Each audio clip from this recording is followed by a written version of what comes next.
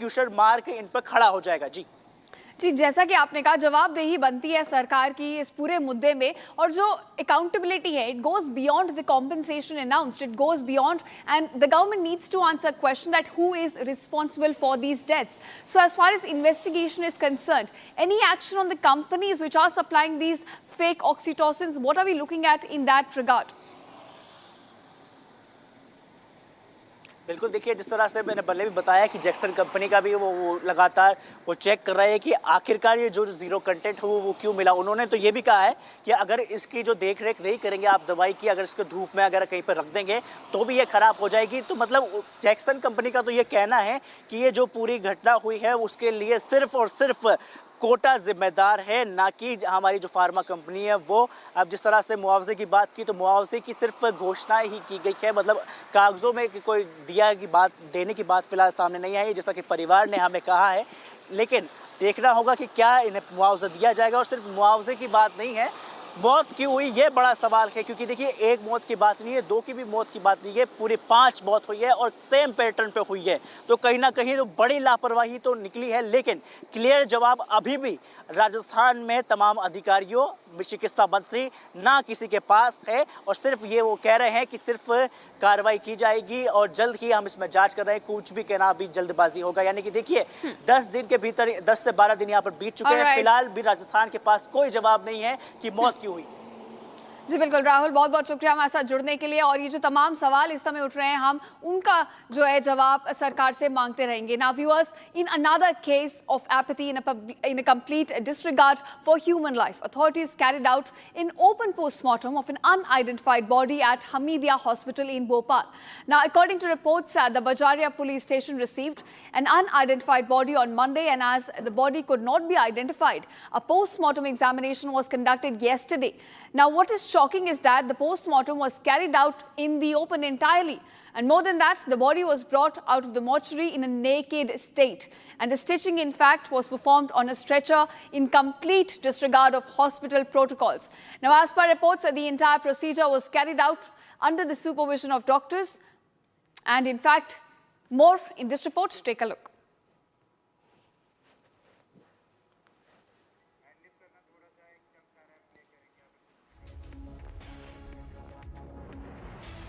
In fact, we'll try and play the report for you, but right now, first, let's take a look at these visuals.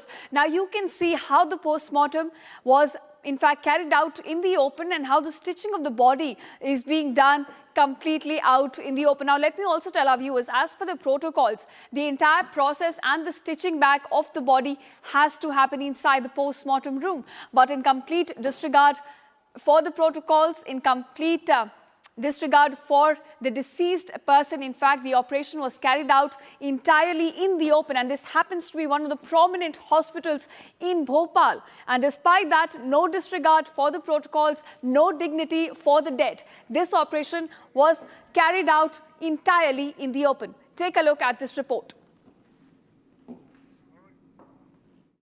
जी हाँ, बिल्कुल। देखिए, कल गिरिवाला सिंह से 7 घंटे CBI ने पूछताछ की और इसमें कई तरह के सवाल जवाब किए गए, कई तरह की जानकारियां जुटाई गई। और आज सीबीआई को जो है गिरिवाला सिंह का रिमांड लेना है। इसके अलावा समर्थ सिंह का भी जो रिमांड था वो आज खत्म हो रहा है। तो दोनों को ही अभी कुछ देर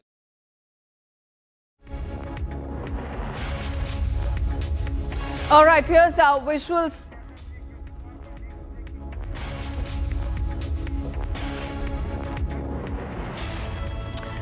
All right, viewers, now shifting focus to what's happening in the state of Kerala. Now, a row over Vande Mataram has emerged over not being played in a full form in the Kerala Assembly. Now, as per reports, Vande Mataram, the national song, was not played, in fact, in full during the beginning of the Assembly session. It's the first flashpoint that has emerged between the governor and the government in Kerala. In fact, this time the government decided to sing only the first 2 lines of the song. However, CPM criticized it as some portions of the song is against some sections of the society, quote unquote. And now during the swearing-in ceremony of the new government, the song was played fully. In fact, it was hailed by the BJP, and it was as per the direction of the new CM VD Satishan. The song was not fully sung. It may be recalled that as part of the nationwide initiative commemorating the 150th anniversary of Vande Mataram, the Home Ministry has issued a very clear direction, in fact, back in February 2026, mandating that the community must sing and play the complete 6-stanza version of the national song. Now, the full rendition of Vande Mataram, which takes about 3 minutes and 10 seconds, is now required to proceed the national anthem at official government functions and school assemblies as well, as per the directive.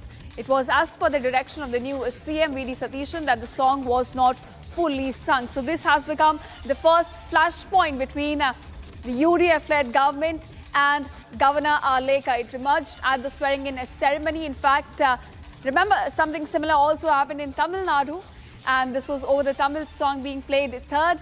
But now similar trajectory being also witnessed in Kerala.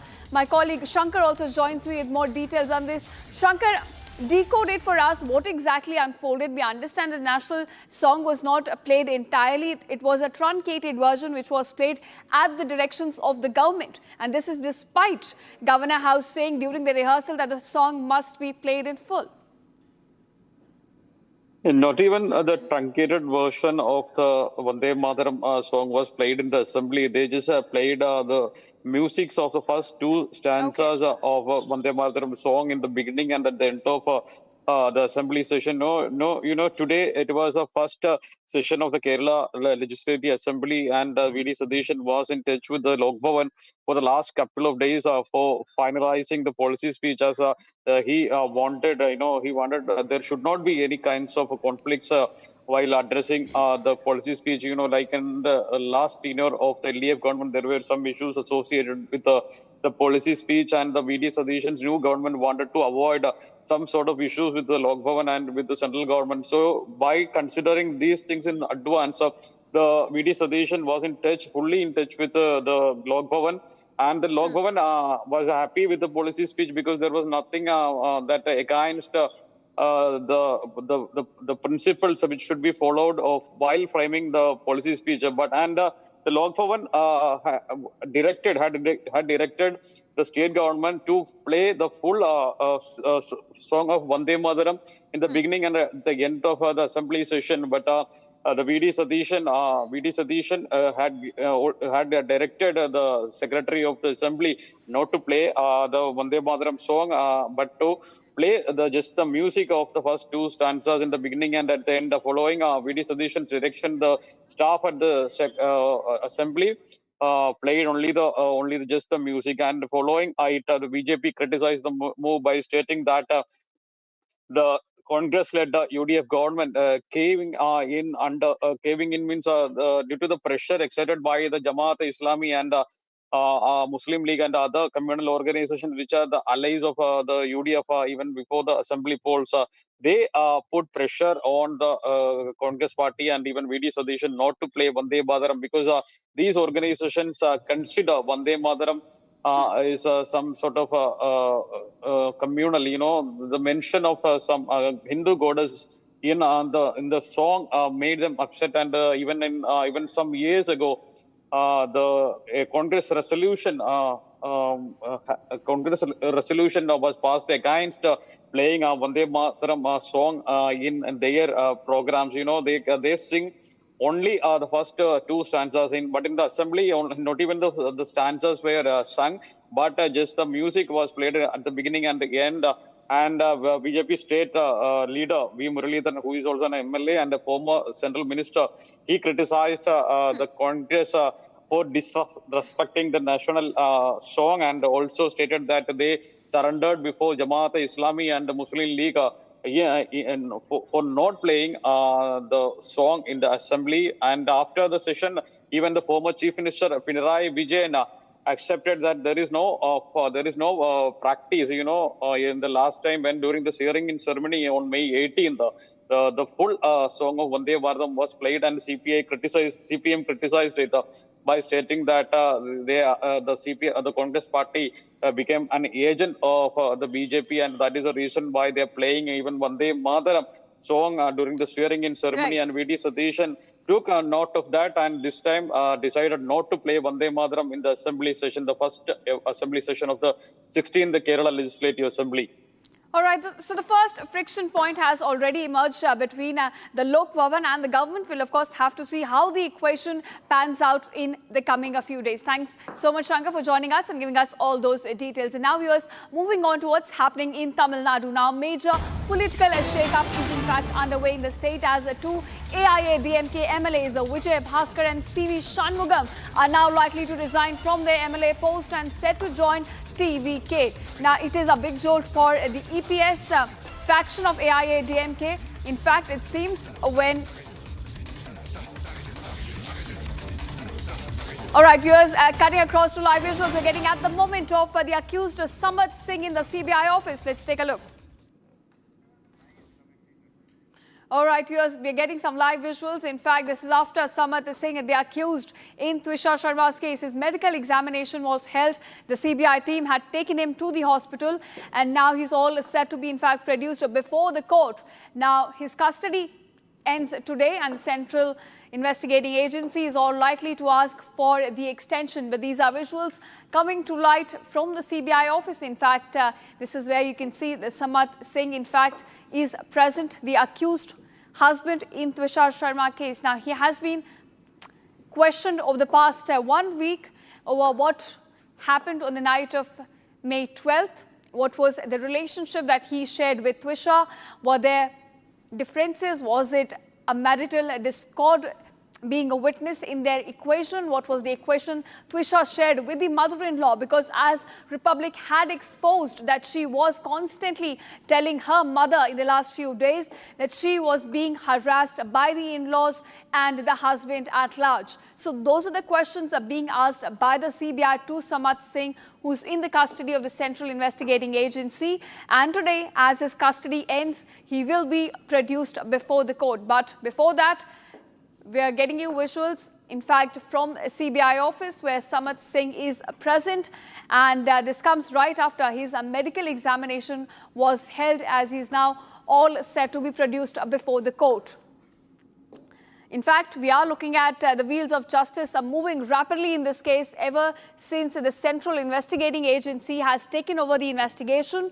They are also requesting a space to set up a camp in Bhopal itself so that all the evidences that they gather in this case can be secured properly. Now, remember, just yesterday, 3D mapping of the entire house was taken place, and today we are looking at more action, specifically with regards to Samat and his custody, which is all due to end today. CBI will now be asking for the extension, as still there are several questions which remain unanswered. Why was Twisha's family not informed? Why was the nearby police station not informed? And why was even the ambulance not called for Twisha? Those are the questions that will be asked at the moment. And now, as the investigation continues, we're getting you visuals. In fact, Giribala Singh is also present there, the mother-in-law and the other accused in the case. Now, remember, both the accused, the mother-son duo, will be produced before the court today. So, as you can see on your screen, we're getting you live visuals from CBI office. This is where the ex-judge Giribala Singh and the son Samat Singh both are present before they will be produced in the court today. Now, CBI, in fact, arrested Giribala Singh just yesterday after Madhya Pradesh High Court cancelled her anticipatory bail. And both the accused will now be produced before the court. CBI is likely to ask for Giribala's custody and the extension of Samat Singh's custody as well, who continues to be in the custody of the Central Investigating Agency. Now, there are several questions being posed to both of them regarding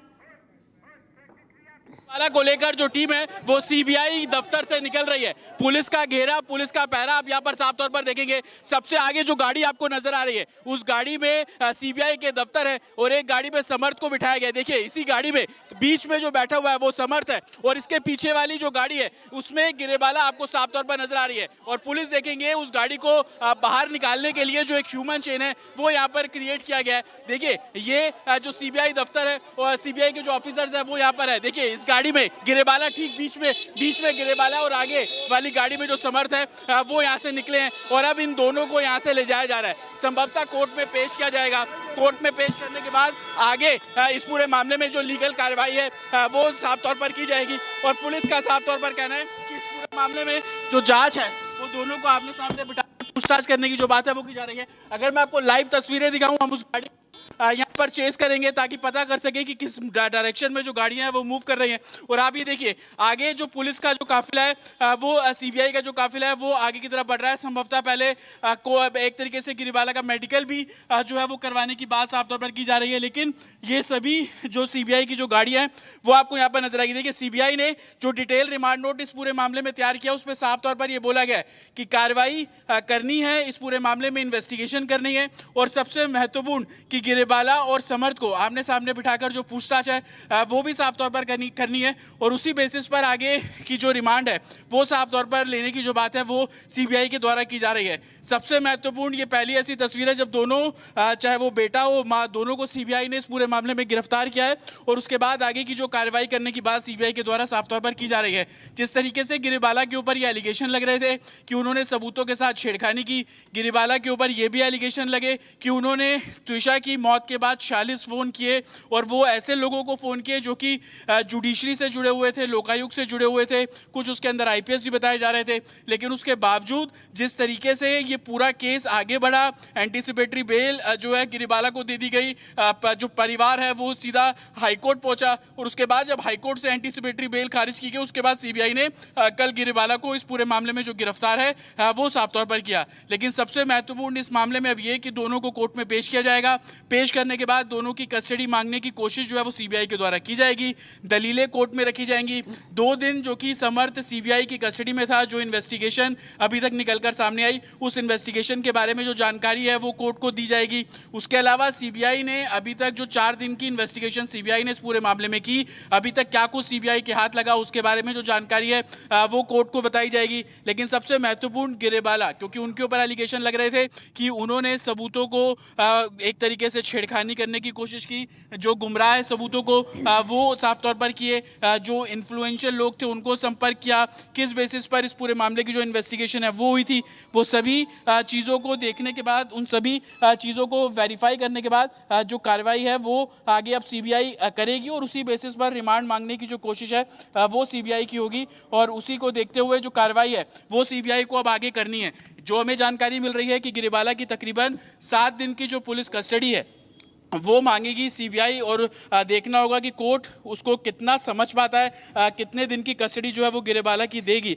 लेकिन सबसे महत्वपूर्ण इस पूरे मामले में कि दोनों को आमने सामने बिठाकर पूछताछ करने की बात सीबीआई के द्वारा की गई है। सीबीआई ने जबलपुर हाईकोर्ट में भी अपनी दलीलों में साफ तौर पर कहा था कि इस पूरे मामले में जो इन्वेस्टिगेशन है वो डिजिटल और साइंटिफिक तरीके से की जा रही है। यही कारण है कि कल गिरिबाला से जब 7 घंटे की पूछताछ की गई तो टीम लगातार उस पूछताछ के दौरान सबूत भी इकट्ठे कर रही थी, पूरे घर की 3D मैपिंग भी कर रही थी, लेकिन गिरिबाला से पूछताछ भी कर रही थी। सोर्सेज ये भी बता रहे हैं कि गिरिबाला पूछताछ में सहयोग नहीं कर रही हैं। उनसे जिन बातों के बारे में, जिन सवालों के बारे में जवाब मांगे जा रहे हैं वो बार बार अपनी लीगल टीम का हवाला दे रही हैं। वो बार बार ये बोल रही हैं कि मुझे मेरी लीगल टीम से बात करना है। तो कोर्ट में आज जब सीबीआई अपना रिमांड नोट पेश करेगी उसके अंदर इन बातों को भी रखा जाएगा। सीबीआई की तरफ से ये साफ तौर पर बोला जाएगा कि इस पूरे मामले में जो इन्वेस्टिगेशन में अभी तक चीजें निकलकर सामने आई हैं उन इन्वेस्टिगेशन पॉइंट्स को जो एक तरीके से गिरिबाला से कन्फ्रंट कराना है। साथ ही सबसे महत्वपूर्ण समर्थ ने अभी तक जो कुछ सीबीआई इन्वेस्टिगेशन में बताया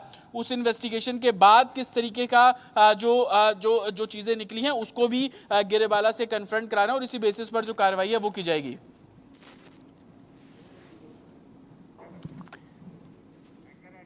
All right, viewers, we're looking at CBI team, in fact, departing from its office and they're on their way along with Samarth Singh and the accused mother-in-law, Giribala Singh. Now, the mother-son duo both are to be produced in the court today where the CBI will be asking for the extension of Samarth Singh's custody while asking for the custody of Giribala Singh, who was arrested by CBI just yesterday. So, as of now, Republic, in fact, is on the trail and the CBI team has now departed from its office and they're on their way to the court where both the accused, the mother-in-law Giribala Singh and the husband Samarth Singh will be produced before the court today.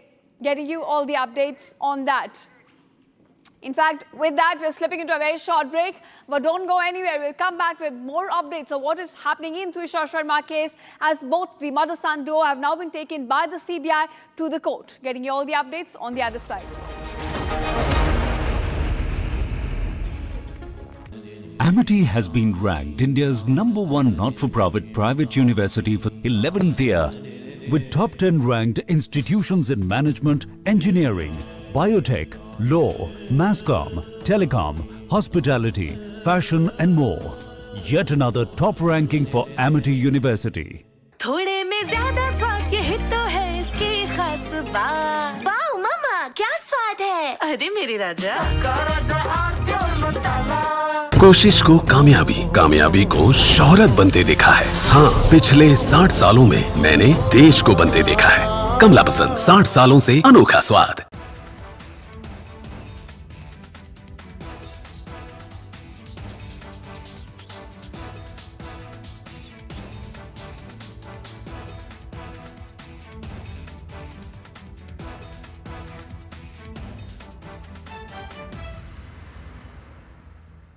I want to start with some very disturbing pictures that have come in of a so-called right-wing leader. His name is Sushil Prajapati. He's accused of rape. After being in jail for 9 months, he gets bail, which means he's still an accused. He's an accused in a rape case. And the case goes back to 2025 when he took an LLB student.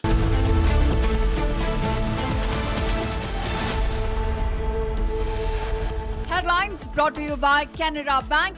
Together we can. The top headlines today: ex-judge Giribala to be presented in court by the CBI. CBI likely to ask for Giribala's custody.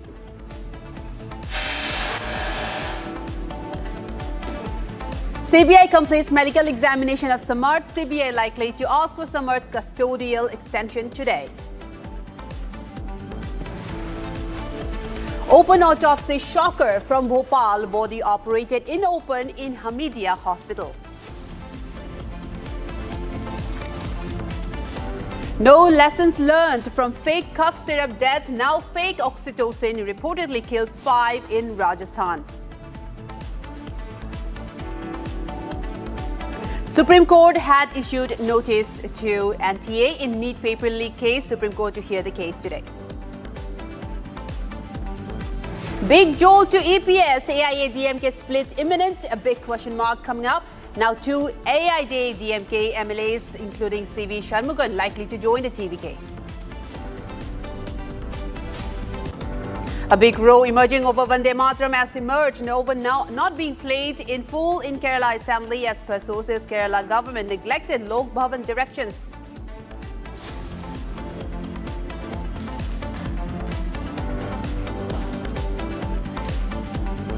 Viewers, a very good afternoon. You're beginning this bulletin with a major story. Now, the Delhi High Court has not given the relief for the deep state DIP-K. Delhi High Court won't restore deep state DIP-K's Cockroach Janta Party's handle. The Delhi High Court has said it won't restore the Cockroach Party handle. And in the latest development regarding the case surrounding the Cockroach Janta Party that has gone viral, now the Delhi High Court has said that they will not be granting any relief for DIP-K's handle, the Cockroach Janta Party. This is coming in as a big development now.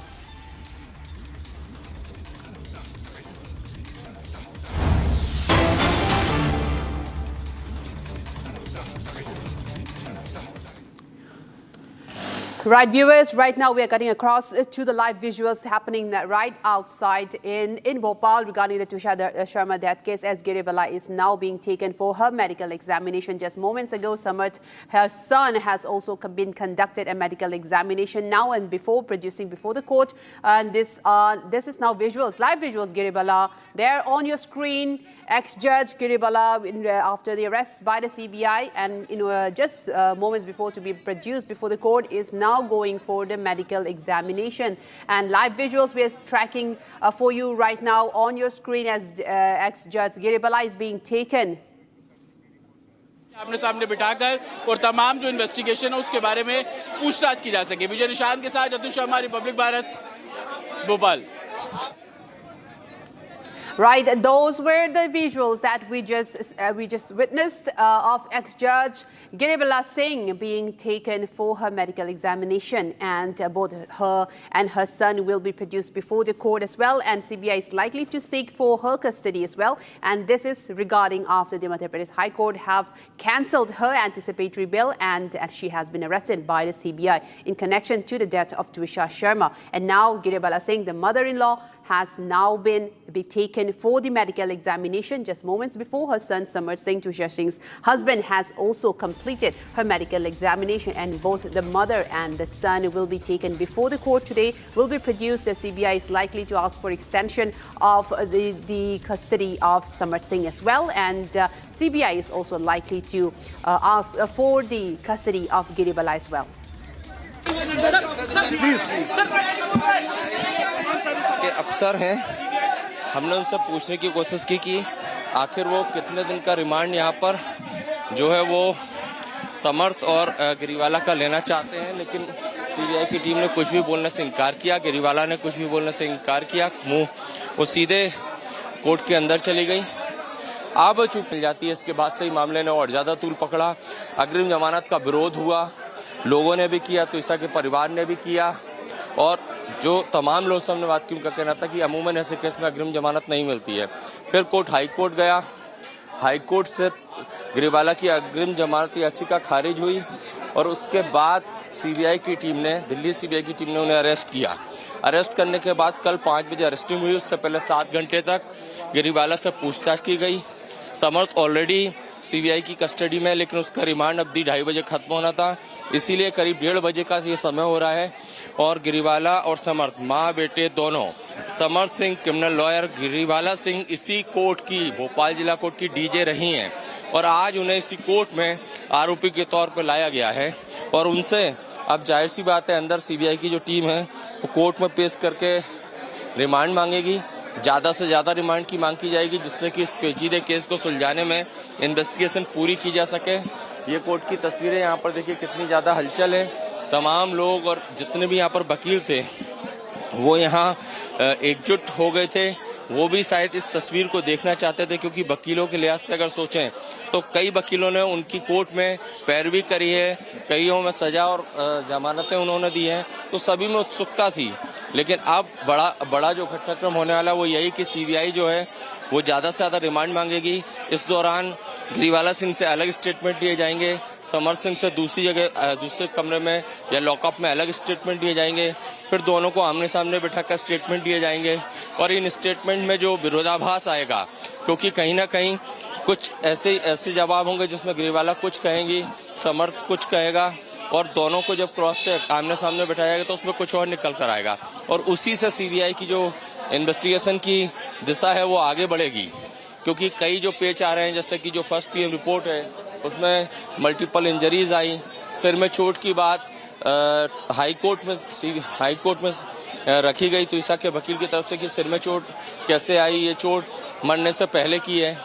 और भी कई पेचीदगियां हैं, जैसे कि अनुराग श्रीवास्तव तुषा के वकील हैं, उनका कहना था कि जब से गिरीवाला अग्रिम जमानत पर थी उस दौरान वो उसी घर में रही जहां पर कि क्राइम स्पॉट है, जहां पर कि फांसी के फंदे पर झूलती हुई तुषा मिली थी। तो ऐसे में 15 को जब उन्हें अग्रिम मिली, उसके बाद से बेल खारिज होने तक 10 से 12 दिन का जो समय था उसमें वो उसी घर में रही, और उसमें हो सकता है उन्होंने कई सबूतों से छेड़छाड़ की हो। हालांकि जिस रूम में तुषा रहती थी और जो क्राइम स्पॉट है छत, उसे सील किया गया था, लेकिन उस पर भी आरोप लगे कि जो एसआईटी थी उसने उन्हें देरी से सील किया। तो कई पेचीदगियां हैं, कई ऐसे सवाल हैं जिनके जवाब देश की जनता के साथ साथ इस खबर से जुड़े सभी लोग जानना चाहते हैं, और इसीलिए ज़्यादा से ज़्यादा रिमांड की यहाँ पर मांग होगी। अब कोर्ट में जज क्या फैसला लेते हैं, कितने दिन का रिमांड देते हैं, ये कुछ देर बाद तय हो पाएगा। लेकिन ये तय माना जा रहा है कि सीबीआई रिमांड लेगी, और इस रिमांड के दौरान जो सीबीआई दफ्तर है वहाँ पर इन लोगों से कठोर हार्ड सवाल होंगे, और उन सवालों में हालांकि सीबीआई के सामने भी बड़ी चुनौती ये है कि जो 2 आरोपी उनके सामने हैं, एक क्रिमिनल लॉयर है, दूसरी जो गिरीवाला सिंह वो खुद जज रही हैं। कई ऐसे कोर्सेज उन्होंने किए हैं, चाहे वो क्राइम सीन को लेकर हो, क्राइम सीन टाइमलाइन को लेकर हो, चाहे वो साइबर का हो। तो ऐसे में बड़ी चुनौती यही है सीबीआई के पास कि वो किस तरह से इंटरोगेट करती है, किस तरह से पूछताछ करती है कि इन कानून के जानकार लोगों से जवाब निकलवा पाए।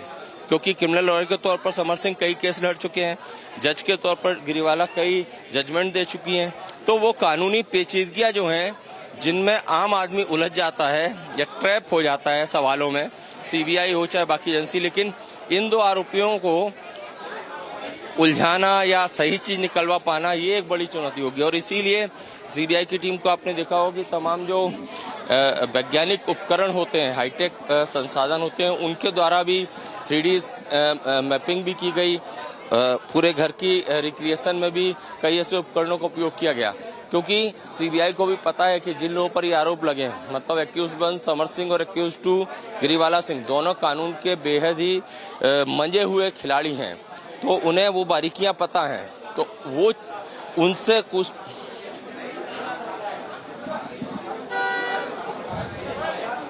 Right, these are some of the live visuals that we are fetching for you. At this moment, Giribala set to go for medical examination, and as our reporter was also on the ground, and as per the reports that we're getting, that the CBI is likely to seek remand for the custody of Giribala, and also to extend the custody of Samarth, who is her son, and both of them will be produced before the court now in connection with the Twisha's death. And this comes as a high-profile arrest yesterday after the CBI has arrested the judge, the ex-judge, the mother-in-law of Twisha Sharma, and after a long hours of interrogation and also recreating the crime scene that happened, the scene of the alleged murder or the alleged hanging of Twisha Sharma in her home. A 3D mapping was also conducted at the site, a particular scene, and there was also Samarth present during the moment, and the mother-in-law as well. And following a long hours of interrogation, both of them will be produced before the court today, and as Giribala Singh was in fact arrested yesterday in high-profile case after evading arrest for a very long time. And also it is to be noted that Giribala Singh in fact was very fluent in a course that she undertook as part of a career as a judge, like the crime scene management, which now begs the question if the footage that was out in the public, was there any falsities, was there any fraud, any changes that's been made. वो court के अंदर ले जाया गया है और थोड़ी देर में सुनवाई जो है वो शुरू होगी। सीबीआई से जब हमारी बात हुई, सोर्सेज का ये साफ तौर पर कहना है कि अभी तक की इन्वेस्टिगेशन, चाहे वो गिरेबाला के घर में 7 घंटे की पूछताछ हो या उसके अलावा गिरफ्तारी के बाद जब मेडिकल एम्स में कराया गया और सीबीआई का जो दफ्तर भोपाल में वहां ले जाया गया, उसके बाद से गिरेबाला जांच में सहयोग नहीं कर रही है। ज्यादातर सवालों के जवाब वो यही कह रही हैं कि वो कोर्ट में बताएंगी। वो बार बार सीबीआई अधिकारियों को ये बोल रही हैं कि अब मेरी लीगल टीम से मुझे मिलने दीजिए। तो इस तरीके से अभी तक का जो 24 घंटे पिछले, चाहे वो गिरेबाला के घर के अंदर उनसे पूछताछ हो या सीबीआई का जो दफ्तर है भोपाल में वहां पर पूछताछ हो, किसी तरीके से कॉपरेशन, जांच में सहयोग गिरेबाला के द्वारा नहीं किया जा रहा। और इस बात को भी डिटेल रिमांड नोट में सीबीआई की तरफ से जगह दी गई है। सीबीआई की जो तर्क है उसमें साफ तौर पर यह कहना है कि गिरेबाला और समर्थ दोनों को आमने सामने बिठाकर पूछताछ करनी है। और सबसे महत्वपूर्ण, जो दूसरी बार पोस्टमार्टम कराया था, वो पोस्टमार्टम रिपोर्ट अभी सीबीआई को नहीं मिली है। उस बारे में जानकारी जुटानी है, उसमें जो फैक्ट्स निकलकर सामने आएंगे उस बारे में समर्थ और गिरेबाला से पूछताछ करनी है। गिरेबाला कैरेक्टर इसलिए भी महत्वपूर्ण है क्योंकि उनके ऊपर यह आरोप है कि उन्होंने सबूतों के साथ छेड़खानी की। तो इस बारे में सीबीआई का साफ तौर पर कहना है कि जो एविडेंस उन्हें अभी तक मिले हैं, एक डिटेल जो क्वेश्चन है इस पूरे मामले में तैयार किया गया है, पूरी टाइमलाइन को खंगालना है। वो 40 से 55 मिनट का जो मिस्टीरियस टाइम है, उस दौरान क्या कुछ हुआ, किन लोगों से बातचीत की गई, उन सभी के बारे में जानकारी जो है वो जुटानी है। और यही कारण है कि सीबीआई कोर्ट में ये दलीलें रखेंगी और उस बेसिस पर रिमांड मांगी जाएगी। कोर्ट को देखना होगा, कोर्ट के विवेक पर निर्भर करता है कि वो कितने दिन की कस्टडी गिरेबाला की सीबीआई को देते हैं। सीबीआई का साफ तौर पर कहना है कि घर में जो फॉरेंसिक जांच कराई गई और कल जिस तरीके से 3D मैपिंग पूरे घर की कराई गई, उस बेसिस पर जो भी फैक्ट्स निकलकर सामने आ रहे हैं, उन सभी फैक्ट्स को भी गिरेबाला से कन्फ्रंट कराना है। इसलिए भी कस्टडी बेहद जरूरी है। लेकिन एक दिलचस्प बात अभी तक की इन्वेस्टिगेशन में यह भी पता लगी कि समर्थ इस इंसिडेंट के बारे में जो टाइम टाइमलाइन बता रहा है वो टाइमलाइन बिल्कुल अलग है, जो कि गिरेबाला से पूछताछ में और जो चीज़ें अभी तक निकलकर सामने आई हैं उससे मेल नहीं खा रही हैं। और यही कारण है कि इस पूरे मामले में डिटेल इन्वेस्टिगेशन करना है। और अब सबकी निगाहें मेरे पीछे इसी जो डिस्ट्रिक्ट कोर्ट है यहाँ पर टिकी हुई है। और किसी भी समय जब सुनवाई शुरू होगी तो जाहिर सी बात है कि दलीलें सीबीआई की तरफ से रखी जाएंगी। एक छोटे से ब्रेक के लिए यहाँ पर रुक रहे हैं। इस खबर पर हर अपडेट आप तक।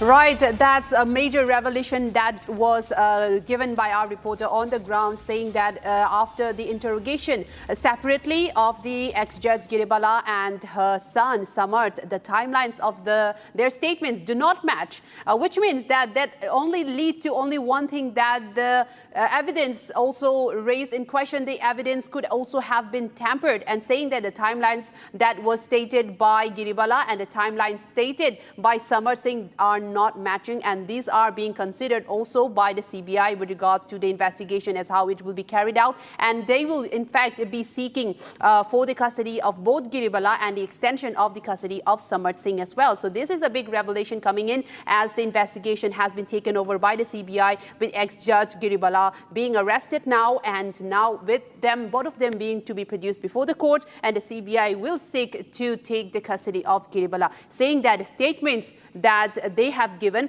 separately in separate interrogations of both the mother and the son do not match. So this is a big issue. This is a big question that's coming up.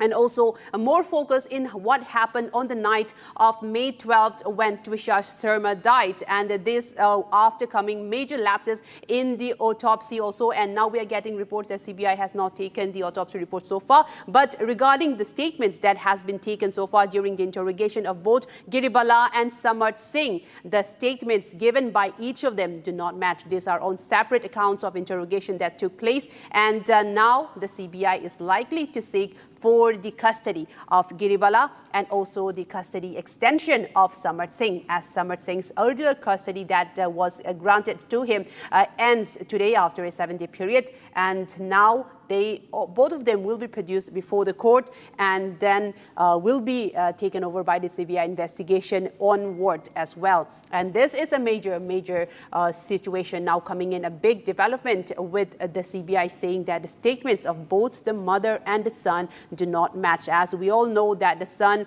the husband of Twisha Sharma, Samarth Singh, was absconding since May 12 for almost 10 plus days, for almost 2 weeks, and then only after he filed for an anticipatory bail in the Jabalpur High Court was he summoned to the court, and he appeared then, and after that he has been in the custody of the CBI, and now an interrogation has also taken place between of both the mother and the son separately, and where the accounts narrated by both of them was not given.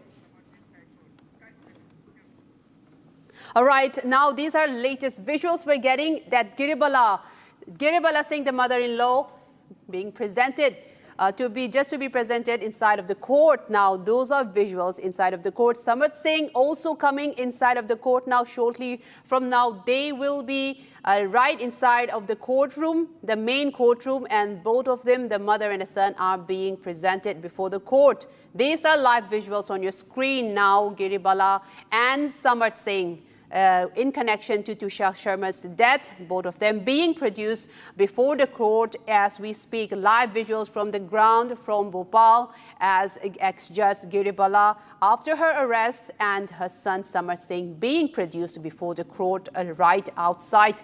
These are live visuals that we are getting, both of them, Giribala, both of them inside of the court, and shortly from now both of them will be presented before the courtroom, before the judge, and the CBI will also be seeking to extend the custody of Samarth Singh while also seeking to attain the custody of Giribala. Live visuals now coming in as a major development and a major twist to how the whole case unfolded since May 12th, and after Republic's relentless campaign and also raising serious lapses in the earlier investigations, and also putting into light the tampering of evidence in both the material evidence and also circumstantial evidence, and also tampering with CCTV footage. And now after the CBI has taken over the case, And after the long hours of interrogation, now Giribala has been arrested. She was arrested yesterday and now being produced before the court, and now live visuals right before your eyes on your screens. Now viewers, Giribala being produced before the court. These are her visuals entering the court, and the son, Samrat Singh, also being produced before the court.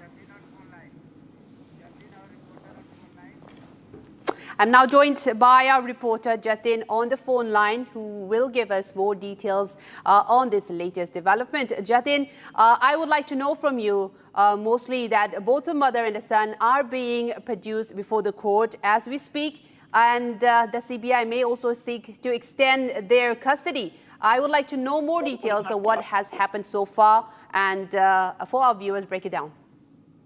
बिल्कुल, देखिए CBI की team दोनों को लेकर इस समय पहुंची है अंदर कोर्ट रूम में, और सुनवाई इस पूरे मामले में जो है वो शुरू हो जाएगी अब से थोड़ी देर में। एक डिटेल रिमांड नोट इस पूरे मामले में सीबीआई के द्वारा तैयार किया गया है, और इस रिमांड नोट में साफ तौर पर उन सभी अभी तक की इन्वेस्टिगेशन के बारे में बताया गया है, और गिरेबाला को लेकर अभी तक जो भी फैक्ट सामने आए हैं उसके बारे में जो है वो कोर्ट को इस पूरे मामले में जानकारी दी गई है। सबसे इंटरेस्टिंग अभी तक की इन्वेस्टिगेशन में यह है कि गिरेबाला से कल जब पूछताछ की गई थी तो उस पूछताछ के बाद भी गिरेबाला जांच में सहयोग नहीं कर रही है। वो बार बार अपनी लीगल टीम से मिलने की बात कर रही है। वो बोल रही है कि वो कोर्ट में अपना जो पक्ष है वो रखेंगी, और इसी बातों को सीबीआई एक डिटेल रिमांड नोट के तर्ज पर कोर्ट के अंदर रखेगी, और मैक्सिमम डेज ऑफ कस्टडी की जो बात है वो सीबीआई के द्वारा की जा रही है। लेकिन दूसरी तरफ समर्थ को भी पेश किया गया है। सीबीआई दरअसल ये चाह रही है कि गिरेबाला और समर्थ दोनों को आमने सामने बिठाकर जो पूछताछ है वो इस पूरे मामले में की जाए, और उसी कड़ी में अब दोनों को पेश किया गया है। समर्थ जो कि पिछले 2 दिनों से सीबीआई की कस्टडी में था, समर्थ से इन्वेस्टिगेशन में जो फैक्ट्स निकलकर सामने आए उस फैक्ट्स को भी वेरीफाई किया जा रहा है, और गिरेबाला से भी उन फैक्ट्स के बारे में जो जानकारी है वो ली जानी है, और इसी आधार पर जो एक तरीके से कोशिश है कि मैक्सिमम डेज ऑफ कस्टडी गिरेबाला और समर्थ दोनों की मिले, ताकि आगे जो इन्वेस्टिगेशन है वो इस पूरे मामले में की जा सके। सीबीआई का साफ तौर पर कहना है कि इस पूरे मामले में उनके पास अभी तक की इन्वेस्टिगेशन की जो टाइमलाइन है उसको गिरेबाला से कन्फ्रंट कराना है। जो एलिगेशन गिरेबाला के ऊपर लग रहे हैं कि उन्होंने सबूतों के साथ छेड़खानी की, और जो कल जिस तरीके से 3D मैपिंग पूरे घर की गई, जो इंसिडेंट 12 तारीख का पूरा टाइमलाइन था उसके बारे में गिरेबाला से पूछताछ करनी है। तो ये सभी पॉइंट्स रिमांड नोट के अंदर रखे गए हैं, और इसी रिमांड नोट के आधार पर सीबीआई की टीम कोर्ट में जो गिरेबाला की कस्टडी मांगेगी, और समर्थ से लेकर जो अभी तक की इन्वेस्टिगेशन निकली है उसके बारे में कोर्ट में जानकारी भी देगी। अब से कुछ देर में जब सुनवाई इस पूरे मामले में शुरू होगी तो देखना होगा कि कोर्ट कितने दिन की कस्टडी देता है और आर्गुमेंट किस तरीके के रहने वाले हैं। जी। Right, and also do tell us that earlier it was reported that the statements recorded from Giribala and Samrat Singh was not matching. बिल्कुल, देखिए 2 दिन से समर्थ Right. Well, okay. Yes, the statements recorded that we've received was not matching. Do you have any details, and what was the particular statement that were not matching that was also raised? I'd like to know that from you. SIT ने समर्थ को arrest किया था, तो court में पेश करके 7 दिन की कस्टडी ली थी।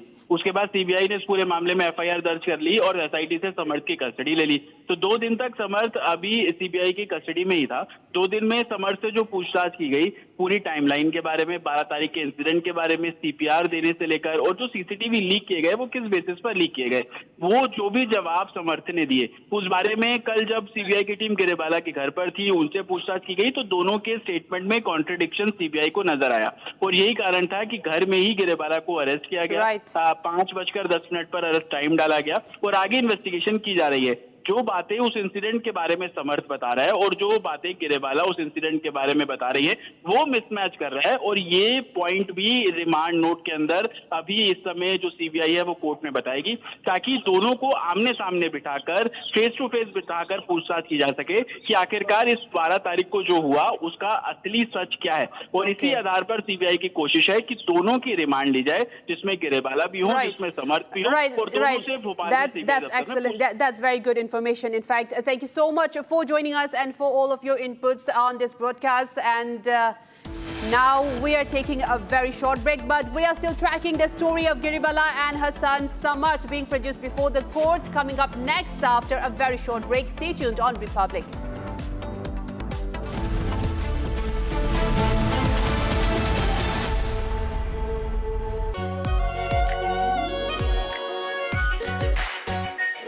Are pure shahi paneer masala, delicious, healthy everyday. केसरिया से मन जोगी हुआ रे, दिल झूमे देखो मतवारा हुआ रे। केसरिया से मन जोगी हुआ। हर पल मनाओ केसरी त्योहार। विमल, बोलो जुबान केसरी। चमकी चाट से क्या बना है? आलू चाट या फ्रूट चाट, स्वाद बढ़ाए चमकी चाट। क्या बात है? स्वादिष्ट पकोड़े और परेशान, अरे चमकी चाट है इसकी जान। असली स्वाद सिर्फ चमकी चाट। In fact, very often I believe the only way to get justice in India is a media trial. So there's no reason for the media, if it's doing a good job of a media trial, to be on the back foot. In fact, the courts should stop making these overarching remarks about media trial and contemplate about one very basic thing. With the greatest of respect to the courts, when the other institutions fail, when people get let down by the system, when even the judiciary does not seem to be listening or raising a noise about issues, like in the case of Twisha Sharma. Who does?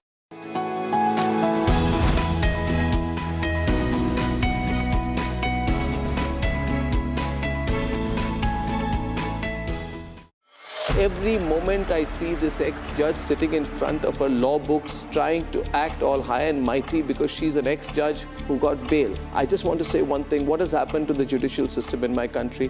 With the greatest of respect to all the senior advocates, all the judges, all the appellate courts, why are they quiet today? If Giribala's legal position and influence has been misused, we will fight it. And I'm saying tonight she should be arrested. She has got pre-FIR anticipatory bail. By seeking to quash the bail than merely cancel it, the executive is contesting a judicial order. And it is therefore making the point that the judiciary failed. Arnab sir, thanks a lot. Salute to you, sir. All your efforts, sir, that we have got clearance from the state government for the CBI probe. Whatever that she did was very out in the open.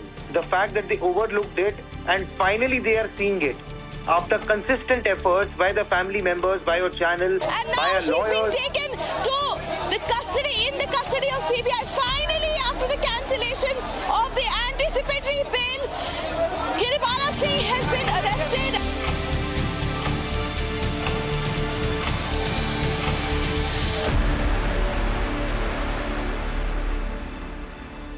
Amity has been ranked India's #1 not-for-profit private university for 11th year, with top 10 ranked institutions in management, engineering, biotech, law, masscom, telecom, hospitality, fashion and more. Yet another top ranking for Amity University. प्यास बुझाए, ठंडक लाए, सबको भाए जीरा SIM. MDH का जल जीरा, जीरा सिम। जीरा सिम, असली रिफ्रेशिंग, असली स्वाद, असली मजा। MDH.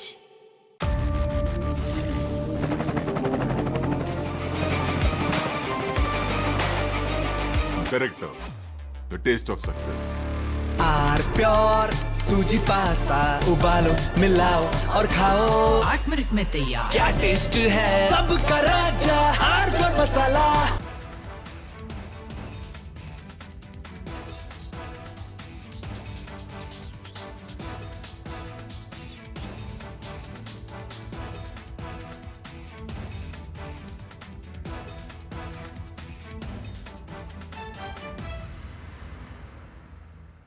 I want to start with some very disturbing pictures that have come in of a so-called right-wing leader. His name is Sushil Prajapati. He's accused of rape. After being in jail for 9 months, he gets bail, which means he's still an accused. He's an accused in a rape case. And the case goes back to 2025 when he took an LLB student to one place on the pretext of introducing her to a senior advocate. He drugged her drink and then he sexually assaulted her. He is still under trial for rape. He has not been released.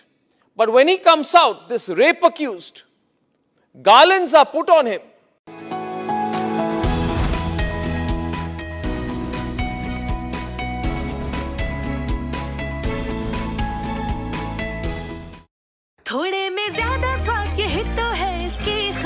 वाह वाह मामा क्या स्वाद है। अरे मेरी राजा राजा मसाला केसरिया से मन जोगी हुआ रे दिल झूमे देखो मतवारा हुआ रे केसरिया से मन जोगी हर पल मनाओ केसरी त्योहार। विमल बोलो जुबान केसरी। चमकी चाट से क्या बना है? सैंडविच लस्सी और छाछ हर घूंट में चमकी चाट ड्राई फ्रूट और दही बड़े। चमकी चाट से स्वाद बढ़े। असली स्वाद सिर्फ चमकी चाट। In fact, very often I believe the only way to get justice in India is a media trial. So there's no reason for the media, if it's doing a good job of a media trial, to be on the back foot. In fact, the courts should stop making these overarching remarks about media trial and contemplate about one very basic thing. With the greatest of respect to the courts, when the other institutions fail, when people get let down by the system, when even the judiciary does not seem to be listening or raising a noise about issues, like in the case of Twisha Sharma, who does the public look to for justice, for raising their voice, for bringing something that's utterly false, illegal or wrong to public attention? It is only and only the media. And today, therefore, we are doing a media trial in this specific case, ladies and gentlemen, of Twisha Sharma, the 33-year-old daughter-in-law of an ex-judge, in a case where the ex-judge and the ex-judge's advocate's son appear to be more than involved. From Asia's largest news headquarters, setting the agenda for Bharat.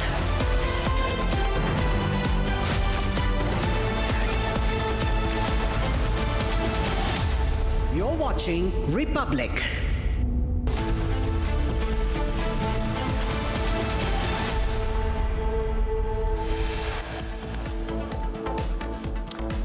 Ex-Judge Giribala produced in court by CBI. CBI seeks remand of Giribala.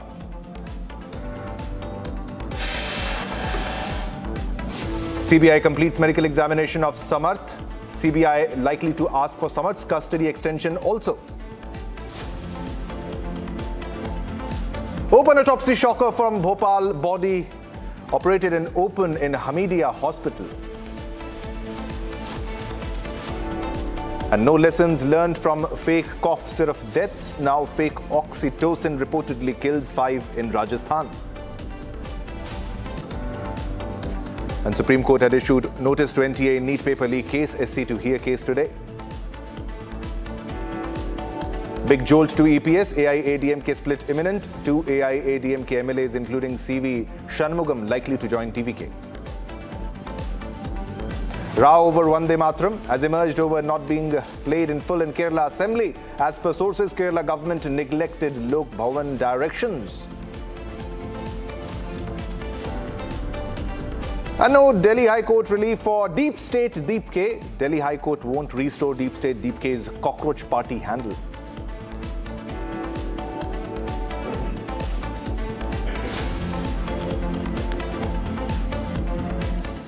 All right, viewers, let's begin this bulletin with a big breaking news that we are fetching on the Giribala case, on Twisha death case. Now, the CBI has sought a 5-day remand for Giribala, while also requesting a 5-day extension of Samarth's remand in this case. And the Defence Counsel has stated that they have no objection to the remand demand. Now, CBI seeks 5-day remand of ex-Judge Giribala. We'll have to wait and watch that whether that will be granted or not. We hope it's granted. And also, they are also seeking extension.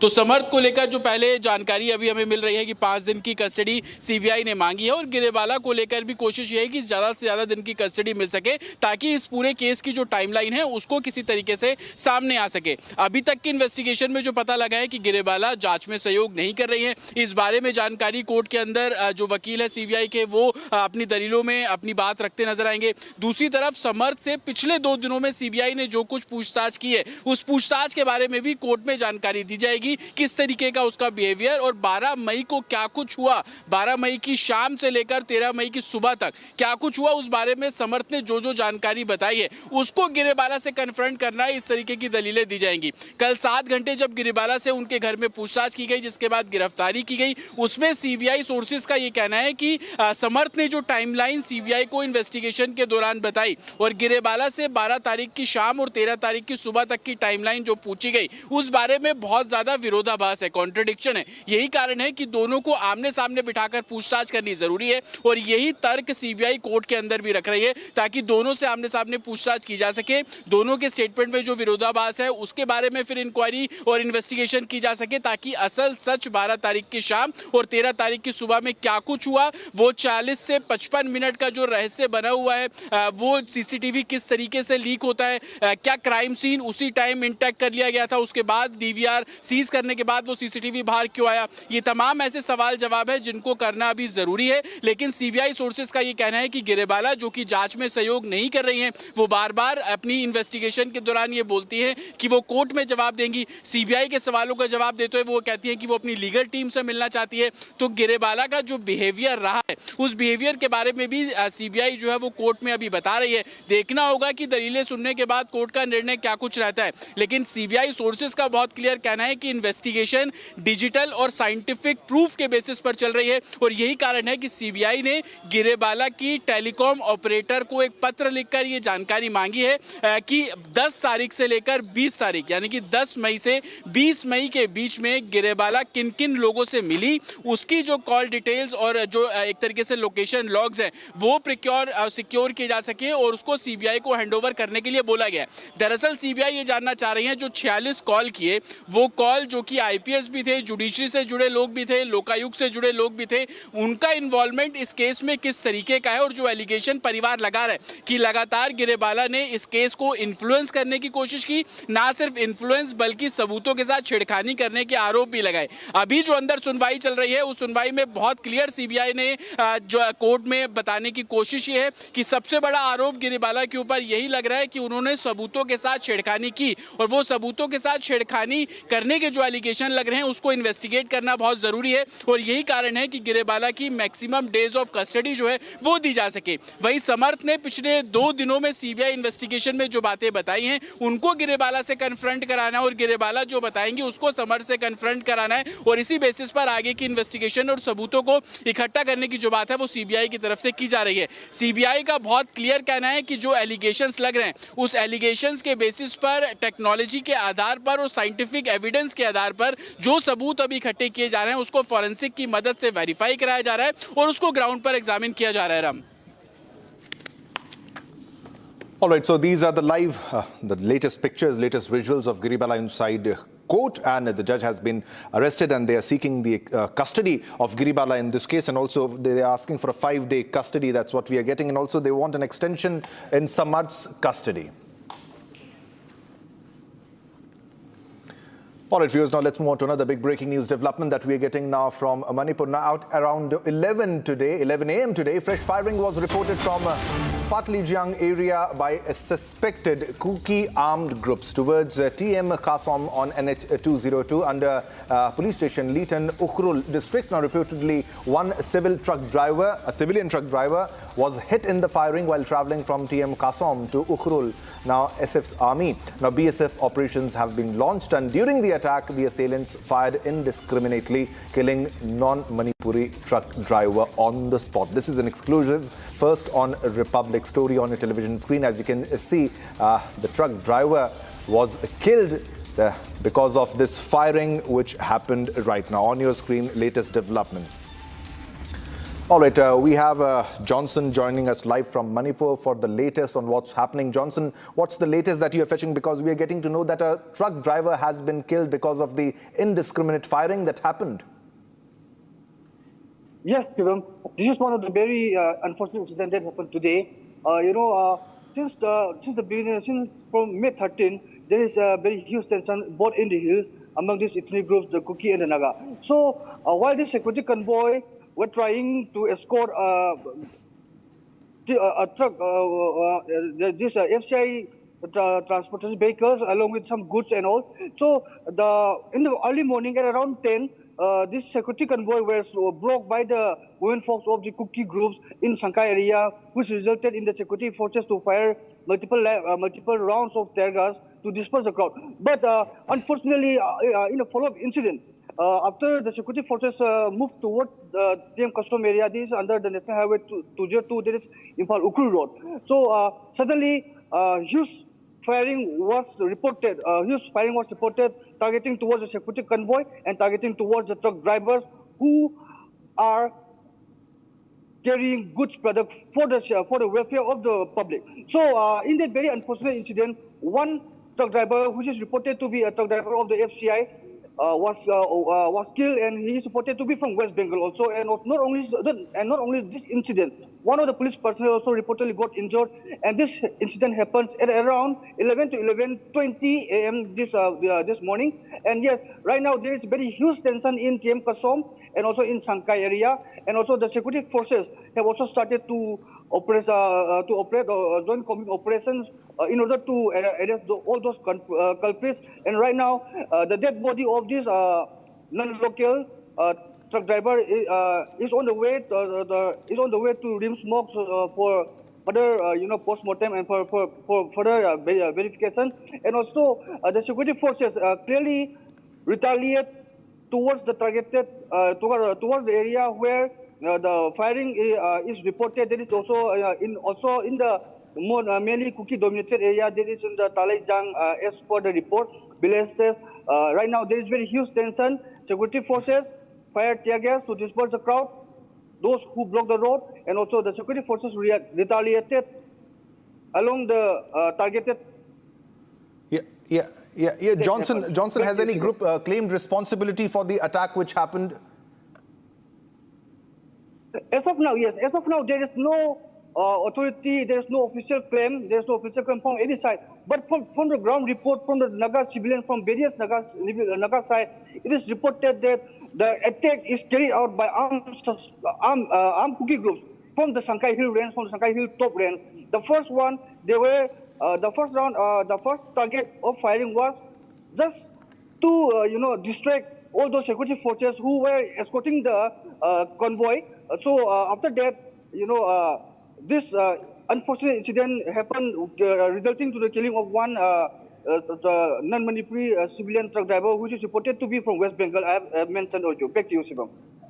All right, Johnson, thanks a lot for the latest details. Keep tracking all the latest developments on this story. Thanks a lot. All right, viewers, now let's move on to another big breaking news development that we are getting, and this is about the cockroach party. Now, Deepke, who went to court to seek relief for the blocking of the X account, the social media platform account, has received a big setback because no Delhi High Court relief for Deep State Deepke in this case, because Delhi High Court won't restore Deep State Deepke's cockroach party handle, and because they have clearly declined, and Delhi High Court won't be restoring cockroach party handle in this case. A big setback for the Deep State Deepke in this case, because his account was blocked. His account was blocked by the government, and there is no relief in sight for him because the High Court in this case has declined to grant him any relief, and to give an order of unblocking of that account in this case. Now, the Delhi High Court on Friday also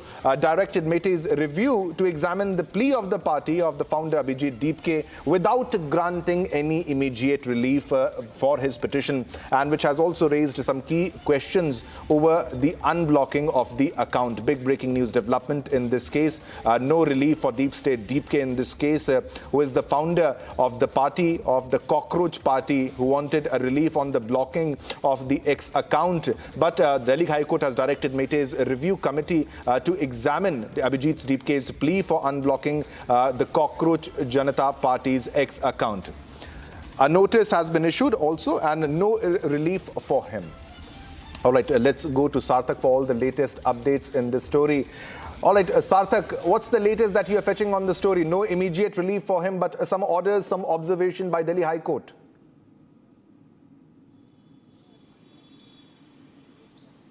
Well, absolutely, Shivam. There is no relief for Abhijit Dipke and Cockroach Janata Party. For those who don't know what Cockroach Janata Party exactly is, it's not a conventional party. It's a satirical online movement that was started after a remark came from Chief Justice Surya Kant some time ago in a hearing, after which this online movement started, and later what we learned was the centre had blocked the Twitter account of Cockroach Janata Party, stating that there were security concerns. What was the exact reason, that has not been explicitly described by the centre. However, that account was blocked, stating that there were some security concerns, and against which Abhijit Dipke reached out to Delhi High Court, expecting to set off that block that was established over the Cockroach Janata Party Twitter handle. But as of now, what we know, the Delhi High Court has turned down his plea, and they are not going to block they are not going to remove the block that has been established by the centre. They have said that under Section 69A of the Information Technology Act, there is a review mechanism. If a Twitter account or a social media handle is blocked, there is a review mechanism that they can seek out for. After which a review committee is formed, and they decide whether the block that has been done over any Twitter handle or any social media handle, is it right or not. There is a process that needs to be followed, and the Delhi High Court has directed him to follow that process, and after which but they may decide Sarthak, whether don't you think this is also not. because of the overconfidence of Abhijit Dipke in this entire case, because he saw that so many people have started following the Cockroach Janata Party, but they have direct links. The reports suggest they have direct links to Aam Aadmi Party also, and they are completely anti-government in their stand. And many a times, Sarthak, you have seen that opposition parties have taken the stand against the BJP, and sometimes they have gone anti-national in this case. Though satirical, but the number of followers and no clarity about the funding and how it is being run, or is it being operated by the opposition parties or directly linked with Aam Aadmi Party or something like that. So that should also be taken into account.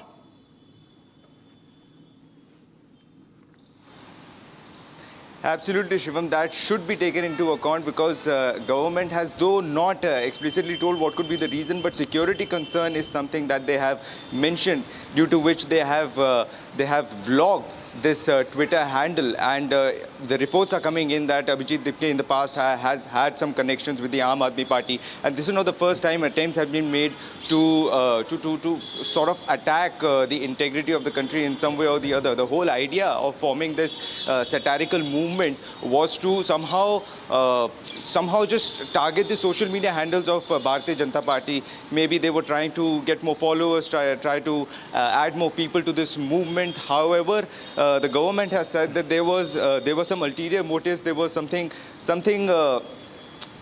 far more anti-national in this entire movement, due to which there are heavy security concerns, due to which this particular account needs to be blocked at this point. What are the details? We are trying to get more, trying to extract more information on that. But for now, the Delhi High Court has established that this block on this Cockroach Janata Party's Twitter handle will remain, and if they have any grievance, they can reach out to the review committee, the Section 69A of Information Technology Act, as I said before, and that committee will decide whether the block that was established on this Twitter handle was right or wrong, and later on, if they feel, they may reach out to the courts. But maybe, definitely, on one point, they claim that it is a satirical account. However, the founder of this party, the satirical party, is not in India. He's operating from abroad. So that also needs to be taken into account, because everything that they are doing is against BJP. And many times, as we have seen earlier also, opposition stand goes mostly against the Bharatiya Janata Party.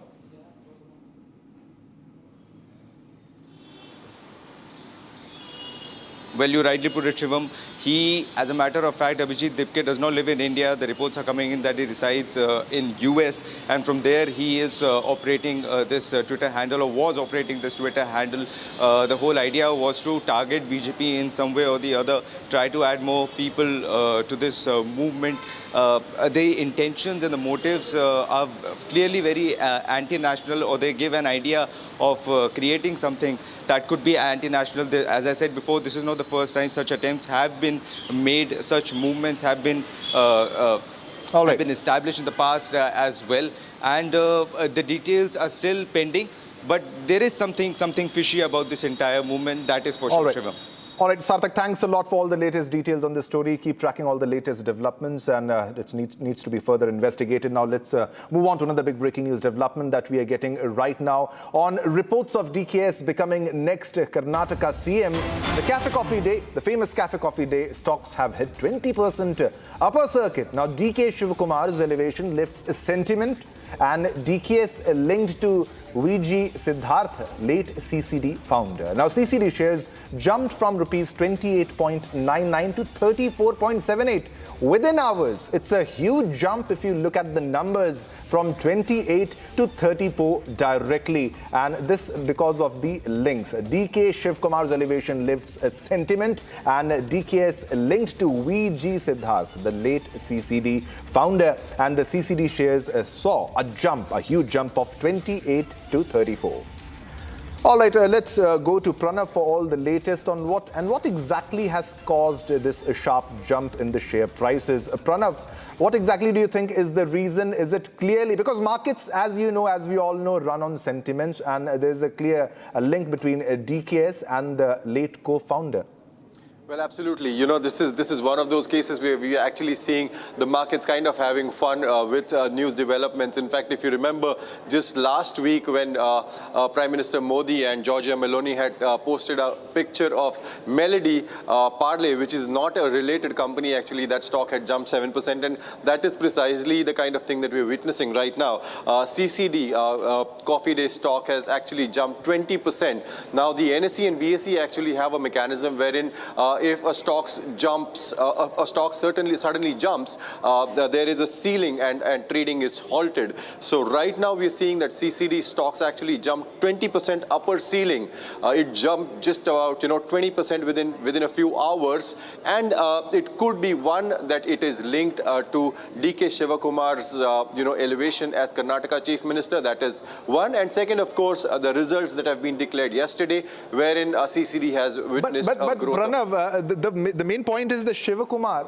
The Shivkumar is deeply connected to the CCD family through matrimonial alliance, and as we are being told that his eldest daughter Aishwarya is married to Amartya Hegde, the son of the late CCD founder. So that becomes a family alliance, and people will be positive about that for CCD, because if you have a relation, if there's a family relation between the chief minister and also a big company, then definitely there will be boost. They presume this.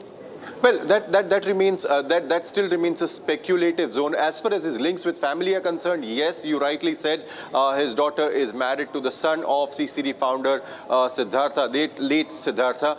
So yes, there is definitely a connection. And then we can just put two things next to each other: that the stock is jumping, the stock has risen 20% at a time when DK Shivakumar is likely to be elevated. It would be difficult to actually very precisely link the stock rise to DK Shivakumar's elevation, but then yes, these two things happening parallelly to each other, and after the results were announced yesterday. That's why, Pranav, it is very difficult to time the markets and understand the markets clearly and how they will be reacting. Pranav, please stay with us. We have another big breaking news development, and we'll need your voice on that, your comment on that, and it is India to remain fastest growing major economy. And RBI says that Indian economy resilient despite global headwinds. And RBI also says that Indian economy resilient despite the global headwinds. And very positive on the Indian economy, this comment. And this comes that India to remain fastest growing major economy. Pranav, coming back to you for the details. This means this very positive sentiment about the markets and also the Indian economy. And this comes from the RBI, Pranav. Well, absolutely. In fact, the RBI has just released its annual report, and I'm going to be reading out some of the important takeaways from the report for our readers. One is that India is projected to grow at around 6.9% despite global uncertainties. So while on one side the RBI has taken a note of global headwinds, the West Asia conflict, it is saying that India is likely to remain one of the fastest growing economies, major economies in the world. That's point number one.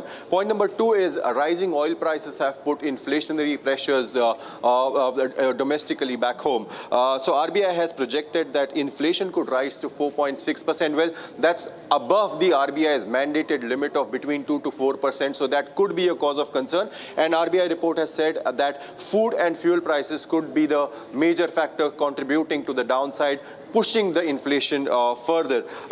It is further saying that India's growth is underpinned by strong domestic demand and policy stability. So yes, on one side, RBI is taking note of global pressures, global headwinds, oil prices, but on the other side saying that the economy continues to remain resilient. All right. Thanks a lot, Pranav, for all the latest developments. Thanks a lot. All right, viewers, so this is RBI's statement, and now it's time to slip into a short commercial break, but don't go anywhere because we have a lot more lined up after a short break. And this is Open Autopsy Shocker from Bhopal, where a body was operated in the open, stitched on a stretcher in Hamidia Hospital. And also coming up, no lessons learned from fake cough syrup deaths. Now fake Oxytocin reportedly kills 5 in Rajasthan.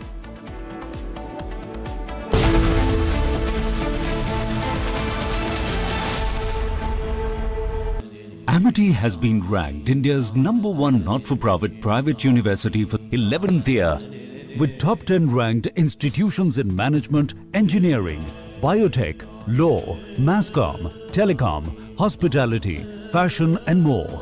Yet another top ranking for Amity University. Our pure Shahi Paneer Masala. Delicious, healthy, every day.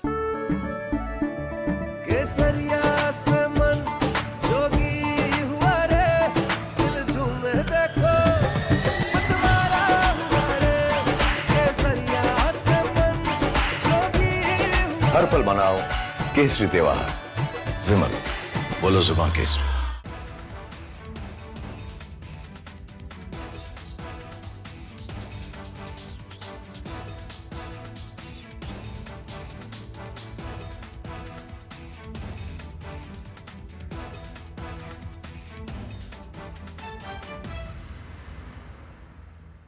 I want to start with some very disturbing pictures that have come in of a so-called right-wing leader.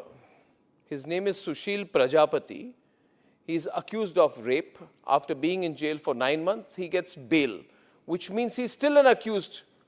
He's an accused in a rape case. And the case goes back to 2025 when he took an LLB student.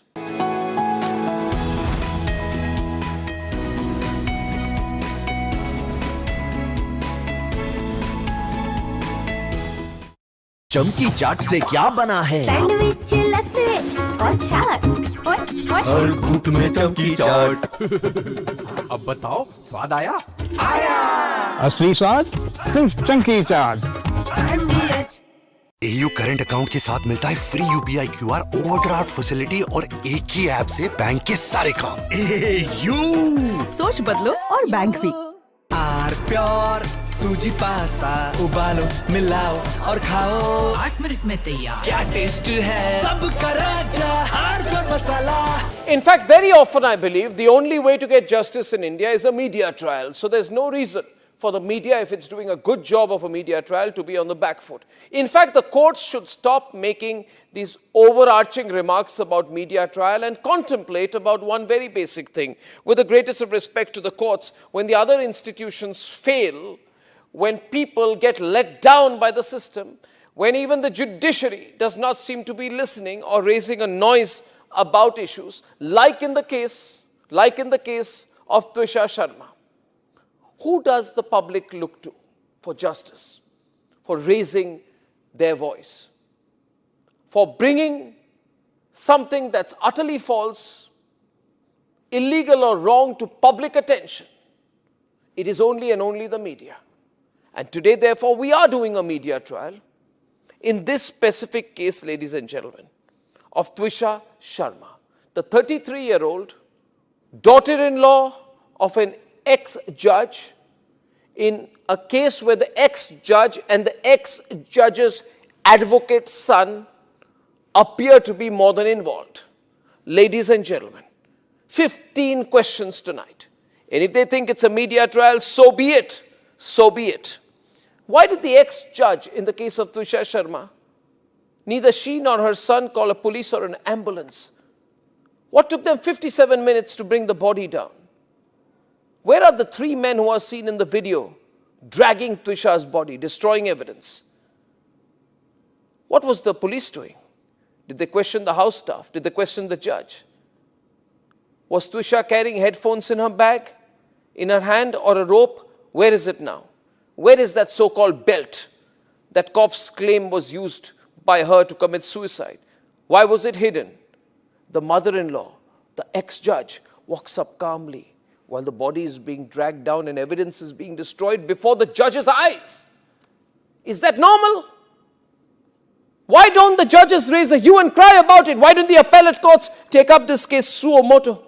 So people don't start believing that when an ex-judge is concerned, the victim will never get justice. Ladies and gentlemen, what was the ex-judge carrying in her hand when she went down? Where is all the CCTV footage? Did the police collect it? Why did the ex-judge's son Samarth Singh escape after bringing the body of his wife to AIIMS? Is it true that the ex-judge's son's medical examination was not conducted? The police station is right behind the ex-judge's Giribala's house. Why was no call made? Why did it take 5 days to file an FIR in the case? Who stalled it? Why was the victim's family attacked in court if there's nothing to hide? And did a very senior police officer go to AIIMS that night to try and fudge the post-mortem report? Ladies and gentlemen, I'm asking these questions. Now I ask you, am I right or wrong in asking these questions? And if I don't, who will? Will the government of Madhya Pradesh raise these questions? The Chief Minister doesn't have 30 seconds to meet the victim's family. Will the higher courts of the country raise these questions? So far, I have not seen this case being picked up by the appellate courts, though we are screaming and shouting about it. So I say tonight, what happens when other institutions fail? And if we do a media trial, should we be celebrated and supported for doing so? Was Aravali a media trial? Yes, it was. It was. Thank God for that. Thank God for that media trial which stopped the Aravalis from being destroyed. Was the Pune Porsche case a media trial where innocents were killed by a rich brat and the whole system colluded to give the rich brat a free run? Was it a media trial? I confess it was. Thank God for it. Thank God for that media trial. Was RG Kaur a media trial? When the government of Mamata Banerjee and the whole system came together to destroy the evidence? Was it? If it was a media trial, I and the entire Republic Bangla team are proud for it. Thank God for that. Thank God for such media trials in our country. Thank God for the media trial in the Jessica Lal murder case. Thank God for the media trial in the Nirbhaya case. Thank God for the media trial in the Sheena Bora murder case. Thank God for the media trial in the Disha Salian murder case. Thank God for the media trial in the Pune Porsche case. Thank God for the media trial in the Sandesh Khali case where Mamata Banerjee stood there and the media made a hue and cry about Sandesh Khali, the mass gang rape of Hindu women, before the politicians stepped in.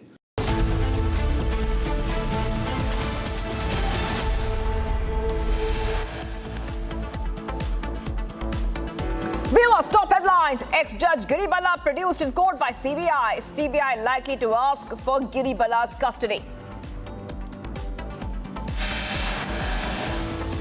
CBI completes medical examination of Samarth. CBI likely to ask for Samarth's custody extension today. Open autopsy shocker from Bhopal. Body operated and open in Hamidia Hospital. No lessons learned from fake cough syrup deaths. Now fake Oxytocin reportedly kills 5 in Rajasthan. Supreme Court had issued notice to NTA NEET paper leak case. Supreme Court to hear case today. Big jaw to EPS AIADMK split. Eminent, well, two AIADMK MLAs including CV Shanmugam likely to join TVK. Big row over Vande Mataram has emerged over not being played in full in Kerala Assembly. As per sources, Kerala government neglected the Lok Bhavan directions. No Delhi High Court relief for Deep State Dipke. Delhi High Court will not restore Deep State Dipke's cockroach party handle.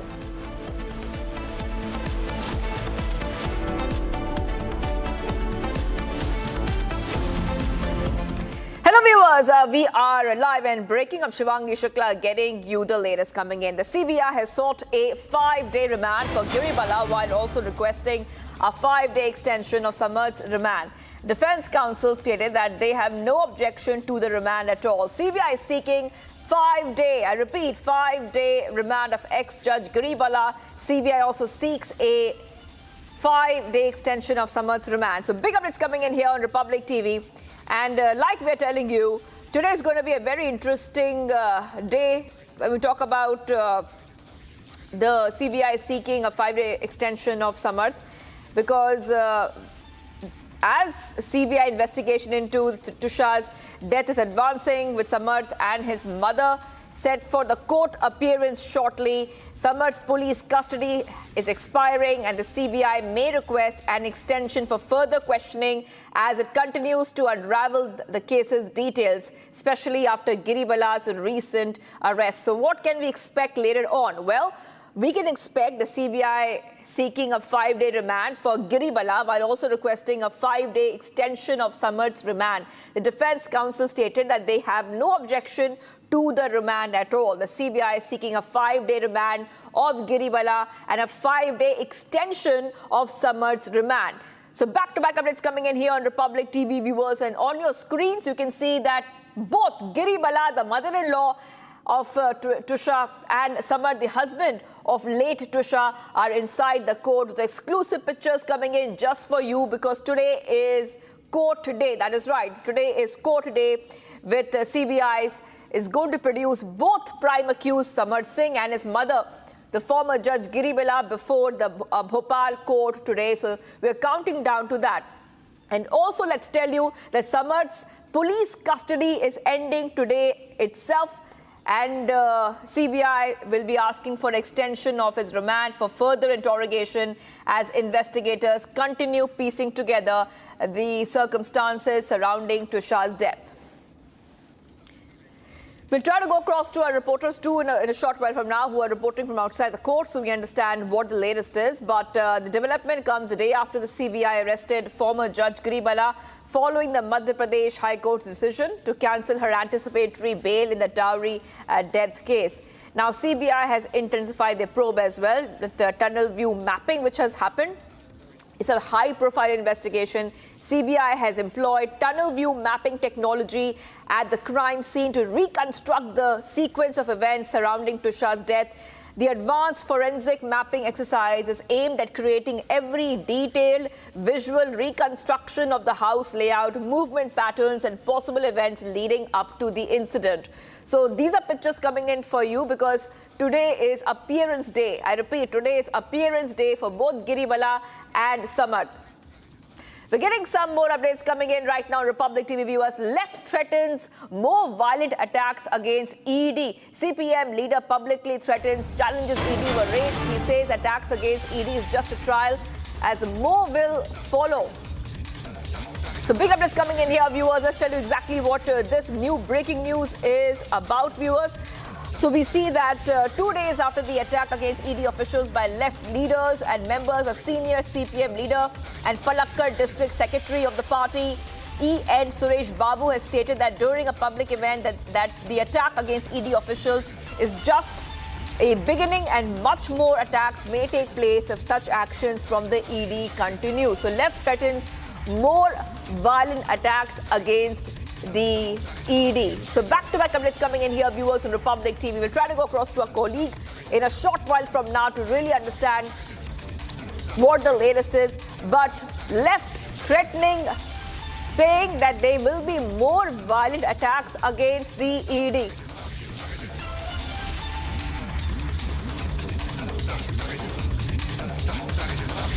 CPM leader is going ahead and publicly threatening, challenging ED over raids. He says attack against ED is just a trial as more will follow. 2 days after the attack against ED officials by left leaders and members, a senior CPM leader at Palakkad district, secretary of the party E.N. Suresh Babu has stated during a public event that the attack against the ED officials is just a beginning and more such attacks may take place if such actions from the ED continues. We'll try to go across to our colleague in a short while from now, but CPM leader publicly is threatening and challenging the ED over the raids which have been happening. So back to our updates coming in, viewers on Republic TV, and let's tell you exactly what has been happening. CPM workers had attacked ED vehicle during a protest amid raids at former Kerala CM's residence, and left leaders calls the attack just the beginning. Let's go to Shankar, who's joining us. Yes, Shankar, go right ahead and tell us. There's a new threat which has come in from the left leaders. They're saying that there will be more such attacks. Yes, Shankar. Yes, from the very next day when the attack took place, all the left leaders were backing the CPM, DYFI and SFI leaders who unleashed the attack against the vehicle in which the ED officials were traveling. And now the supporting the practice is continuing. You know, even today, Pinarayi Vijayan termed the incident just a casual protest, and there was no violence involved. And as the protesters were sitting in front of the house of Pinarayi Vijayan so peacefully, and he was telling that there was no such issue took place. But the Palakkad district secretary E.N. Suresh Babu was threatening and challenging the enforcement director officials that if ED continues to hold raids and continues to do the activities against the CPM, more such violence will take place against them. They said it is just a trial firework, and more such attacks will take place in the coming days if ED continues to do such activities against the CPM. And in the meantime, the CMRL and the CMRL officials approached the High Court seeking to quash the proceedings or the ED proceedings against CMRL and Exalogic Solutions. And the High Court is stated to consider the matter at around 3 p.m. today. And the move of the CMRL approaching the High Court came just 2 days after the High Court Division Bench quashed a similar petition filed by CMRL 2 days ago, demanding to quash the ED probe. But after disposing of the plea, the court also directed the ED to hold an extensive probe into the case and to ensure that all the accused, all the culprits behind this illegal money laundering case should be brought before the law. You know, ED conducted a raid 2 days ago at the houses of Pinarayi Vijayan in Kannur and Thiruvananthapuram districts, and also at the house of his son-in-law and former minister Muhammad Riyaz.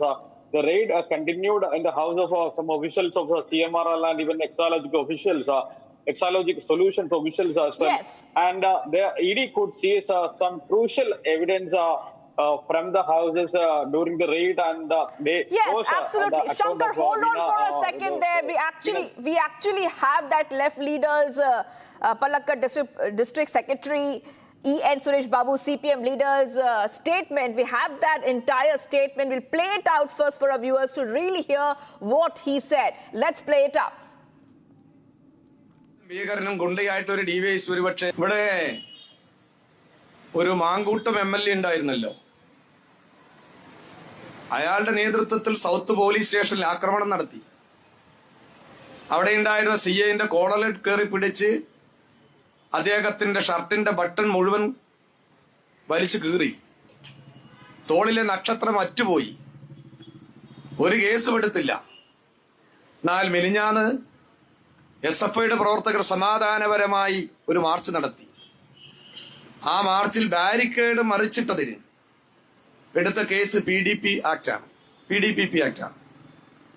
നിങ്ങൾ മനസ്സിലാക്കണം, 10 വർഷക്കാലം ഈ കേരളം ഭരിച്ച ഇടതുപക്ഷ ജനാധിപത്യ മുന്നണിയും ഭരണം മാറിയതിനെ തുടർന്ന് ഏതാനും ദിവസങ്ങളായ VD സതീശന്റെ നേതൃത്വത്തിലുള്ള ഐക്യജനാധിപത്യ മുന്നണിയുടെ പോലീസും തമ്മിലുള്ള വ്യത്യാസം.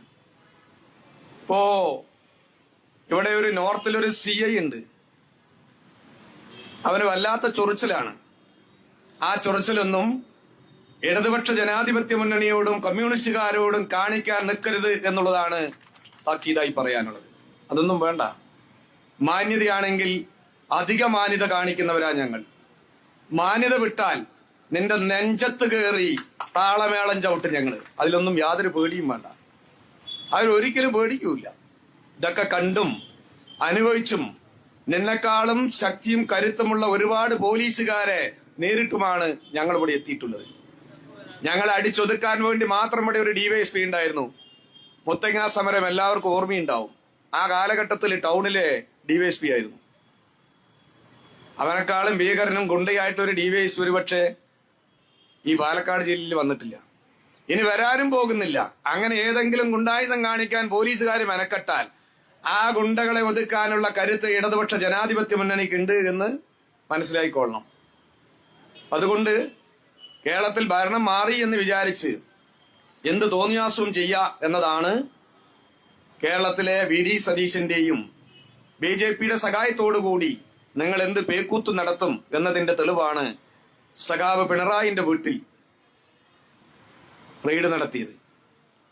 EDയെ ആക്രമിച്ചു എന്ന് പറഞ്ഞിട്ട് വിലാപിക്കുകയാണ് ഇപ്പോ രമേശ് ചെന്നിത്തലയും കോൺഗ്രസും ഒക്കെ. ഇതിപ്പോ ഒരു സാമ്പിൾ വെടിക്കെട്ടല്ലേ? ഇതിന്റെ അപ്പുറമുള്ള നല്ല പൂരം കാണാനല്ലേ പോവുള്ളൂ. ഞങ്ങൾക്ക് EDയും ഇല്ല, ഒരു ചുക്കുമില്ല.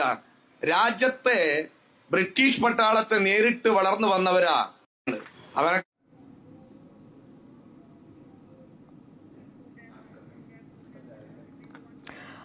All right, getting you some more breaking news coming in, viewers. This is in connection with the NEET paper leak. NTA files affidavit ahead of the NEET hearing. NTA says mulling computer-based test for NEET from next year. So what we see, viewers, NTA is filing an affidavit before the Supreme Court in the NEET examination leak case. It said it's committed to strengthening exam integrity, transparency and fairness through ongoing reforms.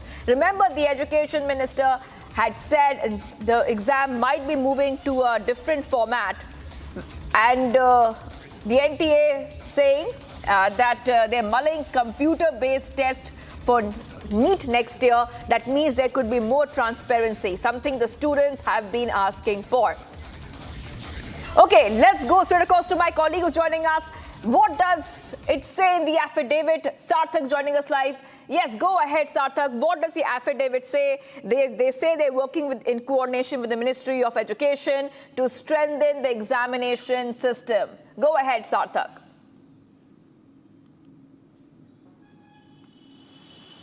Well, Shivangi, on May 25, 2026, Supreme Court had ordered the NEET committee to file a response in the court, and this time around there's a hearing in today's in the Supreme Court today that we are constantly tracking, and for that NEET has filed a written affidavit in the court and which has pointed out some essential things, like for example, NEET is clarifying what all directions they have taken forward so far, what all have they done to ensure that the exams are conducted in a fair manner. For example, the NEET has mentioned the committee has mentioned that they have monitored committee is active, which is being headed by Dr. K. Radhakrishna, and the other members include Professor Ramanamurthy, Professor Aditya Mittal, there is senior Ministry of Educational officials are also included. And this time NEET has told in their affidavit that they may move to CBT mode. Now, what is CBT mode? It's a computer-based test. Till now, the exams were conducted in a pen and paper examination. The NEET 2024 or UG 2024 were conducted in a pen paper test. They have said that they are moving to a computer-based test.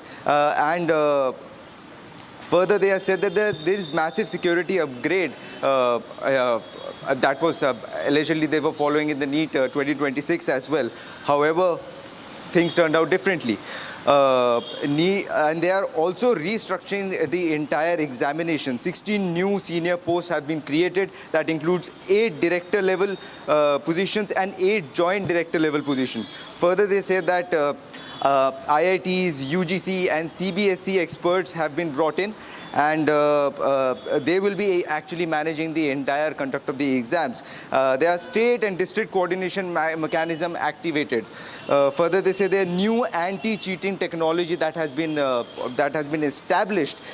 This highlights several technological interventions. For example, QR verification, live photograph capture, fingerprint authentication and Aadhaar verification. I'm sorry, Sarthak. I'm sorry, Sarthak, I have to interrupt you right now because we're getting some more breaking news coming in. So we really have to move ahead to that. But we'll get our viewers all the updates coming in. Okay, let's move ahead. Viewers, at around 11 a.m., fresh firing was reported from an area by suspected Kuki miscreants towards TM Kasom on National Highway 202 under PS Rithan, Ukhrul district. Reportedly, one civil truck driver hit in the firing while traveling from TM Kasom to Ukhrul. Now, we understand that security forces have launched an operation, BSF, Army.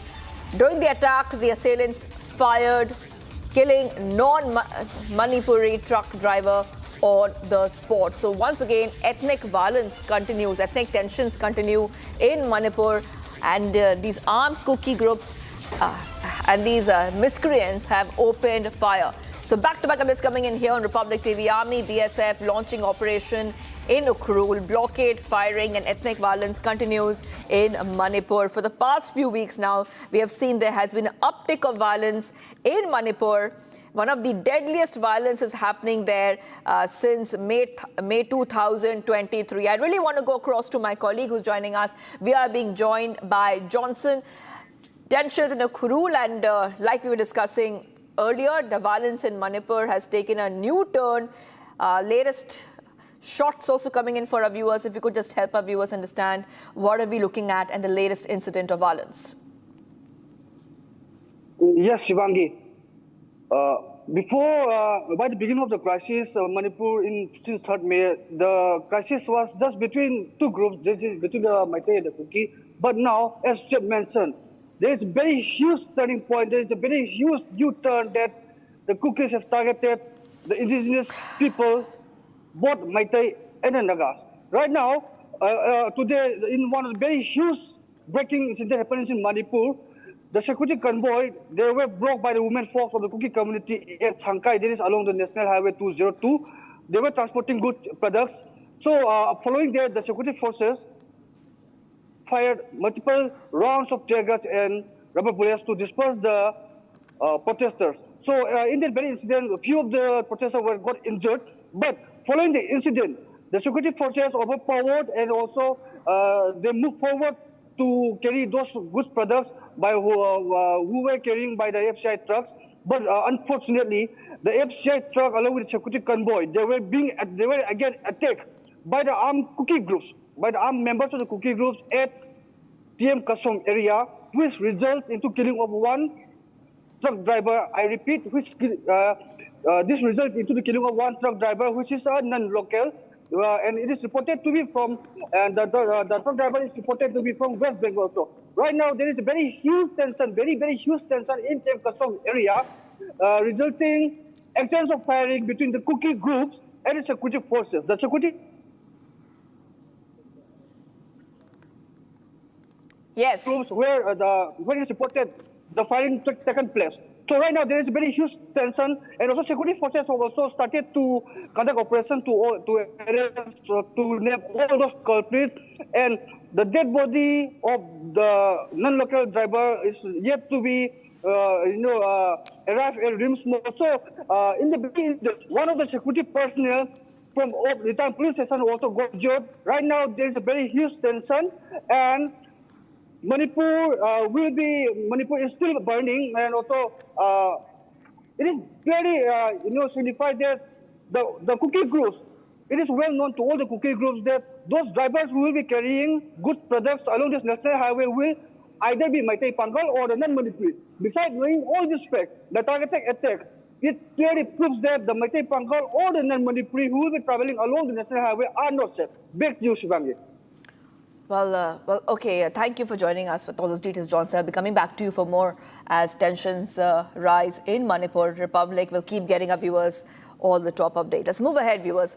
A Blue Origin New Glenn rocket exploded on Thursday. This happened in Florida, and homes shook across surrounding areas, sending a towering fireball into the night sky. The incident, which Blue Origin described as an anomaly, is the latest in a string of setbacks for Jeff Bezos' aerospace company as it races to close the gap with Elon Musk's SpaceX. Take a look. A Blue Origin New Glenn rocket exploded dramatically during a late-night test at Florida's Cape Canaveral Space Force Station on Thursday. The explosion occurred around 9 p.m.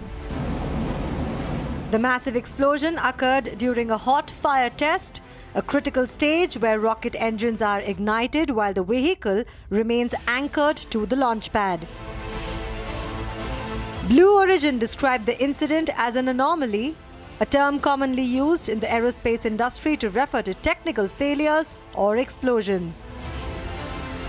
Emergency officials confirmed that there was no danger to public from fumes or debris, and no injuries were reported.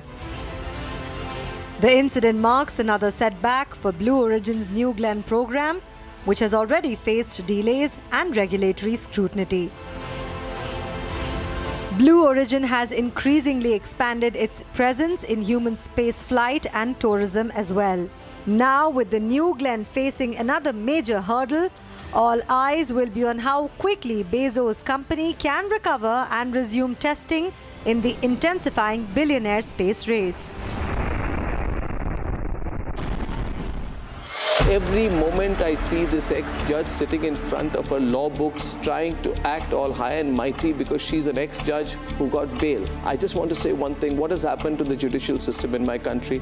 With the greatest of respect to all the senior advocates, all the judges, all the appellate courts, why are they quiet today? If Giribala's legal position and influence has been misused, we will fight it. And I'm saying tonight she should be arrested. She has got pre-FIR anticipatory bail.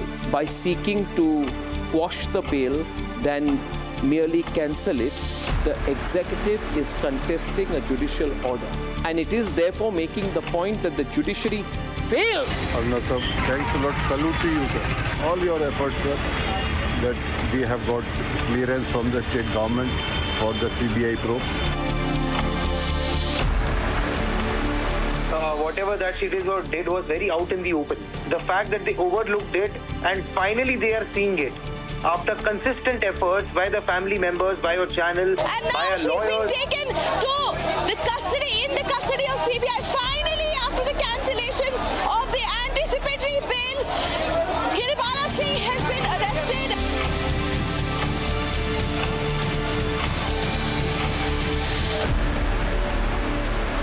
प्यास बुझाए ठंडक लाए सबको भाई जीरा सिर्फ MDH का जलजीरा जीरा सिर्फ जीरा सिर्फ असली रिफ्रेशिंग, असली स्वाद, असली मजा। MDH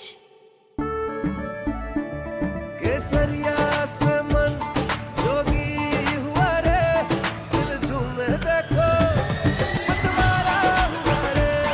केसरिया से मन जोगी हर पल मनाओ केसरी त्योहार। विमल, बोलो जुबान केसरी। थोड़े में ज्यादा स्वाद, यही तो है इसकी खास बात। वाओ मामा, क्या स्वाद है। अरे मेरे राजा, राजा और मसाला।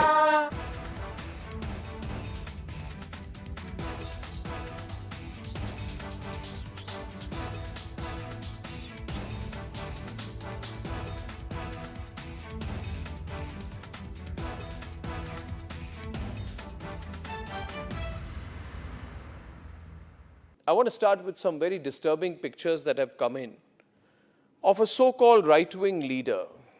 His name is Sushil Prajapati. He's accused of rape. After being in jail for 9 months, he gets bail, which means he's still an accused. He's an accused in a rape case.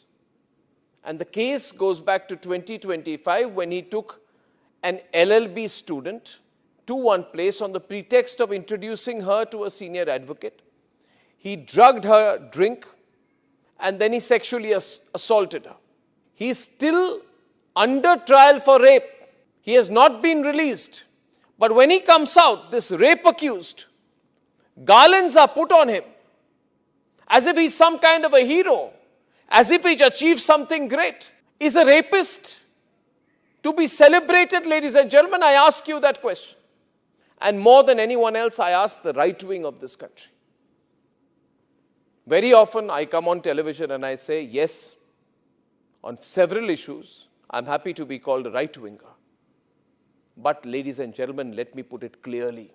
You cannot let a person like this man, this Sushil Prajapati, a leader.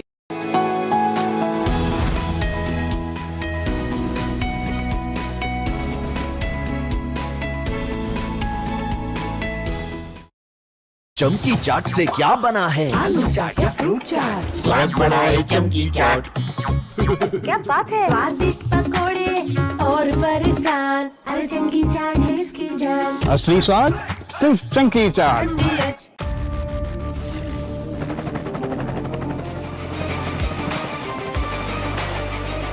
Director, the taste of success.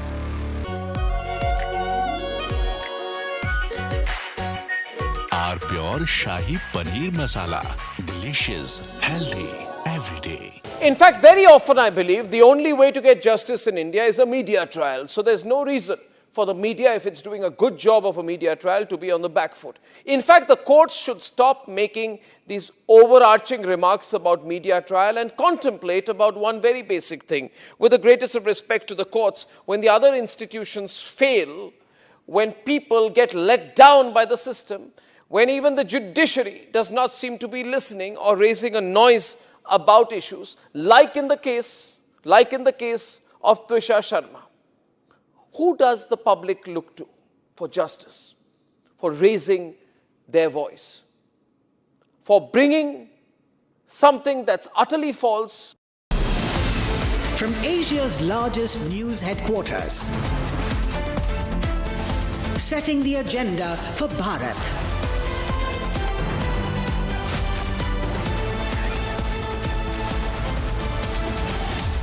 You're watching Republic.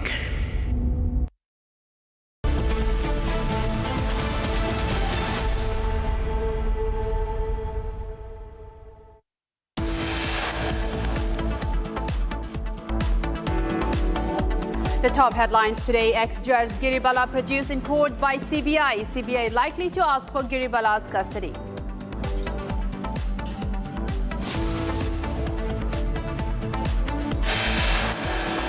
CBI completes medical examination of Samarth. CBI likely to ask for Samarth's custody extension today.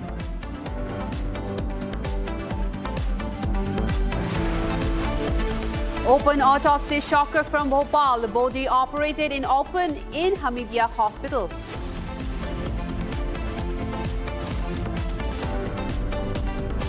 No lessons learned from fake cough syrup deaths. Now fake Oxytocin reportedly kills 5 in Rajasthan.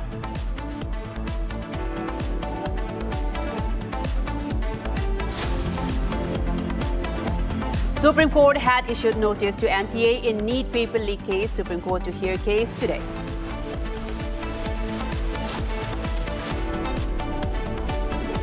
Big jolt to EPS. AIA-DMK split imminent. 2 AIA-DMK MLAs, including Shivi Sanmugan, likely to join TVK. Row over Vande Mataram has emerged over not being played in full in Kerala Assembly as per sources Kerala government neglected Lok Bhavan directions.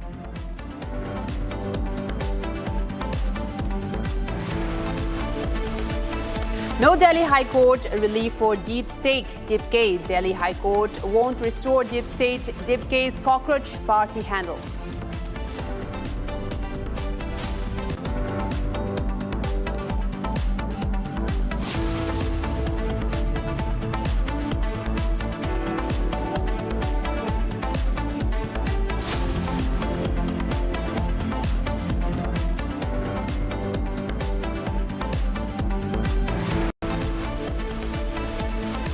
A very good afternoon, viewers. You're watching Live and Breaking on Republic. I'm Jongtham Amrita, and very shortly from now, Giribala and her son, Samat, her sentencing will be pronounced as CBI has produced both of them in the court. Giribala Singh and her son, Samat, after being arrested by the CBI, especially Giribala was arrested yesterday after a high-profile interrogation and long hours of interrogation. And now, just moments ago, they have been produced before the court by the CBI. These are the latest that we are tracking for now, as of the context being Tushar Sharma's death case, as Republic has relentlessly raised severe lapses in the investigation. And now the latest that we're getting so far, viewers, is that the CBI gets a 5-day remand of Giribala Singh. This was the expected outcome. In fact, CBI had wanted to take the custody of Giribala, and now after being produced before the court, the CBI now gets a 5-day remand of Giribala, a custody of Giribala now with the CBI as more investigations continue. We are also getting reported there were statements recorded in interrogation of both the mother and the son separately, where those accounts now do not match. There was a mismatch between the accounts on what happened on the night of May 12 and what happened on the days following that. We know that Samar Singh was absconding just after Tushar Sharma died, and Giribala Singh herself also got the anticipatory bail just after May 12. And now there were separate interrogations of both of them, and they did not match. So these accounts were also considered while being produced in the court today. And now the CBI has received a 5-day remand, has gotten a 5-day remand of Giribala. हालांकि order अभी जब मिलेगा CBI को तो उसके बाद बहुत सारी चीजों में क्लैरिटी होगी कि सीबीआई ने और क्या कुछ बोला कोर्ट के सामने अपना पक्ष जो है वो रखते हुए। लेकिन जो पॉइंट्स हमें मिल रहे हैं उसमें सबसे महत्वपूर्ण यही था कि गिरिबाला से पूछताछ के बाद समर से कन्फ्रंट कराना है, दोनों को आमने सामने बिठाकर जो है वो पूछताछ करनी है, और सबसे महत्वपूर्ण 12 तारीख को क्या हुआ उस पूरे सीक्वेंस को खंगालना है। इससे पहले 2 दिन समर्थ भी सीबीआई की कस्टडी में था, उससे जो पूछताछ की गई थी, जो बातें उसने बताई हैं, उन सभी फैक्ट्स को भी गिरेबाला से कन्फ्रंट कराना है। हलचल लगातार आप देखेंगे यहां पर बढ़ रही है, सीबीआई की गाड़ियां पीछे की तरफ खड़ी हुई हैं, इस बात के भी क्यास लगाए जा रहे हैं कि उनको दूसरे गेट से भी यहां से निकाला जा सकता है। लेकिन सबसे महत्वपूर्ण यही है कि 2 जून तक अब जो गिरेबाला है वो सीबीआई की कस्टडी में रहेंगी, उनसे अब सीबीआई पूछताछ करेगी। हालांकि मेडिकल भी उनका कराना होगा, उसको लेकर कोर्ट की तरफ से क्या गाइडलाइन दी गई है, क्या हर 24 घंटे में मेडिकल कराना है, इसको लेकर क्लियरिटी थोड़ी देर में हो जाएगी। लेकिन त्विषा की मौत के पीछे कारण, त्विषा की मौत का वजह और उसके बाद किस तरीके से, क्योंकि गिरेबाला के ऊपर सबसे महत्वपूर्ण जो आरोप लग रहे थे कि सबूतों के साथ छेड़खानी करना, उसको लेकर सीबीआई इस पूरे मामले में इन्वेस्टिगेशन कर रही है। सीबीआई के रिमांड नोट पे बहुत क्लियरली मेंशन है कि सबूतों के साथ छेड़खानी के आरोप गिरेबाला पे लगे। उन 46 लोगों की मदद ली गई, नहीं ली गई, किस तरीके से ली गई, क्यों अप्रोच किया गया, किन लोगों से बात की गई, ये ऐसे सवाल थे जिनके जवाबों को ढूंढने की अब सीबीआई की कोशिश। और यही कोर्ट में लगातार सीबीआई की तरफ से बोला भी गया था कि गिरेबाला बहुत महत्वपूर्ण है, एफआईआर में आरोपी नंबर 1 है, समर्थ जो आरोपी नंबर 2 है, उनसे पूछताछ में जो फैक्ट्स निकलेंगे उसको वेरीफाई करना है, और उसके बाद आगे जो एक तरीके से फॉरेंसिक रिपोर्ट आएगी वो महत्वपूर्ण रहने वाला है। लेकिन सबसे महत्वपूर्ण गिरेबाला के फोन को फॉरेंसिक जांच के लिए भेजना है, उस फोन में किनसे बात की गई, क्या कुछ था, क्या डिलीट किया गया, उसको रिट्रीव करना है। ये जैसे जैसे चीजें इन्वेस्टिगेशन में निकलकर सामने आएंगी वो इन्वेस्टिगेशन का पार्ट होगा। लेकिन तस्वीरें आप देखेंगे कि जो लोकल पुलिस है उनकी मूवमेंट भी आप देख रहे हैं कि कोर्ट के बाहर आपको साफ तौर पर यहां पर नजर आ रही है। किसी भी समय जब उनको बाहर लाया जाएगा उसके बाद सीबीआई अपनी कस्टडी में लेंगे, और उसके बाद सीबीआई का जो भोपाल में दफ्तर है वहां पर इस पूरे मामले में जो इन्वेस्टिगेशन है वो साफ तौर पर की जाएगी। लेकिन अब 2 जून तक गिरेबाला सीबीआई की कस्टडी में, और लगातार उनसे अब हर एंगल पर इन्वेस्टिगेशन की जाएगी।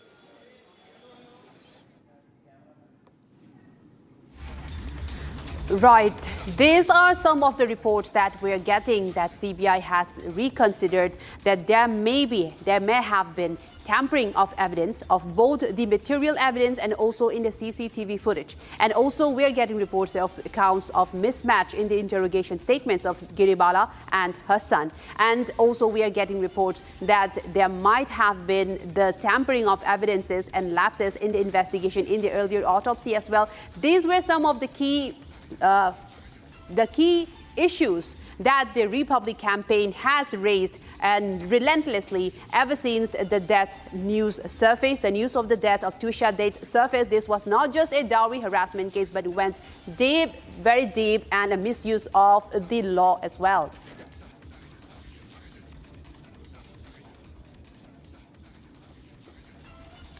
These are the latest now, viewers, as in the case of Twisha Date, Giribala, the mother-in-law, and husband, Samart Singh, were produced in court today, and now the CBI has gotten a 5-day remand of Giribala. This after being produced, and now CBI has arrested Giribala yesterday from her home, and after recreating the scene on the night of May 12 on what went down, and there were several interrogations as well. उसी के सवाल जवाब जो है वो ढूंढना है, लेकिन सबसे महत्वपूर्ण उस रात 12 तारीख की रात की पूरी टाइमलाइन को खंगालना है। वो 40 से 55 मिनट क्यों देरी हुई? एक एक करके पूछो ना भैया, आप पूछो ना। सर आप भैया नीचे कर लो। नहीं सर कोर्ट के भीतर पूछ लो आप क्या बोल रहे हैं, मैं एक एक करके बोल रहा हूँ। क्या कर रहा है? मुझे जो बताना था मैंने बता दिया कि गिरिबाला और समर्थ सिंह दोनों की 2 जून को 2 बजे तक के लिए सीबीआई रिमांड हुई है। अब वो सीबीआई के इंट्रोगेशन में 2 तारीख को 2 बजे तक रहेंगे। अगर सीबीआई को उसके बाद और आवश्यकता पड़ती है तो सीबीआई आगे रिमांड के लिए भी मांगेगी, नहीं पड़ती है तो तब की तब से देखी जाएगी।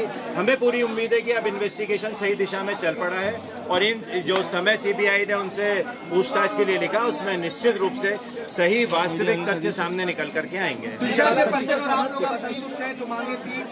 बिल्कुल संतुष्ट है, क्योंकि सीबीआई की हमारी मांग थी। सीबीआई बहुत अच्छी गति से, बहुत तेजी से इन्वेस्टिगेशन कर रही है। अब सीबीआई पे हमने छोड़ दिया है, सीबीआई अपने तरफ से इन्वेस्टिगेशन कर रही है। वो क्या इन्वेस्टिगेशन में निकाल करके लाते हैं ये उन पर है, और अभी हमें पूरा विश्वास है कि अब एक निष्पक्ष अनबायस जांच सीबीआई के द्वारा की जाएगी। सामने आई है कि गिरिबाला सिंह और समर्थ के वकीलों ने अपनी बात नहीं रखी, आपत्ति नहीं लिया। ये ट्रायल कोर्ट में ट्रायल यहाँ होगी या बाहर कराने की बात आएगी, ये सब अभी के विषय नहीं है। जांच पूरी हो जाने के बाद चालान प्रस्तुत होगा। राजू कैमरा पीछे का जूम करना, ऊपर आपत्ति नहीं ली है। उनके पास आपत्ति करने के लिए कोई उनके पास ग्राउंड्स ही नहीं थे, क्योंकि जब गिरिबाला की कल वहां से हाई कोर्ट से बेल एप्लीकेशन रिजेक्ट हुई है, उसमें माननीय उच्च न्यायालय ने ये बात भी संज्ञान में ली है, जब सीबीआई और शासन के ऊपर से मुद्दा उठाया गया था कि गिरिबाला की उनको अंडर इन्वेस्टिगेशन की आवश्यकता है, और वो बिंदु माननीय न्यायालय के सामने सीबीआई की ओर से स्पष्ट किए गए थे कि किन बिंदुओं पर उनको जांच करने के लिए आवश्यकता है अंडर कस्टडी। तो जब वो ऑब्जर्वेशन हाईकोर्ट के सामने हो चुका है तो निश्चित रूप से हमें तो इस बात में कोई शक नहीं था कि सीबीआई उनको रिमांड पे लेगी और उनसे गहन पूछताछ। दोनों को आमने सामने पूछताछ करने को लेकर सीबीआई इस विषय में सीबीआई बेहतर जानती है। सीबीआई अपनी तरफ से इन्वेस्टिगेशन करेगी। उन दोनों को आमने सामने बिठाना है, या और भी कोई लोग अगर इन्वॉल्व मिलते हैं तो उनको भी आमने सामने बिठाना है, ये सीबीआई का सबूत से छेड़छाड़ की बात तो कल हाईकोर्ट के सामने ही सीबीआई और शासन दोनों रख चुके हैं कि सबूत से छेड़छाड़ पुलिस द्वारा सबूत जब्त करने के पहले ही छेड़छाड़ हो चुकी थी। डीवीआर और सीसीटीवी फुटेज से पहले ही छेड़छाड़ हो चुकी थी। ये तथ्य एडवोकेट जनरल साहब ने हाईकोर्ट के सामने बहुत डिटेल में स्पष्ट किए थे कि डीवीआर से पहले ही एक्सेस निकाला गया था, उसमें से एक सिलेक्टेड पोर्शन को छांटा गया, उस सिलेक्टेड पोर्शन को भी टेम्पर करके मीडिया में जारी किया गया। तो ये चीज़ तो हाईकोर्ट के सामने शासन और सीबीआई की तरफ से रखी जा चुकी है कि इसमें ना सिर्फ तथ्यों के साथ छेड़छाड़ हुई है, बल्कि सीबीआई की तरफ से ये तथ्य भी माननीय न्यायालय के सामने रखे गए थे कि पहले पोस्टमार्टम के समय उनको ऐसा पूरा भरोसा है कि इन्फ्लुएंस किया गया था और उस इन्फ्लुएंस के संबंध में भी गिरिबाला की अंडर कस्टडी इंट्रोगेशन की ज़रूरत है। ये बात सीबीआई की ओर से माननीय उच्च न्यायालय के सामने स्पष्ट रूप से रखी गई। तो कहीं ना कहीं जो परिवार पहले से शंका जाहिर कर रहा था, वो सारी चीज़ें कहीं ना कहीं डायरी में थी और वो सारी चीज़ें एडवोकेट जनरल साहब ने पॉइंट आउट की है, सीबीआई के वकील ने पॉइंट आउट की थी हाईकोर्ट के सामने। तो अब हमको भी ये पूरा भरोसा है कि डायरी में, केस डायरी में इतना कुछ है जिससे कि सीबीआई को एक अच्छा मजबूत इन्वेस्टिगेशन उनके द्वारा किया जाएगा।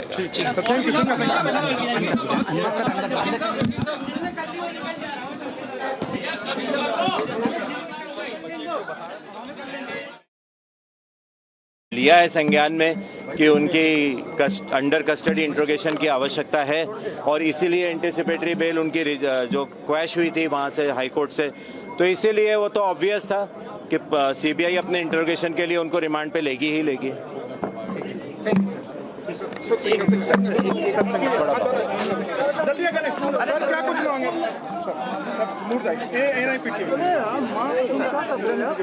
थोड़ा सा अपन बाहर आ जाए। आगे की जो कस्टडी है वो वहाँ से ली Right, this जाएगी। was the latest outcome.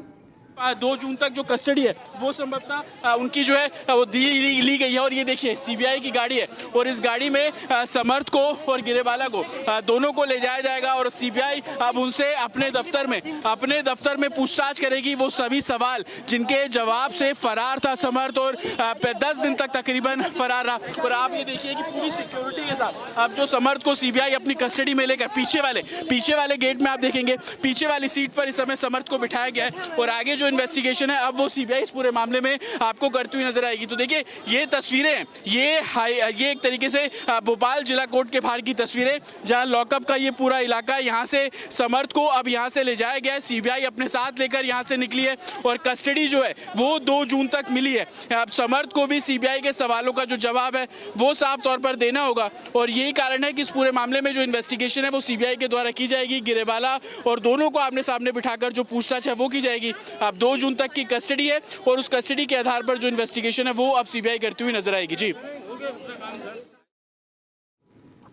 So these are the latest visuals that we're getting, and this after the CBI has now gotten the 5-day custody of both Samarth Singh and mother Giribala, and till June 2, and they will be interrogating them as well regards to the Tusha death case. And now the CBI is considering all of the other material evidence, including Tusha's diary, Tusha's WhatsApp chats, the CCTV footages, and more. All of these will be considered again in this investigation as the CBI has now formally taken over. Yesterday, Giribala was arrested from her home and now being produced before the court. The CBI has now gotten the custody till June 5 and of both Samarth Singh and Giribala Singh, the latest that we're getting. And also during the interrogation, there were reports that there was a mismatch of the accounts of what went down on May 12. All of these will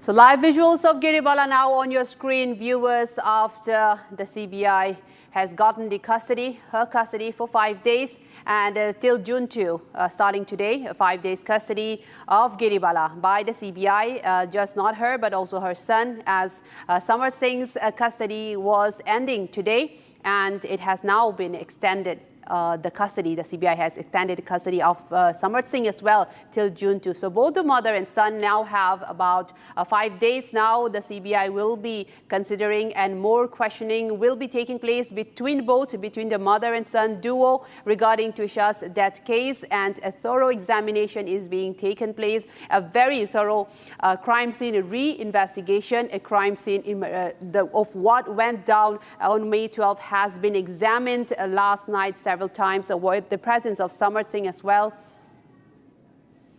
gate से जो गिरेबाला है उनको बाहर जो है वो निकाला जाएगा। समर्थ यहाँ से जो है वो अभी सीबीआई की टीम लेकर पहुंची है। लेकिन दो सबसे महत्वपूर्ण बातें हैं, एक कि इन दोनों से पूछताछ आमने सामने बिठाकर पूछताछ करना बेहद महत्वपूर्ण है और ये कोर्ट में बताया भी गया। दूसरी सबसे बड़ी बात कि जो गिरेबाला के फोन को एक तरीके से फॉरेंसिक जांच के लिए भेजा जाएगा, उसकी रिपोर्ट के आधार पर इन्वेस्टिगेशन की जाएगी। तीसरी, वो 46 लोग क्यों फोन किए गए, क्या उनसे किसी तरीके की मदद ली गई, उस बेसिस पर इन्वेस्टिगेशन किया जाएगा। चौथा, समर्थ को फरारी के दौरान किन लोगों ने मदद की, उस बेसिस पर इन्वेस्टिगेशन, और जरूरत पड़ेगी तो सीबीआई का यह भी कहना है कि आने वाले समय में कुछ और लोगों की गिरफ्तारी भी की जाएगी। चौथा, चोट किस तरीके से त्वेषा की बॉडी पर आए, क्योंकि पोस्टमार्टम रिपोर्ट इस और इंडिकेट कर रही है कि वो चोट उसकी मौत से पहले के थे, तो क्या किसी तरीके का जो टॉर्चर है वो किया गया था। ये सवाल ऐसे हैं जो इस इन्वेस्टिगेशन को एक नया डायरेक्शन दे सकते हैं और इन्हीं सवालों के जवाब गिरेबाला को देने होंगे। इन्हीं सवालों की जो जवाब है वो एक तरीके से जो समर्थ है उनको भी देने होंगे। हमारे साथ सत्य विजय भी हैं जो कि कोर्ट के अंदर थे। सत्य विजय, कोर्ट में आप मौजूद रहे, क्या कुछ सीबीआई की तरफ से बोला गया, क्योंकि 2 जून तक बहुत महत्वपूर्ण रहने वाला है ये पूरा इन्वेस्टिगेशन। अभी तक समर्थ से पूछताछ हो रही थी, अब गिरेबाला से भी पूछताछ होगी। कितना महत्वपूर्ण अब लग रहा है आपको, क्योंकि शुरुआत से आप इसको कवर कर रहे हैं, क्या निकलने की उम्मीद है अब सीबीआई के हाथ में? यह देखिए, सबसे बड़ी बात तो ये है कि इस पूरे मामले में जब सीबीआई ने 5 दिन का रिमांड मांगा, गिरिबाला सिंह का रिमांड 5 दिन का और समर्थ का जो है 5 दिन बढ़ाने का, इसका एक्यूज्ड के वकीलों ने विरोध नहीं किया, तो जाहिर सी बात ये तय हो गया था कि 5 दिन का रिमांड मिलेगा। दूसरी तरफ इन 5 दिन में सीबीआई को क्रॉस एग्जामिन करना है। समर्थ से कुछ हद तक पूछताछ हुई है, लेकिन गिरिबाला से अभी कोई पूछताछ नहीं हुई है, क्योंकि सीबीआई की जो टीम है वो अभी कागजी कार्रवाई और जो फिजिकल वेरिफिकेशन, मेडिकल और बाकी चीज़ों में व्यस्त थी। हमारी ऑफ रिकॉर्ड सीबीआई के अफसरों से बात हुई, इसमें सबसे एक बड़ी बात मैं बताना चाहूँगा, जब सीबीआई ने गिरिबाला से पूछा कि आप कानून की इतनी जानकार हैं और आपने एंटीसेप्टिक क्यों का पैतरा क्यों अपनाया, एंटीसेप्टिक के लिए क्यों गए और आपका बेटा फरार क्यों हुआ, इस पर गिरिबाला ने कहा कि उनसे गलती हो गई। अगर वो अपनी गलती मानी, मतलब कानूनी नज़रिए से देखें तो उनका जो स्टेप था अग्रिम जमानत का, इससे और ये इशू बढ़ा कि एक जज को अग्रिम जमानत, एक्स जज है तो क्या इसलिए अग्रिम जमानत सेम डे दे दी। तक जो एरोगेंस और एटीट्यूड दिख रहा था, त्विषा को कटघरे में खड़ी कर रही थी, अब वो अपनी गलती मान रही है। हाँ जी हाँ, ये घर जो इन्वेस्टिगेशन के दौरान सीबीआई ने उनसे सीबीआई दफ्तर में पूछताछ की और उनसे कहा कि आप इतनी बड़ी गलती, क्योंकि कानूनी पेचीदगियां जो होती हैं उसमें ये होता है कि अगर अग्रिम जमानत पे वो नहीं जाती और उन्हें अग्रिम जमानत नहीं मिलती तो शायद इतना बड़ा मुद्दा नहीं बनता देश। हाँ, बिल्कुल सत्य विजय, हम आपसे बात करते रहेंगे, लेकिन सत्य विजय बहुत महत्वपूर्ण जानकारी दे रहे हैं कि फरारी करवाई अपने बेटे को, इसको लेकर जो गिरेबाला है उन्होंने ये एक्सेप्ट किया कि उनसे गलती हुई। एक छोटे से ब्रेक के लिए हम यहाँ पर रुक रहे हैं। Right, these were the latest that we're getting regarding the Giribala's custodial hearing that went down today. It was produced in the court, and now Giribala has been in the custody, now being now under the CBI custody for 5 days. Just not her, but her son Samarth Singh as well. Both of them will be under the CBI custody for 5 days till the 2nd of June, and the CBI will in fact be conducting many questionings between the both of them, and also these several accounts that have been recorded on what happened on the 12th of May.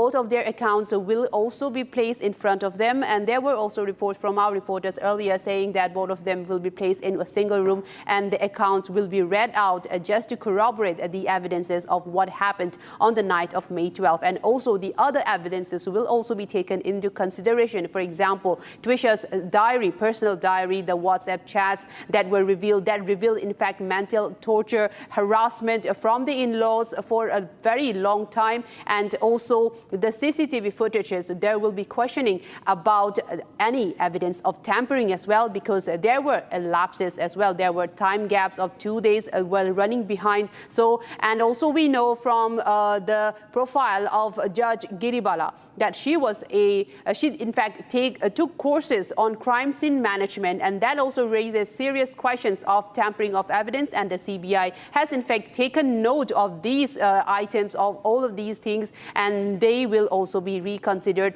in this investigation, as the CBI has now undertaken a full-fledged investigation.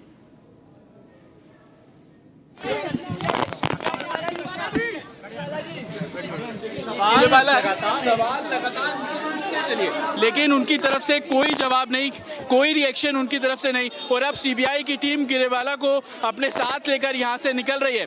2 जून तक की custody में गिरेवाला अब रहने वाली हैं। उनसे CBI का सवाल जवाब जो है वो होगा। और आप देख रहे हैं कि लगातार अब जो टीम है सीबीआई की गिरेवाला को लेकर अपने साथ यहां से निकली है। आमने सामने बिठाकर पूछताछ करनी हो, आगे की जो इन्वेस्टिगेशन है वो साफ तौर पर करनी हो, और वो सभी इन्वेस्टिगेशन के जो पॉइंट्स हैं वो अब साफ तौर पर आने शुरू होंगे जब सीबीआई समर्थ और गिरेवाला दोनों से पूछताछ करेगी। और उस इन्वेस्टिगेशन में जो फैक्ट्स निकलेंगे वो इस केस की जो एक क्लियर पिक्चर है वो सामने रखेंगे। और इसी को देखते हुए कोर्ट ने गिरेवाला और समर्थ दोनों को 2 जून तक जो सीबीआई कस्टडी है वहां पर भेजा है। और सीबीआई अब दोनों से अपने अपने डायरेक्शन में और अपने अपने एंगल्स पर इन्वेस्टिगेशन करती हुई नजर आएगी। विजय निशान के साथ Jatin Sharma, Republic Bharat. Those were the visuals of Giribala being taken away in the CBI custody. Now she has been the CBI has been given a 5-day custody of Giribala Singh, and more questioning will be conducted during the custody. And this is a very big development, viewers. A judge, an ex-judge, now under the CBI custody, and she will be questioned on account of the death of Twisha Sharma, a woman from Noida, and facing several months of harassment and torture. And we will be covering all of the latest on the other side. We are taking a very short break, and coming up next, Giribala and son in custody, in CBI custody now. We will track all the details, and stay tuned on Republic TV for more details. Coming up next.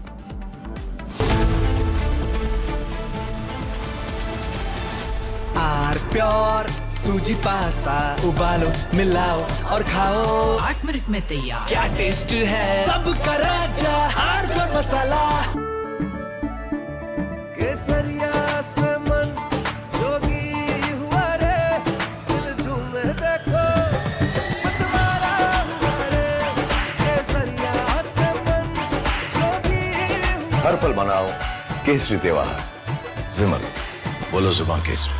चमकी चाट से क्या बना है? Sandwich, लस्सी और छाछ। हर घूंट में चमकी चाट। ड्राई फ्रूट और दही बड़े। चमकी चाट से स्वाद बढ़े। असली स्वाद सिर्फ chunky chaat.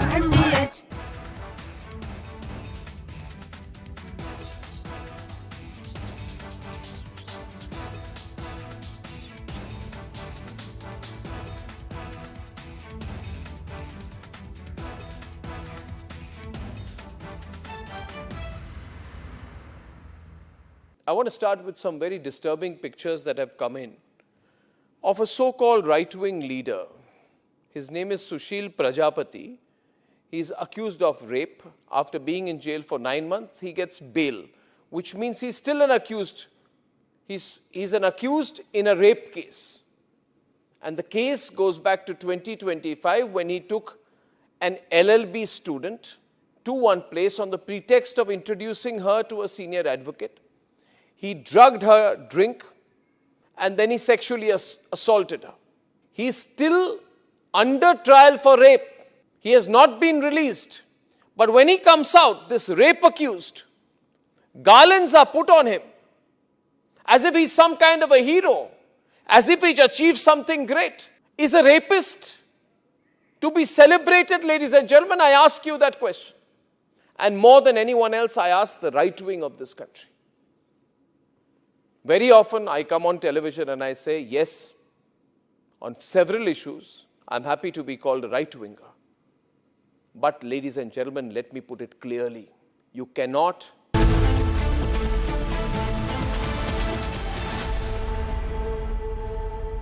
Amity has been ranked India's #1 not-for-profit private university for 11th year, with top 10 ranked institutions in management, engineering, biotech, law, masscom, telecom, hospitality, fashion and more.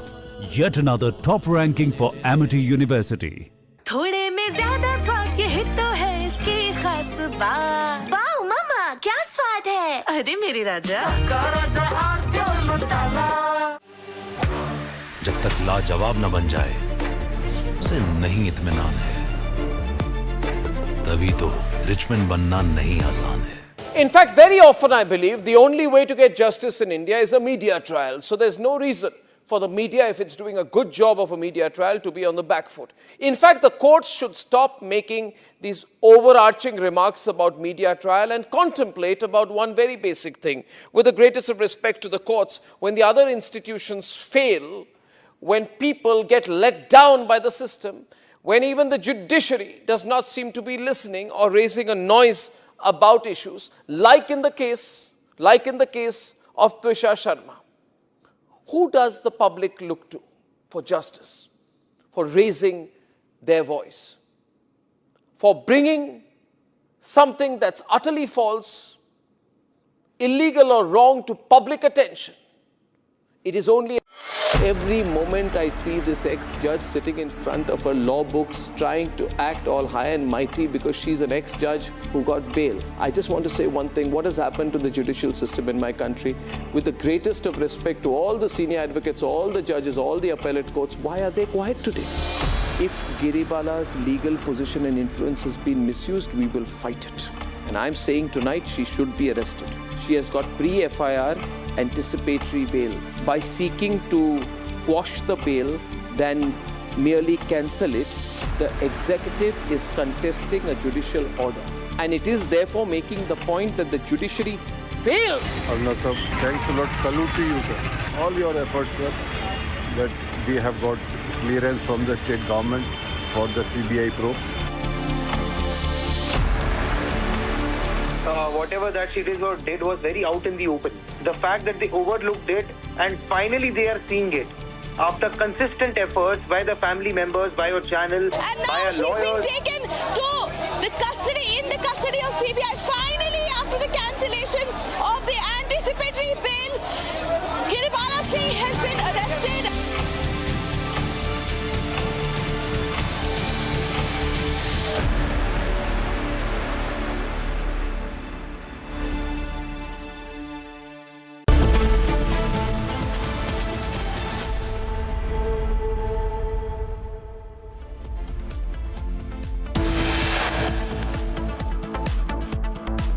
5-day custody of ex-judge Giribala Singh to remain in now custody till 2nd of June.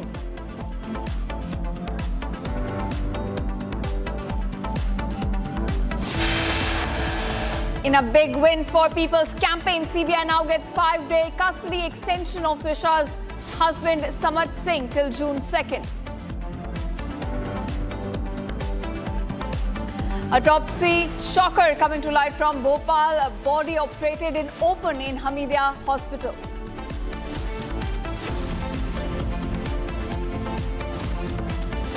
No lessons learned from fake cough syrup deaths. Now fake Oxytocin reportedly kills 5 in Rajasthan.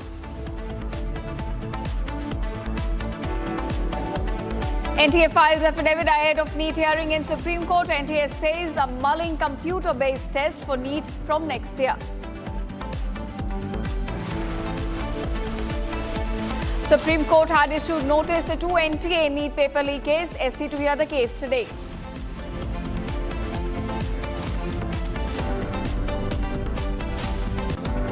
Big jolt to EPS as AIA-DMK split now seems imminent to MLAs, including CV Shanmugam, likely to now join TVK. Row over Vande Mataram has now emerged over not being played in full in Kerala Assembly. As per sources, Kerala government neglected Lok Bhavan's directions. No Delhi High Court relief for Deep State Dipke. Delhi High Court won't restore Deep State Dipke's cockroach party handle.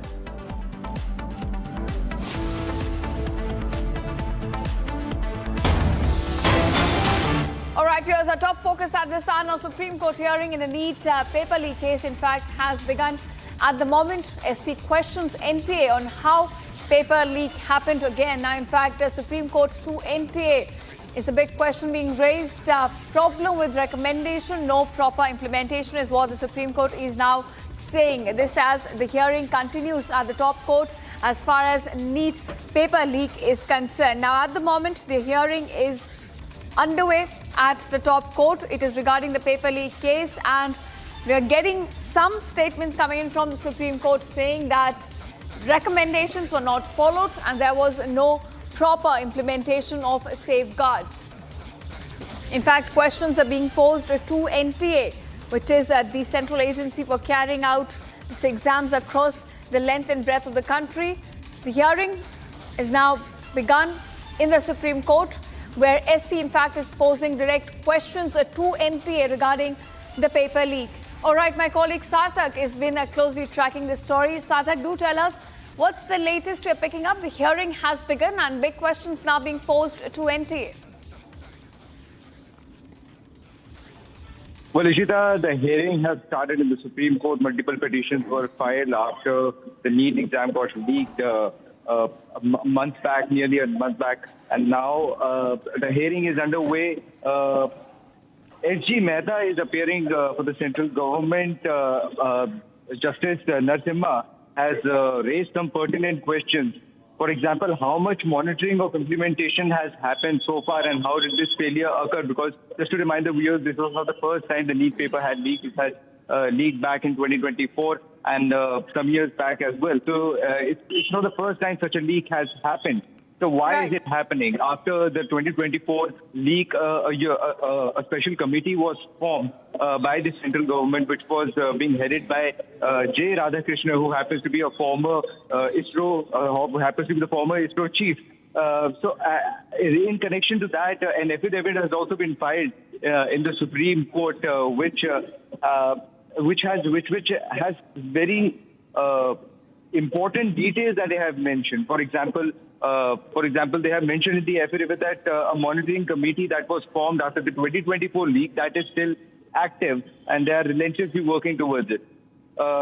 Then they suggest that NEET may move to CBT mode, which is a computer-based test. Just to remind the viewers, till now, the NEET exams have been conducted in a pen and paper format, and now they're suggesting that they may move after the 2026 NEET examination leak. They may move to computer-based tests that may allow them to eradicate all these possibilities of a paper leak. Third, they suggest that there is a massive security upgrade in the NEET UG 2026, which was clearly not evident in the NEET 2026 upgrade. But they're suggesting that they might upgrade after. Has happened. Fourth, they suggest that the NEET has been restructured and 16 new senior posts have been created, 8 director level posts have been created, 8 joint director level posts have been created. And other NTA says experts from IITs and CBSEs will be included in this committee. So multiple things are going on. But at this point, J. Radhakrishnan, who happens to be the head of the committee, the former ISRO chief, says that in 2025, he suggests taking the defense that in 2025 NEET exams were conducted in a fair manner. There was no problem in conducting those exams except a power cut. Everything else was pretty fine. But they are taking measures to make sure that such leaks do not happen. The arguments are underway. Justice Narasimha is taking this very seriously. Multiple petitions were filed in the Supreme Court, including one filed by the Federation of All India Medical Association. They are demanding to completely scrap the National Testing Agency and a new body to be formed for conducting these kind of exams, alleging that NTA is incompetent because this is not the first time such a leak has happened. It has happened several times in the past, and this causes a lot of mental trauma to the students, and they should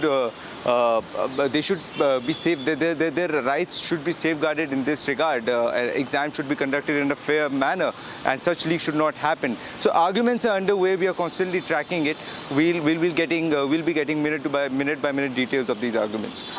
All right, so it seems that direct questions are now being posed to NTA, and one thing that the Supreme Court is constantly flagging is the repeated breaches that have taken place, the recurring leak problem that students across India have been facing.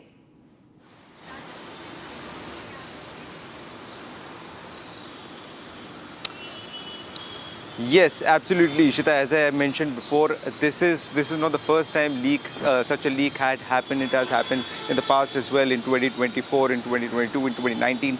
Multiple leaks have happened in the past few years, and why there is such a lapse in making sure such leaks do not happen. Is it a problem? Is it the incompetence of the officials who are working at NTA? Is it the technology that they are following? Is it the process that they are following? What is wrong that such leaks are happening repeatedly? So this is something that has to be addressed. J. Radhakrishna suggests that the committee is undergoing investigation and try to make sure that certain measures are taken just so that these leaks do not happen in the future. But certainly Justice Narasimha has raised some pertinent questions, and they might be in a difficult predicament to answer these questions. They might not be able to have a clear answer or a defense in their favor to tell the Justice Narasimha that these are the reasons why, these are the specific reasons why these leaks are happening. The arguments are still taking place. Solicitor General Tushar Mehta is representing the central government. So what will happen in the court, we are constantly tracking that. We'll be getting minute-by-minute details. Right, in fact, as the hearing continues, Sarthak, we're now looking at the top court pointing out one persistent problem, that most institutions are ad hoc. So there is no one institution to pinpoint the problem or to hold somebody accountable, which is why you see the leaks occurring.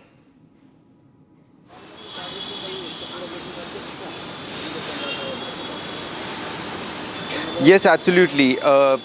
When NTA was formed, the whole idea was that the examination will be conducted in a fair manner. Every important examination that happens in the country throughout the year will be conducted by one single organization. And if there is some sort of lapse at the end of that organization, how do we hold that organization accountable?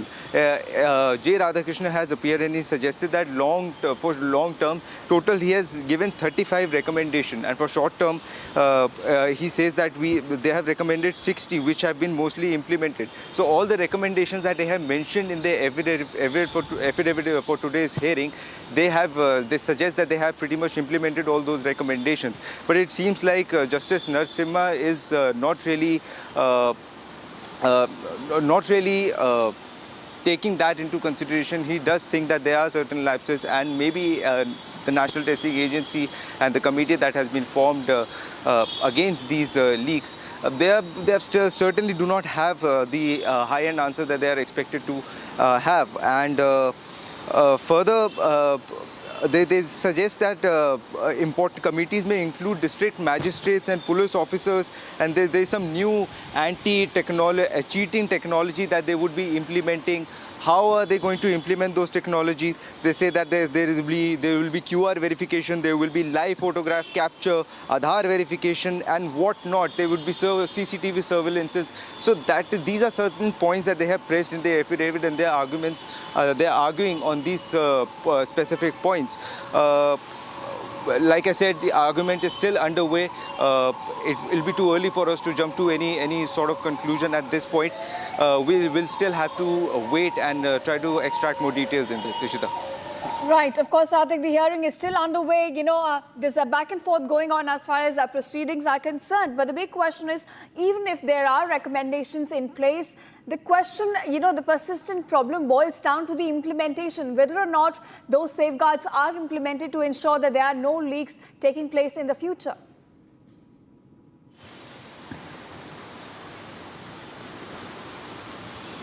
Yes, absolutely, Ishita. This is that one point that Justice Narasimha has constantly pressed upon, that you are suggesting that you will be taking these measures, and you have given these ideas that we will be doing CCTV surveillances, we will be doing QR verification and Aadhaar verification and whatnot. But how are you going to implement that? Well, because these were the recommendations that were suggested after the 2024 NEET leak as well.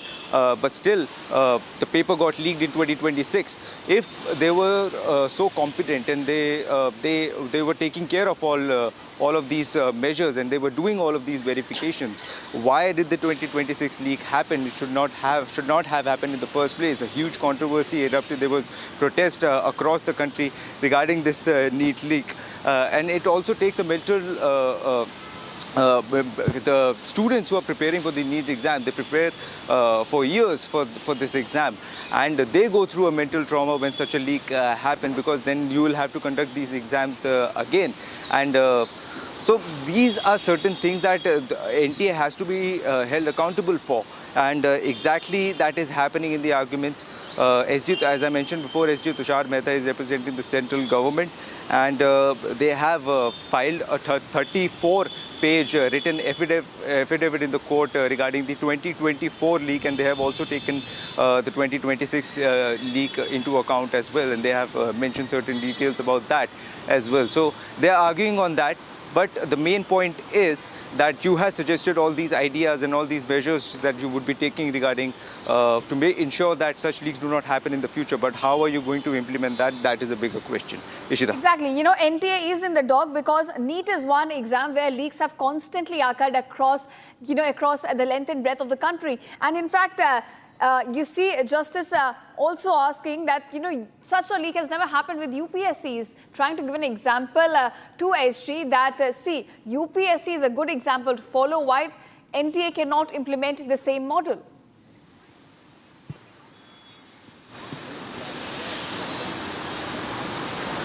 Yes, Ishita, this is the latest that we are getting. There's a lot of back and forth happening between Justice Narasimha and J. Radhakrishna's counsel, where Justice Radhakrishna has very explicitly mentioned that UPSC is also one exam that takes place every single year. But we have not seen, at least in the recent past, such leaks happening in the UPSC exams. How are they able to conduct these exams? So many students, millions of students apply for these exams. Yet there has not been a single incident in the recent past where a UPSC paper has been leaked. Whereas on the other hand, the NEET exam has been leaked multiple times in the recent past. It leaked in 2026, it leaked in 2024, 22, 2019. Why are these leaks happening if you have everything in place, every measure that you have mentioned in your affidavit? You are taking all those measures and you are incorporating some new measures as well. Why are these leaks happening? That is one question. They have cited examples of how UPSC exams are conducted across the country. There is a preliminary exam, there is a mains exam, and they never tend to happen. There has never been an incident in the recent past where these exams have leaked. But with NEET, it has happened multiple times. Why is it happening? So there are certain lapses, there are certain issues that need to be fixed, there are certain questions that need to be answered, and it seems like NTA will have to answer those questions. J. Radhakrishna is a reputed man. He happens to be the former ISRO chief. He is heading the committee that was formed after the 2024 leak, and he is in a position to answer those questions. So whether he will be able to answer those questions or not, this is something that we are tracking and following up with the case. Ishita. Right, of course, and also Sarthak, just before the hearing began, there was also an affidavit filed by the NTA detailing that how they have implemented the previous recommendations coming in to ensure that there is no leak in the place. If you could just go ahead and give us details of that affidavit filed by the NTA.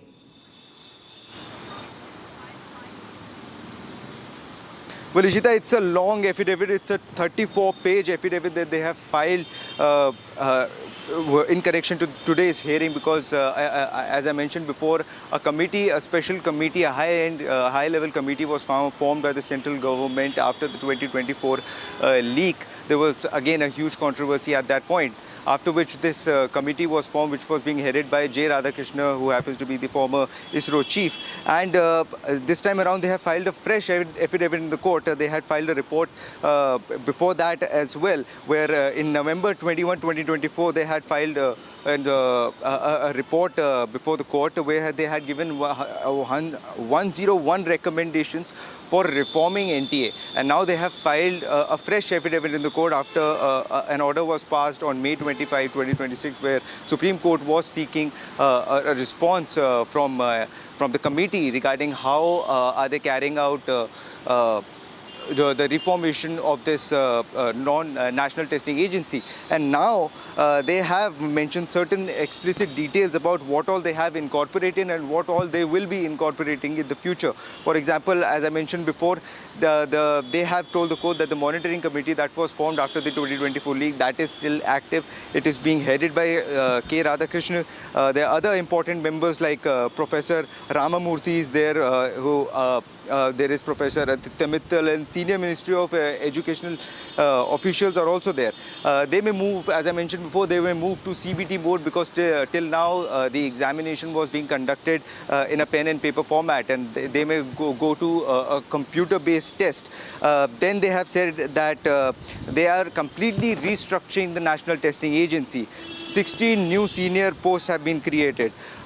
This would include people from IITs, experts from UGC, CBSE, and there are some... Satak, in fact, hold on to your thought. We're getting some big takeaways from the hearing which is underway right now, in fact, at the Supreme Court regarding the NEET paper leak.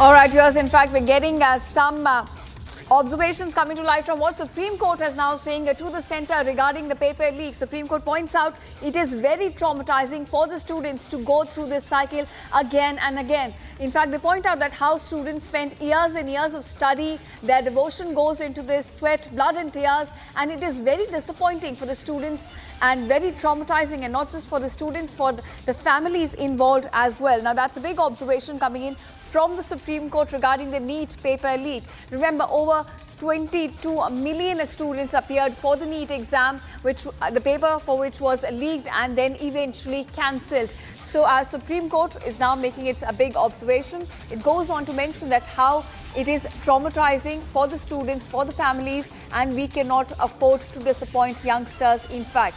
Coming back to you, Satak, on this now, it's a big observation that the Supreme Court has made regarding what is actually unfolding. Now, in fact, the top court goes on to mention that one cannot traumatize students. It is very painful that students have to go through this. The entire cycle of exam has to be conducted again because of this paper leak.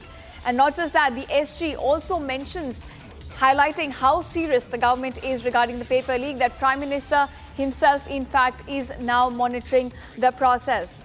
So, Sarthak, coming back to you on these big takeaways. Now, we understand two big takeaways coming in from the observations, which is still underway. Supreme Court mentions to centre that it is very traumatizing for the students who had to go through the exam cycle again just because of this paper leak. While in response, the SG mentions that the government is taking this very seriously, highlighting how Prime Minister himself is monitoring the process.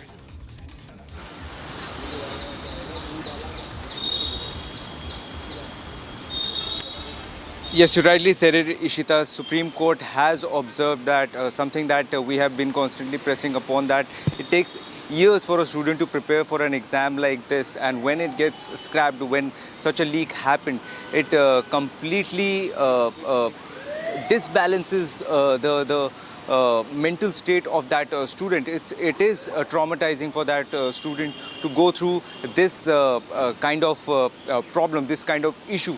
This is something that has to be addressed. On the other hand, what is being told by the committee, that the Prime Minister is personally monitoring the entire investigation that is being done by the committee, or the measures that are being taken by the committee to make sure such a leak does not happen again ever in the future. But Supreme Court has certainly observed and pressed upon the fact that it is extremely traumatizing for a student to go through such a situation where he has to prepare for that exam all over again. He might be very happy, very confident about how his exam has gone, and now he has to prepare for that exam again. He puts in his blood and sweat and tears into preparing for one exam that happens once in a year, and such a leak happens. It is extremely traumatizing for him to go through that same hassle, and now NTA will have to answer that, why such leaks are happening despite them taking these measures. These leaks are happening time and again. Is it some problem with the execution? Is it some problem with some officials? Is it some problem with the entire mechanism through which NTA functions? What is that specific reason these leaks are happening? This is something that NTA will have to answer to the Supreme Court. Ishita. Right, of course. And as you know, Supreme Court mentions that how traumatizing it is for the students to go through the entire process. SG in response mentions that the issue at stake is being taken very seriously by the government of the day. In fact, Prime Minister himself is now monitoring the process to ensure that there are no such leaks taking place in the future.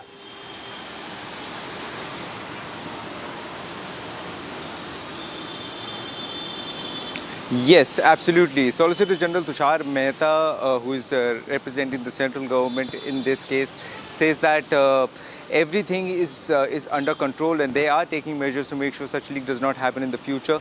The committee that was formed after the 2024 leak, which is being headed by K. Radhakrishnan, is being monitored directly by the Prime Minister. The Prime Minister is directly making sure that all the measures are taken to ensure such leaks do not happen, as it is extremely traumatizing for a student who puts in his years, he puts his blood and sweat into preparing for an exam that happens once a year. This is something that NTA must make sure and should be held accountable for, that these leaks must not happen ever again, and do they have an answer of all the leaks that have happened so far till date. Ishita. Right, Sadak. Thanks so much for joining us. And of course, we'll keep coming back to you for all the latest we're picking up as far as Supreme Court's hearing is concerned on the NEET paper leak. Thanks so much. And now, viewers, a Blue Origin New Glenn rocket exploded Thursday evening at Cape Canaveral Space Force Station's Launch Complex 36 in Florida, shaking homes across surrounding area and sending a towering fireball into the night sky. The incident, which a Blue Origin described as an anomaly, is the latest in a string of setbacks for Jeff Bezos' airspace company as it races to go close the gap, in fact, with Elon Musk's SpaceX. Take a look at this report.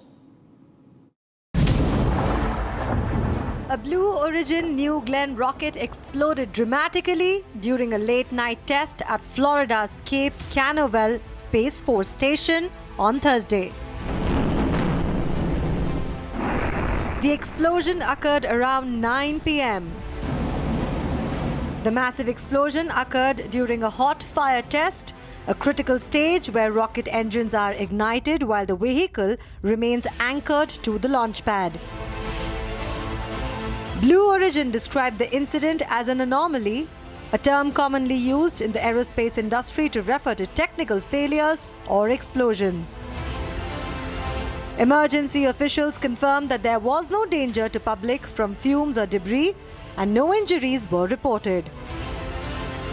The incident marks another setback for Blue Origin's New Glenn program, which has already faced delays and regulatory scrutiny. Blue Origin has increasingly expanded its presence in human space flight and tourism as well. Now, with the New Glenn facing another major hurdle, all eyes will be on how quickly Bezos' company can recover and resume testing in the intensifying billionaire space race.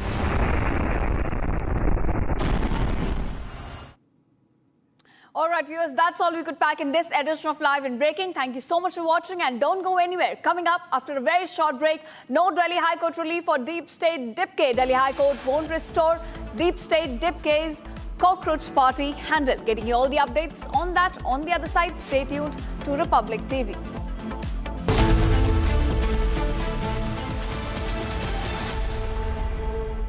प्यास बुझाए ठंडक लाए सबको भाई जीरा सिर्फ MDH का जलजीरा जीरा सिर्फ जीरा सिर्फ असली रिफ्रेशिंग, असली स्वाद, असली मजा। MDH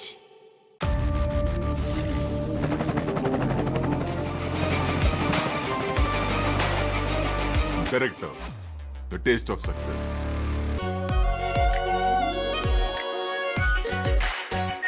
Our pure Shahi Paneer Masala.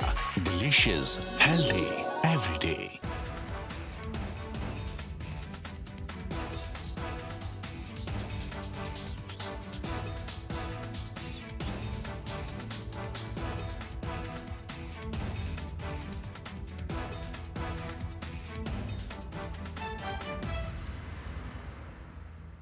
I want to start with some very disturbing pictures that have come in of a so-called right-wing leader. His name is Sushil Prajapati. He's accused of rape. After being in jail for 9 months, he gets bail, which means he's still an accused. He's an accused in a rape case. And the case goes back to 2025 when he took an LLB student to one place on the pretext of introducing her to a senior advocate. He drugged her drink and then he sexually assaulted her. He is still under trial for rape. He has not been released. But when he comes out, this rape accused, garlands are put on him as if he's some kind of a hero, as if he's achieved something great. Is a rapist to be celebrated, ladies and gentlemen? I ask you that question. And more than anyone else, I ask the right wing of this country. Very often I come on television and I say, yes, on several issues, I'm happy to be called a right-winger. But ladies and gentlemen, no Delhi High Court relief for deep state Dipke. Delhi High Court won't restore Dipke's cockroach party handle. Getting you all the updates on that. On the other side, stay tuned.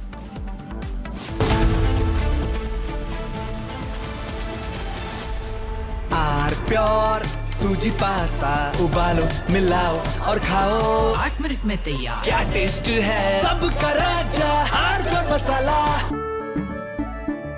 केसरिया से मन जोगी हुआ रे दिल झूमे देखो मतवारा हुआ रे केसरिया से मन जोगी हर पल मनाओ केसरी त्योहार विमल बोलो जुबान केसरी चमकी चाट से क्या बना है सैंडविच लस्सी और छाछ और हर घूंट में चमकी चाट अब बताओ स्वाद आया असली स्वाद सिर्फ चमकी चाट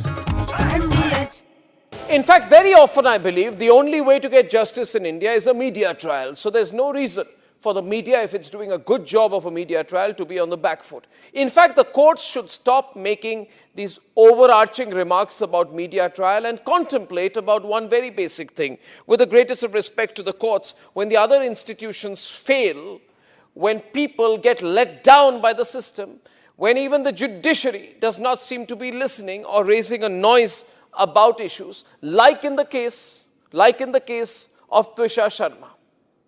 Who does? From Asia's largest news headquarters,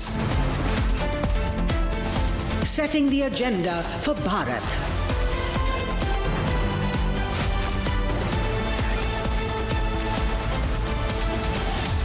You're watching Republic.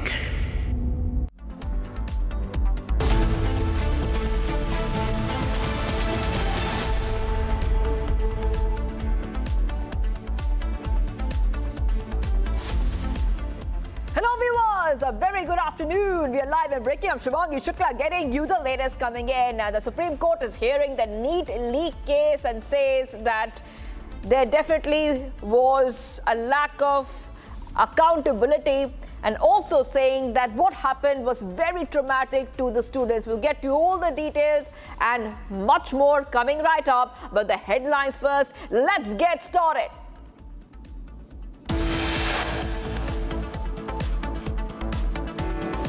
CBI gets 5-day custody of ex-judge Giri Bala Singh to remain in custody till 2nd of June. CBI gets 5-day custody extension of Twisha Sharma's husband Samarth Singh till 2nd of June. Open autopsy shocker from Bhopal. Body operated in open in Hamidiya Hospital.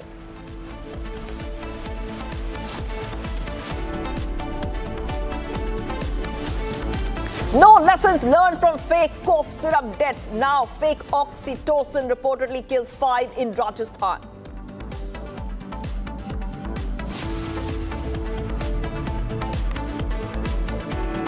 NTA files affidavit ahead of the NEET hearing. NTA says mulling computer-based test for NEET from next year.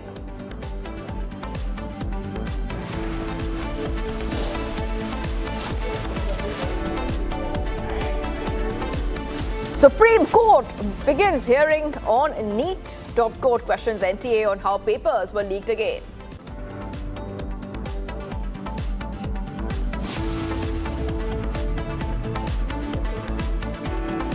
big jolt to EPS, AIDMK split imminent. 2 AIDMK MLAs, including CV Shanmugam, likely to join TVK.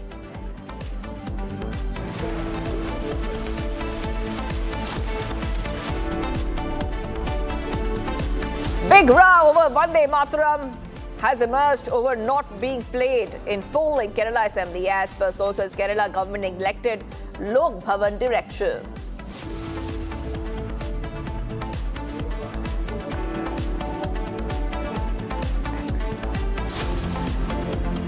And no Delhi High Court relief for Deep State. Deep K, Delhi High Court will not restore Deep State, Deep K's cockroach party handle.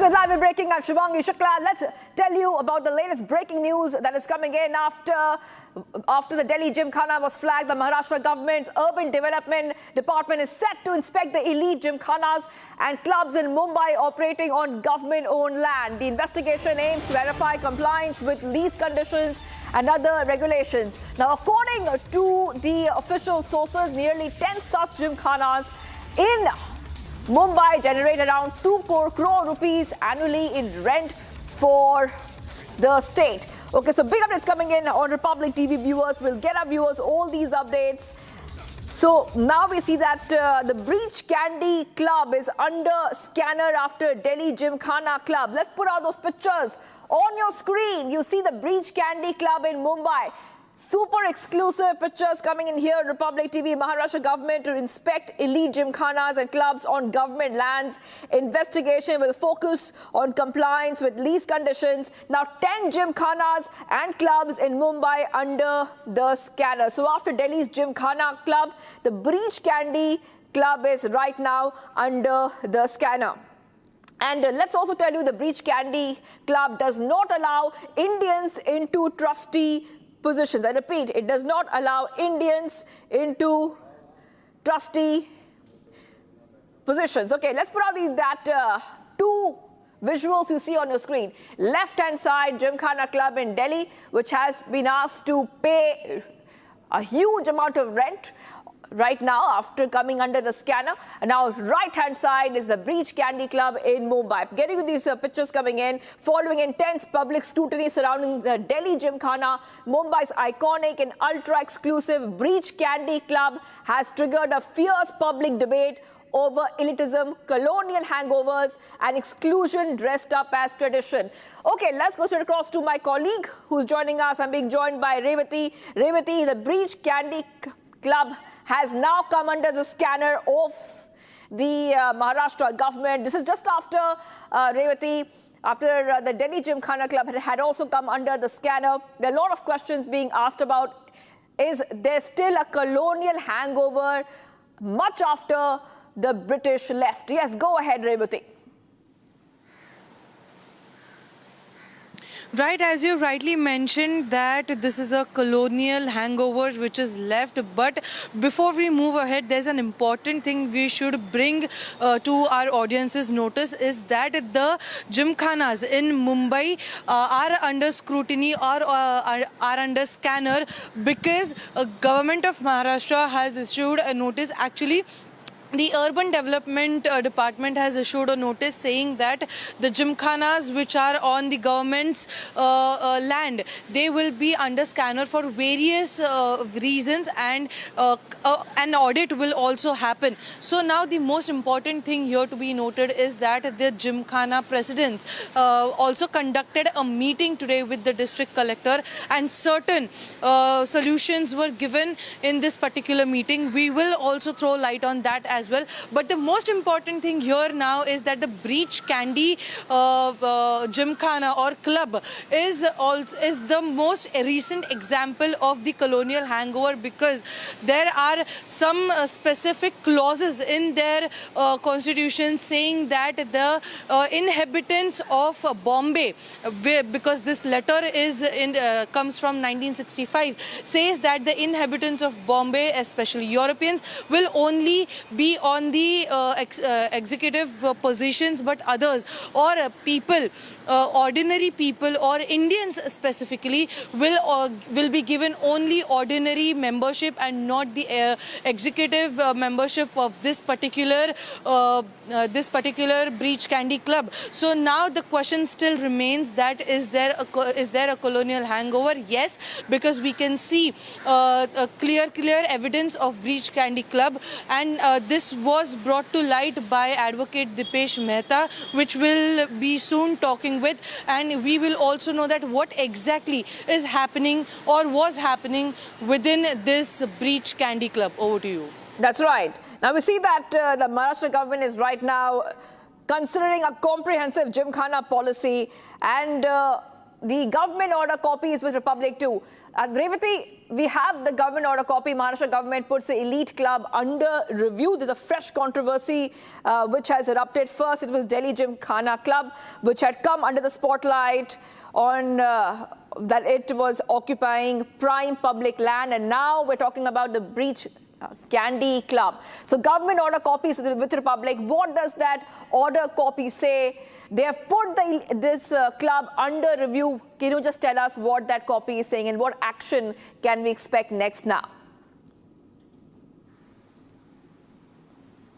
Right, as you rightly mentioned, but this is not specific to any club. There are around 10 clubs or gymkhanas in Mumbai, Maharashtra, which are currently under scanner. And as you rightly mentioned, these gymkhanas or these clubs give a revenue of 2 crore rupees annually. So the letter or the notice says that there's a need to change in the policy of gymkhanas and the clubs in Mumbai, Maharashtra. So on 29th, which is today, by 11:30, they were expected to visit district collector's office, which the clubs and gymkhanas president did, and they had a meeting about reviewing the policies of gymkhanas and the clubs in Mumbai. Also, there were some positive outcomes, but also the most important thing here to be noted is that the lease of Bombay Gymkhana, which is one of the elitist gymkhana in Mumbai, which is in South Bombay as well. So there's currently a case going on with the BMC because BMC was demanding some part of their land for the development. So as of now, it is not the conviction of that particular case has not been done. But now it will be important to see that after all this gymkhana scrutiny over the all over state, will that happen to? Will that case be convicted? So it will be important to see that whether the conviction in this particular case and also what scrutiny is done by the government of Maharashtra, especially the Urban Development Department, because there, as you rightly mentioned, there is a colonial hangover as well as the elitism it's portraying a picture of elitism in Mumbai as well. Right, we're getting some more breaking news coming in. I think let's go to the next set of breaking updates. Republic accesses the Maharashtra government order. And like Revati was telling us, this is not just one club. There are 10 gymkhanas, 10 such clubs which are under review right now. 10 gymkhanas and clubs in Mumbai under scanner. I want to go straight across to my colleague who's joining us. Amrita, the Maharashtra government has put the elite club under review. And, you know, the highlight here is that these clubs were not really showing true equality. Republic has accessed the order. I want to go to Amrita. Amrita, handing it to you. What does the order say? Shivangi, we in fact have the order. It has been dated 25th of May 2026, and I just want to pan it out to the camera to show that we have. And in this order, the Maharashtra government has identified 10 such Gymkhana clubs, the elite Gymkhana clubs, and also the government will be verifying their lease conditions will be under inspection. In fact, and there are so far 10 such Gymkhana clubs, and operating within Mumbai, and also regarding the Breach Candy Club, their lease conditions will also be under inspection after this order particularly. And also Breach Candy Club, a very famous site in fact in Mumbai, also reeking of colonial hangover, as you Revati and both of you have even highlighted. This particular Breach Candy Club, well, it is open to Indians, to clarify, it is open to Indians, but the core committee and the management trustee positions are open to only for those who have a European passport, and who are living in Mumbai. So this is a very elitist club that we're saying, and now the Maharashtra government is under crackdown, saying that they will now be taking, inspecting 10 such elite Gymkhana clubs operating within Mumbai, and will be verifying also their lease conditions also. Right. Shivangi. Like you said, Indians can join as ordinary members, but ultimate executive power remained in the hands of the so-called trust members. We're talking about the Breach Candy Club.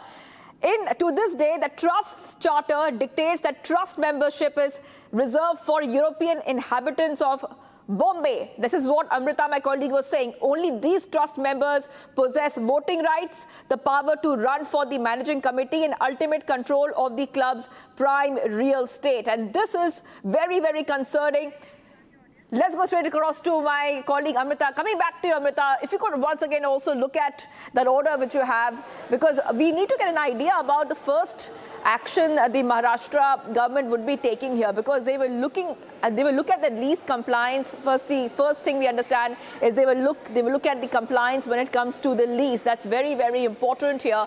And the bigger question that we're asking is that today, in this day and age, why on Indian soil, why are Indians being excluded when it comes to trust membership in a club which is based out of India? This is definitely concerning. Yes, Amrita, go ahead. That's right, Shivangi, and I'd like to show this notice that I have in my hand once again. This is from the Maharashtra government order dated 25th of May 2026. And here it details that 10 such Gymkhana clubs have been identified. And mind you, this is those clubs that are operating on government land. This is a key condition, that those operating under government land, their lease conditions and their lease their lease will be verified by the Maharashtra government operating within Mumbai. And that also comes the Breach Candy Club. That is also coming under this particular notice as well. 10 such Gymkhana clubs that will be now verified for their lease conditions that have been operating under the government land. So this is a very big crackdown coming from the Maharashtra government regarding such elite Gymkhana clubs as well. And we know, as it has been highlighted, the Gymkhana club, the membership and the core committee and the trustee as all operated by those who hold European passports, who are living in Mumbai.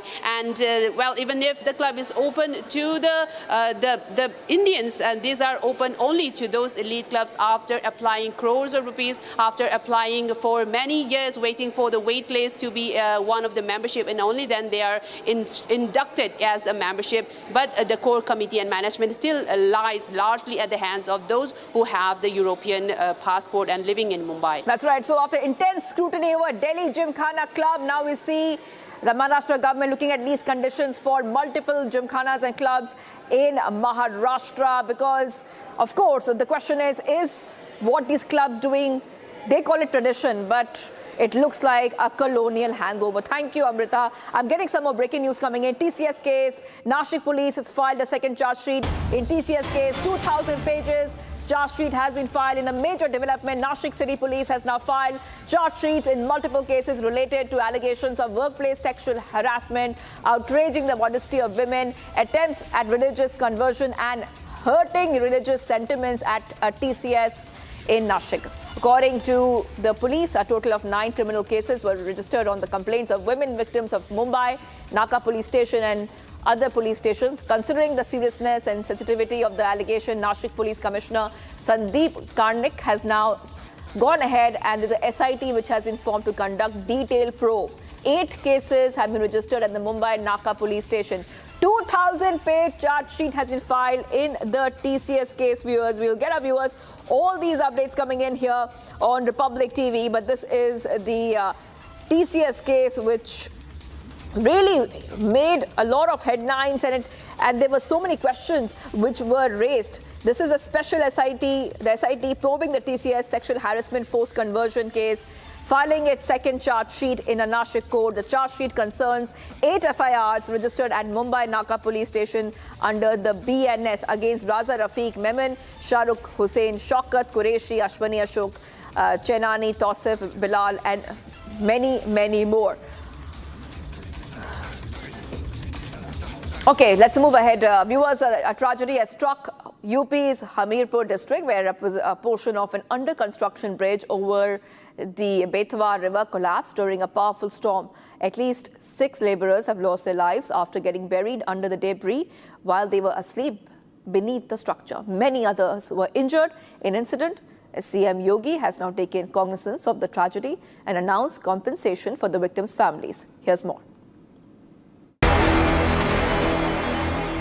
Under construction bridge over the Betwa River collapsed during heavy stormy weather, crushing laborers sleeping beneath the structure. The accident took place around 3 a.m. at the Morakandar Naiti Bridge in the Kurara area in Hamirpur.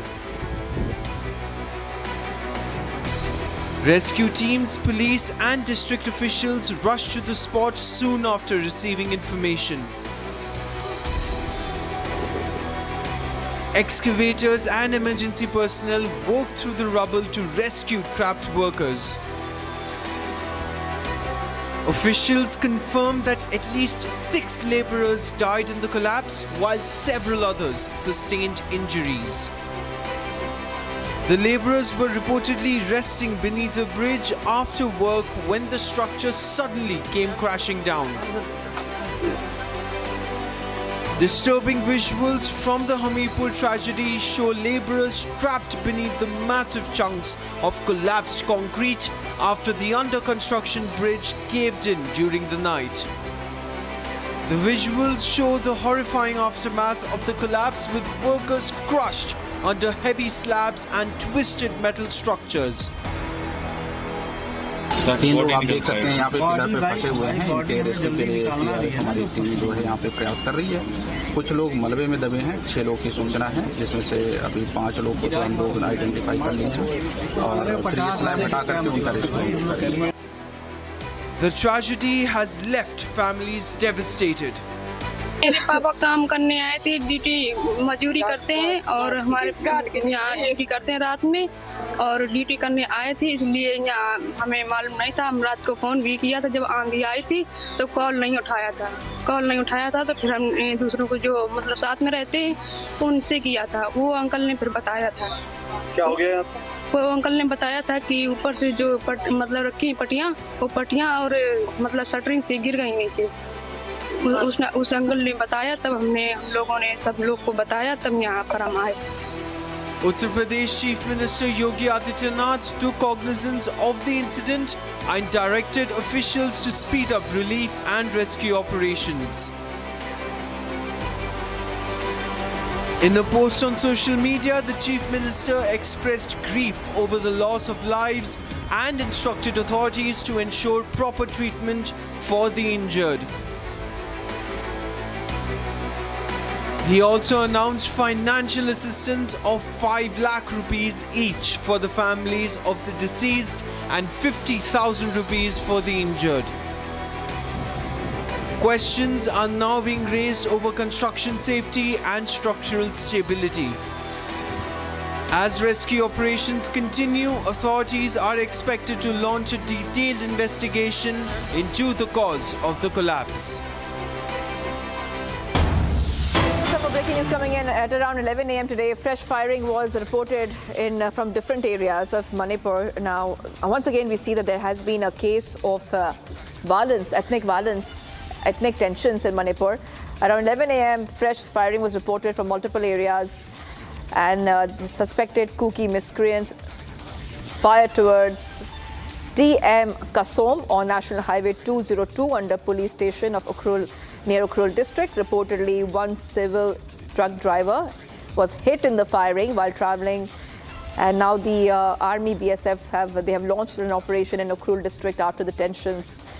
During the attack, the assailants fired, and one non-Manipuri truck driver was killed on the spot. So once again, ethnic tensions are being reported in Manipur. Armed Kuki groups have opened fire, and these miscreants have opened fire. And once again, we are understanding that there has been a loss of life. One non-Manipuri truck driver has died on the spot. Now, this is coming in the backdrop of the continuous violence that we have seen in the past few weeks. Now, there has been an uptick of violence in Manipur. Deadly violence is spreading in Manipur. We also know that as deadly violence is spreading, there has been the government there is trying to make sure that peace should be negotiated, but the centre at the same time has appointed a former Supreme Court judge, Justice Balbir Singh Chauhan, as a new chairperson of the Commission of Inquiry investigating the violence in Manipur. So that is something also the centre is doing to make sure the situation is controlled. However, we'll try to go across to our reporters in a short while from now to make sure that we understand what the latest update is and what is happening on the ground. So back-to-back updates coming in here on Republic TV. Security forces have fired tear gas to disperse the protesters blocking the National Highway 202 in Ukhrul district amid tensions over alleged hostage taking. There have been hostage taking incidents, there have been firing incidents, abduction incidents which have come out in the past few weeks. And we'll try to get our viewers more updates as to what the latest is. All right, we'll be taking a short break. Much more coming up on the other side. We'll continue getting our viewers all the top updates. NTA has filed the affidavit ahead of the NEET hearing continues in the Supreme Court. The Supreme Court says that and flags that there was no clear accountability taken during the NEET paper leak. We'll get you this and much more coming right up.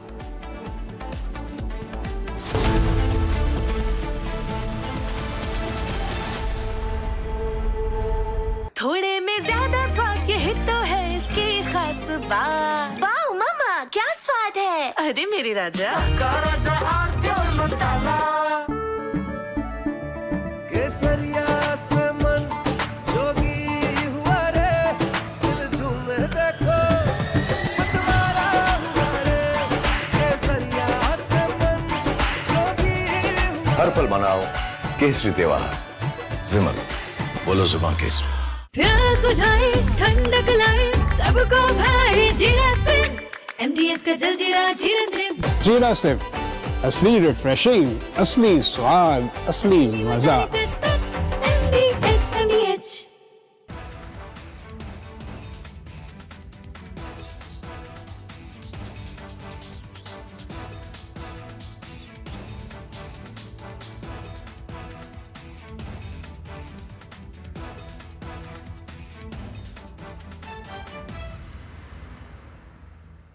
I want to start with some very disturbing pictures that have come in of a so-called right-wing leader.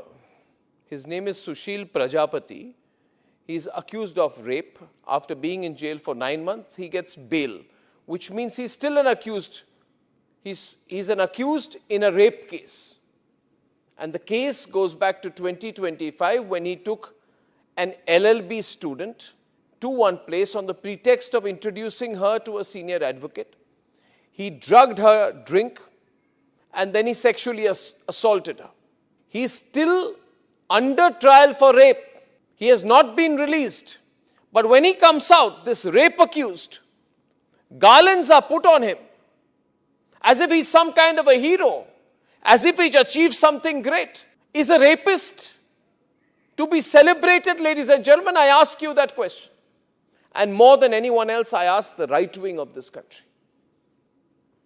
Very often I come on television and I say, yes, on several issues, I'm happy to be called a right-winger.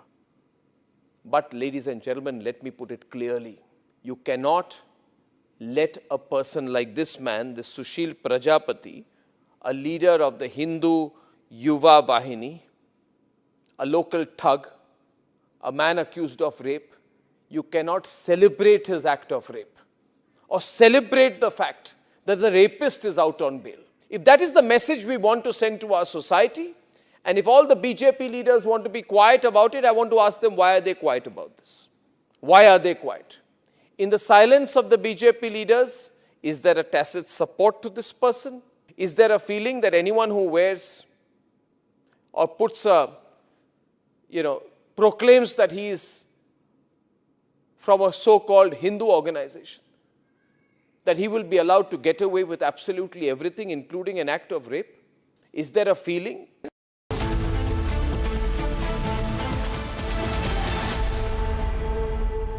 Amity has been ranked India's #1 not-for-profit private university for 11th year, with top 10 ranked institutions in management, engineering, biotech, law, masscom, telecom, hospitality, fashion and more.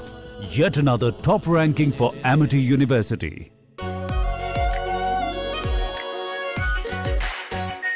Our pure Shahi Paneer Masala. Delicious, healthy, every day. रानी, इस घर में कुछ है जो टूटता नहीं। ये pillar कभी नहीं टूटेगा। रुंगटा स्टील TMT से बना। रुंगटा नहीं तो घर स्ट्रॉन्ग नहीं। रुंगटा स्टील TMT बार एकदम solid. In fact, very often I believe the only way to get justice in India is a media trial. So there's no reason for the media, if it's doing a good job of a media trial, to be on the back foot. In fact, the courts should stop making these overarching remarks about media trial and contemplate about one very basic thing. With the greatest of respect to the courts, when the other institutions fail, when people get let down by the system, when even the judiciary does not seem to be listening or raising a noise about issues, like in the case of Twisha Sharma.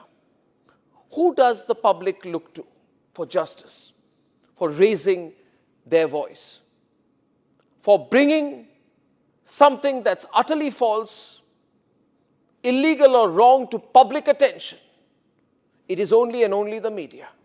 And today, therefore, we are doing a media trial in this specific case, ladies and gentlemen, of Twisha Sharma, the 33-year-old daughter-in-law of an ex-judge, in a case where the ex-judge and the ex-judge's advocate son appear to be more than involved. Ladies and gentlemen, 15 questions tonight. And if they think it's a media trial, so be it. So be it. Why did the ex-judge in the case of Twisha Sharma, neither she nor her son call a police or an ambulance? What took them 57 minutes to bring the body down? Where are the 3 men who are seen in the video dragging Twisha's body, destroying evidence?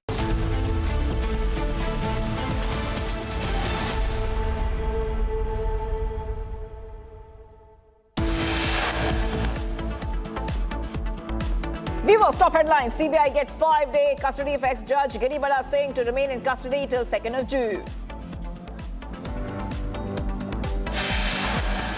CBI gets 5-day custody extension of Twisha Sharma's husband Samarth Singh till 2nd of June.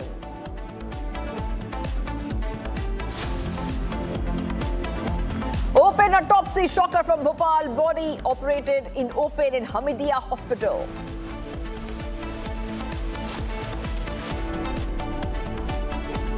No lessons learned from the fake cough syrup deaths. Now fake Oxytocin reportedly kills 5 in Rajasthan.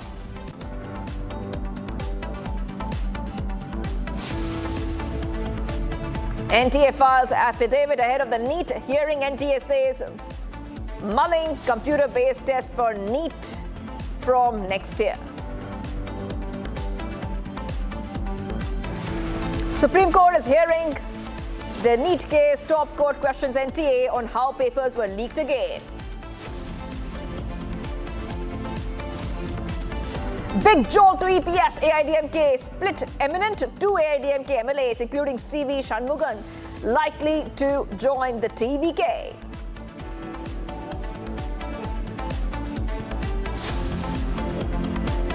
Big row over Vande Mataram has emerged over not being played in full in Kerala Assembly. As per sources, Kerala government neglected the Lok Bhavan's directions.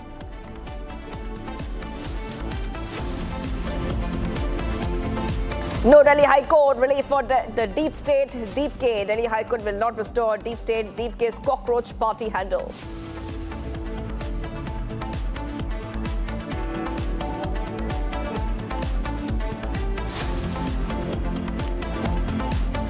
Alright viewers, we are live and breaking. I'm Shivangi Shukla getting you the latest coming in. So let's tell you a little bit about what's happening in the Supreme Court. Supreme Court has directed the Centre Ministry of Education to file a separate affidavit detailing the devising of a mechanism by which the process of conducting and concluding NEET examinations would be done by the NTA on a year-on basis. Now, what we see right now is that the NTA has filed an affidavit in Supreme Court of India concerning the ongoing NEET paper leak controversy, facing tough questions from the bench led by Justice P.S. Narasimha. NTA has assured the Apex Court that agency is committed to restoring trust, transparency and fairness in upcoming NEET retest on June 21st. Now, we have put that information for you, what the Supreme Court has said. They have mentioned a lot of things. The court observed that the endeavor must be to ensure that NTA possesses the important physical as well as intellectual wherewithal to prevent the recurrence of incidents such as the NEET examination controversies of 2024 and 2026. Okay, let's go straight across to my colleague who's joining us, Sarthak. Sarthak, there's a lot happening in the Supreme Court. They have made a lot of observations. They've also gone ahead and directed the Centre Ministry of Education to file a separate affidavit. They've also said very clearly that there was a lack of accountability during the NEET paper leak. They have said so many important things. They've also said that the NEET paper leak was a trauma to students. There's so much they have said. If you could just tell our viewers the most important statements coming in from the Apex Court.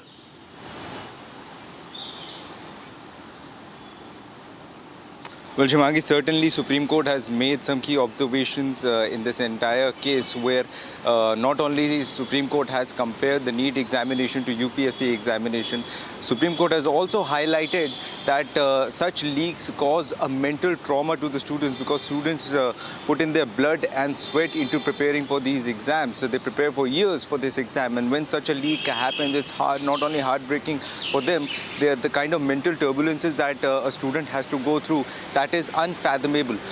These are certain key observations. And also, as a matter of fact, in today's hearing, before today's hearing, a fresh affidavit was filed by the committee that was formed after the 2024 leak. It was a high-level committee that was formed, which was being headed by the former ISRO chief K. Radhakrishnan. They have filed a fresh affidavit explaining what all measures they have taken so far and what all measures they will be taking in the future. They said that they have incorporated new technology, new ways of conducting these exams, the way the entire verification will be done, Aadhaar verification or maybe CCTV surveillance has also been added to this. The entire structure of NTA is being reformed, where 18 new personals have been added to this national testing agency. These people belong to some to CBSE, they come from IIT. These are experts who hold expertise in these departments. They have been added to the team. So basically, it's a 34-page long affidavit where they have explained what all measures they have taken so far and what all measures they will be taking in the future. However, the major concern of the Supreme Court was that you have explained in detail all these measures that you are likely to take and you have taken so far. Yet these leaks happen. These leaks have happened several times in the past. What is the main reason? Because this is an important examination. Is it a problem with the execution of these examinations? Is it the problem with some incompetence by certain professionals working at the National Testing Agency? What could be the possible reason? It is really traumatizing for the students to go through this kind of situation, because they prepare for these exams for years and then they have to find out that the entire examination has been leaked. Certain measures have to be taken and NTA has to be held responsible for that.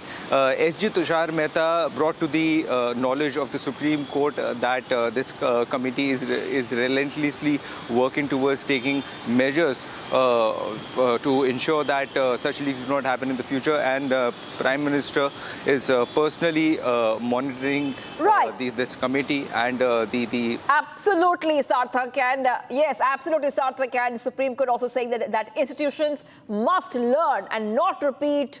These kind of incidents should never be repeated. Okay, let's move ahead to some of the other stories we're tracking. Getting some more breaking news coming in West Bengal. A TMC leader, Manas Roy, has been arrested on allegations of embezzling nearly 10 crores from government development schemes between 2018 and 2023 during the tenure of his wife, Bubun Roy, as Gram Panchayat Pradhan. This case once again exposes a deep-rooted culture of alleged corruption under the All India Trinamool Congress, where funds meant for public welfare are repeatedly misused. That is right.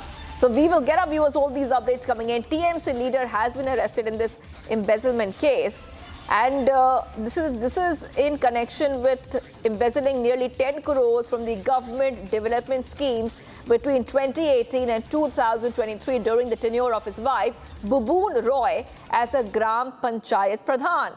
Okay, getting you some pictures coming in as well from Alipurduar, West Bengal. Those are the pictures that are coming in. The case has once again exposed the deep-rooted culture of alleged corruption under the TMC, where funds meant for public welfare are repeatedly misused by some people with bad intentions. Okay, those are the pictures that we're getting for you. And let's move ahead right now to some of the other updates coming in. More breaking news coming in, viewers. Let's move ahead. MEA Randir Jaiswal says Bangladesh needs to verify the nationality of all illegals. All illegals staying in India will be dealt with as per law. Regarding Bangladesh, we have referred them cases and to identify their nationality. Verification is pending from Bangladesh for over 5 years now.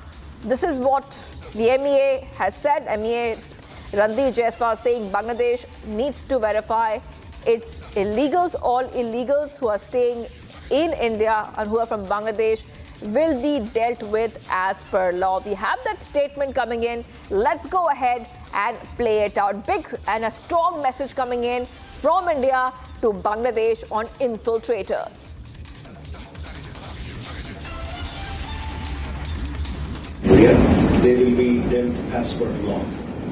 Now, in the case of Bangladesh, as I had informed you earlier, we have referred 2,680 cases or more than 2,680 cases to the Bangladeshi side for them to verify the nationality of those people that we have handed over the names of. Once this nationality verification is done, then we will be in a position to report these people, these nationals of Bangladesh. In many cases, I had told you earlier that these verification is pending for more than 5 years or so, and it is our expectation that we will receive an early response from Bangladesh on this particular issue, so that the bilateral arrangement that we have between both the countries, based on that, these people who are staying here, they can be sent back to or deported back to Bangladesh. Getting some more updates coming in on Republic TV. Let's tell you exactly what's happening. Amit Shah has made a big statement on curbing infiltration. We have decided to completely transform the BSF's concept of border security. Amit Shah says that now the scope will expand beyond just border protection to encompass the security of the entire territory. Amit Shah is saying this, viewers. Big updates coming in on Republic TV, where Home Minister Amit Shah making this statement about infiltration and sending a very, very strong message there. that they will transform the BSF concept of border security.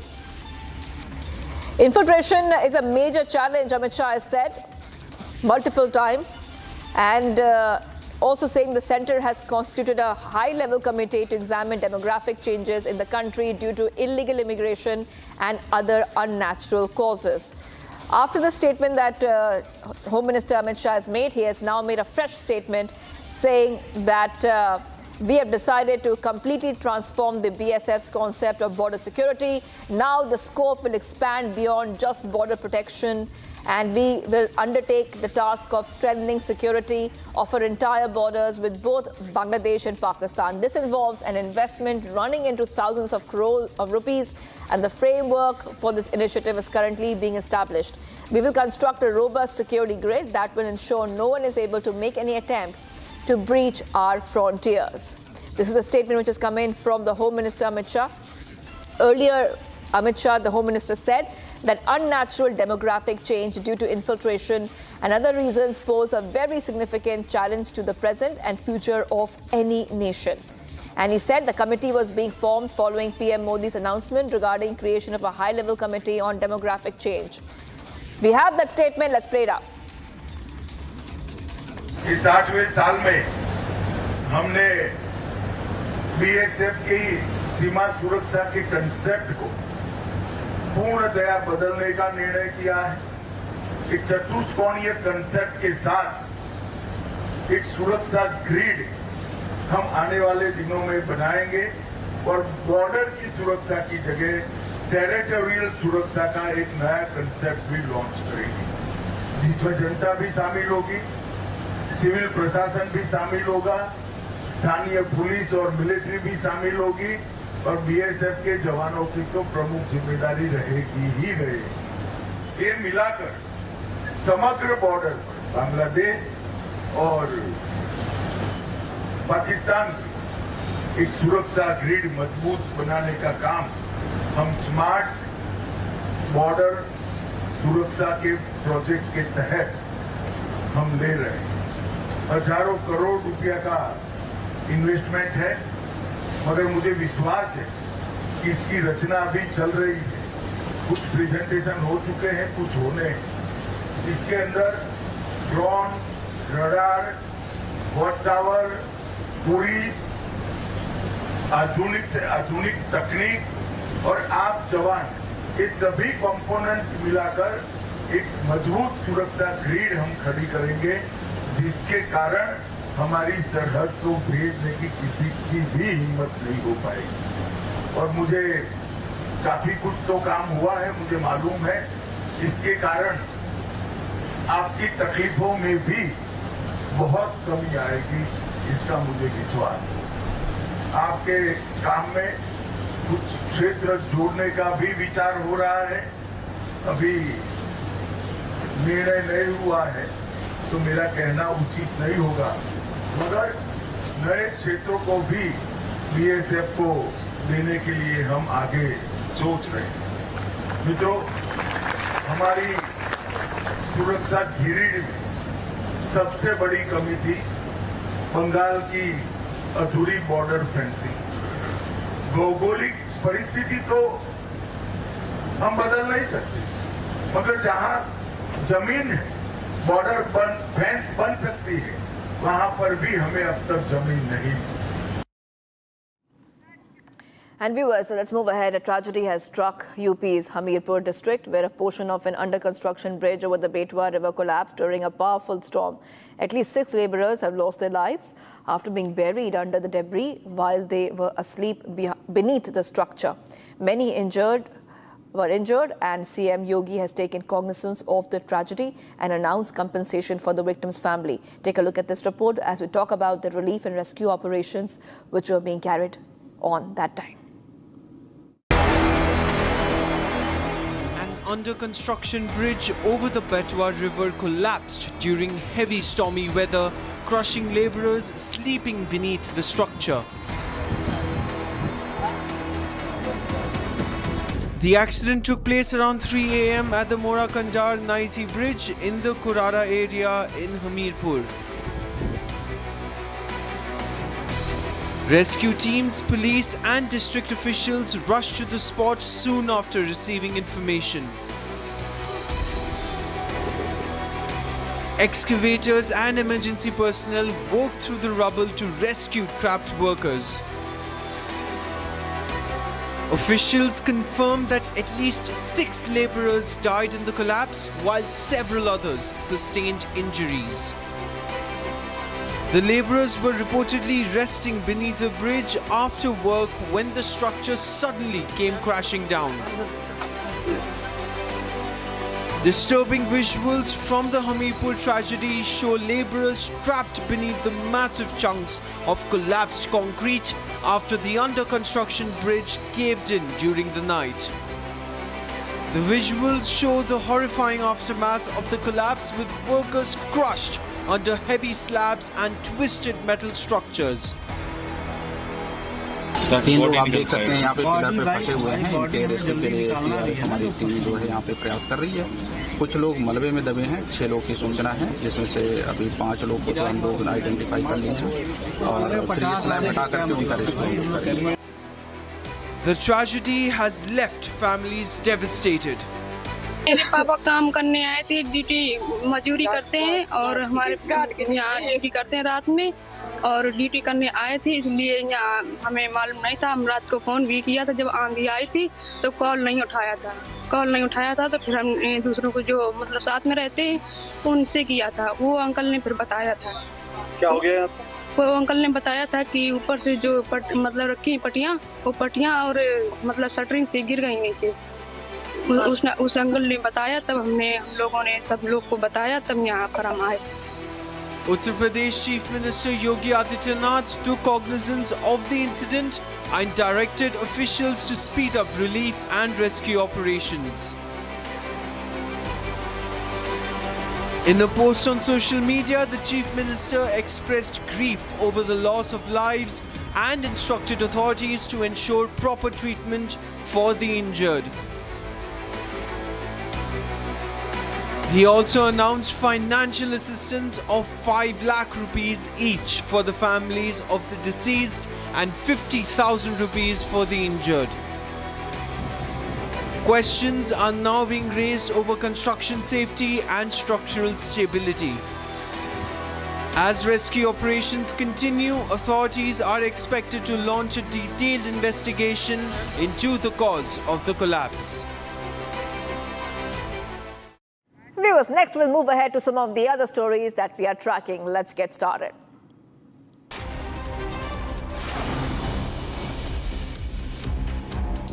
Rajasthan has banned a batch of Oxytocin injections after the quality test reportedly found the drug ineffective following the deaths of 5 pregnant women at Kota Government Hospital after C-section surgeries. The State Health Department suspended members of the medical staff linked to the case pending investigation. A post-mortem on an unidentified body was conducted at a public area and open at Bhopal's Hamidia Hospital under doctor supervision has triggered outrage with viral visuals raising many serious questions over dignity and medical negligence. A centre is considering involving the Indian Air Force in transporting NEET question papers to prevent leaks, triggering sharp opposition criticism over repeated exam security failures. Rajasthan Minister Gautam Kumar has been booked after an alleged audio clip surfaced online showing him abusing and threatening policemen in public. The minister claimed that he had no connection with the audio making rounds on social media.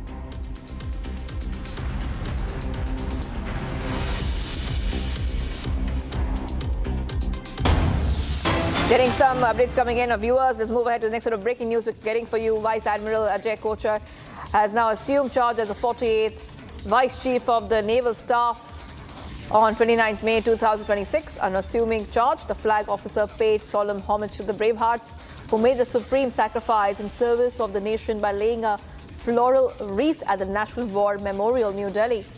An alumnus of the prestigious National Defence Academy, Pune, we see that Vice Admiral Ajay Kochar was commissioned into the Indian Navy on July 1988, a specialist in missile systems and gunnery.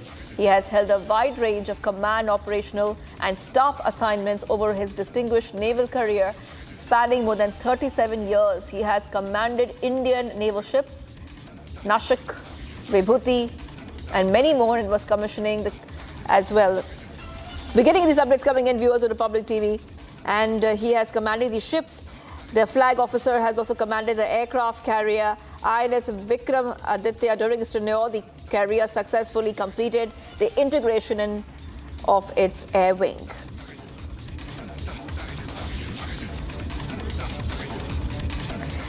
Viewers, late Wednesday night, a tragic AC blast triggered a fire on the ground floor of a 3-story home in South Delhi's Hauskas enclave. The incident claimed the life of Dhanendra Kumar, 80-year-old retired Indian administrative officer, service officer who passed away early on Thursday morning at the AIIMS Trauma Center due to severe smoke inhalation. His son was also injured in the blaze and remains hospitalized. Kumar had previously represented India as an executive director on the World Bank board in Washington, D.C.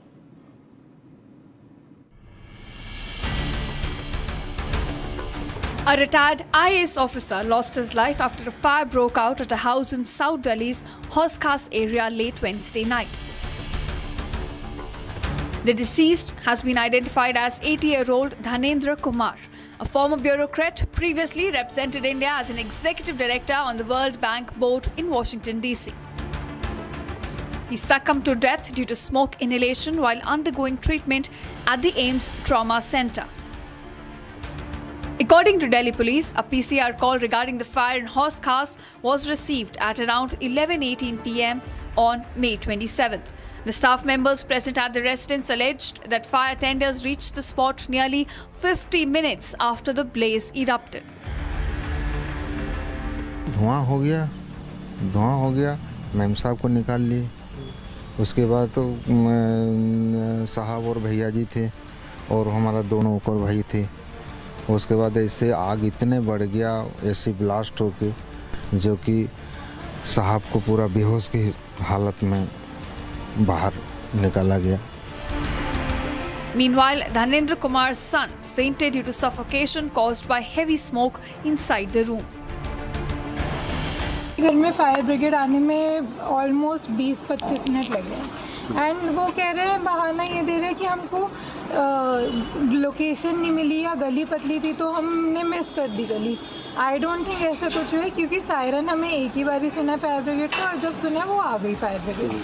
ठीक है, मतलब मतलब ये slum नहीं है, यहाँ पे पतली गलियाँ हो, अच्छा पॉश एरिया है। स्लम फायर ब्रिगेड आई थी जब तो आ गई थी, बहुत इजीली आ गई थी। मतलब फायर डिपार्टमेंट को जो हम सारे नेबर्स हैं, ये अंकल आंटी दोनों ओल्ड है एंड मतलब ठीक है ओल्ड, मैं एज को नहीं कह रही बट ओनली वो दो और उनके स्टाफ रहते हैं एंड अंकल इतने प्रोमिनेंट पोस्ट पे ऑलरेडी रहे हुए तब उनको ये हेल्प लाने में इतना उनको टाइम लगा। At the time of the incident, 5 people, including family members and domestic staff, were present inside the residence. Initial investigation suggests that the fire was triggered by a blast in the indoor unit of an air conditioner installed inside the house. Officials said an electrical inspection is currently underway and added that no foul play is suspected at this stage. Further investigation into the incident is ongoing. And viewers, much for coming up on the other side. Supreme Court hears the NEET paper leak case. NTA says mulling computer-based test for NEET from next year. Stay tuned. We'll continue to be live and breaking here. This week on Get Me Right, the Pope weighs in on the morality conundrum of artificial intelligence in his first encyclical that has gone viral. Would the tech bros of Silicon Valley listen to the pontiff? Second, we take a deep dive into the cow slaughter ban debate that surfaced around the Eid festivities, the civilizational ethos that guide the Hindu sentiments on cow and what the Muslims can do about it. And finally, we deal with the private sector ostrich that corporate India seems to have become when it comes to betting on our economy. Are they going to be the black sheep in black forever with no skin in the game? This weekend, only on Republic TV.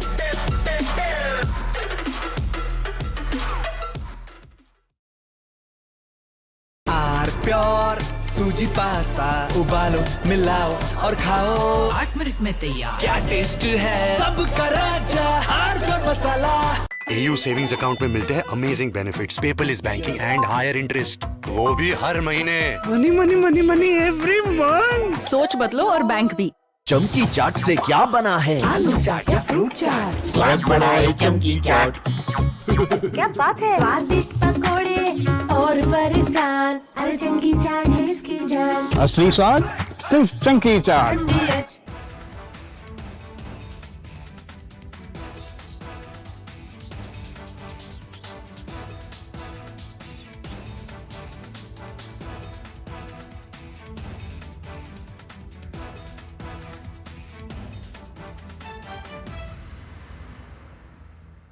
I want to start with some very disturbing pictures that have come in of a so-called right-wing leader.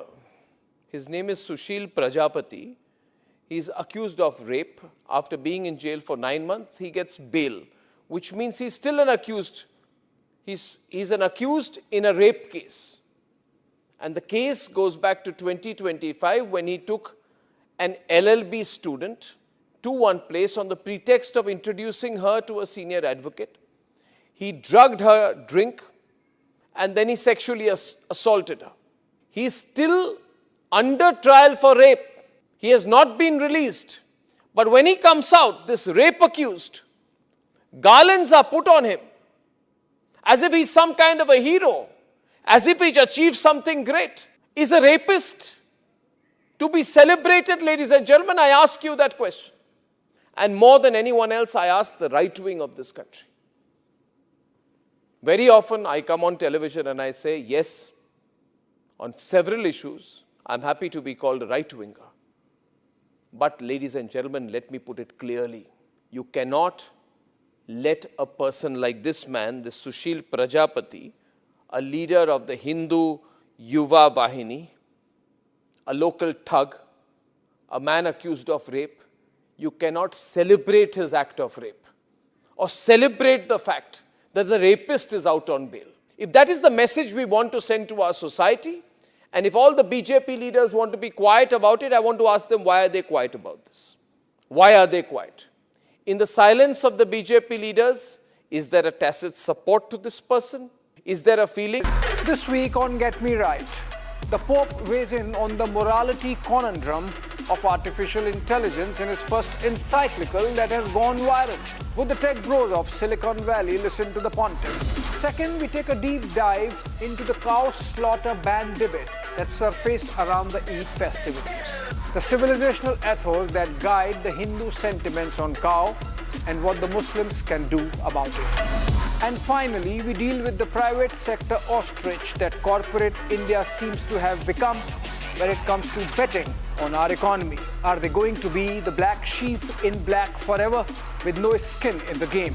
This weekend, only on Republic TV. थोड़े में ज्यादा स्वाद यही तो है इसकी खास बात। वाओ मामा क्या स्वाद है? अरे मेरे राजा मसाला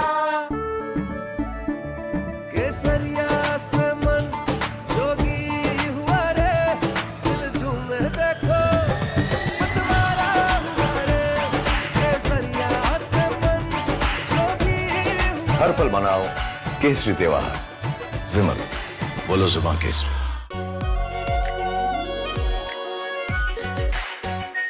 are pure shahi paneer masala, delicious, healthy every day. In fact, very often I believe the only way to get justice in India is a media trial. So there's no reason for the media, if it's doing a good job of a media trial, to be on the back foot. In fact, the courts should stop making these overarching remarks about media trial and contemplate about one very basic thing. With the greatest of respect to the courts, when the other institutions fail, when people get let down by the system, when even the judiciary does not seem to be listening or raising a noise about issues, like in the case of Twisha Sharma, who does the public look to for justice, for raising their voice, for bringing something that's utterly false, illegal or wrong to public attention It is only and only the media.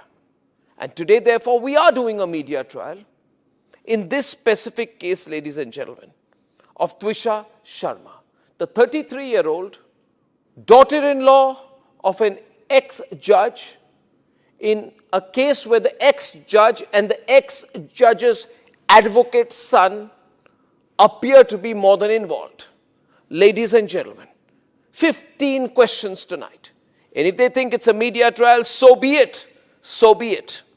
Why did the ex-judge in the case... This week on Get Me Right, the Pope weighs in on the morality conundrum of artificial intelligence in his first encyclical that has gone viral. Would the tech bros of Silicon Valley listen to the pontiff? Second, we take a deep dive into the cow slaughter ban debate that surfaced around the Eid festivities, the civilizational ethos that guide the Hindu sentiments on cow and what the Muslims can do about it. And finally, we deal with the private sector ostrich that corporate India seems to have become when it comes to betting on our economy. Are they going to be the black sheep in black forever with no skin in the game? This weekend, only on Republic TV.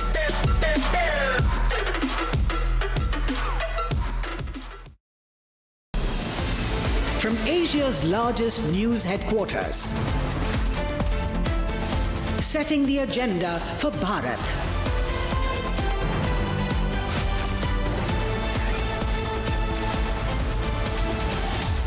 You're watching Republic.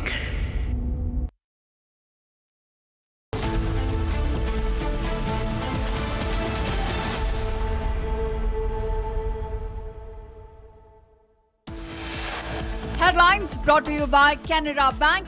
Together we can. Under scanner after Delhi Gymkhana Club, Maharashtra government to inspect the elite gymkhanas and clubs on government lands. Centre says the Prime Minister is personally supervising NEET paper leak issue. Supreme Court seeks plan to overhaul the NTA. India's strong message to Bangladesh on infiltrators. India says verification spending from Bangladesh for 5 years now. CBI gets 5-day custody of ex-judge Giribala Singh to remain in custody till 2nd of June. No High Court relief for Deep State Dip-K. Delhi High Court will not restore Deep State Dip-K's Cockroach Party handle.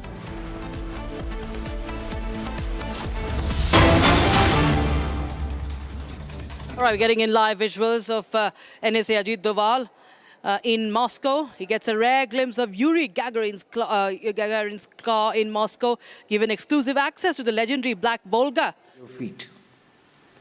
Здравствуйте, друзья.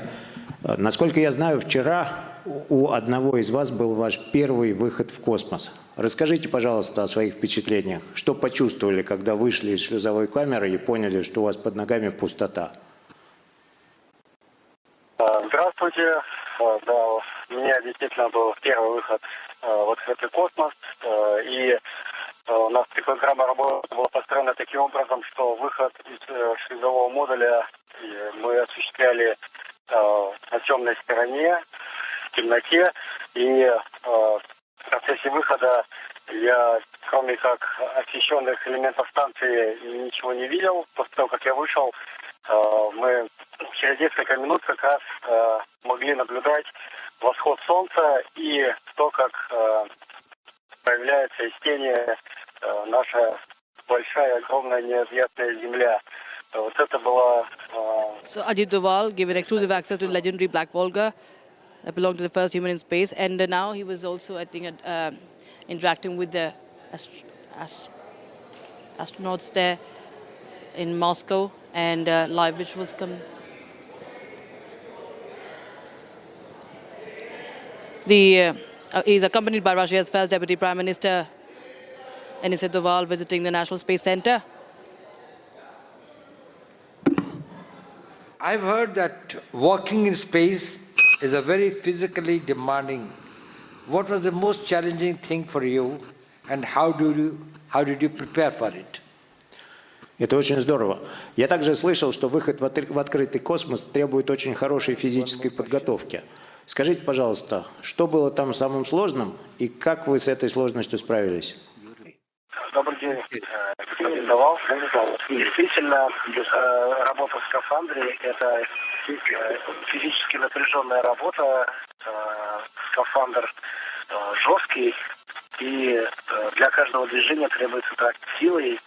Самое трудное движение в этом скафандре – это движение, мелкие движения пальцами и руками, когда ты делаешь маленькие движения, но перчатка все время сопротивляется. И поэтому надо очень внимательно подходить к тому, как ты берешь, захватываешь предмет, как ты двигаешь кистью, как двигаешь рукой, для того, чтобы делать эти движения наиболее эффективно и тратить меньше сил.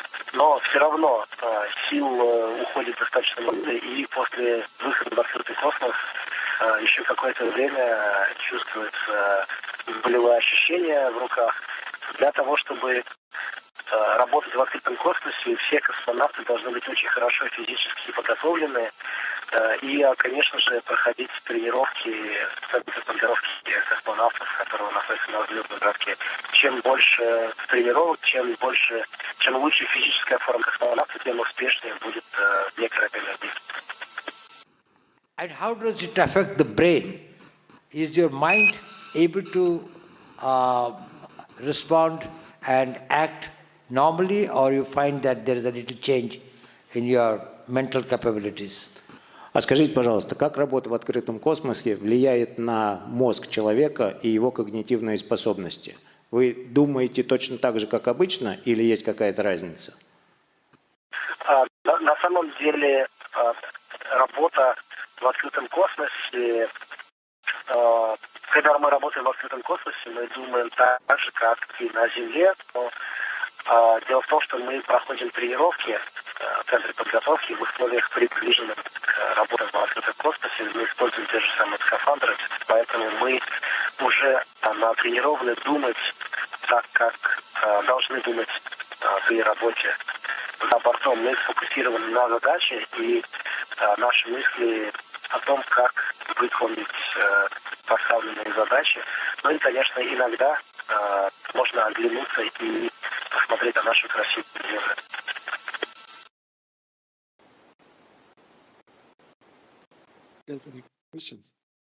Но если говорить о нашей ментальной работе мозга в космосе, то, конечно, мы привыкаем к работе в невесомости. Здесь мы используем все три измерения, и, конечно, работа мозга немножко меняется. Наше восприятие мира в невесомости меняется. Ребят, спасибо вам большое за прямое включение. Очень рады были с вами пообщаться. Отдыхайте, набирайте сил для последующих выполнения тех задач, которые перед вами стоят. Спасибо большое.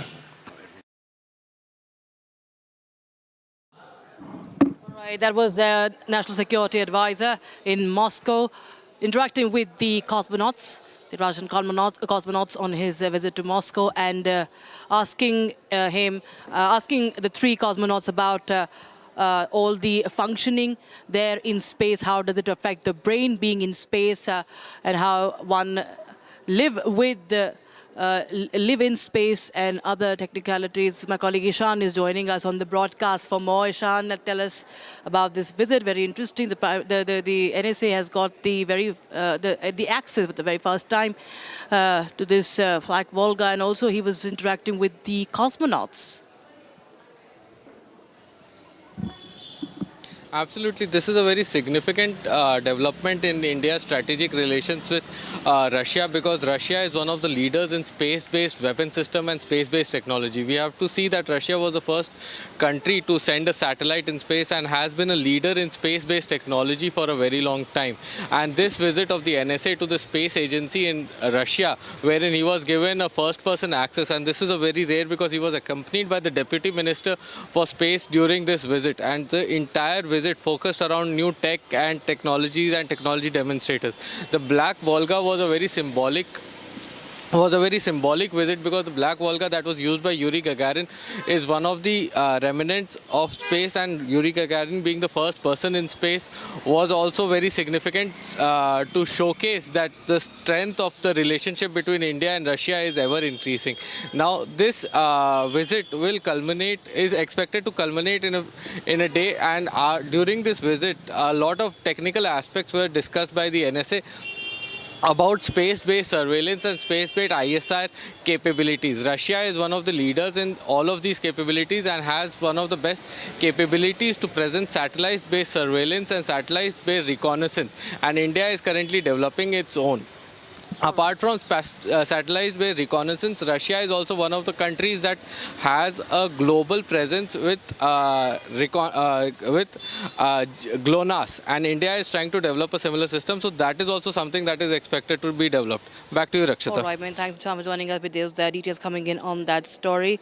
Meanwhile, viewers, after the Delhi Gymkhana, the notice that has been served Delhi Gymkhana, and the matter is in the court. Now, other Gymkhanas and other such elite clubs across the country, especially in metro cities like Mumbai, are now under scrutiny. And one such is in Mumbai. Maharashtra government's urban development department now is going to inspect the elite gymkhanas and clubs in the maximum city operating on government-owned land.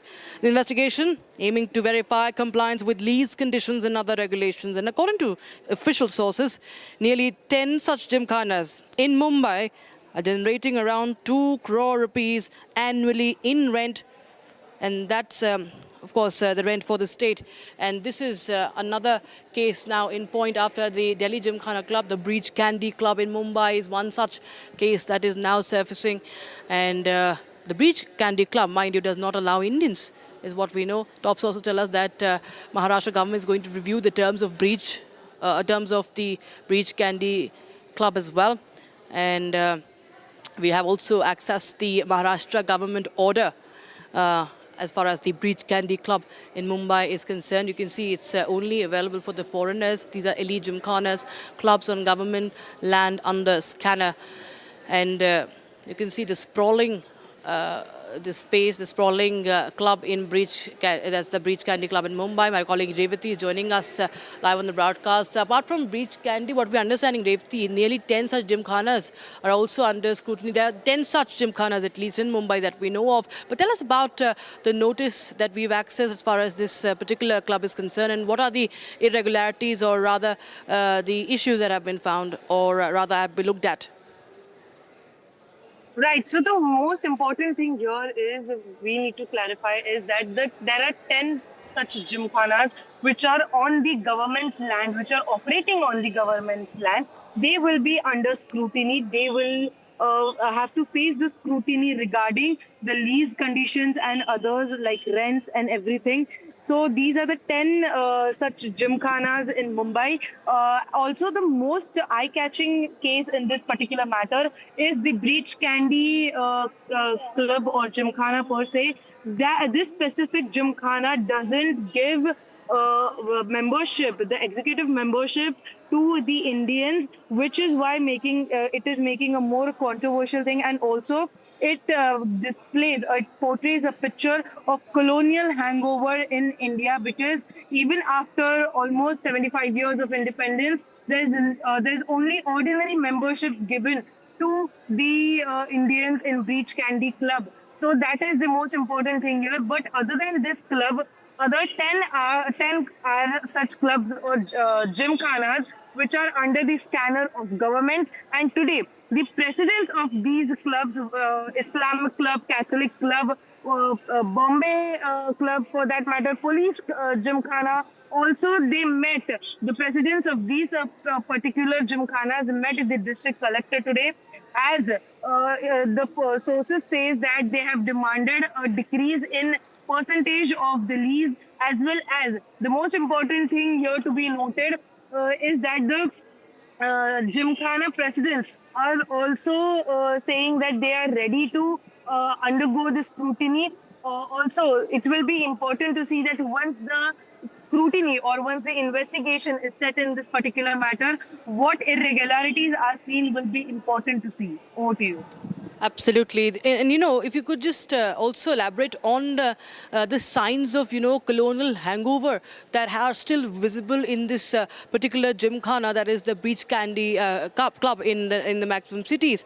We have this whites-only policy. One cannot imagine that after decades of independence, that we still have a whites-only club in India, that there is a swimming pool also we are learning, which is of the shape of undivided India.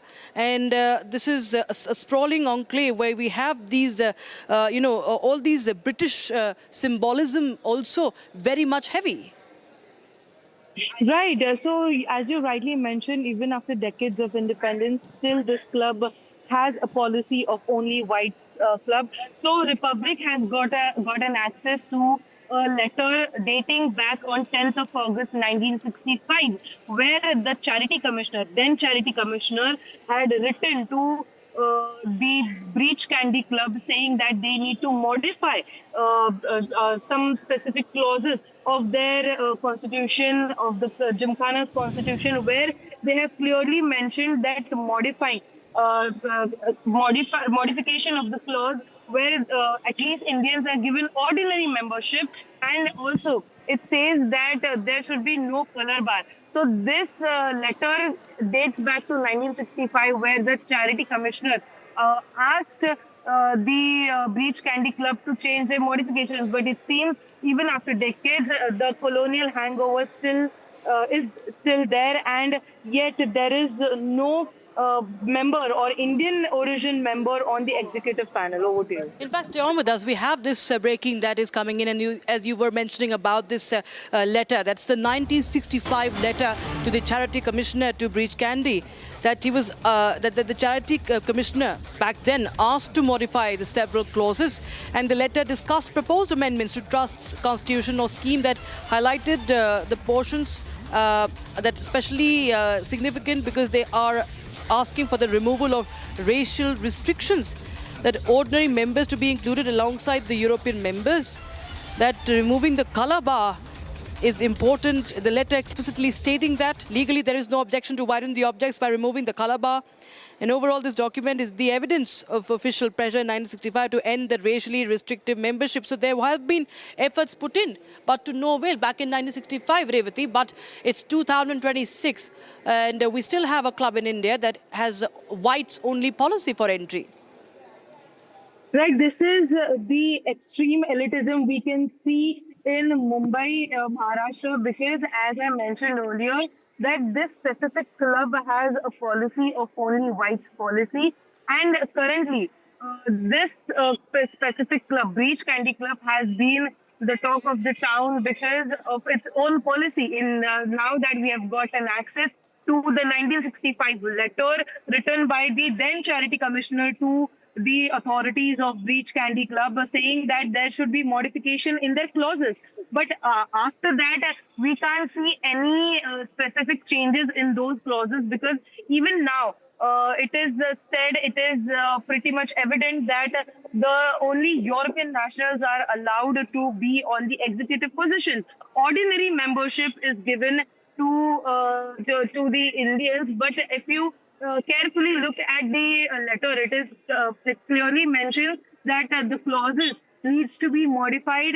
Inhabitants of Bombay, which means that the ordinary people, the common people, or the Indian nationalites should be given at least the ordinary membership in the Breach Candy Club. Also, there should be no color bar in Breach Candy. All these specifics are mentioned in that letter.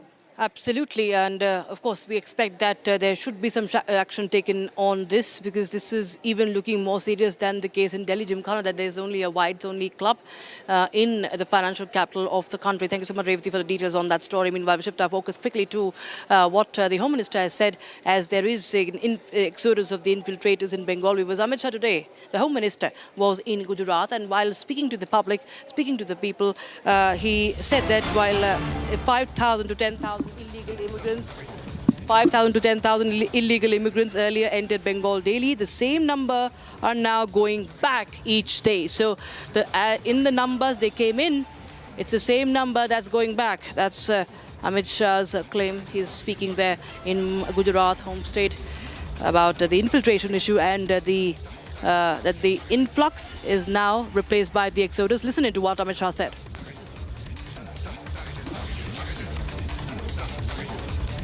इस 8वें साल में हमने BSF की सीमा सुरक्षा के concept को पूर्णतया बदलने का निर्णय किया है।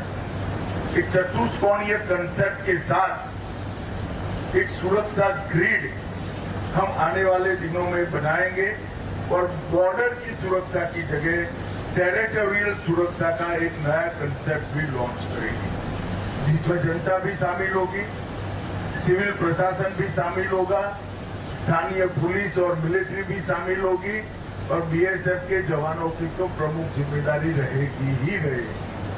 ये मिलाकर समग्र बॉर्डर पर बांग्लादेश और पाकिस्तान की एक सुरक्षा ग्रिड मजबूत बनाने का काम हम स्मार्ट बॉर्डर सुरक्षा के प्रोजेक्ट के तहत हम ले रहे हैं। हजारों करोड़ रुपया का इन्वेस्टमेंट है, मगर मुझे विश्वास है कि इसकी रचना अभी चल रही है। कुछ प्रेजेंटेशन हो चुके हैं, कुछ होने हैं। इसके अंदर ड्रोन, रडार, वॉच टावर, पूरी आधुनिक से आधुनिक तकनीक और आप जवान, ये सभी कंपोनेंट मिलाकर एक मजबूत सुरक्षा ग्रिड हम खड़ी करेंगे, जिसके कारण हमारी सरहद को भेजने की किसी की भी हिम्मत नहीं हो पाएगी। और मुझे काफी कुछ तो काम हुआ है, मुझे मालूम है। इसके कारण आपकी तकलीफों में भी बहुत कमी आएगी, इसका मुझे विश्वास है। आपके काम में कुछ क्षेत्र जोड़ने का भी विचार हो रहा है, अभी निर्णय नहीं हुआ है तो मेरा कहना उचित नहीं होगा, मगर नए क्षेत्रों को भी बीएसएफ को देने के लिए हम आगे सोच रहे हैं। मित्रों, हमारी सुरक्षा ग्रिड में सबसे बड़ी कमी थी बंगाल की अधूरी बॉर्डर फेंसिंग। भौगोलिक परिस्थिति तो हम बदल नहीं सकते, मगर जहां जमीन है, बॉर्डर फेंस बन सकती है, वहां पर भी हमें अब तक जमीन नहीं मिली। And on the issue of Bangladeshi infiltrators, ladies and gentlemen, we had the Ministry of External Affairs also issuing a statement saying that all the Bangladeshi nationals are being identified and dealt as per law. Also mentioning that it's important for Bangladesh to verify their identity. Listen to what Ranadhir Jaiswal had to say in this regard. All illegal nationals who are staying in India, they will be dealt as per law.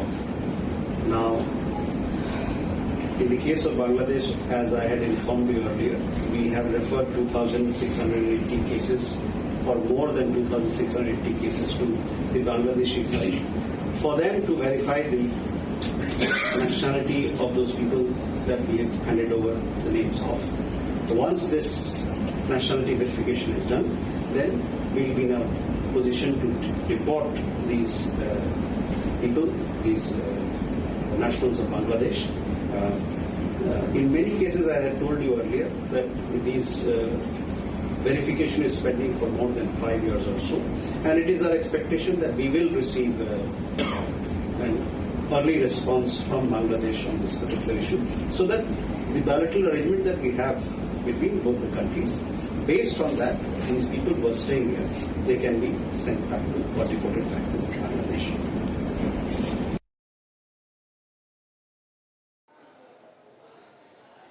All right, we have some breaking news coming in right now, and this is in connection with Republic TV. Okay, this is from Rajasthan. Rajasthan Chief Minister Bhajan Lal has launched a major crackdown on corruption. 103 officers suspended, and action has been taken against 103 officials. That includes one IAS officer as well. And 6 officers have been dismissed. In fact, the pensions of 11 have been withheld. It's a tough stance against corruption. Prosecution sanctioned in 108 cases. So this is news coming in from Rajasthan, where the Chief Minister, Bhajan Lal Sharma, has launched a crackdown on the corrupt officials, the corrupt officers, and that's the breaking news we have right now. It includes CIS officers as well, and 6 officers have been dismissed by the Rajasthan government, and pensions of 11 have been withheld, and that's the breaking news we have right now from Rajasthan.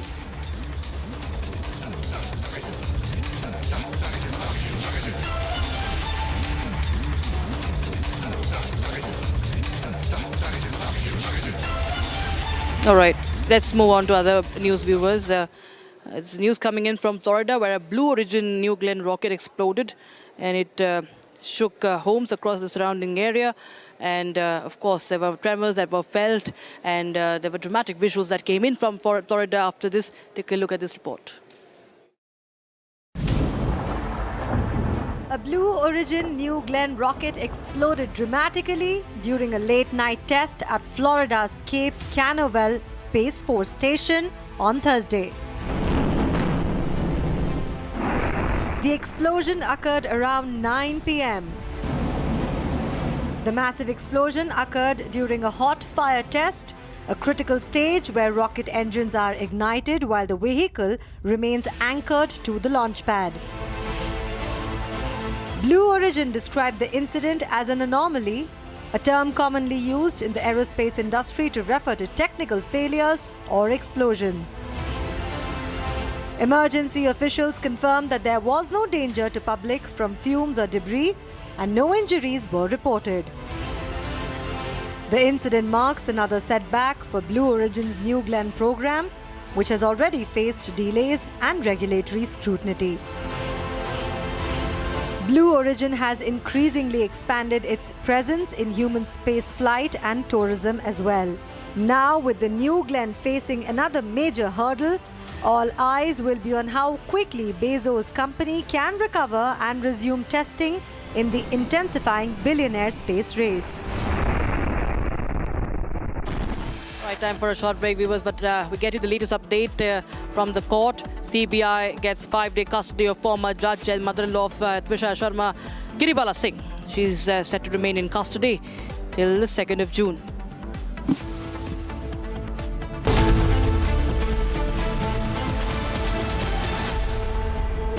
Pure suji pasta उबालो मिलाओ और खाओ 8 minute में तैयार क्या taste है सबका राजा hardware masala AU savings account में मिलते हैं amazing benefits, paperless banking and higher interest, वो भी हर महीने। Money money money money every month. सोच बदलो और बैंक भी।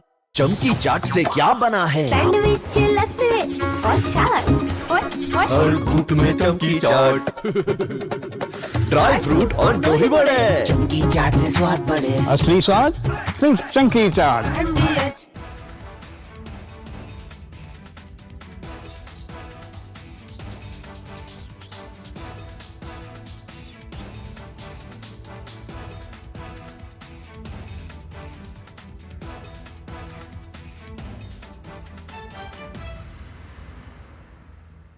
I want to start with some very disturbing pictures that have come in of a so-called right-wing leader.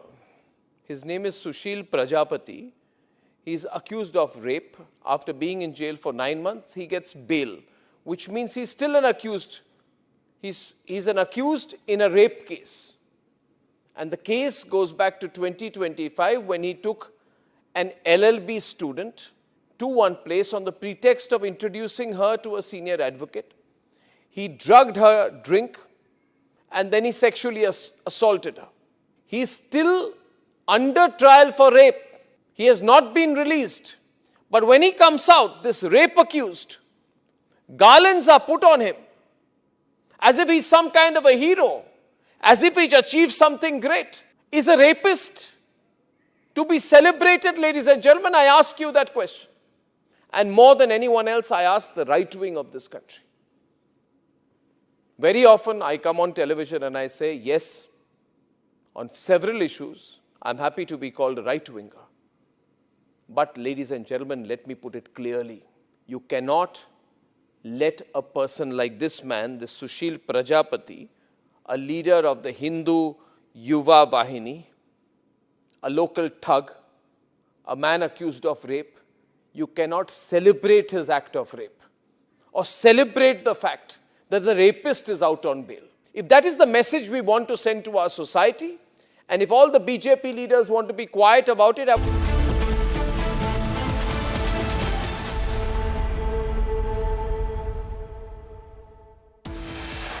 Headlines brought to you by Canara Bank. Together we can.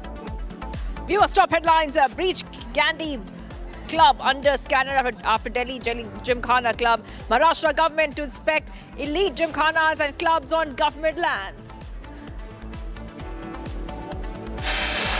Centre says PM Modi personally supervising NEET paper leak issue. Supreme Court seeks plan to overhaul NTA.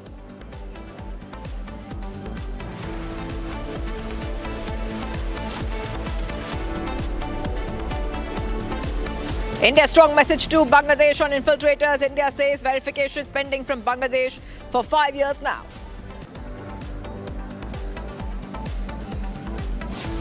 CBI gets 5-day custody of ex-judge Giri Bala Singh to remain in custody till 2nd of June.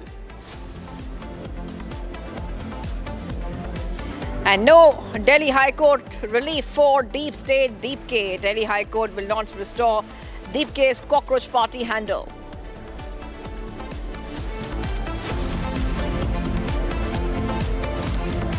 Hello viewers, we are live and breaking up. Shivangi Shukla getting you the latest coming in. A short while back, Bhopal court has sent both Samarth, has extended his custody and sent Giri Bala to custody of the CBI for 5 days. CBI plans to question the mother-son duo and verify their claims. And in the backdrop of all this, we see that Republic TV has accessed the copy pages remanding Samarth and Giri Bala Singh to CBI custody till June 2nd. Order copy states that the CBI informed the court that the accused Samarth is not cooperating with the investigation. The CBI stated that Giri Bala and Samarth needs to be interrogated face-to-face. I repeat, face-to-face. The CBI also mentioned that certain evidence still needs to be collected. So now, what will happen? CBI will be questioning the mother-son duo and verify the claims about the events leading up to late Tushar's death. Bhopal court had sent Tushar's husband Samarth Singh and her mother-in-law Giri Bala Singh to CBI custody for 5 days. They have been sent to custody till June 2nd. The CBI plans to question the mother-son duo and verify these claims. Early in the day today, the CBI produced both Giri Bala Singh and Samarth Singh before a court in Bhopal. Taking our viewers through what happened on May 28th, the CBI arrested retired Bhopal District Judge Giri Bala Singh in the Tushar Sharma case, dowry harassment and death case, after the Madhya Pradesh High Court rejected the anticipatory bail a local court had granted her on May 15. We will be getting our viewers all those updates. We have accessed the order, and according to the order, we see that the CBI had informed the court that the accused is not cooperating with the investigation. So there's a bit of a issue there of non-cooperation with the investigation when it comes to the accused, particularly Samarth, the husband. The CBI stated that Giri Bala and Samarth need to be interrogated face-to-face. The CBI also mentioned that certain evidence will be collected as well. So certain evidence still needs to be collected. The CBI, by the way, remember, can go ahead and collect all the evidence required. They can also go ahead and investigate any person connected to the death case. The CBI is also going to camp out in Bhopal, and they will go ahead and continue the investigation. The parents of Tushar, remember, and the brother of Tushar, while speaking to Republic earlier, had asked for a CBI inquiry. After a lot of pressure, after Republic TV's campaign, relentless campaign, we saw that the CBI has now taken over.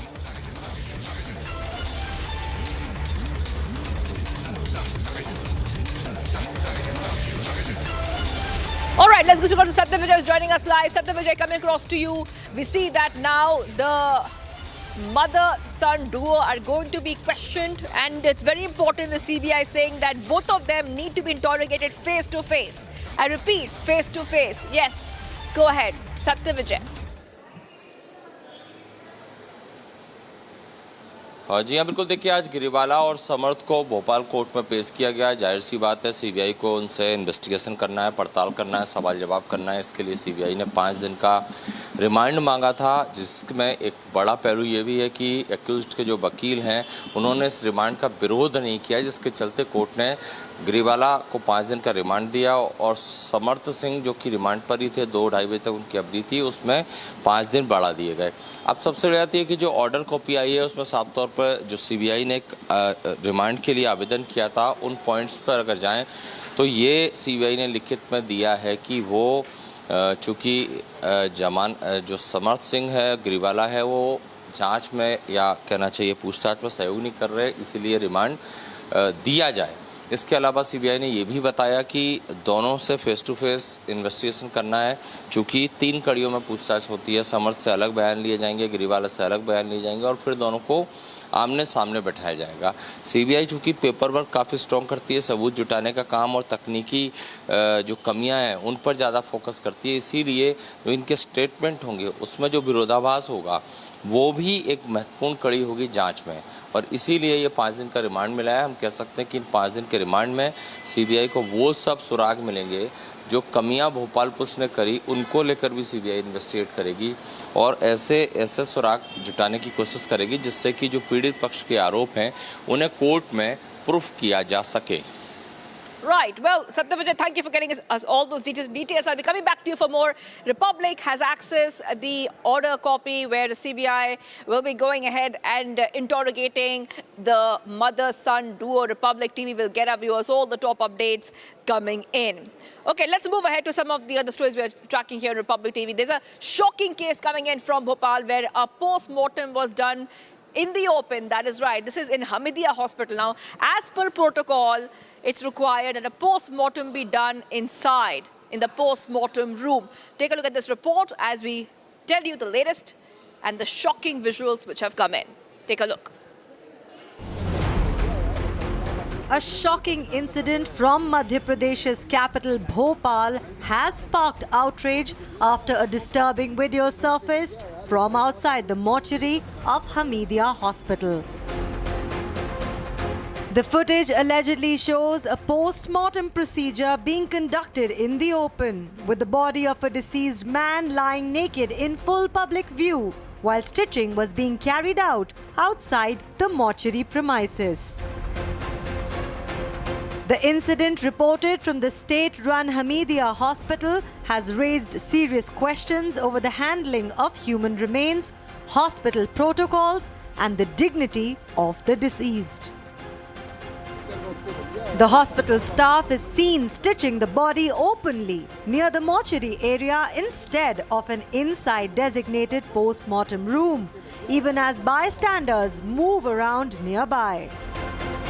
Following the outrage, hospital authorities reacted to the viral video and assured action.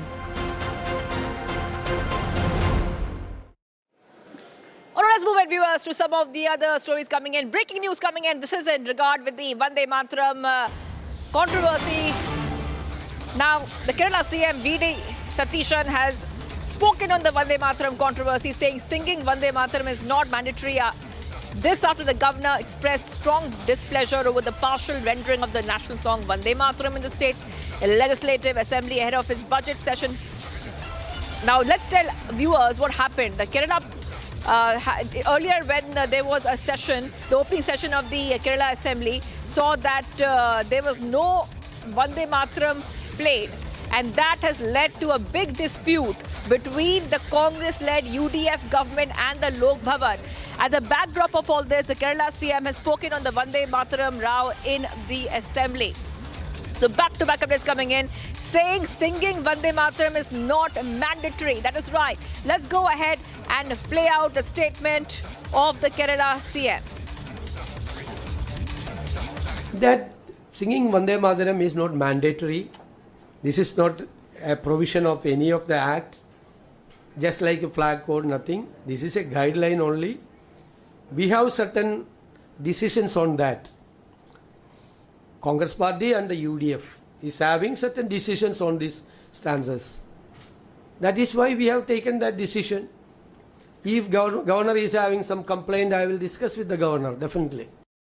That singing Vande Mataram is not mandatory. This is not a provision of any of the act. Just like a flag code, nothing. This is a guideline only. We have certain decisions on that. Congress Party and the UDF is having certain decisions on these stanzas. That is why we have taken that decision. If governor is having some complaint, I will discuss with the governor, definitely. Okay, so let's go to Shankar joining us. Kerala CM saying that Vande Mataram is not mandatory, and the governor saying this is a huge protocol violation. Yes, go ahead. This is the latest controversy. In fact, one of the biggest controversies now which has erupted just after there is a new Kerala CM. Shankar. Yes, as VD Sadition said, the UDF, the Congress-led UDF has certain policy, and it does not mandate rendering the full song of Vande Mataram. As he had stated this during the swearing-in ceremony that held on May 18 as well. You know, on May 18, the full Vande Mataram song was played throughout, and UDF and even the Congress party were criticized by CPM very harshly. You know, even it led the CPM to pinpoint UDF by stating that UDF and the BJP are in a pact, and that is the reason why the ED raid was held in Kerala. So by pointing the full playing of Vande Mataram during the swearing-in ceremony led to the allegation by CPM against the UDF that it indicates clearly the deal between BJP and the Congress-led UDF. Now on today was the first session of the 16th Kerala Legislative Assembly, and today the VD Satish took a decision in advance by giving strict directions to the Assembly Secretary and the other staff of the Legislative Assembly not to play the song, not to play the song, and as a result, the music of the first 3 or 4 stanzas were played in the beginning and at the end of the assembly session. You know, after the event, even the Kerala governor spoke to the media stating that he had given a strict direction to the Kerala CM and even other responsible person to play Vande Mataram in full. That's right. In full during the beginning of the session. Absolutely, Shankar. Thank you for getting us all those details. We see one more controversy there just after the Kerala CM has taken over. This is over Vande Mataram. Okay, thank you so much for getting us those details. Let's move ahead, viewers. We'll put a focus now to Uttar Pradesh's Hamirpur. Now, what happened there was an under-construction bridge collapsed during a storm that led to some people losing their lives.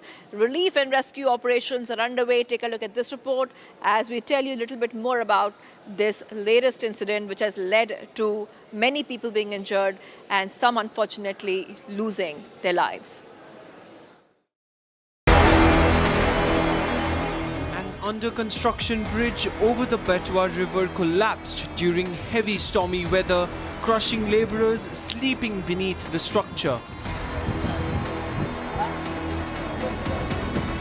The accident took place around 3 a.m. at the Morakandar-Naiti bridge in the Kurara area in Hamirpur. Rescue teams, police and district officials rushed to the spot soon after receiving information. Excavators and emergency personnel worked through the rubble to rescue trapped workers. Officials confirmed that at least 6 laborers died in the collapse, while several others sustained injuries. The laborers were reportedly resting beneath the bridge after work when the structure suddenly came crashing down. Disturbing visuals from the Hamirpur tragedy show laborers trapped beneath the massive chunks of collapsed concrete after the under-construction bridge caved in during the night. The visuals show the horrifying aftermath of the collapse, with workers crushed under heavy slabs and twisted metal structures. 3 लोग आप देख सकते हैं यहाँ पे pillar पे फंसे हुए हैं। इनके रेस्क्यू के लिए SDRF हमारी टीम जो है यहाँ पे प्रयास कर रही है। कुछ लोग मलबे में दबे हैं, 6 लोग की सूचना है, जिसमें से अभी 5 लोग को तो हम लोग आइडेंटिफाई कर लिए हैं और फिर ये स्लैब हटा करके उनका रेस्क्यू करेंगे। The tragedy has left families devastated.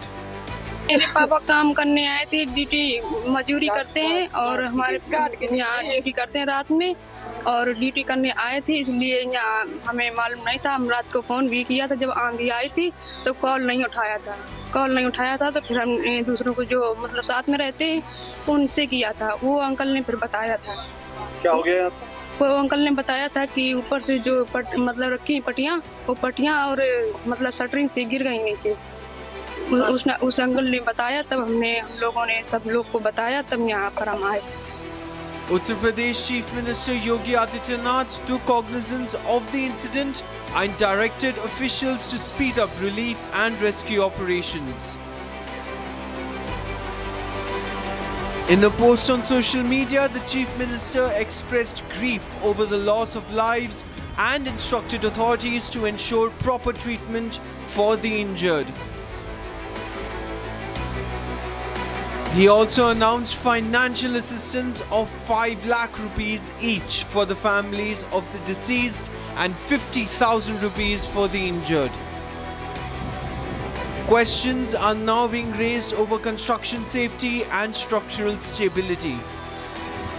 As rescue operations continue, authorities are expected to launch a detailed investigation into the cause of the collapse.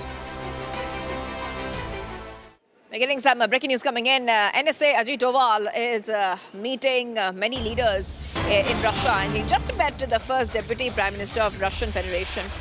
They reviewed bilateral cooperation in defense, energy, space and other fields and exchanged views on regional and global developments. The Russian side organized a visit to their National Space Center and Roscosmos Joint Industry Information Center. So back-to-back updates coming in here, viewers, on Republic TV. Pictures on your screen of NSA Doval meeting top leaders in Russia. And he's spoken about there cannot be a double standards in the fight against terrorism, as he has been addressing the first International Security Forum and 14th meeting of the High Representatives for Security Matters in Moscow. So he's also earlier met his Russian counterpart, exchanging views on the upcoming BRICS NSA meeting, which will be taking place very, very soon.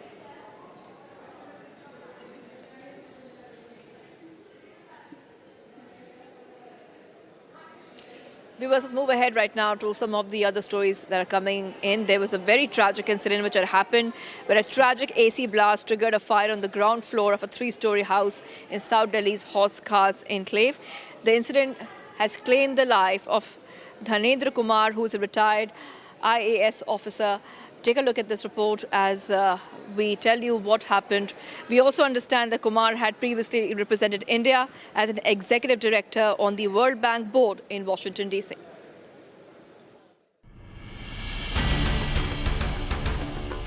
A retired IAS officer lost his life after a fire broke out at a house in South Delhi's Horse Cars area late Wednesday night.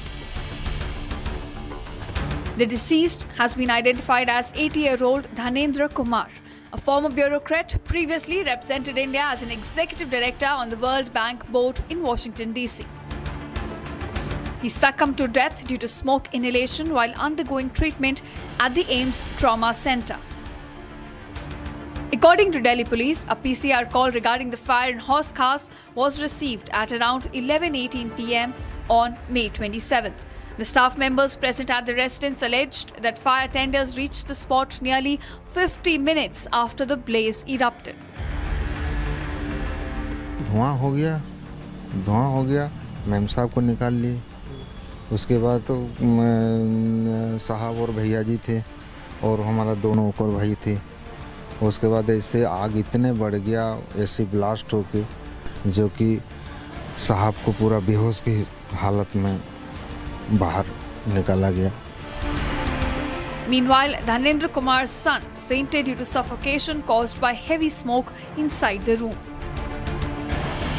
घर में fire brigade आने में almost 20-25 minute लगे and वो कह रहे हैं, बहाना ये दे रहे हैं कि हमको लोकेशन नहीं मिली या गली पतली थी तो हमने मिस कर दी गली। आई डोंट थिंक ऐसा कुछ हुआ क्योंकि सायरन हमें एक ही बार ही सुना फायर ब्रिगेड का और जब सुना वो आ गई फायर ब्रिगेड। ठीक है, मतलब मतलब ये स्लम नहीं है, यहाँ पे पतली गलियाँ हो तो अच्छा पॉश एरिया है। स्लम फायर ब्रिगेड आई थी जब तो आ गई थी, बहुत इजीली आ गई थी। मतलब फायर डिपार्टमेंट को जो हम सारे नेबर्स हैं, ये अंकल आंटी दोनों ओल्ड है एंड मतलब ठीक है ओल्ड, मैं एज को नहीं कह रही बट ओनली वो दो और उनके स्टाफ रहते हैं एंड अंकल इतने प्रोमिनेंट पोस्ट पे ऑलरेडी रहे हुए तब उनको ये हेल्प लाने में इतना उनको टाइम लगा। At the time of the incident, 5 people, including family members and domestic staff, were present inside the residence. Initial investigation suggests that the fire was triggered by a blast in the indoor unit of an air conditioner installed inside the house. Officials said an electrical inspection is currently underway and added that no foul play is suspected at this stage. Further investigation into the incident is ongoing. Viewers, in other news coming in, Union Home Minister Amit Shah has said that while at one point 5,000 to 10,000 illegal immigrants were entering India from Bangladesh and entering West Bengal, the same number are right now going back.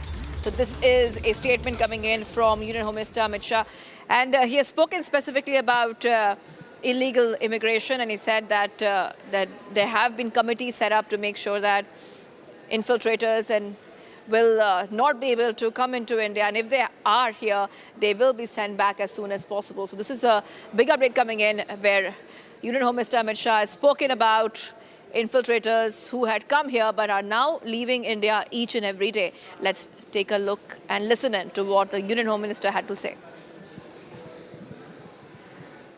इस 8वें साल में हमने BSF की सीमा सुरक्षा के concept को पूर्णतया बदलने का निर्णय किया है। एक चतुष्कोणीय कंसेप्ट के साथ एक सुरक्षा ग्रिड हम आने वाले दिनों में बनाएंगे और बॉर्डर की सुरक्षा की जगह टेरिटोरियल सुरक्षा का एक नया कंसेप्ट भी लॉन्च करेंगे, जिसमें जनता भी शामिल होगी, सिविल प्रशासन भी शामिल होगा, स्थानीय पुलिस और मिलिट्री भी शामिल होगी और बीएसएफ के जवानों की तो प्रमुख जिम्मेदारी रहेगी ही रहेगी। ये मिलाकर समग्र बॉर्डर पर बांग्लादेश और पाकिस्तान की एक सुरक्षा ग्रिड मजबूत बनाने का काम हम स्मार्ट बॉर्डर सुरक्षा के प्रोजेक्ट के तहत हम ले रहे हैं। हजारों करोड़ रुपया का इन्वेस्टमेंट है, मगर मुझे विश्वास है कि इसकी रचना अभी चल रही है। कुछ प्रेजेंटेशन हो चुके हैं, कुछ होने हैं।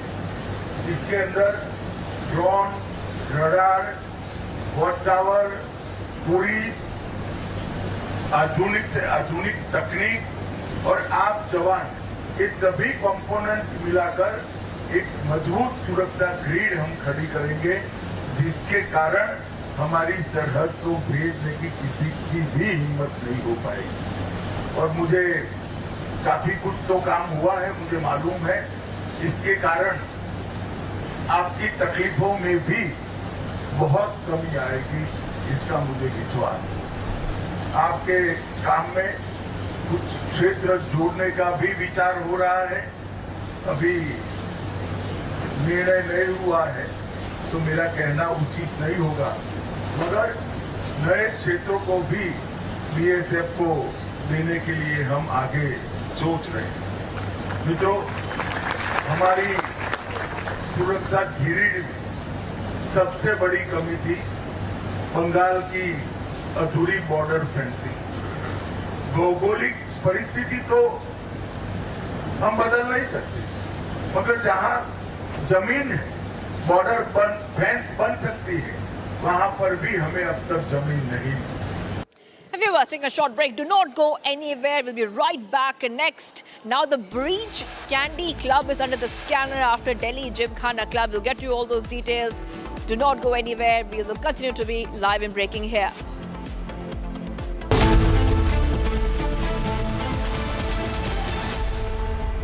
Feels बुझाए ठंडक लाए सबको भाए जीरा सिम MDH का जलजीरा जीरा सिम जीरा सिप असली रिफ्रेशिंग, असली स्वाद, असली मजा।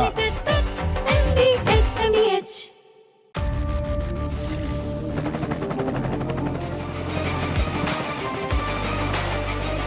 Corrector, the taste of success.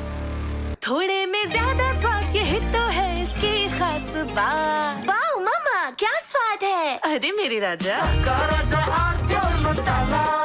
In fact, very often I believe the only way to get justice in India is a media trial. So there's no reason for the media, if it's doing a good job of a media trial, to be on the back foot. In fact, the courts should stop making these overarching remarks about media trial and contemplate about one very basic thing. With the greatest of respect to the courts, when the other institutions fail, when people get let down by the system, when even the judiciary does not seem to be listening or raising a noise about issues, like in the case of Twisha Sharma. Who does the public look to for justice, for raising their voice, for bringing something that's utterly false, illegal or wrong to public attention? It is only and only the media. And today, therefore, we are doing a media trial. This week on Get Me Right, the Pope weighs in on the morality conundrum of artificial intelligence in his first encyclical that has gone viral. Would the tech bros of Silicon Valley listen to the pontiff? Second, we take a deep dive into the cow slaughter ban debate that surfaced around the Eid festivities, the civilizational ethos that guide the Hindu sentiments on cow and what the Muslims can do about it. And finally, we deal with the private sector ostrich that corporate India seems to have become when it comes to betting on our economy. Are they going to be the black sheep in black forever with no skin in the game? This weekend, only on Republic TV. चमकी चाट से क्या बना है? Sandwich लस्सी और छाछ हर घूंट में चमकी चाट। अब बताओ स्वाद आया? आया। असली स्वाद सिर्फ चमकी चाट। केसरिया से मन जोगी हुआ रे, दिल झूमे देखो मतवारा हुआ रे। केसरिया से मन जोगी हुआ। हर पल मनाओ केसरी त्योहार। विमल, बोलो जुबान Kesari.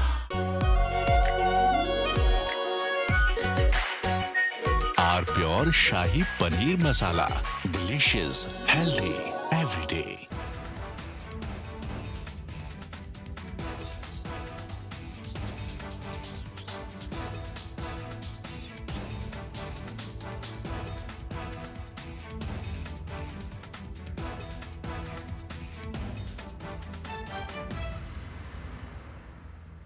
I want to start with some very disturbing pictures that have come in of a so-called right-wing leader. His name is Sushil Prajapati. He's accused of rape. After being in jail for 9 months, he gets bail, which means he's still an accused. He's an accused in a rape case. And the case goes back to 2025.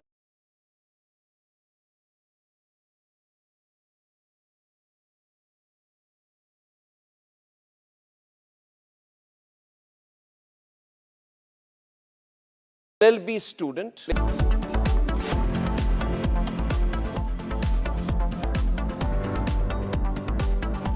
AU current account के साथ मिलता है free UPI QR overdraft facility और एक ही app से bank के सारे काम। AU सोच बदलो और बैंक भी। आर प्योर सूजी पास्ता उबालो मिलाओ और खाओ 8 मिनट में तैयार। क्या टेस्ट है सबका राजा AR pure masala.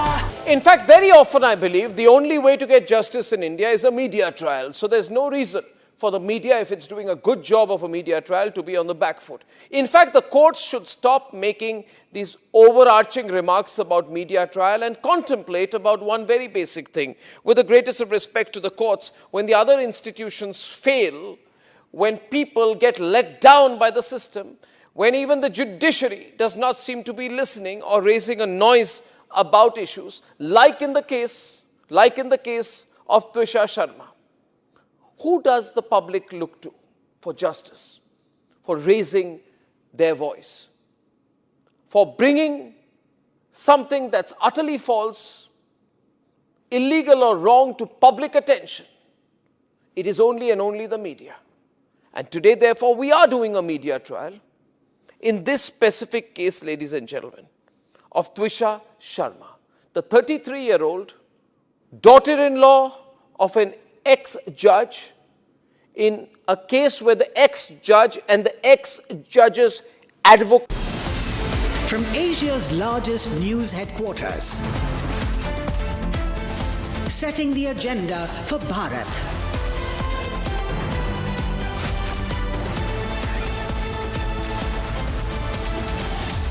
You're watching Republic.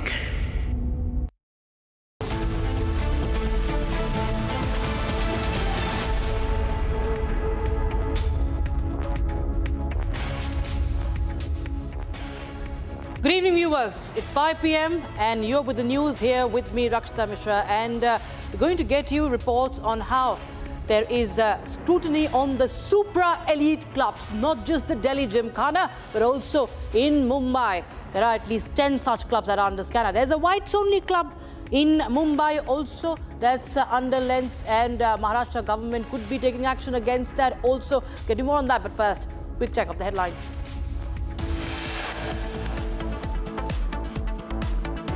Breach Candy Club under scanner after Delhi Gymkhana Club. Maharashtra government to inspect elite gymkhanas and clubs on government lands.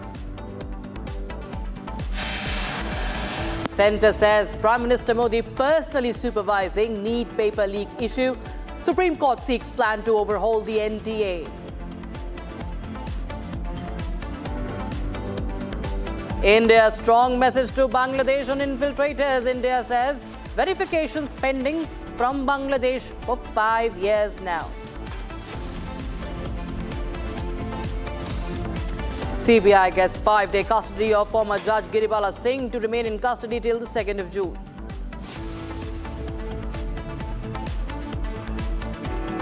Rao erupts as full rendition of Vande Mataram not played in Kerala Assembly. Lok Bhavan's instructions ignored. And no High Court relief for Deep State dip case. Delhi High Court says will not restore Deep State dip case. Cockroach Party handle.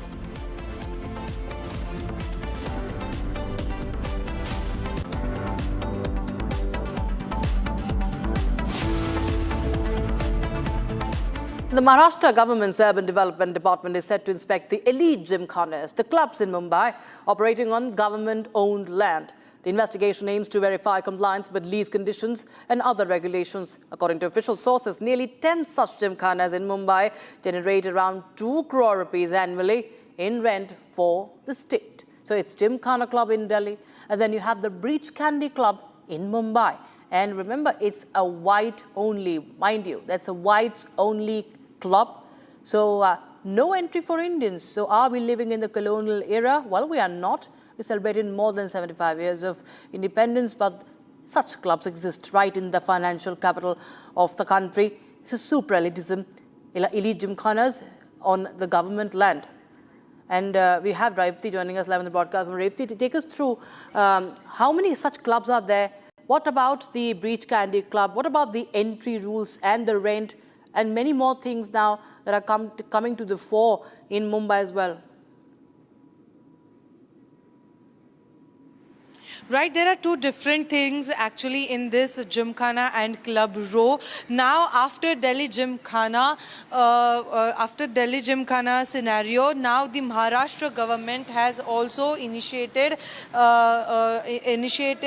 compliances check with the clubs and the Gymkhanas in Mumbai, and that is because they need to check the compliances of the lease agreements and other facts with the particular particular gymkhanas and the clubs, which include 10 such elite gymkhanas and clubs in Mumbai. One such club which I'm standing right now is the Islam Gymkhana, where the president of Islam Gymkhana visited the meeting held by the district collector to have a one-to-one meeting with the president. This is the one side of the Gymkhana rope. But now the second most important thing which has caught everyone's attention is that the Breach Candy Club in Mumbai, which still runs on the only white policy, still has this particular policy of only whites in the trust committee, and only ordinary membership is given to the Indians. This row started, or this particular thing came to light when an incident was shared of INC MP Shashi Tharoor saying that when he was young, he was with his American origin friend when he was denied the entry at the Breach Candy Club. Not only this, but a French woman who was deeply tanned, she was also rejected the entry. Mind you, she was deeply tanned and she was not allowed to enter the club. She had to prove her nationality by submitting her passport or showing the passport, which means not only membership is enough for Breach Candy. This particular club does not only need membership, but also you need to look more like a European, and most importantly, if you're not looking like a European, you are denied the entry. Also, Harsh Goenka, who has tweeted about this particular matter, says that he's a member of that particular club, and yet today also only white policy runs in that club. Over to you. Unimaginable, Revati. In 2026, there's color coding done for entry into a club in Mumbai. Well, thank you so much, Revati, for telling us details about what's happening in the Breach Candy Club. We're expecting the action to be taken in many more such clubs also. Viewers, we have some breaking news now coming in from Rajasthan. This is a viral audio recording that has now triggered a big controversy in Rajasthan politics, with Cooperation Minister Gautam Kumar Dak facing serious allegations of using abusive language and threatening police personnel outside Dungla police station in Chittorgarh district. Now, the incident reportedly occurred when police visited the premises of one of his party workers over alleged extortion complaints. And a nearly 3-minute audio clip that has spread widely. The minister is allegedly heard hurling expletives. Around 17 such instances where he's hurling expletives at the SHO, Shaitan Singh, and constables Lakshmi Narayan and Vishnu, while accusing them of demanding money and warning that he knows how to ruin careers. So he's openly threatening and, of course, using expletives. Listen in.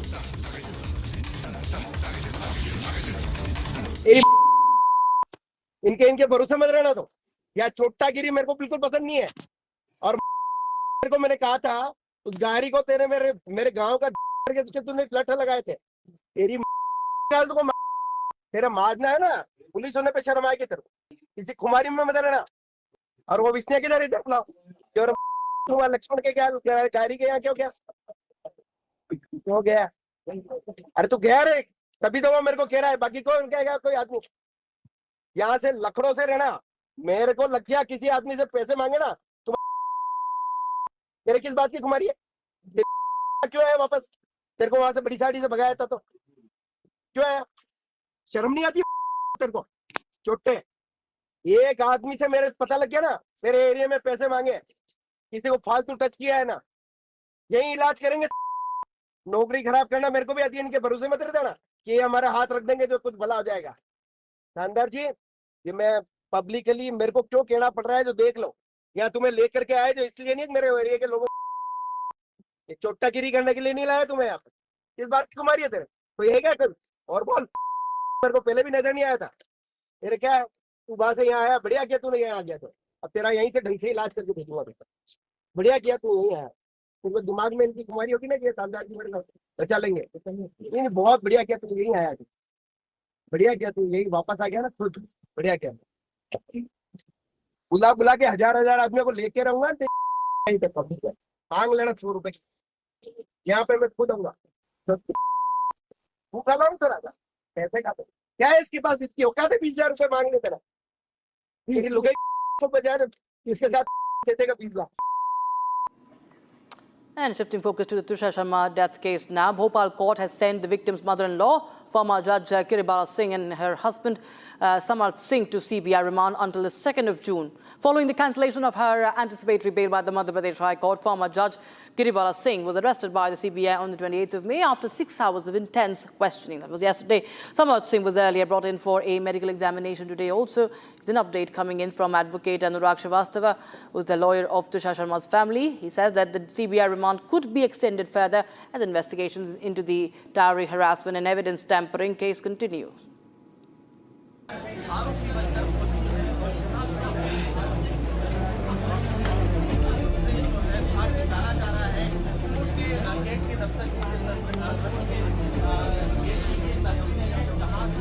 ये गिरीबाला और समर्थ सिंह दोनों की 2 जून को 2 बजे तक के लिए CBI remand हुई है। अब वो सीबीआई के इंट्रोगेशन में 2 तारीख को 2 बजे तक रहेंगे। अगर सीबीआई को उसके बाद और आवश्यकता पड़ती है तो सीबीआई आगे रिमांड के लिए भी मांगेगी, नहीं पड़ती है तो तब की तब से देखी जाएगी। हमें पूरी उम्मीद है कि अब इन्वेस्टिगेशन सही दिशा में चल पड़ा है और इन जो समय सीबीआई ने उनसे पूछताछ के लिए लिखा उसमें निश्चित रूप से सही वास्तविक तथ्य सामने निकल करके आएंगे। बिल्कुल संतुष्ट है, क्योंकि सीबीआई की हमारी मांग थी। सीबीआई बहुत अच्छी गति से, बहुत तेजी से इन्वेस्टिगेशन कर रही है। अब सीबीआई पे हमने छोड़ दिया है, सीबीआई अपने तरफ से इन्वेस्टिगेशन कर रही है। वो क्या इन्वेस्टिगेशन में निकाल करके लाते हैं ये उन पर है, और अभी हमें पूरा विश्वास है कि अब एक निष्पक्ष अनबायस्ड जांच सीबीआई के द्वारा की।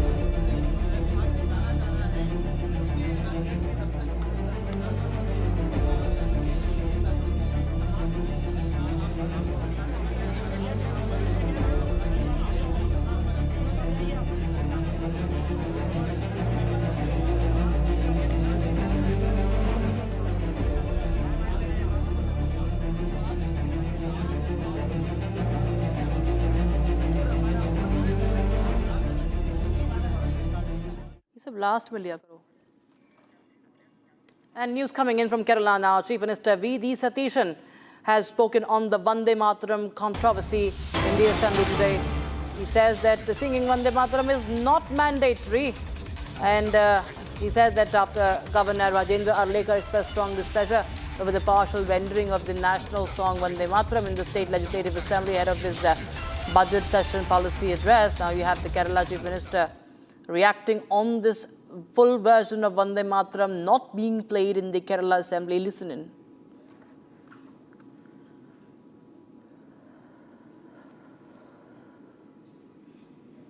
That singing Vande Mataram is not mandatory. This is not a provision of any of the act, just like a flag code, nothing. This is a guideline only. We have certain decisions on that. Congress Party and the UDF is having certain decisions on these stanzas. That is why we have taken that decision. If governor is having some complaint, I will discuss with the governor, definitely. Shifting focus to more stories from Rajasthan. We are now shifting a focus to other stories from across the country. This is Bharat in a minute.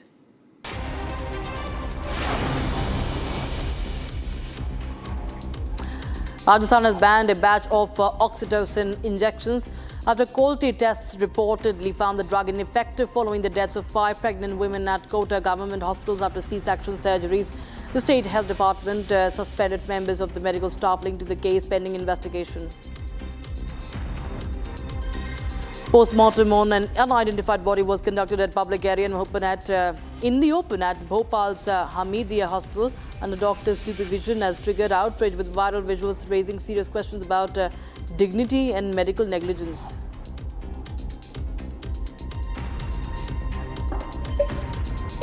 The centre is considering involving the Indian Air Force in transporting NEET question papers to prevent leaks, triggering sharp opposition criticism over repeated exam security failures.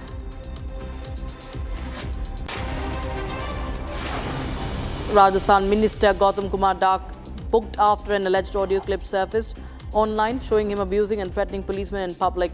Minister made command that he claims he had no connection with the audio making rounds on social media.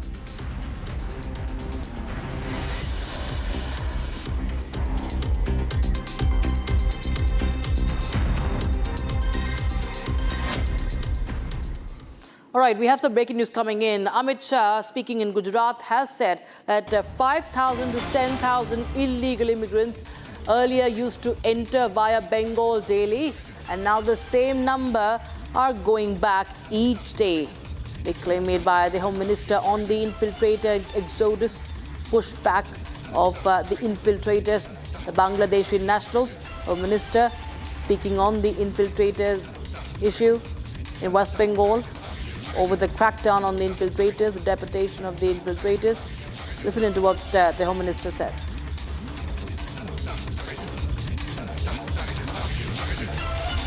इस 8वें साल में हमने BSF की सीमा सुरक्षा के concept को पूर्णतया बदलने का निर्णय किया है। एक चतुष्कोणीय कंसेप्ट के साथ एक सुरक्षा ग्रिड हम आने वाले दिनों में बनाएंगे और बॉर्डर की सुरक्षा की जगह टेरिटोरियल सुरक्षा का एक नया कंसेप्ट भी लॉन्च करेंगे, जिसमें जनता भी शामिल होगी, सिविल प्रशासन भी शामिल होगा, स्थानीय पुलिस और मिलिट्री भी शामिल होगी और बीएसएफ के जवानों की तो प्रमुख जिम्मेदारी रहेगी ही रहेगी। ये मिलाकर समग्र बॉर्डर पर बांग्लादेश और पाकिस्तान की एक सुरक्षा ग्रिड मजबूत बनाने का काम हम स्मार्ट बॉर्डर सुरक्षा के प्रोजेक्ट के तहत हम ले रहे हैं। हजारों करोड़ रुपया का इन्वेस्टमेंट है, मगर मुझे विश्वास है कि इसकी रचना अभी चल रही है। कुछ प्रेजेंटेशन हो चुके हैं, कुछ होने हैं। इसके अंदर ड्रोन, रडार, वॉच टावर, पूरी आधुनिक से आधुनिक तकनीक और आप जवान, ये सभी कंपोनेंट मिलाकर एक मजबूत सुरक्षा ग्रिड हम खड़ी करेंगे, जिसके कारण हमारी सरहद को भेजने की किसी की भी हिम्मत नहीं हो पाएगी। और मुझे काफी कुछ तो काम हुआ है, मुझे मालूम है, इसके कारण आपकी तकलीफों में भी बहुत कमी आएगी, इसका मुझे विश्वास है। आपके काम में कुछ क्षेत्र जोड़ने का भी विचार हो रहा है, अभी निर्णय नहीं हुआ है तो मेरा कहना उचित नहीं होगा, मगर नए क्षेत्रों को भी बीएसएफ को देने के लिए हम आगे सोच रहे हैं। मित्रों, हमारी सुरक्षा ग्रिड में सबसे बड़ी कमी थी बंगाल की अधूरी बॉर्डर फेंसिंग। भौगोलिक परिस्थिति तो हम बदल नहीं सकते, मगर जहां जमीन है, बॉर्डर फेंस बन सकती है, वहां पर भी हमें अब तक जमीन नहीं मिली। And meanwhile, India has issued a strong message against infiltrators via the Ministry of External Affairs. Also, the MEA said in a statement that Bangladesh needs to verify the nationality of the illegals. MEA further says that all the illegal nationals staying in India will be dealt as per the law. Listen in. All illegal nationals who are staying in India, they will be dealt as per law. Now, in the case of Bangladesh, as I had informed you earlier, we have referred 2,680 cases or more than 2,680 cases to the Bangladeshi side for them to verify the nationality of those people that we have handed over the names of. Once this nationality verification is done, then we'll be in a position to deport these people, these nationals of Bangladesh. In many cases, I had told you earlier that these verification is pending for more than 5 years or so, and it is our expectation that we will receive an early response from Bangladesh on this particular issue, so that the bilateral arrangement that we have between both the countries, based on that, these people who are staying here, they can be sent back to or deported back to Bangladesh. And in the meantime, we have breaking news coming in right now. The Home Minister has held a meeting regarding border security in Gujarat's Bhuj. And this is the breaking news we have right now. The Home Minister was in Gujarat today, is in Gujarat today. He's been addressing a public meeting as well. And now he is holding a meeting in the sensitive border areas also. And he inaugurated the BSF border outpost today. G7 in Bhuj also interacting with the personnel, and now he's holding a meeting. That's very, very important. Home Minister inaugurating BSF border outpost and stressing the need for stronger border infrastructure, enhanced surveillance and closer coordination among security agencies to tackle infiltration, smuggling and drone-based narcotics trafficking along the international border. And he's visiting the international border in Kutch today as well. He will be visiting the strategically significant and sensitive Harami Nala also, the creek areas along the international border in Kutch. And it's his second day of his Gujarat visit, and he's reviewing the security arrangements along the border by the BSF, also discussing the border security challenges with the senior officials as well. My colleague Swarali joins us on the broadcast for more. So, Swarali, tell us what's on the agenda. The Home Minister earlier in Rajasthan also had reviewed the border security in Rajasthan and hailed the BSF. Now we have him visiting Kutch also today, and we understand he will be visiting the strategically significant and sensitive creek areas also.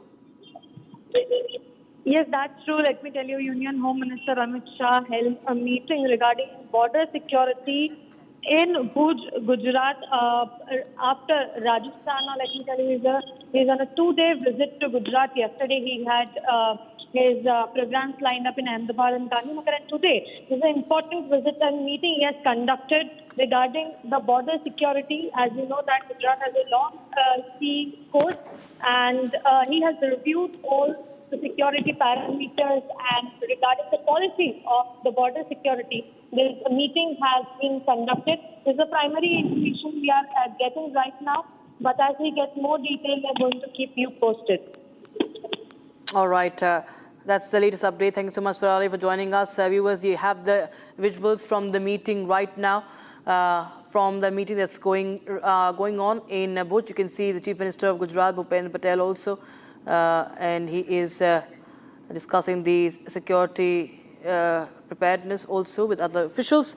We will get you more details on that also. And now we shift our focus to other stories from across the globe. Now, a Blue Origin New Glenn rocket exploded Thursday evening at Cape Canaveral Space Force Station's Launch Complex 36 in Florida, shaking homes across the surrounding area and sending a towering fireball into the night sky. The incident, which Blue Origin has described as an anomaly, is the latest in a string of setbacks for Jeff Bezos' aerospace company, that's Blue Origin, as it races to close the gap with Elon Musk's SpaceX. A Blue Origin New Glenn rocket exploded dramatically during a late-night test at Florida's Cape Canaveral Space Force Station on Thursday. The explosion occurred around 9 p.m. The massive explosion occurred during a hot fire test, a critical stage where rocket engines are ignited while the vehicle remains anchored to the launch pad. Blue Origin described the incident as an anomaly, a term commonly used in the aerospace industry to refer to technical failures or explosions. Emergency officials confirmed that there was no danger to public from fumes or debris and no injuries were reported. The incident marks another setback for Blue Origin's New Glenn program, which has already faced delays and regulatory scrutiny. Blue Origin has increasingly expanded its presence in human space flight and tourism as well. Now, with the New Glenn facing another major hurdle, all eyes will be on how quickly Bezos' company can recover and resume testing in the intensifying billionaire space race. With that, the time of a very short break, but we get you the latest coming in on the Gymkhana craze. In fact, it's not just the Gymkhana, but there's another super elite club that's in the maximum city. Maharashtra government will be inspecting those elite Gymkhanas and clubs on government lands in the state as well. Let's get you more on that.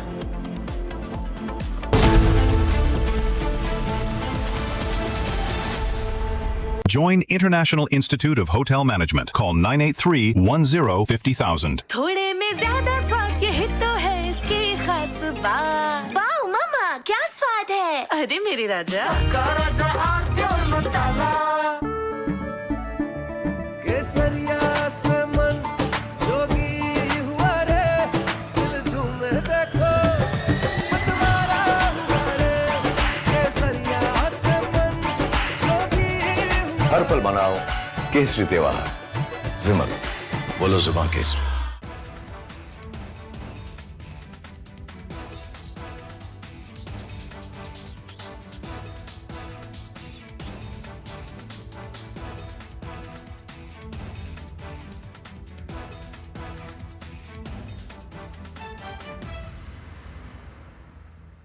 I want to start with some very disturbing pictures that have come in of a so-called right-wing leader. His name is Sushil Prajapati. He's accused of rape. After being in jail for 9 months, he gets bail, which means he's still an accused. He's an accused in a rape case. And the case goes back to 2025 when he took an LLB student to one place on the pretext of introducing her to a senior advocate. He drugged her drink and then he sexually assaulted her. He is still under trial for rape. He has not been released. But when he comes out, this rape accused, garlands are put on him as if he's some kind of a hero, as if he's achieved something great. Is a rapist to be celebrated, ladies and gentlemen? I ask you that question. And more than anyone else, I ask the right wing of this country. Very often I come on television and I say, yes, on several issues, I'm happy to be called a right-winger. But ladies and gentlemen, let me put it clearly.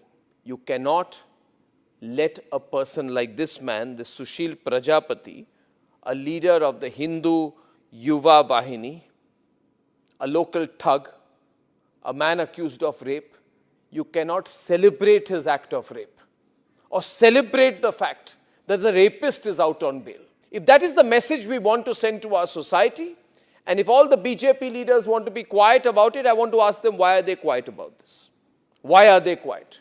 In the silence of the BJP leaders, is there a tacit support to this person? Is there a feeling that anyone who wears or puts a, proclaims that he is from a so-called Hindu organization, that he will be allowed to get away with absolutely everything, including an act of rape? Is there a feeling that this man, do right-wingers feel, this man, this accused rapist is one of our own? So hence, regardless of what happens, one of our own should never be accused. It's like all those people, those radical Islamists who say that as long as the act of murder or crime of terrorism is carried out by a Muslim, it must be defended. This very thought, ladies and gentlemen, is completely unacceptable. And we need to make the point more strongly because it's not the first time this has happened. This happened in the case of Bilkis Bano. When in Gujarat, the rapists of Bilkis Bano came out, they were greeted with tikas and sweets. And it was happening openly. This was an act of defiance. A manner of saying, so what? It is a Hindu who carried out the act of rape and hence we will celebrate him, we will forgive the person. Ladies and gentlemen, we are nobody to forgive and the last thing we should do is celebrate rapists. This was a shameful moment then, this is a shameful moment now.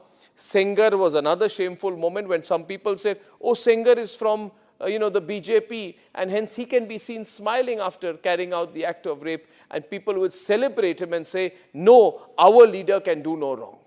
That was another shameful moment for the right wing. And ladies and gentlemen, Jayant Sinha, remember, son of Yashwant Sinha, stood there, ladies and gentlemen, and garlanded people accused of lynching. And he had come to my studio and I had told him, Jayant, I think you should be ashamed of what you've done. Because for all the good you will do in your political career, this moment will be the black spot on your career. And therefore, my point is to those who call themselves right-wingers. You cannot be right-wingers, say you're fighting for the right and be supporting lynchers and rapists at the same time. You cannot have this attitude that if you are pro-Hindu, then if someone who is a Hindu or from a Hindu organization commits the most ghastly crime, you will say it's all right because he claims membership of a Hindu organization. Why doesn't the Hindu Yuva Vahini sack and throw out Sushil Prajapati? Why can't they take a stand on issues such as this? Food for thought. Food for thought, ladies and gentlemen, not just for the people who are doing this, but for all of us. In fact, very often I believe the only way to get justice in India is a media trial. So there's no reason for the media, if it's doing a good job of a media trial, to be on the back foot. In fact, the court...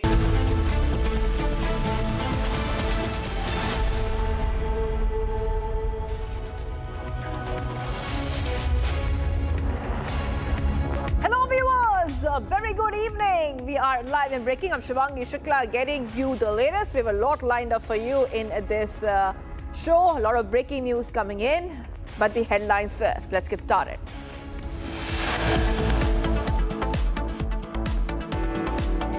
Breach Candy Club under scanner after Delhi Gymkhana Club. Maharashtra government to inspect elite Gymkhana and clubs on government lands. Centre says PM Modi personally supervising NEET paper leak. Supreme Court seeks plan to overhaul the NTA.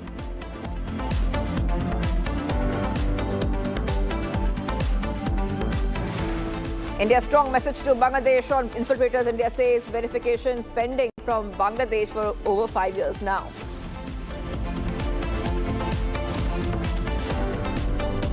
CBI gets 5-day custody of ex-judge Giri Bala Singh to remain in custody till 2nd of June. Row erupts as full rendition of Vande Mataram not played in Kerala Assembly. Lok Bhavan's instructions ignored.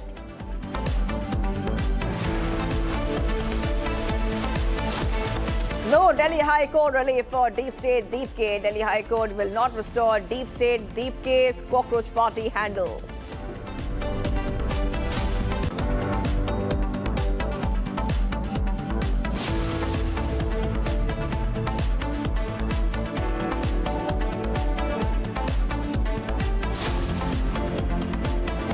Viewers, we go to Manipur because the Manipur Home Minister has visited the injured in the hospital after armed groups opened fire on convoy of vehicles, killing truck drivers in Manipur's Ukuru. So we have those pictures which are coming in a short while from now.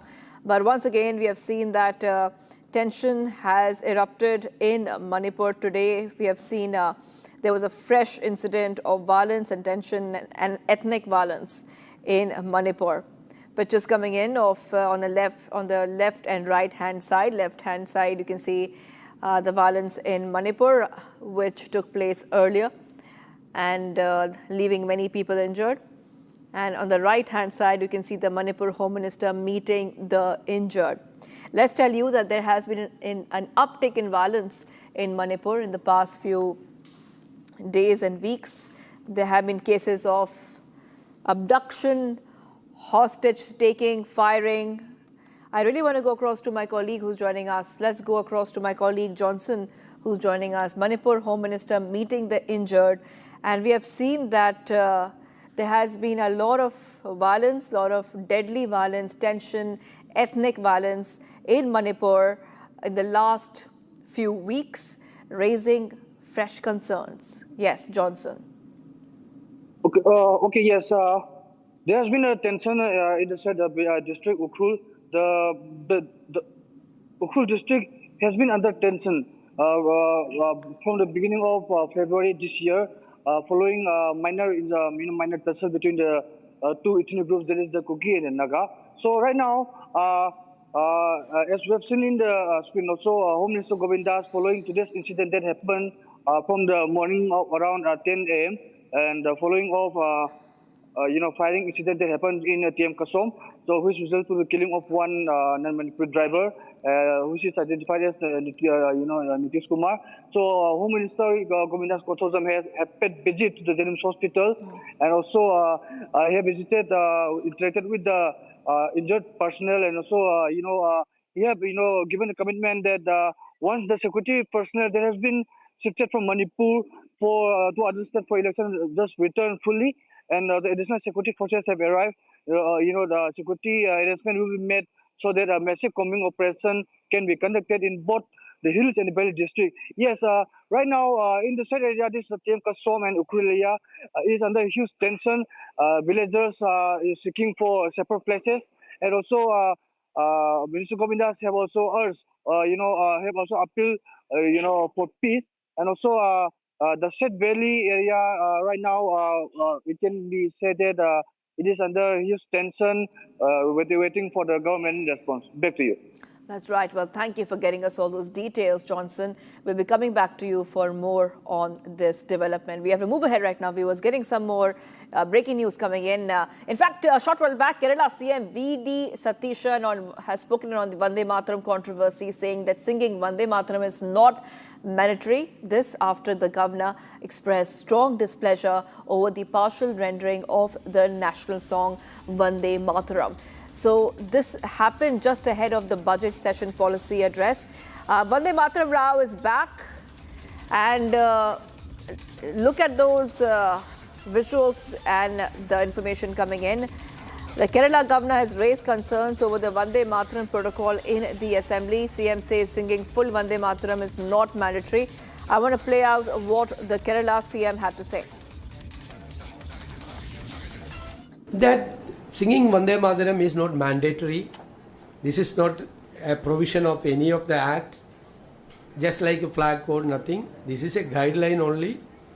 We have certain decisions on that. Congress Party and the UDF is having certain decisions on these stanzas. That is why we have taken that decision. If governor is having some complaint, I will discuss with the governor, definitely. All right, let's go straight across to my colleague who's joining us. I'm being joined by my colleague Shankar. Shankar, we just heard the Kerala CM there. And this is one of the biggest controversies after the new Kerala CM has taken over. Now, the Kerala governor has expressed displeasure over Vande Mataram not being played and sung in full, and said that this is a big violation of the protocol. Yes, go ahead, Shankar.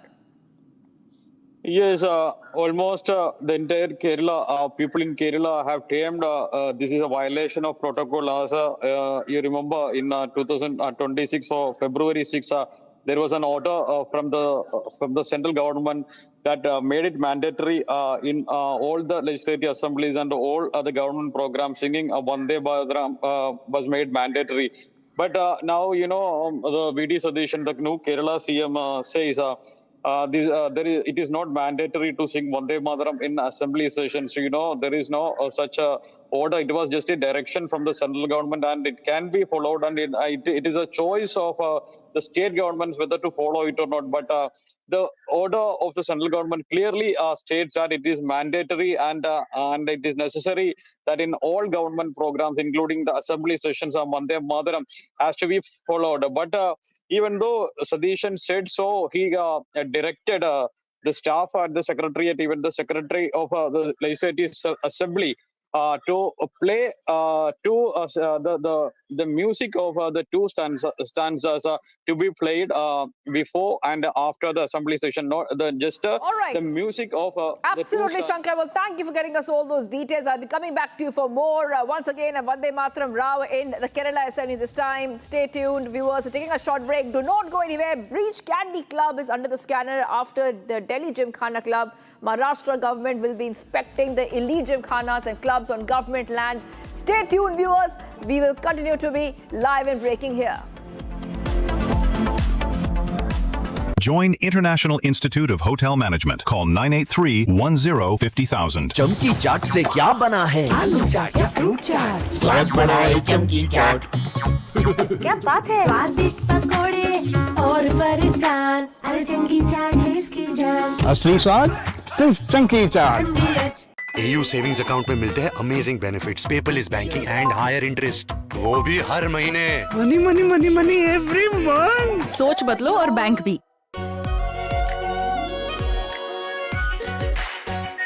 Are pure shahi paneer masala, delicious, healthy, everyday.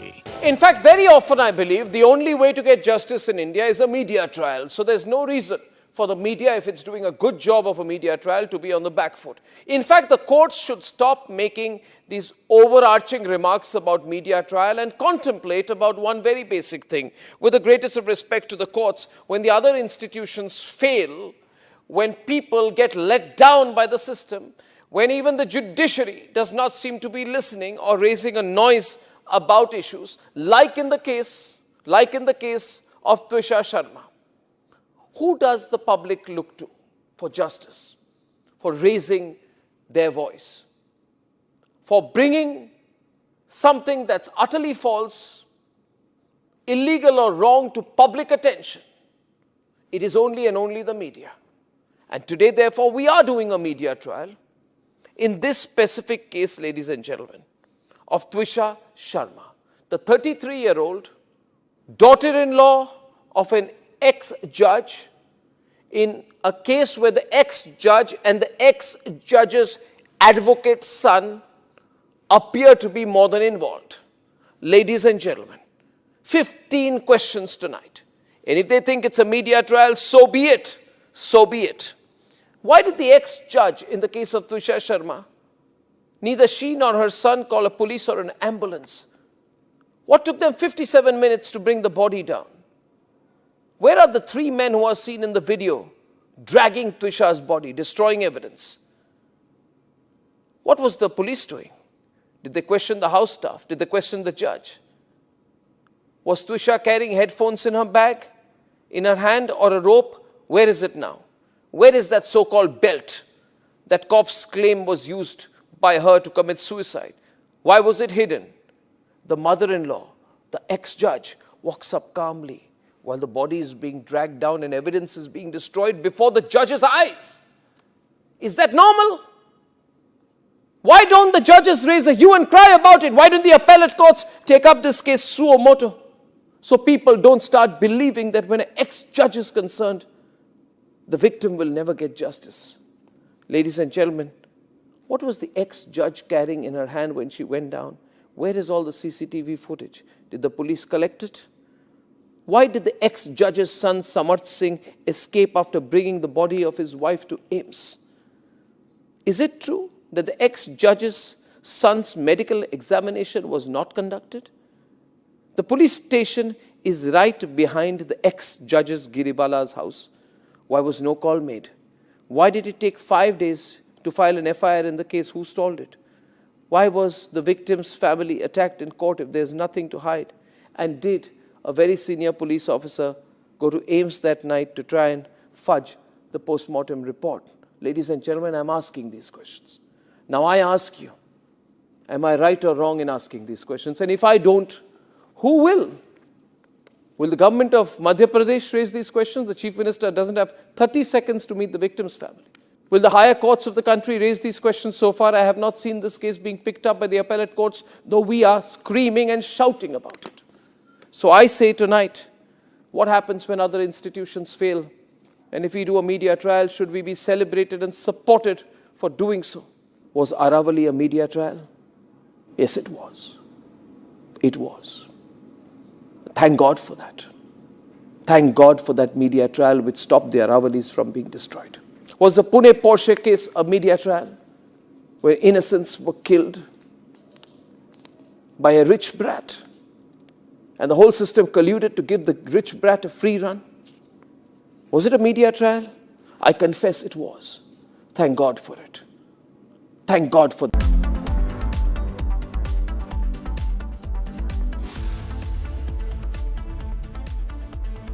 प्यास बुझाए ठंडक लाए सबको भाई जीरा से MDH का जल जीरा जीरा से जीरा से असली रिफ्रेशिंग असली स्वाद असली मजा रानी इस घर में कुछ है जो टूटता नहीं। ये पिलर कभी नहीं टूटेगा। रुंगटा स्टील TMT से बना। रुंगटा नहीं तो घर स्ट्रॉन्ग नहीं। रुंगटा स्टील TMT बार एकदम solid. Are pure suji pasta उबालो मिलाओ और खाओ 8 मिनट में तैयार। क्या टेस्ट है सबका राजा AR pure masala.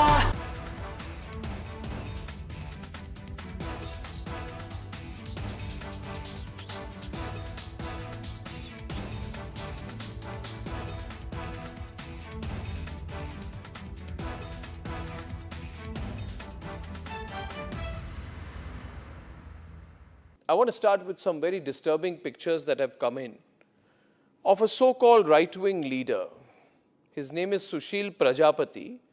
He is accused of rape. After being in jail for 9 months, he gets bail, which means he's still an accused. He's an accused in a rape case.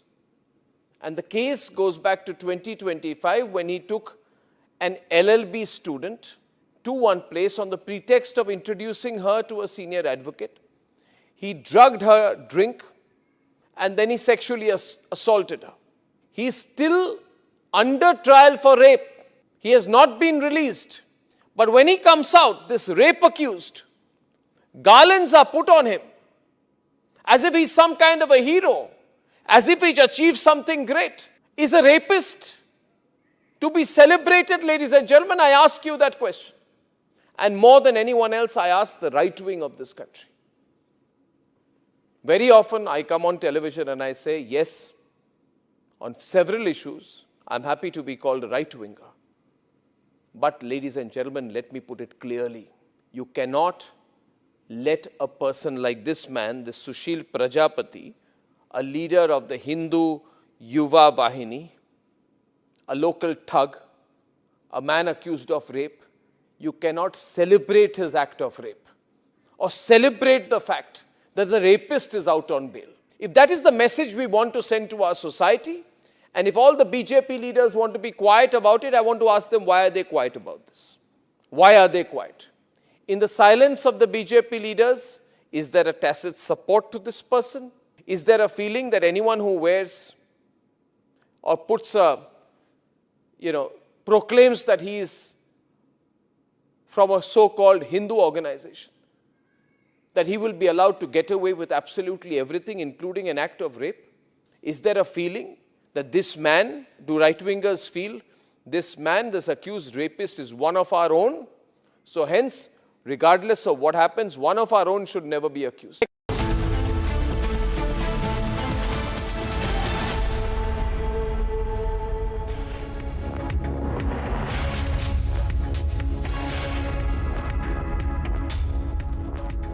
Viewers, welcome back. In a major development in the Tushar Sharma death case, a Bhopal court has sent the victim's mother-in-law Giri Bala Singh and husband Samarth to CBI remand. Now, here's an update from Tushar's lawyer, Advocate Anurag Srivastav, who states that the CBI remand could be extended further as investigations into the dowry harassment and evidence tampering continues.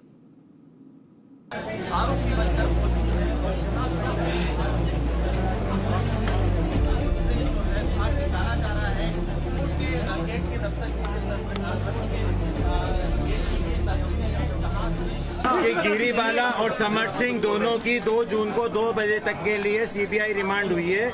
अब वो CBI के interrogation में 2 तारीख को 2 बजे तक रहेंगे। अगर सीबीआई को उसके बाद और आवश्यकता पड़ती है तो सीबीआई आगे रिमांड के लिए भी मांगेगी, नहीं पड़ती है तो तब की तब से देखी जाएगी। हमें पूरी उम्मीद है कि अब इन्वेस्टिगेशन सही दिशा में चल पड़ा है और इन जो समय सीबीआई ने उनसे पूछताछ के लिए लिखा उसमें निश्चित रूप से सही वास्तविक तथ्य सामने निकल करके आएंगे। बिल्कुल संतुष्ट है, क्योंकि सीबीआई की हमारी मांग थी। सीबीआई बहुत अच्छी गति से, बहुत तेजी से इन्वेस्टिगेशन कर रही है। अब सीबीआई पे हमने छोड़ दिया है, सीबीआई अपने तरफ से इन्वेस्टिगेशन कर रही है। वो क्या इन्वेस्टिगेशन में निकाल करके लाते हैं ये उन पर है और अभी हमें पूरा विश्वास है कि अब एक निष्पक्ष अनबायस जांच सीबीआई के द्वारा।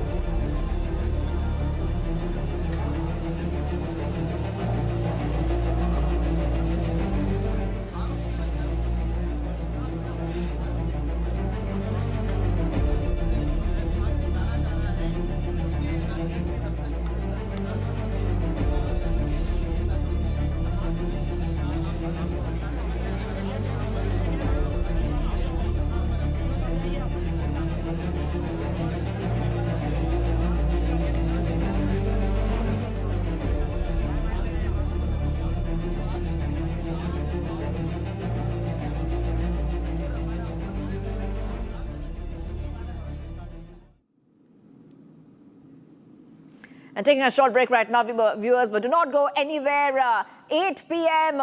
our editor-in-chief Arnab Goswami will be debating on the fact that after the Delhi Gymkhana, now the Mumbai Gymkhanas are facing scrutiny. Do not miss the debate at 8 p.m. with Arnab. Join International Institute of Hotel Management. Call 983-10-50,000. AU current account के साथ मिलता है free UPI QR, overdraft facility और एक ही app से bank के सारे काम। AU सोच बदलो और बैंक भी। चमकी चाट से क्या बना है? सैंडविच, लस्सी और छाछ और हर घूंट में चमकी चाट। ड्राई फ्रूट और दही बड़े। चमकी चाट से स्वाद बढ़े। असली स्वाद सिर्फ चंकी चाट। केसरिया से मन जोगी हुआ रे, दिल झूमे देखो मतवारा हुआ रे। केसरिया से मन जोगी हुआ। हर पल मनाओ केसरी त्योहार। विमल, बोलो जुबान केसरी। थोड़े में ज्यादा स्वाद, यही तो है इसकी खास बात। वाओ मामा, क्या स्वाद है? अरे मेरे राजा। In fact, very often I believe the only way to get justice in India is a media trial. So there's no reason for the media, if it's doing a good job of a media trial, to be on the back foot. In fact, the courts should stop making these overarching remarks about media trial and contemplate about one very basic thing. With the greatest of respect to the courts, when the other institutions fail, when people get let down by the system, when even the judiciary does not seem to be listening or raising a noise about issues, like in the case of Twisha Sharma. Who does the public look to for justice, for raising their voice, for bringing something that's utterly false, illegal or wrong to public attention? It is only and only the media.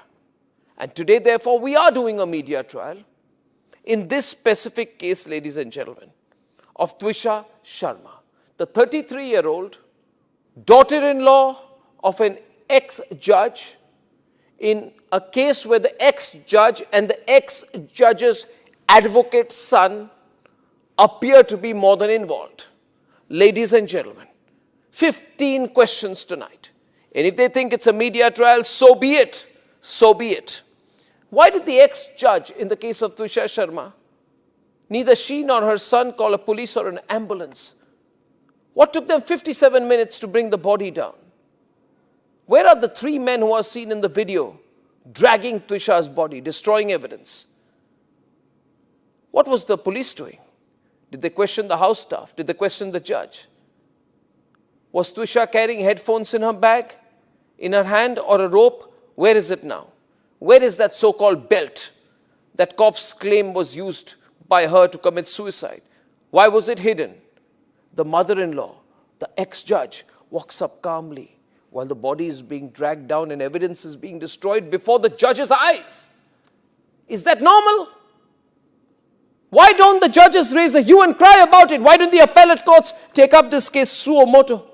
So people don't start believing that when an ex-judge is concerned, the victim will never get justice. Ladies and gentlemen, what was the ex-judge carrying in her hand when she went down? Where is all the CCTV footage? Did the police collect it? Why did the ex-judge's son Samarth Singh escape after bringing the body of his wife to AIIMS? Is it true that the ex-judge's son's medical examination was not conducted? The police station is right behind the ex-judge's Giribala's house. Why was no call made? Why did it take 5 days to file an FIR in the case? Who stalled it? Why was the victim's family attacked in court if there's nothing to hide? And did a very senior police officer go to AIIMS that night to try and fudge the post-mortem report? Ladies and gentlemen, I'm asking these questions. Now I ask you, am I right or wrong in asking these questions? And if I don't, who will? Will the government of Madhya Pradesh raise these questions? The Chief Minister doesn't have 30 seconds to meet the victim's family. Will the higher courts of the country raise these questions? So far, I have not seen this case being picked up by the appellate courts, though we are screaming and shouting about it. So I say tonight, what happens when other institutions fail? And if we do a media trial, should we be celebrated and supported for doing so? Was Aravali a media trial? Yes, it was. It was. Thank God for that. Thank God for that media trial which stopped the Aravalis from being destroyed. Was the Pune Porsche case a media trial where innocents were killed by a rich brat and the whole system colluded to give the rich brat a free run? Was it a media trial? I confess it was. Thank God for it. Thank God for that media trial. Was RG Kaur a media trial when the government of Mamata Banerjee and the whole system came together to destroy the evidence? Was it? If it was a media trial, I and the entire Republic Bangla team are proud for it. Thank God for that. Thank God for such media trials in our country. Thank God for the media trial in the Jessica Lal murder case. Thank God for the media trial in the Nirbhaya case. Thank God for the media trial in the Sheena Boda murder case. Thank God for the media trial in the Disha Salian murder case. Thank God for the media trial in the Pune Porsche case. Thank God for the media trial in the Sandesh Khali case where Mamata Banerjee stood there and the media made a hue and cry about Sandesh Khali, the mass gang rape of Hindu women, before the politicians stepped in. If it was not for a media trial, there would be no expose of Sandesh Khali. And you know what? Thank God for the media trial and the media debate and the media investigation that forced the judge to resign in the cash burning scam, where in the house of a judge in the heart of Lutyens, cash was burning. It made people uncomfortable, the judiciary uncomfortable. Thank God for that media trial. And thank God for the media trial in Aravali, which forced the Supreme Court to retrace the steps of an order which, if implemented, would have been disastrous for society and ecology. Thank God for that media trial. And I say thank God for the ongoing media trial in the Twisha Sharma case. And I'm ready to challenge anyone who says that media trial is bad. I say when media trial happens for the right reasons, without any malice and only good intent, it's the best thing that can happen in the persistent and constant and unstoppable fight for the truth.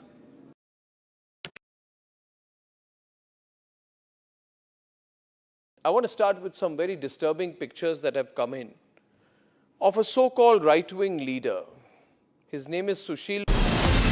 From Asia's largest test, setting the agenda for Bharat.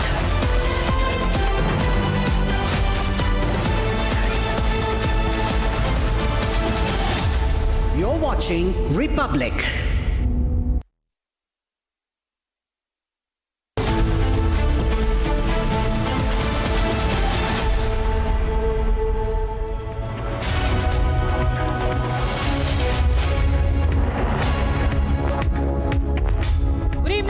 You're watching the news with me at 6 p.m. I'm Rakshita Mishra with you. Going to get you the latest coming in from Maharashtra after the Delhi Gymkhana Club. It's a crackdown, perhaps what we're going to see in Maharashtra. Also, the super elite clubs with racist rules on government land could be now cracked down upon. We'll get you more on that. But first, headlines at 6 p.m.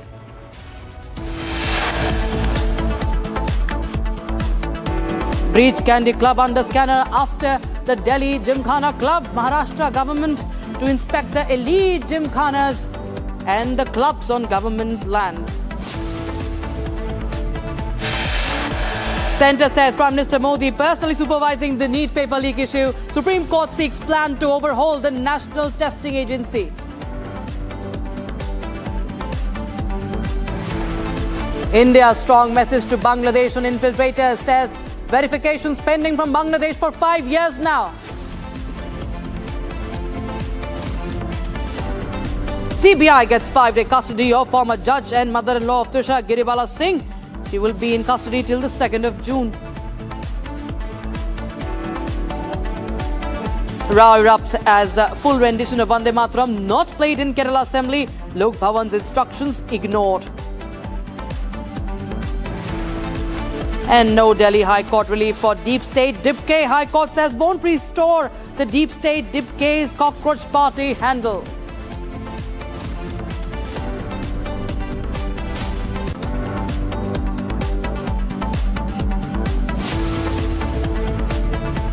Now, the Maharashtra government's Urban Development Department is set to inspect the elite gymkhanas and clubs in Mumbai operating on government-owned land. The investigation aims to verify the compliance with the lease conditions and other regulations as well. And according to official sources, nearly 10 such gymkhanas in Mumbai generate around 2 crore rupees annually in rent for the state. You can see the inside visuals from that sprawling club in Mumbai. And mind you, this is a white-only club that exists in the country. We are close to the celebration of the 80th Independence Day, and we have a white-only club in Mumbai. And there are many of the irregularities, and many other, in fact, clubs are under the scanner. 10 such clubs in Mumbai itself are under scanner, which the Maharashtra government is looking at. And Republic TV is the only channel to get you the news on this. So it's not just the Delhi Gymkhana that's opened up a debate. That's in the court, that's in the Supreme Court, but, that's in the High Court. But right now, this is not just limited to the national capital, but also to the financial capital, that is Mumbai. And many such clubs across the country, in metro cities, in the old cities, in the bigger cities, are under lens now. And you can see the visuals from inside the Breach Candy Club, viewers. And this is a case in point now after the Delhi Gymkhana. And this is on government land, and Maharashtra government will be inspecting all the elite clubs, the super elite clubs on government lands. In fact, we have Advocate Yusuf Abrahani, who is the president of Islam Gymkhana, joining us on the broadcast. Mr. Abrahani, if you can hear me, very good evening to you. And what do you make of this news that we are now getting in? Not just the Delhi Gymkhana, but it's also the Gymkhanas, the elite clubs, the super elite clubs in Mumbai also, which will be now checked and inspected. Okay, we have also the interaction that Republic TV had with Mr. Yusuf Abrahani, who is the president of Islam Gymkhana. Listen in.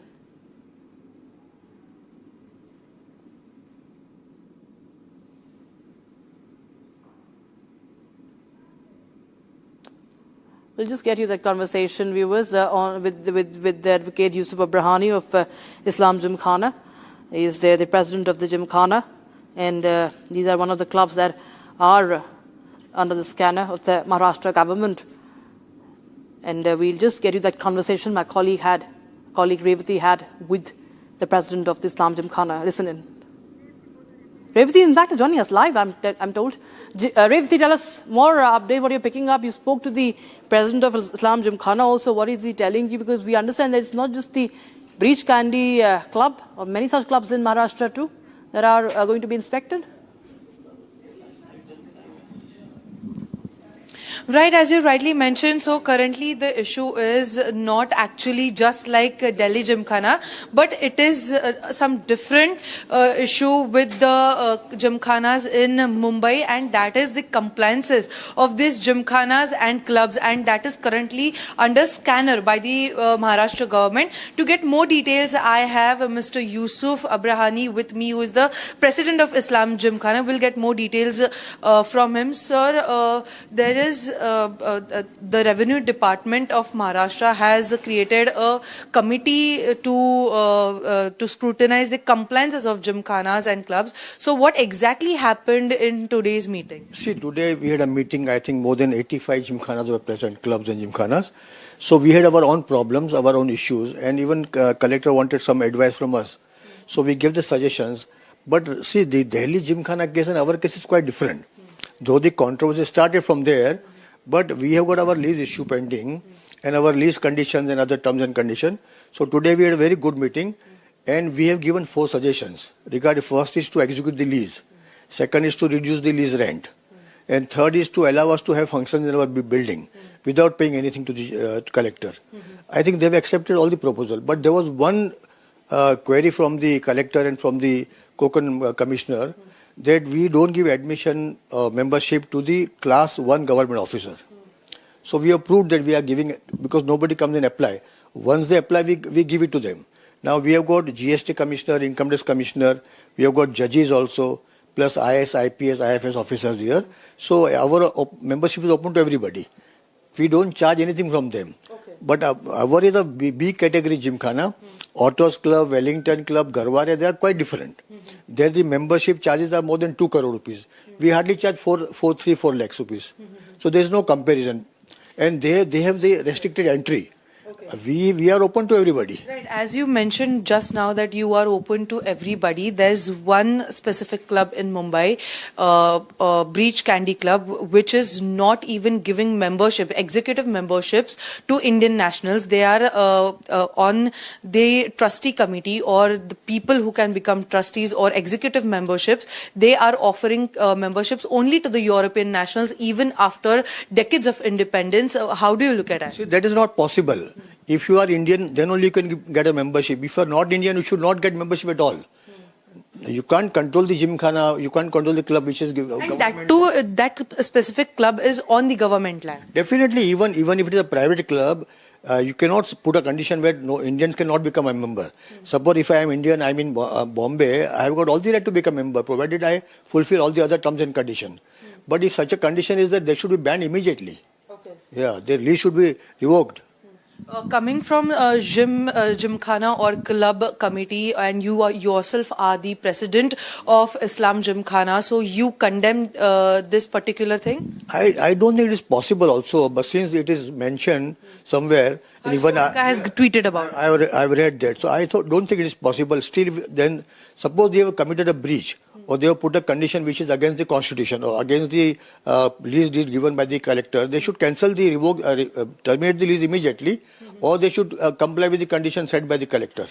Okay, so now what is the next step further? You today had a meeting with the district collector, and you also mentioned about a meeting with the revenue department or CM possibly. What is the next step? So I'll tell you.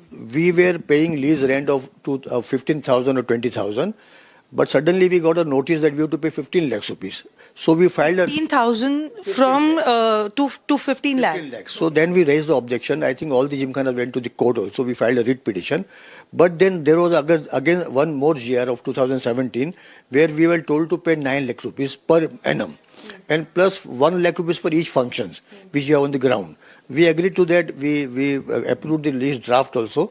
But now the stamp duty which they are demanding is 4 crore rupees, which nobody is ready to pay, because we are a small gymkhanas, Hindu gymkhana, Parsi gymkhana, Islam gymkhana, Catholic gymkhana.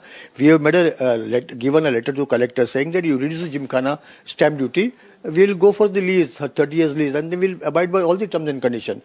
Today also we are fulfilling all the terms and conditions. There is no dispute between collector, government or gymkhana, nowhere at least in Maharashtra. Okay, so now, as he mentioned, it will be important to see that what is the next step, and also the most important thing, what meeting will be held with the Revenue Ministry or the CM possibly. But now the question remains with the Breach Candy Club, which is now portraying an image of a colonial hangover as of now. Over to you. All right, thanks.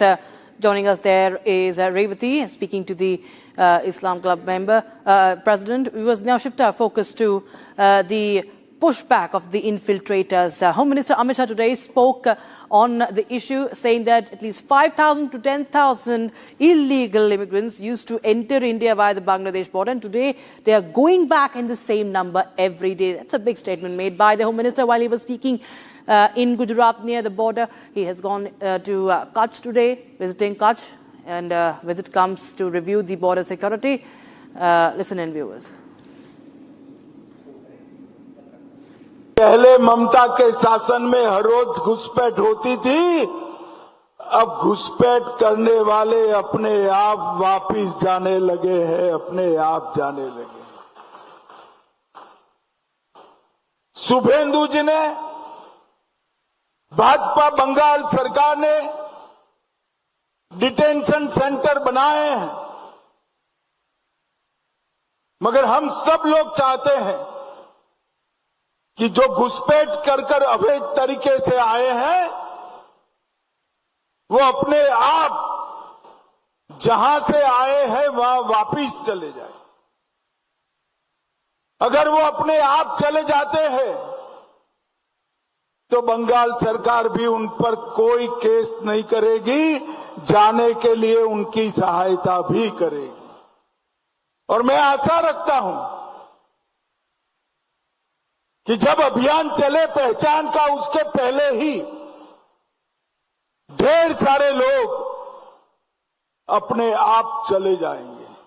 And in fact, Amit Shah also said that India has now decided to completely transform the BSF's concept of border security. In fact, Amit Shah said that the people will, that the scope will expand beyond mere border protection to encompass the security of the entire country. In fact, India will undertake the strengthening of the security of the entire borders with Bangladesh and the border along Pakistan as well. And there's also a reaction that's coming from the Ministry of External Affairs as well, talking about the Bangladeshi national and how there have been the issue of verification of the identity has been pending for 5 years as well, but the due process will be followed by India.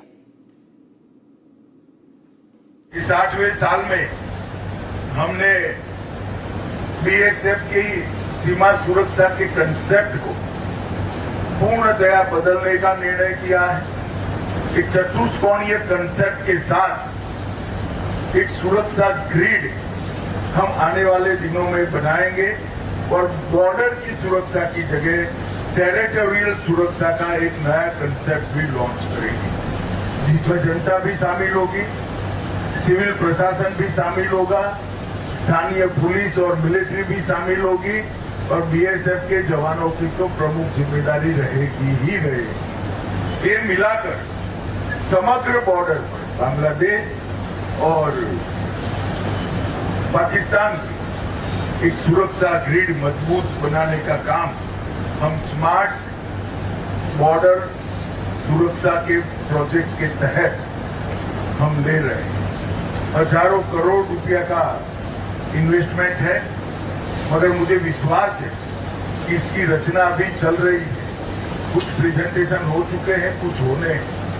इसके अंदर drone, radar, watch tower, पूरी आधुनिक से आधुनिक तकनीक और आप जवान, ये सभी कंपोनेंट मिलाकर एक मजबूत सुरक्षा ग्रिड हम खड़ी करेंगे, जिसके कारण हमारी सरहद को भेजने की किसी की भी हिम्मत नहीं हो पाएगी। और मुझे काफी कुछ तो काम हुआ है, मुझे मालूम है, इसके कारण आपकी तकलीफों में भी बहुत कमी आएगी, इसका मुझे विश्वास है।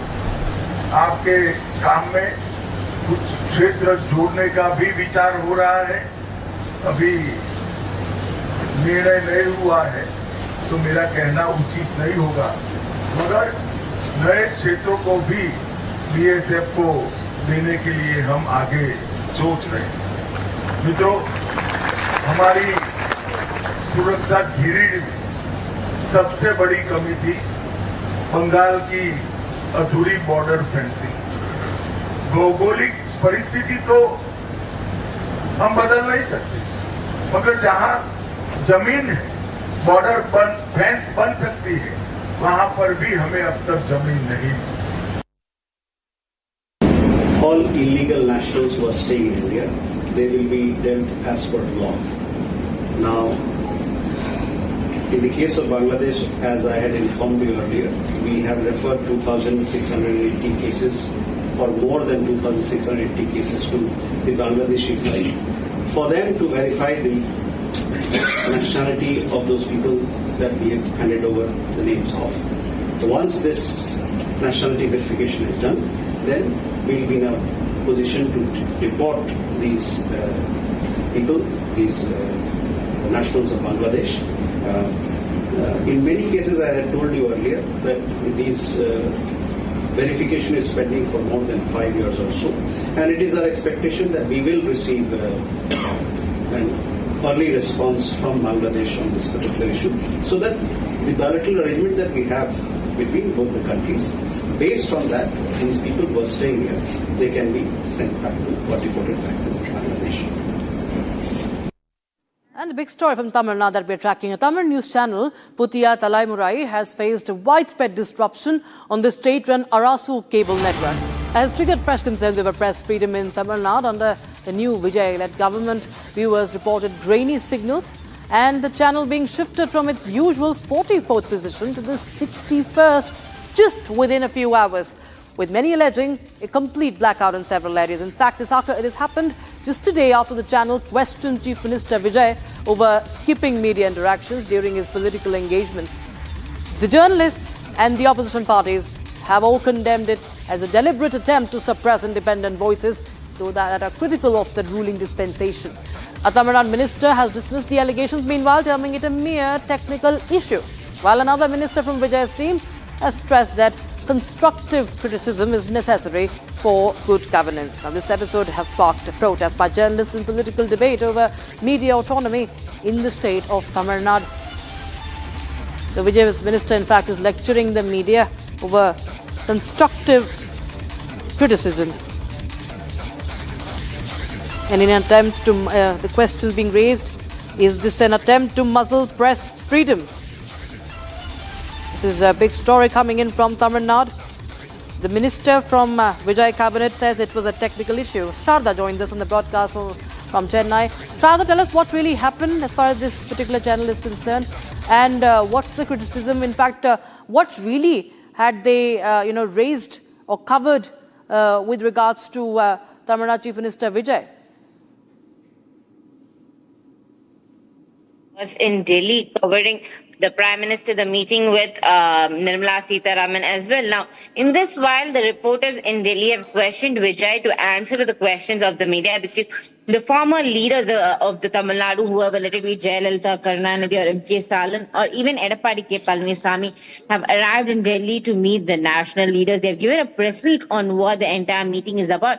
So the question comes when Vijay has not spoken to the media, and the media raised stronger questions asking why the Chief Minister is not responding to the media questions. In this case, this particular channel went in and did a package of the story telling that Vijay is breaking all the laws and breaking all the information that generally that the Tamil Nadu leaders share with the Delhi reporters when they come to Delhi to meet national leaders. Following this, there was also a news script published by the same channel on the number of crimes and crime rates that increased in the state of Tamil Nadu in the last 21 days after the TVK took over the power. So the Vijay party was in question as to why the crime rate has not been decreased, because it was the same leader who questioned the DA leader MK Stalin and Uday Stalin when there was a lot of law and order issues in the state of Tamil Nadu when MK was in power. So questioning the TVK government on why they have taken action. So Vijay throughout his campaign has constantly mentioned when he comes to power, he'll make sure that separate forces will be formed to make sure the women are harmed in the state of Tamil Nadu. Keeping that in mind, almost 6 to 7 sexual assault cases have been raised in the last 2 weeks, and both the opposition leader Uday Stalin and the AIADMK leader EPS has questioned Vijay on this. And the banning of the chat comes after both packages targeted Vijay and party TVK. In that is the chat was blocked from the Arasu cable, which is government cable provider. Following that question by the minister, today the minister says that it was a technical glitch and a small change in the channel number, and that's all it is. But later on, the channel's number has now been pushed back and is not set with the news channels. And in this case, the channel has once again raised the issue with the Minister of the DK, asking if they could and not stop giving the press freedom, and everybody that's questioned have also pointed out that this is what the DMK also did when they were in power. When questioned MK Stalin, it was the same channel that was banned, Rakshita. So now again, press freedom is being questioned in the state of Tamil Nadu. All right. Many thanks, Sharada, for joining us with details coming in on that story. And we will continue to, of course, bring more updates regarding that. But viewers, now shift our focus to story coming in from America, where a Blue Origin New Glenn rocket exploded last evening at the Cape Canaveral Space Force Station's launch complex in Florida, shaking the homes in the surrounding areas, sending a towering fireball, in fact, into the night sky. And this incident, which Blue Origin described as an anomaly, is the latest in a string of such setbacks for Jeff Bezos's the aerospace company that is the Blue Origin, as it races to close the gap with Elon Musk's SpaceX. A Blue Origin New Glenn rocket exploded dramatically during a late-night test at Florida's Cape Canaveral Space Force Station on Thursday. The explosion occurred around 9 p.m. The massive explosion occurred during a hot fire test, a critical stage where rocket engines are ignited while the vehicle remains anchored to the launch pad. Blue Origin described the incident as an anomaly, a term commonly used in the aerospace industry to refer to technical failures or explosions. Emergency officials confirmed that there was no danger to public from fumes or debris, and no injuries were reported. The incident marks another setback for Blue Origin's New Glenn program, which has already faced delays and regulatory scrutiny. Blue Origin has increasingly expanded its presence in human space flight and tourism as well. Now, with the New Glenn facing another major hurdle, all eyes will be on how quickly Bezos' company can recover and resume testing in the intensifying billionaire space race. And now, time for a very short break, but we continue to get you more updates coming in from Kerala viewers as Rao erupts over the full rendition of Vande Mataram not being played in the Kerala Assembly.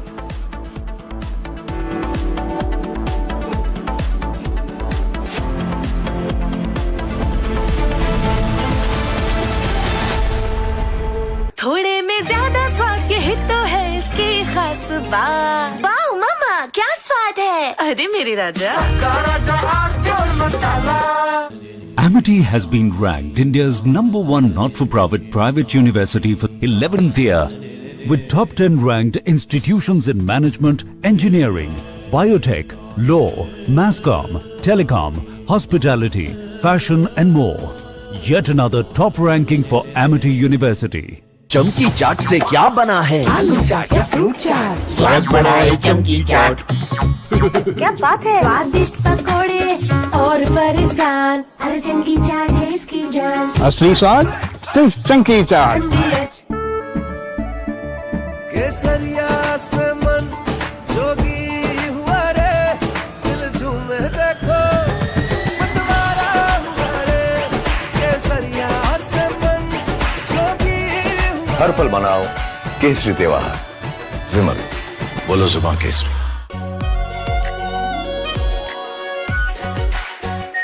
Are pure shahi paneer masala, delicious, healthy everyday.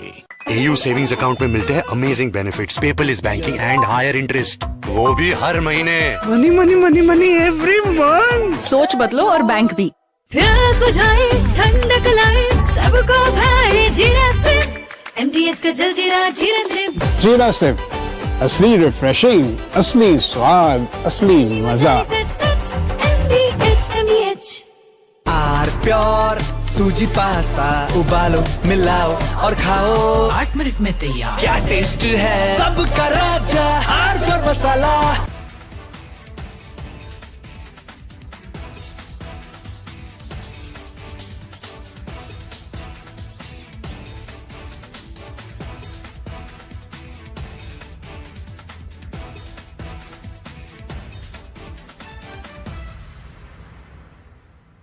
I want to start with some very disturbing pictures that have come in of a so-called right-wing leader. His name is Sushil Prajapati. He's accused of rape. After being in jail for 9 months, he gets bail, which means he's still an accused. He's an accused in a rape case.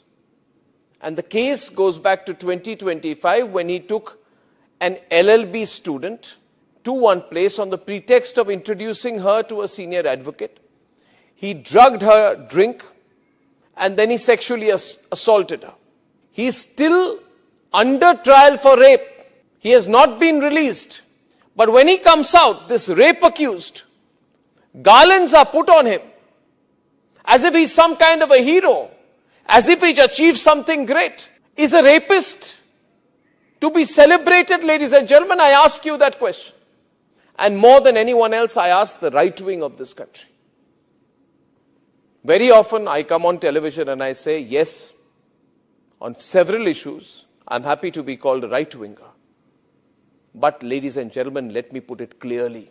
You cannot let a person like this man, this Sushil Prajapati, a leader of the Hindu Yuva Vahini, a local thug, a man accused of rape, you cannot celebrate his act of rape or celebrate the fact that the rapist is out on bail. If that is the message we want to send to our society, and if all the BJP leaders want to be quiet about it, I want to ask them, why are they quiet about this? Why are they quiet? In the silence of the BJP leaders, is there a tacit support to this person? Is there a feeling that anyone who wears or puts a, proclaims that he is from a so-called Hindu organization? This week on Get Me Right, the Pope weighs in on the morality conundrum of artificial intelligence in his first encyclical that has gone viral. Would the tech bros of Silicon Valley listen to the pontiff? Second, we take a deep dive into the cow slaughter ban debate that surfaced around the Eid festivities, the civilizational ethos that guide the Hindu sentiments on cow, and what the Muslims can do about it. And finally, we deal with the private sector ostrich that corporate India seems to have become when it comes to betting on our economy. Are they going to be the black sheep in black forever with no skin in the game? This weekend, only on Republic TV.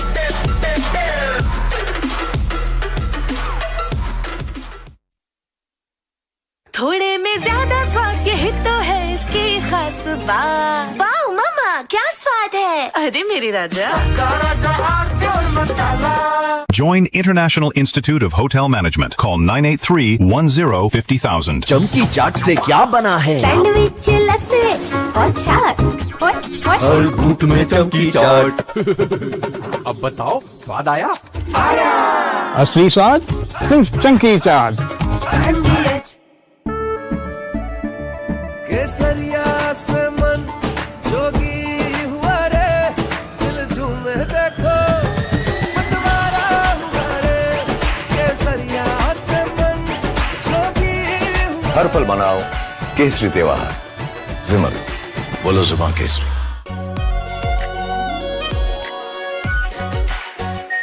Are pure shahi paneer masala, delicious, healthy everyday. Rani, इस घर में कुछ है जो टूटता नहीं। ये pillar कभी नहीं टूटेगा। रुंगटा स्टील टीएमटी से बना। रुंगटा नहीं तो घर स्ट्रॉन्ग नहीं। रुंगटा स्टील टीएमटी बार एकदम सॉलिड। चमकी चाट से क्या बना है? सैंडविच, लस्सी और छाछ हर घूंट में चमकी चाट। ड्राई फ्रूट और दही बड़े। चमकी चाट से स्वाद बढ़े। असली स्वाद सिर्फ चमकी चाट। एयू करंट अकाउंट के साथ मिलता है free UPI QR, overdraft facility और एक ही ऐप से बैंक के सारे काम। एयू, सोच बदलो और बैंक भी। आर प्योर सूजी पास्ता, उबालो, मिलाओ और खाओ। 8 मिनट में तैयार। क्या टेस्ट है, सबका राजा AR pure masala. In fact, very often I believe the only way to get justice in India is a media trial. So there's no reason for the media, if it's doing a good job of a media trial, to be on the back foot. In fact, the courts should stop making these overarching remarks about media trial and contemplate about one very basic thing. With the greatest of respect to the courts, when the other institutions fail, when people get let down by the system, when even the judiciary does not seem to be listening or raising a noise about issues, like in the case of Twisha Sharma, who does the public look to for justice, for raising their voice, for bringing something that's utterly false, illegal or wrong to public attention? It is only and only the media. And today, therefore, we are doing a media trial in this specific case, ladies and gentlemen, of Twisha Sharma, the 33-year-old daughter-in-law of an ex-judge.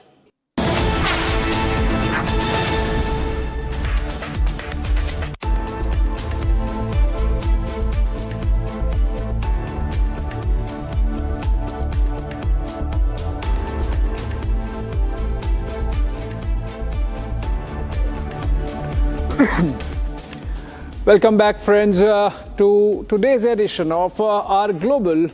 In this edition, we begin with a major setback for Jeff Bezos' space venture after a Blue Origin New Glenn rocket exploded during a test at Cape Canaveral in Florida, United States.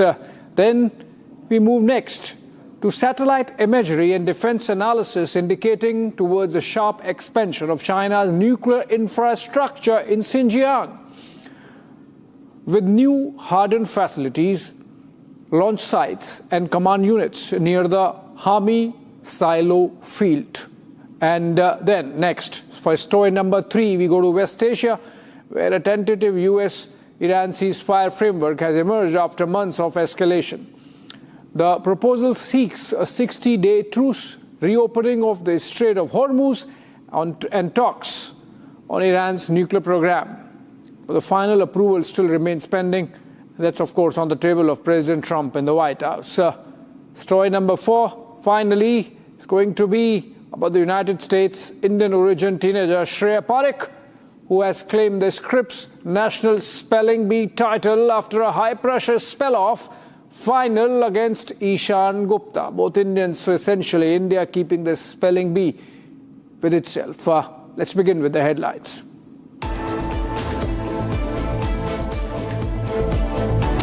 New Glenn rocket explodes during Florida test launch, sends fireball over Cape Canaveral. Blue Origin back to the drawing board.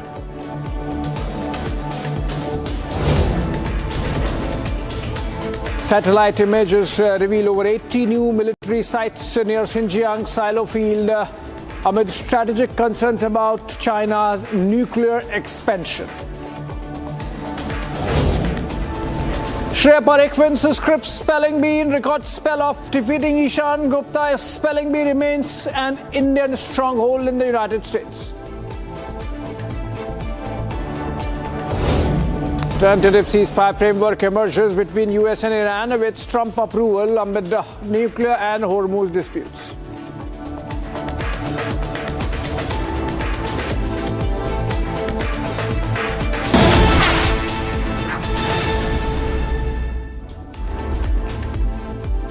Right, not so good news for Jeff Bezos. A Blue Origin New Glenn rocket exploded Thursday evening at Cape Canaveral Space Force Station's Launch Complex 36 in Florida, shaking homes across the surrounding area and sending a towering fireball into the night sky.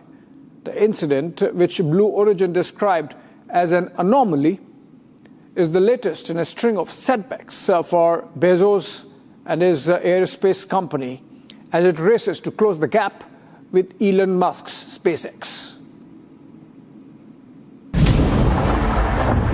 A Blue Origin New Glenn rocket exploded dramatically during a late-night test at Florida's Cape Canaveral Space Force Station on Thursday. The explosion occurred around 9 p.m. The massive explosion occurred during a hot fire test, a critical stage where rocket engines are ignited while the vehicle remains anchored to the launch pad. Blue Origin described the incident as an anomaly, a term commonly used in the aerospace industry to refer to technical failures or explosions. Emergency officials confirmed that there was no danger to public from fumes or debris, and no injuries were reported.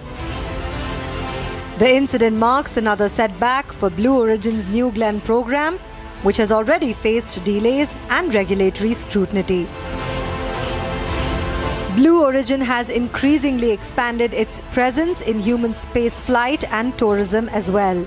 Now, with the New Glenn facing another major hurdle, all eyes will be on how quickly Bezos' company can recover and resume testing in the intensifying billionaire space race.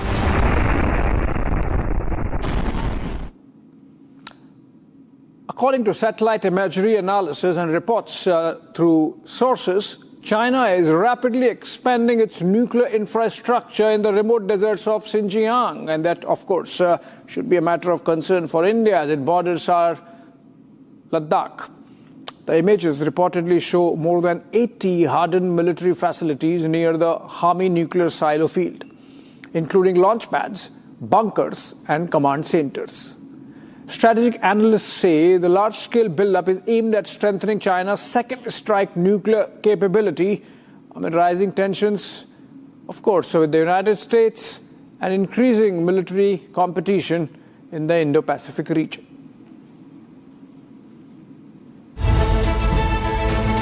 New satellite imagery has revealed a massive expansion of China's nuclear infrastructure deep inside the remote deserts of Xinjiang. According to sources, China has built more than 80 hardened military facilities near the Hami nuclear silo field, including launch pads, fortified bunkers, communication nodes, and operational support infrastructure. Analysts say that the network appears to be designed to support mobile missile launchers, air defense systems, electronic warfare operations, and command control activities across a vast desert region. At the center of the expansion are two large octagon-shaped military complexes constructed over the past several years southwest of the Hami missile silos. Satellite images show housing units, vehicle storage areas, rail links, airfields, and reinforced underground bunkers, all spread across the thousands of square kilometers. The development also aligned with China's stated no first use nuclear doctrine, under which Beijing claims its nuclear arsenal is meant for deterrence rather than a preemptive attack. The Pentagon has previously warned that China's nuclear arsenal is expanding faster than any other major power, with estimates suggesting Beijing could possess nearly 1,000 nuclear warheads by 2030. The expansion comes amid intensifying strategic competition between the United States and China, particularly over Taiwan and military influence in the Indo-Pacific. While China's defense ministry has not commented on the latest satellite findings, the images are expected to further sharpen global scrutiny over Beijing's military modernization program.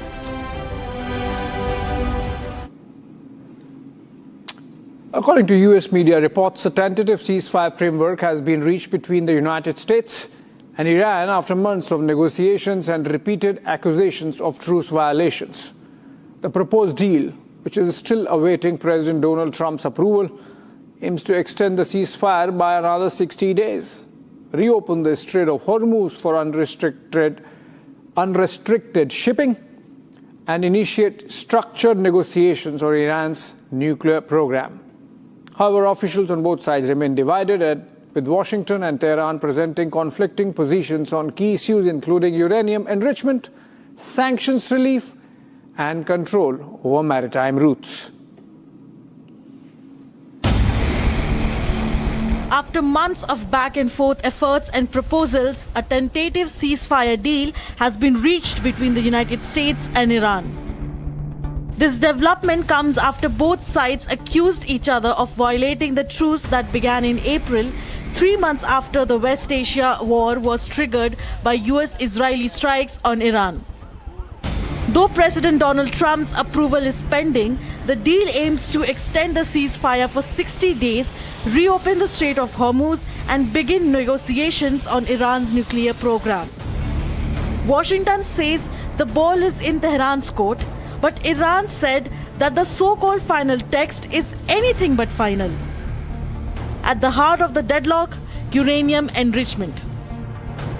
The US wants zero enrichment, but Iran refuses to yield nuclear sovereignty.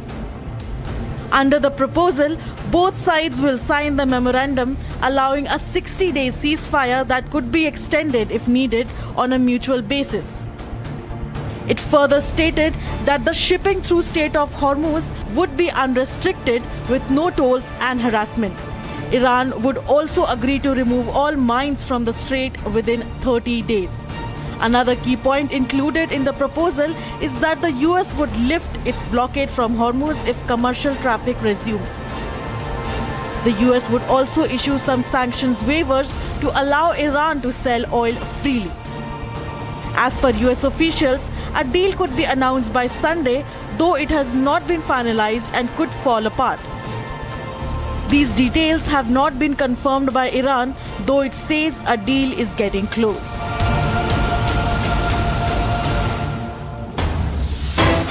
All right, connected with the ceasefire talks and a truce plan, breaking news coming in from the Iranian side, which is that the Speaker of Islamic Republic of Iran's parliament, M.B. Ghalibaf, remember he's the one who was spearheading the truce talks from the Iranian side in Islamabad with Pakistan or with the United States via Pakistan.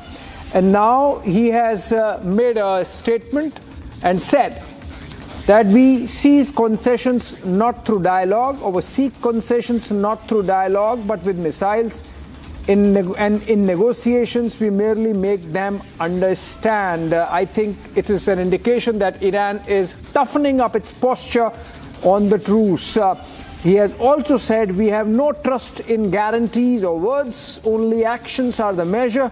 No action will be taken before the other side acts.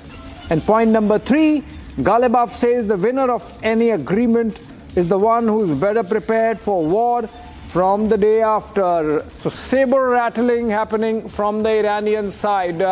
Someone as key a person as Ghalibaf, who has been part of the dialogue with the Americans, led by J.D. Vance, the Vice President of the United States, when the Islamabad talks happened, and then subsequently through back channel, now toughening his posture and saying that we are not seeking concessions through dialogue, we are only going to negotiate from a position of strength, and that the proof of the pudding is its eating, and the Americans have to show whether they can deliver. Strong words there coming in from M.B. Ghalibaf, the Speaker of Iranian Parliament.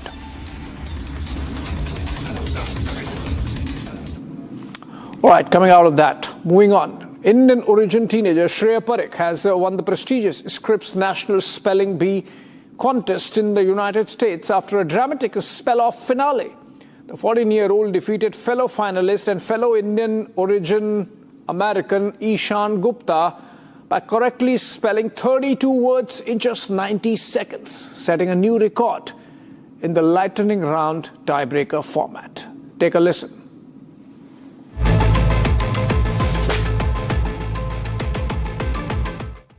14-year-old Shrey Parekh has emerged victorious at the prestigious Scripps National Spelling Bee in the United States, clinching the title after a dramatic lightning round tiebreaker. Shrey defeated fellow finalist Ishan Gupta in the spell-off round, correctly spelling an astonishing 32 words in just 90 seconds, setting a new record for the fast-paced finale format introduced in 2022. The final showdown unfolded after both contestants remained locked through multiple conventional rounds, forcing the competition into a sudden death-style spell-off before a packed audience in Washington. While Ishan Gupta put up a strong fight with 25 correct spellings, Shrey's speed and accuracy ultimately sealed the championship. Shrey and Ishan, the spell-off results are in. Shrey, during the spell-off, you correctly spelled a total of 32 words.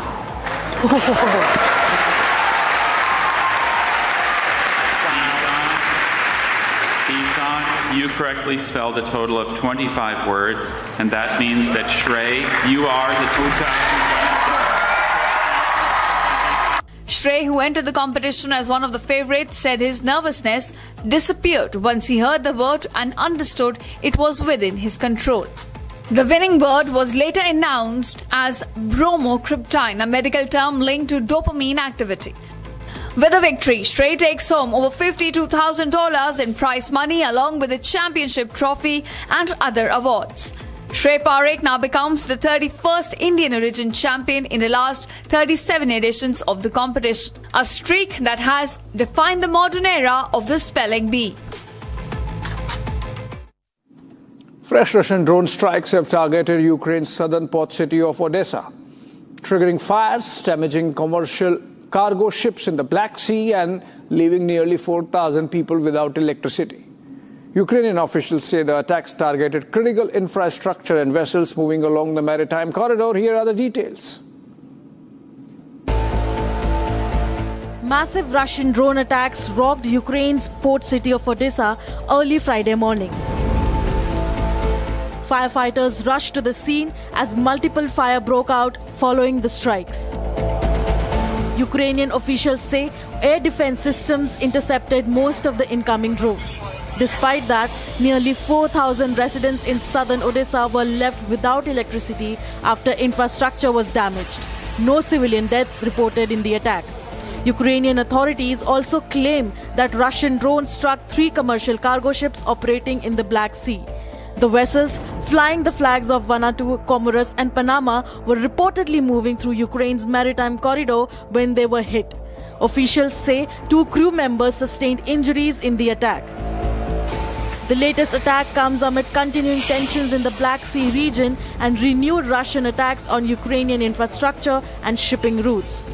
Ukraine says attacks on commercial shipping threaten global trade routes and regional security as fighting between Russia and Ukrainian forces continues with no sign of easing.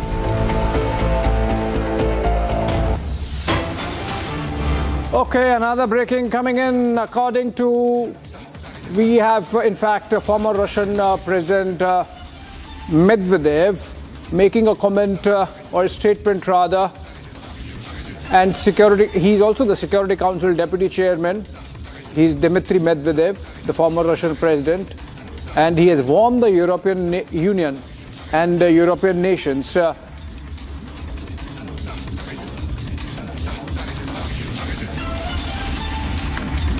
Okay, so we are getting this big breaking. According to a statement by former Russian President Dmitry Medvedev, he has said that European authorities have unilaterally entered into a war with Russia, and he has warned European citizens, saying that the peaceful sleep is over, in a strongly worded message directed at Europe. So essentially, Medvedev acting as agent provocateur there, warning the Europeans even as the war with Ukraine of Russia continues. We have seen through the last 3 years of the war how Medvedev has provided an additional phalanx to the Russian war, and now we are seeing another statement coming in. In fact, staying with this, tensions along NATO's eastern flank have escalated after a Russian drone launched during attacks on Ukraine crashed into a residential building in Romania, injuring 2 people. The incident has triggered strong reactions from Romanian authorities and NATO allies, with fresh concerns over regional security. A Russian drone crashed into an apartment building in eastern Romania during overnight attacks on Ukraine. Emergency crews rushed to the scene in the city of Galati after the drone struck the roof of a residential block, triggering a fire. 2 people suffered minor injuries while several residents were evacuated from the building. The drone was reportedly tracked in Romanian airspace before impact. Romania's foreign ministry has called the incident a serious violation of international law and urged NATO to speed up the transfer of anti-drone systems. Romanian President Dan convened an emergency meeting of the country's top defense body following what he described as the worst such incident on Romanian territory since the start of the Ukraine war. The United States ambassador to NATO has strongly condemned the incident, calling it a reckless incursion into Romanian territory and reaffirming Washington's commitment to defend every inch of NATO soil. In a post on social media, the ambassador said the US stands firmly with its NATO ally Romania and expressed support for those injured in the city of Galati. While military officials in Romania say the incident highlights the growing security risks faced by the countries bordering Ukraine. România ar trebui să înțeleagă din aceste situații că Rusia este o amenințare pentru securitatea țărilor din zonă, iar acțiunea militară, războiul pe care îl duce împotriva Ucrainei, afectează în egală măsură și toate țările din flancul estic al NATO și nu numai. Credeți că ar trebui să ne îngrijorăm și în ce măsură? Așa cum am apreciat, cum am afirmat în ceea ce am spus puțin mai devreme, nu ne confruntăm cu un atac a Rusiei asupra României, însă trebuie să avem în vedere că astfel de situații s-au întâmplat și pot să se mai întâmple. Ukraine says Russia launched more than 200 drones and a ballistic missile overnight, with strikes reported across multiple regions. While drone debris has previously landed inside Romania since the war began, this is the first such incident to cause such injuries. The latest incident is likely to intensify NATO's focus on air defense along its eastern border as Russia continues large-scale drone and missile attacks on Ukraine. At an international security forum in Moscow, Russian President Vladimir Putin has said that India and the Eurasian Economic Union, or EEU, are currently negotiating the liberalization of trade agreements. The Russian president also stated that discussions are underway to ease trade barriers and expand economic cooperation between the two sides. Let's listen into what President Putin had to say. Pool of partners of our union is expanding. We signed an agreement last year with Mongolia and United Arab Emirates and also with Indonesia. We are negotiating on liberalizing trade agreements with India, and of course we support the draft decisions on launching the talks on the free trade agreements with the new promising. All right, friends, a lot happened from Alaska to Australia and from Mombasa to Mongolia around the world. This is all what we could pack for you in 20 minutes. Short break coming up on the other side. This is exclusive with Niranjan.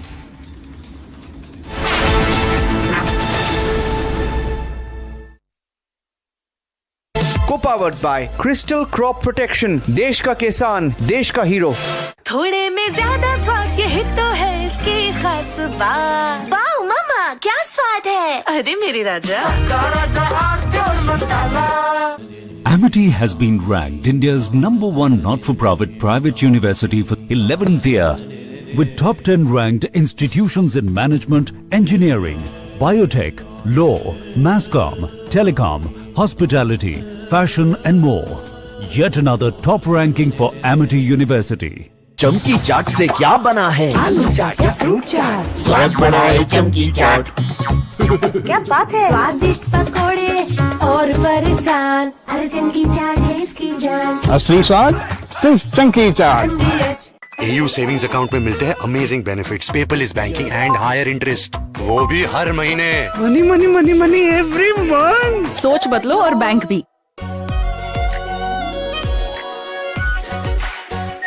Are pure shahi paneer masala, delicious, healthy everyday. ये जश्न है, जश्न का ये जश्न है। राष्ट्रीय इलायची, जश्न का जश्न। प्यास बुझाए, ठंडक लाए, सबको भाए जीरा से। MTH का जलजीरा जीरा से। जीरा से असली रिफ्रेशिंग, असली स्वाद, असली मजा। आर प्योर सूजी पास्ता, उबालो मिलाओ और खाओ, 8 मिनट में तैयार। क्या टेस्ट है, सबका राजा AR pure masala.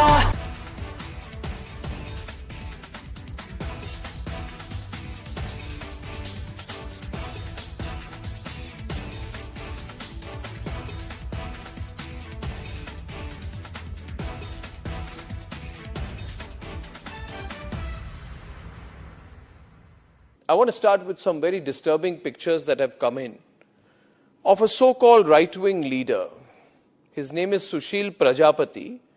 He's accused of rape. After being in jail for 9 months, he gets bail, which means he's still an accused. He's an accused in a rape case. And the case goes back to 2025 when he took an LLB student to one place on the pretext of introducing her to a senior advocate. He drugged her drink and then he sexually assaulted her. He is still under trial for rape. He has not been released. But when he comes out, this rape accused, garlands are put on him as if he's some kind of a hero, as if he's achieved something great. Is a rapist to be celebrated, ladies and gentlemen? I ask you that question. And more than anyone else, I ask the right wing of this country. Very often I come on television and I say, yes, on several issues, I'm happy to be called a right-winger. But ladies and gentlemen, let me put it clearly. You cannot let a person like this man, this Sushil Prajapati, a leader of the Hindu Yuva Vahini, a local thug, a man accused of rape, you cannot celebrate his act of rape or celebrate the fact that the rapist is out on bail. If that is the message we want to send to our society, and if all the BJP leaders want to be quiet about it, I want to ask them, why are they quiet about this? Why are they quiet? In the silence of the BJP leaders, is there a tacit support to this person? Is there a feeling that anyone who wears or puts a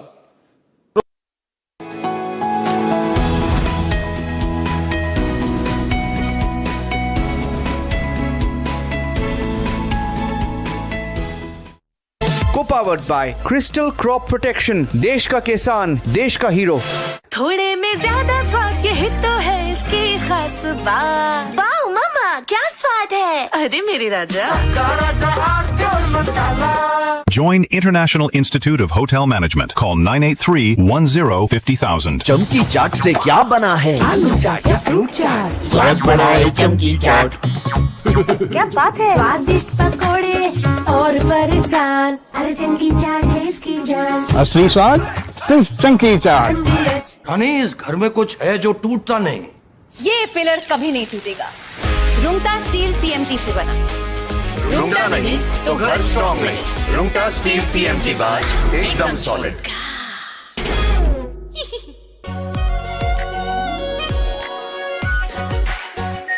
are pure shahi paneer masala, delicious, healthy everyday. केसरिया से मन जोगी हुआ रे, दिल झूमे देखो मतवारा हुआ रे। केसरिया से मन जोगी हुआ। हर पल बनाओ केसरी त्योहार। विमल, बोलो जुबान केसरी। चमकी चाट से क्या बना है, सैंडविच, लस्सी और छाछ। हर घूंट में चमकी चाट, ड्राई फ्रूट और दही बड़े। चमकी चाट से स्वाद बढ़े। असली स्वाद सिर्फ chunky chaat. Are pure suji pasta उबालो मिलाओ और खाओ 8 मिनट में तैयार क्या टेस्ट है सबका राजा hardware masala In fact, very often I believe the only way to get justice in India is a media trial. So there's no reason for the media, if it's doing a good job of a media trial, to be on the back foot. In fact, the courts should stop making these overarching remarks about media trial and contemplate about one very basic thing. With the greatest of respect to the courts, when the other institutions fail, when people get let down by the system, when even the judiciary does not seem to be listening or raising a noise about issues, like in the case of Twisha Sharma, who does the public look to for justice, for raising their voice, for bringing something that's utterly false? Week on Get Me Right, the Pope weighs in on the morality conundrum of artificial intelligence in his first encyclical that has gone viral. Would the tech bros of Silicon Valley listen to the pontiff? Second, we take a deep dive into the cow slaughter ban debate that surfaced around the Eid festivities, the civilizational ethos that guide the Hindu sentiments on cow and what the Muslims can do about it. And finally, we deal with the private sector ostrich that corporate India seems to have become when it comes to betting on our economy. Are they going to be the black sheep in black forever with no skin in the game? This weekend, only on Republic TV.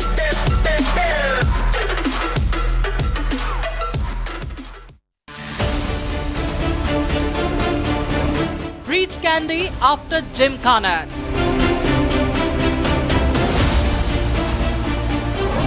The supra-elitist clubs.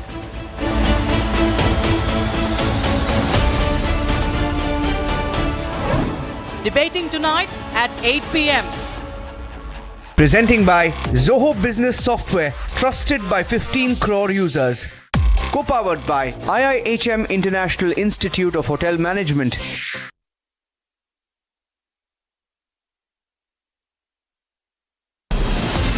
From Asia's largest news headquarters, setting the agenda for Bharat.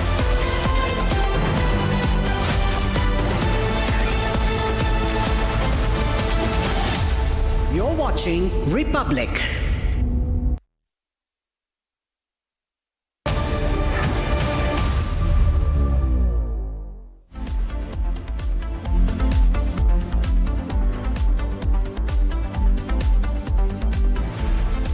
Thank you for joining us here on Republic TV. You're watching This Is Exclusive. We have two exclusive show stories lined up on the show this evening.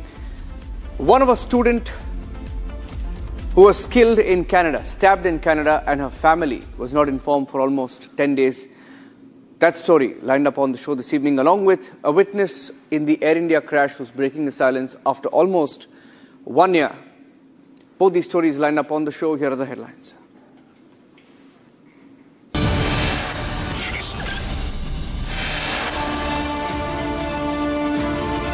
One year after the Air India crash, Republic getting you an exclusive account of an eyewitness who saw the bodies in the mortuary. He's breaking his silence.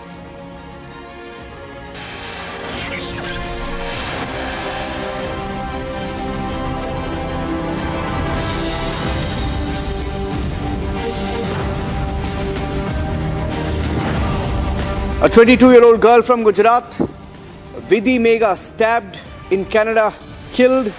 The family is only informed after almost 2 weeks. They're still waiting for Vidhi's body.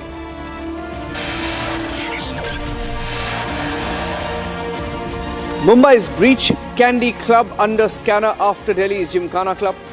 The Maharashtra government will now inspect the elite Gymkhanas and clubs on government lands.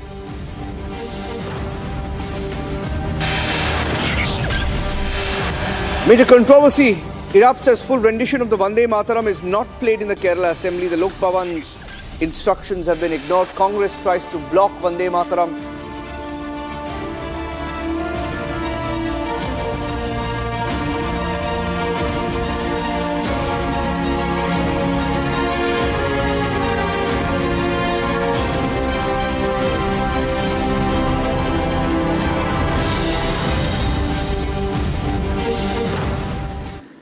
Starting with a story from Gujarat, where a little girl, 22 years old, went to Canada to study and pursue her dreams, instead was stabbed in Canada in a disturbing incident that's now coming to light. Details are still emerging. And her family in her hometown is grieving. They're waiting for the body. It's been 12 days since she was killed, and they were informed recently. The victim, identified as Vidhi Megha from Borsad, had been living in Canada for the last almost 4 years. While pursuing higher studies, police now say that the young woman was attacked in broad daylight. She sustained fatal stab wounds. The family alleges that the Canadian government kept them in the dark. Here's the full story as we know it this evening.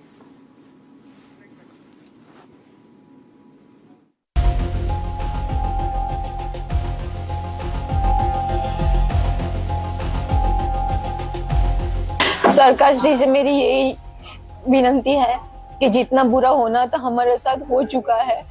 थोड़ी सी security को लेकर मुझे issue है कि बच्चे हमारे यहाँ, हमारे दिल के टुकड़े हम बेच रहे हैं। थोड़ी सिक्योरिटी प्लीज, थोड़ा सा ध्यान और रखें, क्योंकि वहां तक हमारी पहुंच नहीं जा सकती है, तो आपको ही कोऑपरेशन करना पड़ेगा। A desperate plead from a mother who just lost her young 22-year-old daughter, Vidhi Megha. The family is shattered and still waiting for answers. A young girl who left Gujarat with big dreams now returns home only in a coffin. मुझे Canada से तो कुछ पता नहीं चला, लेकिन Indian government से मुझे मेल आया ऑफिशियली, तो मैंने वहाँ पे मेरे जो रिलेटिव्स हैं उनको बोला कि ये प्रॉब्लम हुआ है, तो उसको भी नहीं मालूम था। तो फिर उसने वहाँ के जो मैंने उसको मेल भेजा, तो वहाँ के पुलिस स्टेशन में नियर बाय वो गया और फिर उसने सब चेक किया, तो पता चला कि ये सही बात है। उन्होंने हमसे 10 डेज़ कुछ बोला ही नहीं। 15 तारीख को हुआ तो मुझे लेटर 22 को मिलता है, 22 या 20-30 को। तो मुझे ये पता जानना है कि ये कनाडा गवर्नमेंट क्या कर रही है। 10 दिन बाद मेरी लड़की का पता चलता है, वो आइडेंटिटी भी नहीं ले रहे हैं कि 10 दिन उन्होंने क्या किया। Vidhi, who was a resident of Borsad in Gujarat, was stabbed in Canada's Niagara region on May 15. For 4 years, Vidhi was balancing her education and part-time job in a hope for better future. Recollecting their last call with Vidhi, family said that nothing in her voice suggested that she was in danger. Reportedly, Vidhi was attacked in broad daylight, suffering fatal stab wounds, and was later taken to hospital where she was declared dead. But it was only on May 27 that the Indian government officially informed the family about Vidhi's death. उनको हमने कैसे भेजा था, इतना अच्छे से सब celebrate किया था जब गई तो, और इतने सारे सपने हमने सजाए रखे थे। हमें क्या पता ऐसा होगा, हम बोल ही नहीं पाते। हमारे में अभी हिम्मत ही नहीं, हमें हमारी लड़की चाहिए वापस। जैसी भेजी उसकी मम्मी की हालत तो हमसे देखी नहीं जा रही है ma'am. The big question now, why did it take so long for the Canadian government to inform about Vidhi's death? Now the family demands help from the Indian government for speedy action in bringing back Vidhi's body. तुरंत मेरी office का contact करके मैंने दिल्ली अपनी embassy में अपने विदेश मंत्रालय को एक चिट्ठी भी लिख दी है और एक ईमेल भी कर दिया है कि जल्दी से जल्दी उनका पार्थिव देह भारत देश में ला जा सका और गुजरात तक लेने में सरकार की मदद जो चाहिए वो मदद के लिए मैंने पूरा पत्र लिख के पूरा उनको भी वहां तक मैंने बता दिया है। The family alleged that Canadian government kept them in dark regarding Vidhi's death. Though Vidhi's documents carried complete contact details including her second address and details of relatives in Canada, yet no one was contacted. Now the family demands justice and Vidhi's body back home in India.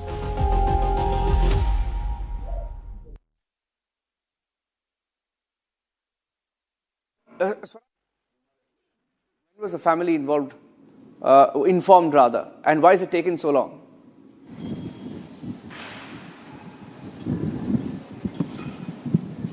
Yes, let me tell you, when we tried to talk with the family members of Vidhi Meghani, who's a 22 years old, was staying for 4 years in Canada, and according to the biggest complaint in this entire case is that the family was not informed by the Canadian authorities or Canadian government. That's the biggest complaint in this entire case. Let me also tell you, the family has revealed that girl's mama, that is uncle, was staying in Canada in other area, but they have the documents and all the details for the contact. All the details are present, the address, the contact number of relatives, because it's important where you belong to foreign, you're a foreign national. At that time, on all the documents, you have to provide all these details, and it was present with the Canadian government through her documents, which must have been confiscated after she was being murdered.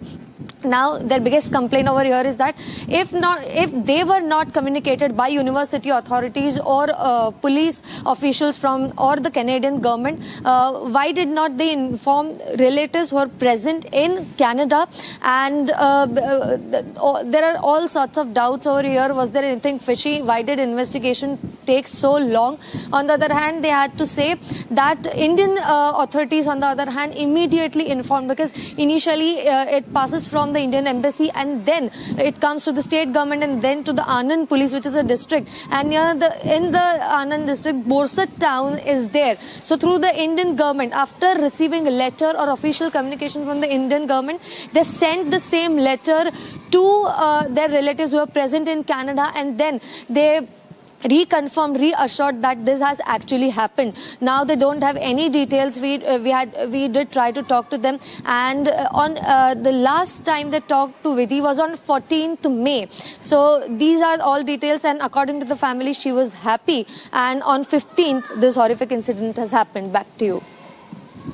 Just a small correction there, ladies and gentlemen. The student's name is Vidhi Meghani, and the wait continues for Vidhi Meghani's family for the mortal remains to be received. They were informed almost 2 weeks after she was stabbed to death. Moving on to the big story, the interview of the witness. 1 year after the Air India crash in Ahmedabad, we get you this exclusive conversation with one of the key witnesses. His name is Romin Bahora. Romin lost 3 members of his family in the tragedy in the Air India 171 crash. His brother, his 3-year-old niece, and his aunt. And when he spoke to Republic TV, he spoke in detail about what he saw, what happened, but some of the key takeaways of Romin and his interview is how he was inside the mortuary a day after the crash, and he saw the mortal remains, the bodies, the burnt bodies of most of them, the victims of the AI-171 crash. He speaks about 2 particular incidents. One, him having seen bodies of the victims, including that of Captain Sabarwal, one of the pilots. And secondly, an incident where his own phone, his brother's phone, iPhone, went missing. And when the phone was tracked using the IMEI, and when it was given back, it was tampered with. Now, he's speaking out for the first time. Here are excerpts of that interview. क्योंकि आप mortuary तक पहुंचे थे उस दिन, और जैसे कि आपने कहा कि आप उन बहुत चंद लोगों में से थे, क्योंकि स्ट्रिक्ट रूल्स होते हैं, प्रोटोकॉल होता है, लोग जान, और हम ये समझते हैं कि जो विक्टिम की फैमिलीज हैं, तब इमोशनली काफ़ी एक धक्कादायक चीज़ थी, और कैसे डील किया जाए, कैसे कोप किया जाए, ये समझ नहीं आता इंसान को। लेकिन आप कैसे मॉर्चुरी में पहुँचे और क्या देखा आपने एग्जैक्टली वहाँ पे, और किस तरीके से आपको एंट्री मिल पाई, क्योंकि बहुत कम लोग ये दावा कर पा रहे हैं कि एक्चुअली उन्होंने मॉर्चुरी में जाकर के देखा जहाँ पे वो सारी बॉडीज रखी हुई थी, कि वहाँ क्या था, रिलेटिव्स को अलाउड नहीं था। तो क्या एग्जैक्टली उस टाइम पे हुआ था? आप 12 जून को कब वहाँ पे तुरंत पहुँचे साइट पर, और फिर वहाँ से जब सिविल हॉस्पिटल सबको ले जाया गया तो आपको एक्सेस कैसे मिल पाया? विस्तार से दर्शकों को इसलिए बताइए क्योंकि होता कैसे है, लोगों को, आम जनता को इन सारे सवालों के जवाब नहीं पता होते हैं, और काफ़ी सवाल जनता के भी मन में, क्योंकि ये हादसा ऐसा है जो इंडियन सिविल एविएशन की हिस्ट्री में ऐसा हादसा आज तक नहीं हुआ है, और सारी चीज़ें सामने आना बहुत ज़रूरी है। पहले तो मैं आपसे माफ़ी चाहूँगा, मैं आपसे सवाल करना चाहूँगा कि क्या आपने कभी एक साथ में 200 बॉडी जला हुआ देखा है? मैं आपसे सवाल कर रहा हूँ, क्या आपने कभी एक साथ में 200 बॉडी एक साथ में जला हुआ देखा है? नहीं, मैंने नहीं देखा है। तो आप मेरी वेदना नहीं समझ पाओगी कि उस टाइम पे मैं किस हालात में था। नो डाउट मेरे फैमिली की 3 मेंबर इसमें डेथ हो चुके हैं।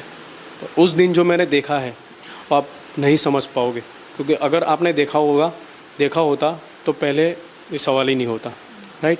हाँ, मैं आपके सवाल का जवाब देना चाहूँगा कि जब 12 जून 2025 को गुरुवार के दिन दोपहर में 1:41 में जब ये फ़्लाइट क्रैश हुई, मुझे विदिन 1 मिनट में कॉल आ गई थी। मेरा एक ब्रदर है, डॉक्टर लुकमान करके मेरे गांव में रहता है।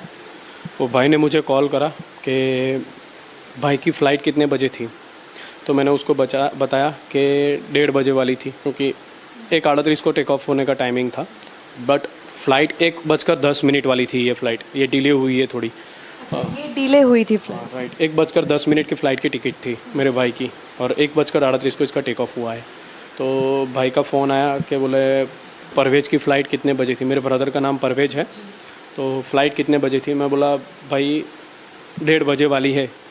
तो बोले ठीक है, कोई दिक्कत नहीं है। तो मैंने उसको पूछा क्या हुआ, तो बोले एक लंदन जाने वाली एक फ़्लाइट क्रैश हुई है अहमदाबाद में, पर तू बोल रहा है कि 1:30 बजे वाली होगी, तो कोई टेंशन नहीं है। तो तब तक मुझे पता नहीं था कि सबके लोग डेथ हो चुके हैं। तो मैं सीधा अराउंड 15-17 मिनट में फुल ट्रैफिक के बावजूद विदाउट एनी सिग्नल देखे मैंने सिग्नल तोड़ के सीधा अहमदाबाद सिविल पहुंचा। तब तक आपको उम्मीद थी कि आपके फैमिली परिवार के लोग? तो मुझे 12 तारीख को रात को 10 बजे तक थी, क्योंकि मैंने 12 तारीख को मेरी फैमिली के मेंबरों को आसपास के अस्पतालों में सभी जगह पे मैंने चेक करवाया है। शायद झाड़ों पे भी चेक करवाया है, ट्री पे, बड़े बड़े झाड़ों पे के उस आसपास में ट्रीज थी बहुत सारी के कहीं ब्लास्ट होने के बावजूद उछल के पेड़ बेड़ पे लटक गए हो या कोई हॉस्पिटल में लेके चला गया हो बचाने के लिए, एसेट्रा एसेट्रा। तो मैंने हॉस्पिटलों में चेक करवाया, पेड़ों में चेक करवाया कि शायद तीनों में से एक भी शायद जिंदा मिल जाए। फिर हॉस्पिटल में भागा दौड़ी। मेरी mother already diabetic BP patient है। फ़्लाइट क्रैश होने के बाद मेरे फादर को भी 2 बार हॉस्पिटलाइज करना पड़ा है रिगार्डिंग ऑफ हार्ट। और ये भागा दौड़ी जब चल रही थी तो शाम को मैंने अफवाहें भी बहुत सारी आ रही थी कि ये ज़िंदा है इस वार्ड में है, ये ज़िंदा है उस वार्ड में है। तो जैसे ही जो भी अफवाह मिल रही थी हम उसको ट्रस्ट करके उसी वार्ड में भागा दौड़ी कर रहे थे। उम्मीद से हाँ कि कोई मिल जावे। कोई वार्ड बाकी नहीं था 12 तारीख को जो मैंने ना ढूंढा हो। एक वार्ड में मैं 15 17 बार गया हूँ। फिर उस दिन रात को अप्रॉक्स पता चला कि सभी लोग फ़्लाइट में डेथ हो चुके हैं। उसके बाद आप सिविल पहुंचे थे? ऑलरेडी सिविल हॉस्पिटल में ही था। जैसे मैंने बताया 12 तारीख को ये सिविल में लाया जा रहा था, तब सिविल में ही था। फिर रात को अप्रॉक्स बॉडी लाना सब शुरू हो गया पीछे की ओर से। समझो ना 7-8 बजे के तकरीबन बॉडी लाना, 6-7 बजे के आसपास बॉडी लाना स्टार्ट हो गया था। मोस्टली तक पूरा ऑपरेशन चल रहा था वहाँ पर, चल रहा था कि कोई बच जावे कोई निकल जावे, ऐसा सब मेहनत चल रहा था वहाँ पे। और पहले तो जो घायल लोग थे उन्हीं को हॉस्पिटल में लाया गया है। जो ग्राउंड लोग घायल थे उनको भी मैंने नियर बाई डिस्टेंस में सभी को जहाँ पे मिला हूँ पूछा हूँ कि आप फ्लाइट में थे, तो सभी ने बताया कि नहीं मैं नीचे ग्राउंड पे था सभी को। क्योंकि मुझे ऐसा था कि फ़्लाइट में सब जिंदा हो गए। उतना बड़ा हादसा नहीं है ये, क्योंकि मैंने देखा नहीं था आंखों भरे 12 जून को जो फ़्लाइट क्रैश हुई। हाँ, नहीं देखा था। फिर बॉडी आना शुरू हो गया, तो बॉडी भी आना स्टार्ट हुआ। तब मैंने देखा 12 तारीख को रात को मैंने बताया आपको कि मेरी मदर की कंडीशन थोड़ी उस टाइम पे भी बहुत सीरियस हो गई थी। तो वहाँ से मैं 12 तारीख को रात को मदर को लेके आनंद आया। मैंने थोड़ा हॉस्पिटलाइजेशन किया, उनकी ट्रीटमेंट करवाई। फिर 13 तारीख को अर्ली मॉर्निंग 5 बजे मैं अहमदाबाद वापस जाने के लिए चला गया। और 13 तारीख को मेरा, जैसे कि मैंने अब आगे भी इंटरव्यू में बताया है कि मैं पहले अहमदाबाद सिविल में कोविड टाइम पे फ्री ऑफ सर्विस नाइट में देता था। ये कब की बात कर रहे हैं सर? 2021 की बात कर रहा हूँ, जब मैं अहमदाबाद सिविल में नाइट में कोविड में free of cost without money वहाँ पे मैं सर्विस कर रहा था, जो कोविड पेशेंट को ट्रीटमेंट देना एक्सेट्रा एक्सेट्रा। आप सिविल हॉस्पिटल से जुड़े हुए थे 2021 से? हाँ, मैं 2020 से सिविल हॉस्पिटल में जुड़ा हुआ हूँ। हाँ, मैं 2 साल से सिविल हॉस्पिटल में जुड़ा हूँ। मेरे अच्छे सोर्सेज भी है वहाँ पे, मेरे अच्छे कॉन्टैक्ट्स भी है बहुत सारे डॉक्टर्स से। और उसी सोर्सेज के रिगार्डिंग मैंने 13 जून से मेरी एक्सिस लेने की ट्राई करी, फिर मुझे एक्सिस भी मिल गई इजीली। मैं एक्सिस लिया 13 तारीख को अप्रॉक्स 12 बजे से, दोपहर में 12 बजे से लेके 2-2:30 बजे तक मैं ऑलरेडी मॉर्चुरी वार्ड में ही था। ये कंटेक्स्ट है रोमिन भाई आपका कि आप पहले से सिविल हॉस्पिटल से जुड़े हुए थे, आपके सोशल वर्क के रिलेटेड 2020 से, और इस वजह से आप मॉर्चुरी में जा पाए। क्योंकि ये सवाल उठता है कि रिलेटिव्स को या बाकी, तो आपको कैसे एक्सेस मिला? क्योंकि आगे भी हम सवाल करने वाले हैं कि जो आपने कैप्टन की बॉडी देखी, आपने जो दावा किया है वो भी बहुत बड़ा दावा है इस पूरे इन्वेस्टिगेशन के चलते भी। तो ये उसके पीछे का बैकग्राउंड बहुत इम्पॉर्टेंट है लोगों के लिए समझना कि क्यों और कैसे आप अंदर जा पाए। आपने जब आप अंदर गए, जैसे कह रहे हैं कि 13 तारीख के 2 बजे के बाद आप वहीं पर थे, क्या देखा आपने? पहले तो मैं ये बता दे रहा हूँ क्लियरिफिकेशन के साथ कि मैंने अभी भी आगे बताया आपको कि मैं जब 2020 और 2021 में मैं सिविल हॉस्पिटल में जुड़ा था, फिर कंटिन्यूसली मेरा वहाँ पे विजिट भी रहता था। मैं वहाँ के बहुत से सारे पैरामेडिक्स के साथ मेरी अच्छी जान पहचान है, दोस्ती है। फिर लाइक उसी सोर्सेज के रिगार्डिंग मैंने थोड़ा मेरे सोर्सेज के झेक लगा के हॉस्पिटल में एंट्री लिया 13 तारीख को दोपहर 12 बजे के पास। फिर वहाँ से मैंने एंट्री लेने के बाद एंट्रेंस में हुआ, सब बॉडी वहाँ पे लाया जा चुका था, थोड़ा बॉडी जो पेंडिंग था वो भी लाना शुरू था। एंट्री होने के बाद मैंने वहाँ पे अंदर चार कैबिन है ऑलरेडी, मॉर्चुरी मैन वार्ड है अहमदाबाद, पुराना सिविल बोलते हैं उसको, पुराना सिविल में जो मॉर्चुरी वार्ड मैन है, जहाँ पे पोस्टमार्टम भी होता है और बॉडी भी वहाँ पे ही लाया जाता है। तो वहाँ पे जो बॉडी लाया गया था, वो बॉडी में लाइक मैंने जैसे ही एंटर किया, मैंने रिगार्डिंग ऑफ कि मेरे ब्रदर की, मेरी बच्ची की या मेरी मासी, मेरी आंट, उनकी ढूंढने की कोशिश की हो कि उनकी बॉडी ढूंढने की कोशिश करी कि कोई मिल जावे मुझे जो अच्छी हालत में हो, तो मैं उनकी बॉडी लेके घर जा सकूं। बस उस नीयत से मैंने सोर्सेज का झेक लगा के अंदर एंट्री करी थी। इन तीनों को ढूंढते हुए आपने वहाँ क्या नज़ारा देखा? पहले ही जैसे मैं यहाँ से एंटर हुआ तो मैं सीधा मेन वार्ड में एंटर हुआ जहाँ पे सब बॉडी रखा हुआ था। मैंने आगे भी इंटरव्यू में बताया है कि मैंने एक 2 से 2.5 साल की बच्ची का सिर्फ सर, विदाउट बॉडी, सिर्फ सर मेरे हाथ में लिया है, ऐसे ही तरह से एक हाथ में, और एक हाथ में ऐसे फ़ोन रख के मैंने मेरी बच्ची जुवेरिया का फ़ोटो मैच करने की कोशिश करी थी कि ये मेरी बच्ची तो नहीं है। फिर वो बच्ची की मुझे अभी भी याद है, वो बच्ची की कान की बालियाँ भी मुझे याद है, जो तार से वीटी हुई थी वो बालियाँ, इस टाइप इतनी छोटी छोटी बालियाँ थी वो बच्ची की, आंखें खुली हुई थी। वो बच्ची का सर मैंने सिर्फ दिखाया हाथ में लेके। फिर मैंने वो एक टेबल पे सब पार्ट रखे हुए थे, किसी का हाथ टूटा हुआ था, मतलब कटा हुआ था, किसका पैर था, किसी का कोई शरीर का कोई पार्ट था, ये बच्चे का सर था। पास में ही एक दूसरी बॉडी भी रखी हुई थी जो। रोमिन भाई आपकी आवाज़ काँप रही है, मैं समझ पा रही हूँ यहाँ बैठ के।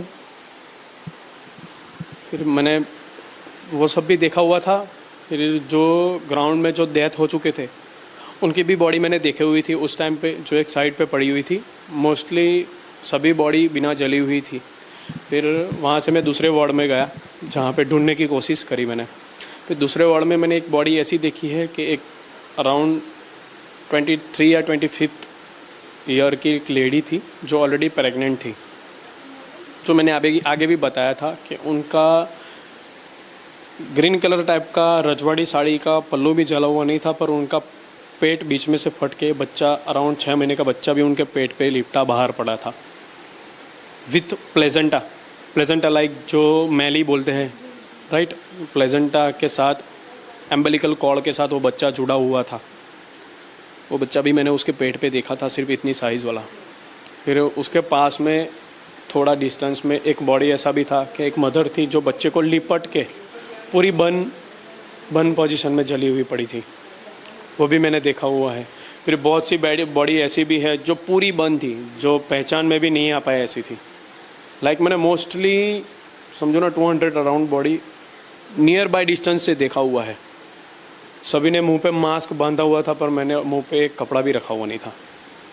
रीज़न ऑफ कि मेरे फैमिली के मेंबर है, वो मेरे लिए बदबू नहीं है, और वो पोजीशन मैं मरते दम तक भूल भी नहीं पाऊंगा और किसी को बयां भी नहीं कर पाऊंगा। जो मैं सिचुएशन फेस करा है, और कोई भी बंदा इस सिचुएशन पे अपने आप को रख के इमेजिंग भी नहीं कर पाएगा कि वो उस टाइम की मेरी परिस्थिति क्या थी।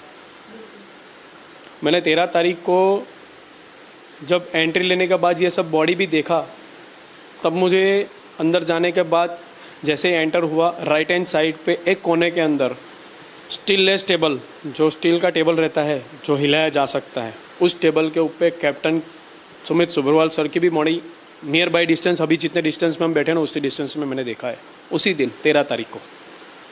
12 तारीख को आपको ये कैसे पता चला कि ये कैप्टन की ही बॉडी है? विस्तार से बताइए, क्योंकि बहुत इम्पोर्टेंट है। आपने जो अभी पूरा दृश्य बताया, इट्स हार्ट व्रेंचिंग, और आपने बिल्कुल सही कहा कि हम समझने की कोशिश कर सकते हैं लेकिन समझ नहीं सकते कि क्या आपकी मेंटल परिस्थिति तब रही होगी, क्या एग्जैक्टली कैप्टन की बॉडी में आपको आपने रिकग्नाइज कैसे किया? क्योंकि जैसे आपने कहा कि काफ़ी बॉडीज़ थी, कुछ बर्न थी, समझ नहीं आ रहा था क्योंकि आप अपने परिजनों को ढूंढने की कोशिश कर रहे थे। मीनवाइल आपको कैप्टन की बॉडी दिखी, रिकग्नाइज कैसे किया? जैसे मैंने अभी बताया आपको कि मैं 12 बजे के तकरीबन में अंदर एंटर हुआ था। फ्राइडे का दिन था, जो हमारे इस्लामिक तौर से उसको जुम्मा बोलते हैं। मैं उस दिन नमाज़ पढ़ने भी नहीं गया था क्योंकि मैं हालत में ही नहीं था, हमारी कंडीशन ही नहीं थी उस टाइम पे। मैं अंदर एंटर होने के बाद मैंने जो उससे बोला कि पहली जैसे एंटर हुआ, राइट हैंड साइड एक कोने के अंदर जो ग्राउंड लोग थे उन लोग की बॉडी पड़ी थी, विदाउट बर्न थी, वो अच्छे से पहचान में आ सके ऐसी थी। फिर जैसे ही दूसरी साइड में सब बॉडी नीचे रखा हुआ था, सिर्फ कफन था उस टाइम पे, प्लास्टिक पैकिंग नहीं करा था मैं, प्लास्टिक पैकिंग के हाँ सिर्फ वाइट कफन डाला हुआ था उनके ऊपर। फिर जो ये बच्ची की बॉडी देखी वो भी फिर मैंने देखी, और बच्ची की बॉडी के साथ 3 टेबल और थे जिस पे बॉडी पड़ी थी, और एक टेबल सेपरेट साइड में सुमित सुब्रवाल सर का बॉडी के साथ रखा हुआ था। मैं जैसे ही मैंने बताया आपको कि मैं सब बॉडी ऑलरेडी खोल के देखा है, मोस्टली बॉडी मैंने ओपन करके देखा हुआ है। तो जैसे अंदर एंटर हुआ तो नियर बाय में मुझे पता चला, क्योंकि वो मैंने भी फ्लाई किया हुआ है, तो कैप्टन और क्रू मेंबर की यूनिफॉर्म मुझे पता है जी, उनकी यूनिफॉर्म अलग दिखाई देती। तो कैप्टन जो हैं उनकी यूनिफॉर्म जला हुआ नहीं था, आपने खुद देखा अपनी आंखों से? मैं आपसे विस्तार के साथ बताना चाहूँगा आपको कि जैसे ही मैं वो टेबल के पास गया, जैसे ही मैं बोल रहा, वहाँ पे बहुत बड़े बड़े अधिकारी थे जो लाइक अच्छी पोजीशन पे बिलोंग करते होंगे, जो सब बॉडीज़ को आइडेंटिफाई और करने की कोशिश कर रहे थे, और उसके आगे क्या प्रोसेस करना एक्सेट्रा वो भी वो लोग कर रहे थे। तो उस टाइम पे जब सुमित सुब्रवाल सर की बॉडी जो एक साइड में रखी हुई थी, मैं उसके नज़दीक गया, एकदम नज़दीक, मतलब लाइक टेबल और मेरे डिस्टेंस के बीच में अराउंड ½ फीट का डिस्टेंस होगा, उससे ज़्यादा नहीं। आपने काफ़ी नज़दीक से देखा? बहुत नज़दीक थे, एकदम नज़दीक से। उनका वाइट कलर का यूनिफॉर्म, ब्लू कलर का पैंट, जो फॉर्मल पैंट उनके पहनते हैं वो पैंट था, टाई थी, टाई का कलर लाइक ब्लू कलर की टाई पट्टा वाली होती है वो टाई थी। मतलब उनकी फ्रंट बॉडी जली हुई। आपने चेहरा भी देखा है उनका? श्योरिटी के साथ 100% मैं क्लियरिफिकेशन के साथ नहीं बता सकता हूँ, क्योंकि उस टाइम पे मैं मेंटली बहुत डिस्टर्ब था। वो बच्ची का हाथ में फ़ोटो लिया था उसके वजह पर, हाँ मैं उनकी बॉडी टर्म और उनकी जो परिस्थिति थी उसके हिसाब से श्योरिटी के साथ बता सकता हूँ कि वो बॉडी सुमित सुब्रवाल सर की ही थी। और हाँ, वो उनकी पोजीशन सिटिंग पोजीशन में थी, पैर लाइक इस तरह से मुड़े हुए थे, जो ऐसा अपने पोजीशन में बताते हैं, जैसे गाड़ी में इस तरह से बैठे हुए ना, उसी पोजीशन में बैठे हुए, और हाथ के अंदर कॉपलिंग लाइक जो स्टीयरिंग रहता है उसे ऐसे हाथ करके ऐसे स्टीयरिंग के साथ था उनका पूरा बॉडी, और पीछे की पीठ के साइड पे लिटाया हुआ था, और पैर और हाथ दोनों ऊपर साइड में ऐसे लटके हुए ही थे। मतलब चेयर की पोजीशन में उनको लेटाया था, इसलिए बैक टेबल पे था और पैर ऊपर हो गए थे, क्योंकि वो एग्जैक्टली जो स्टीयरिंग पकड़ने की पोजीशन में होते हैं वो वैसे ही थे। राइट। और उसकी क्लियरिफिकेशन उस वजह से बता रहा हूँ कि जब भी कोई बॉडी बर्न होती है, और उनकी बॉडी ये भी बता रहा हूँ कि उनकी बॉडी बैक एंड साइड से बंद थी, फ्रंट एंड साइड से बंद नहीं थी, इसलिए आपको कलर्स हाँ सब याद है मुझे। और दूसरी चीज़ कि जब भी कोई बॉडी बर्न होती है तो उसके मसल्स और वेन्स सब खींचना शुरू होता है, उस वजह से जो बॉडी जिस पोजीशन में बर्न होती है ना उसी पोजीशन में वो रहती है, उसको सीधा करना दैट्स नॉट लाइक पोजीशन। ये काफ़ी बार सवाल उठ रहा है रोमिन जी कि पायलट और को पायलट 2 होते हैं कॉकपिट में, आपको कैसे पता चला कि वो बॉडी कैप्टन सुमित सब्रवाल की ही थी? उसकी क्लियरिफिकेशन उस वजह से बता दे रहा हूँ, मैंने पहले ही बताया कि मैं पैरामेडिक फील्ड से बिलोंग करता हूँ और बॉडी टर्म मुझे अच्छे से पता है। Second thing, captain Kundan sir उनकी बॉडी हाँ को पायलट थे, उनकी body just like gym body थी, जो हाइट में भी थे और थोड़े हैवी टाइप में थे। और सुमित सर अराउंड 50 ईयर के थे और उनकी बॉडी थोड़ा खाता पीते घराने के जैसी थी, लाइक थोड़ा मोटा टाइप। उस पोजीशन से मैं अच्छे से आइडेंटिफाई कर सकता हूँ कि ये बॉडी किसकी है। हाइट में भी डिफरेंस था, राइट। आपने कैप्टन कुंदन की बॉडी देखी? उनकी नहीं देखी मैंने।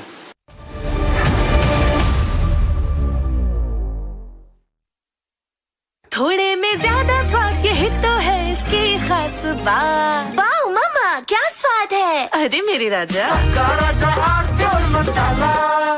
Amity has been ranked India's #1 not-for-profit private university for 11th year, with top 10 ranked institutions in management, engineering, biotech, law, masscom, telecom, hospitality, fashion and more.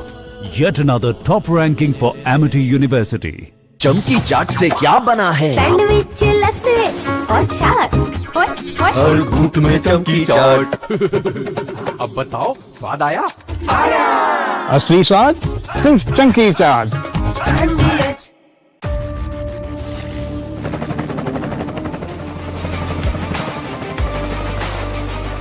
Character, the taste of success.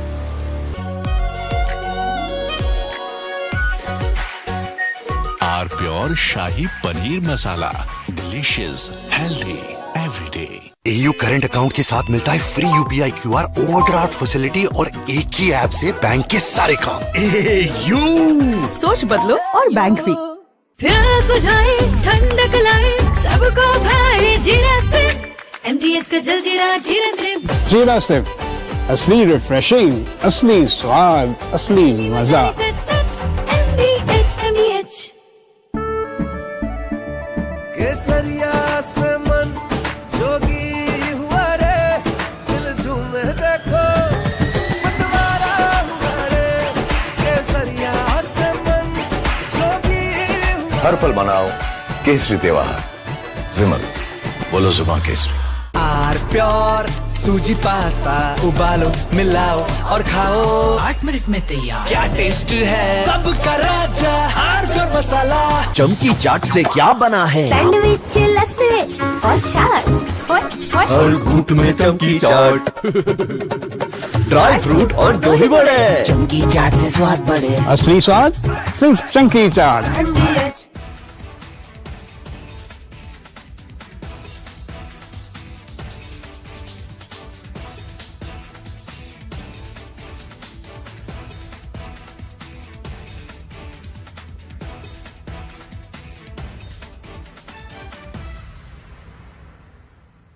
I want to start with some very disturbing pictures that have come in of a so-called right-wing leader. His name is Sushil Prajapati. He's accused of rape. After being in jail for 9 months, he gets bail, which means he's still an accused. He's an accused in a rape case. And the case goes back to 2025 when he took an LLB student to one place on the pretext of introducing her to a senior advocate. He drugged her drink and then he sexually assaulted her.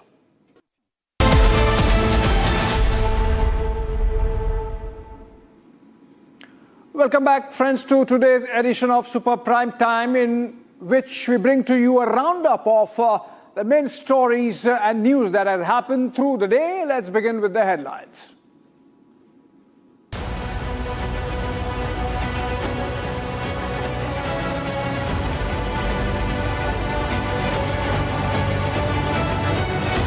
Beach Candy Club under scanner after Delhi Gymkhana. Maharashtra government to inspect elite club on government premises, government lands.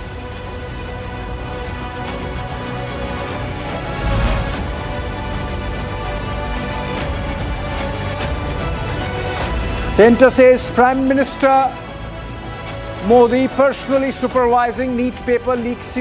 Supreme Court seeks plan to overhaul NTA. Respond by 6 weeks, says the top court.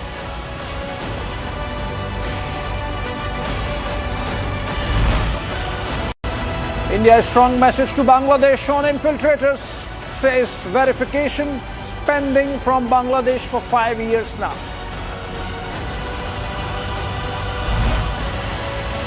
CBI gets 5-day custody of ex-judge Giribala Singh to remain with them for questioning till 2nd of June. Rao erupts as a full rendition of Vande Mataram not played in Kerala Assembly in its opening session. Lok Bhavan's instructions ignored. New Glenn rocket explodes during Florida test launch, sends fireball over Cape Canaveral.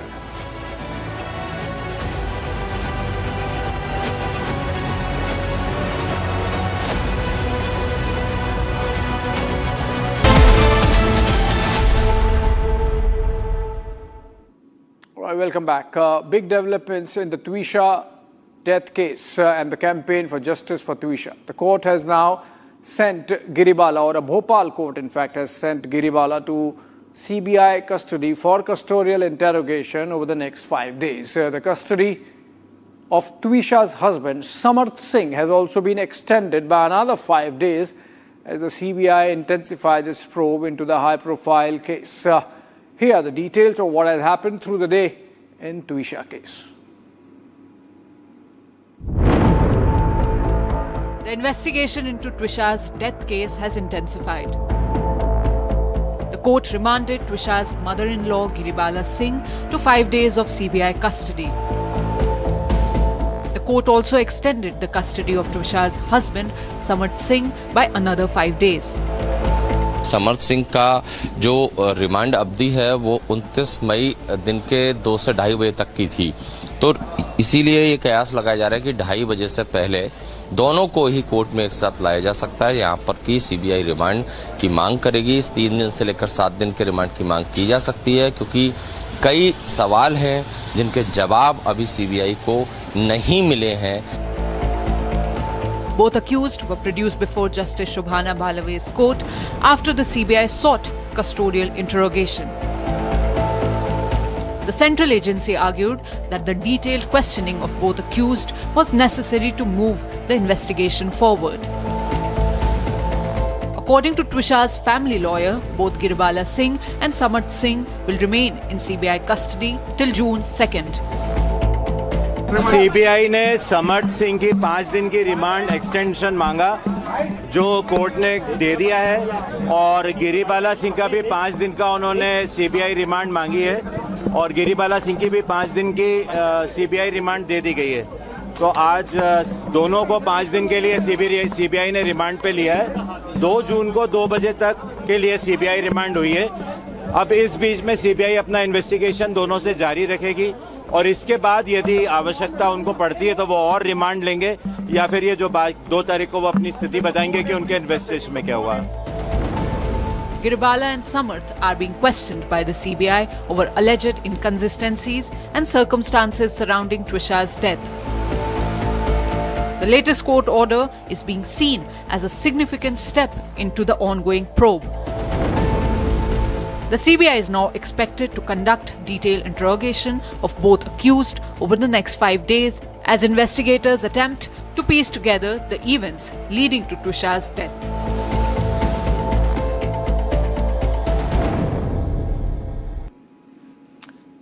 After back-to-back NEET paper leak scandals shook the confidence over 22 lakh medical aspirants across the country, the National Testing Agency, or NTA, is now preparing for an unprecedented security overhaul. In a big move revealed before the Supreme Court, the NTA has proposed deploying the Indian Air Force for the transportation of NEET question papers to prevent future leaks. As the top court tore into the examination body over repeated failures and the opposition targets the centre over governance collapse, the battle over one of India's biggest entrance exams has now turned into a national flashpoint.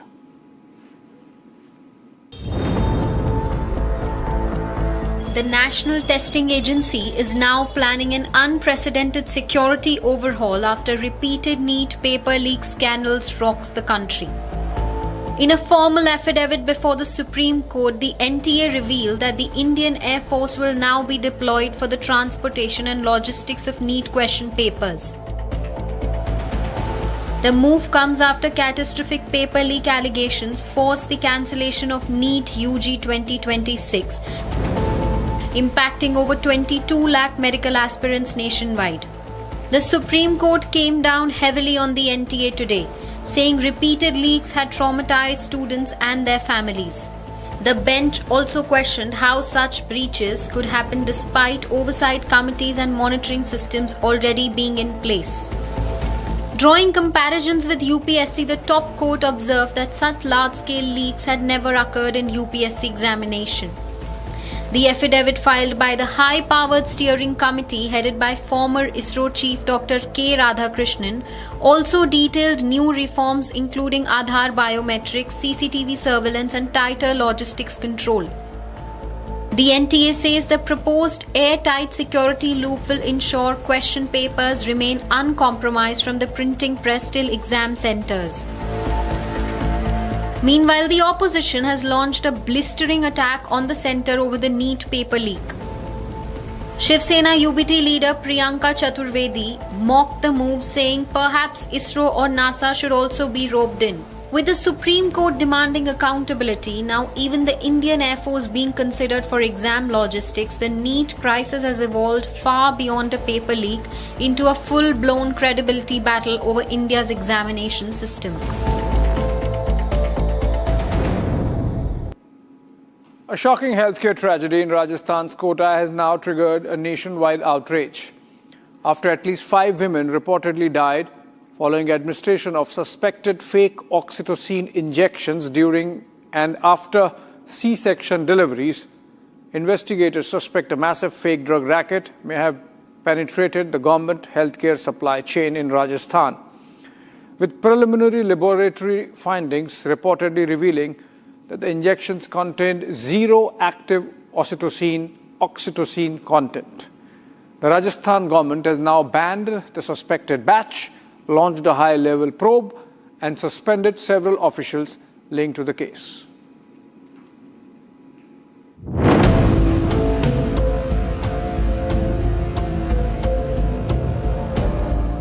A massive healthcare tragedy has erupted in Rajasthan's Kota.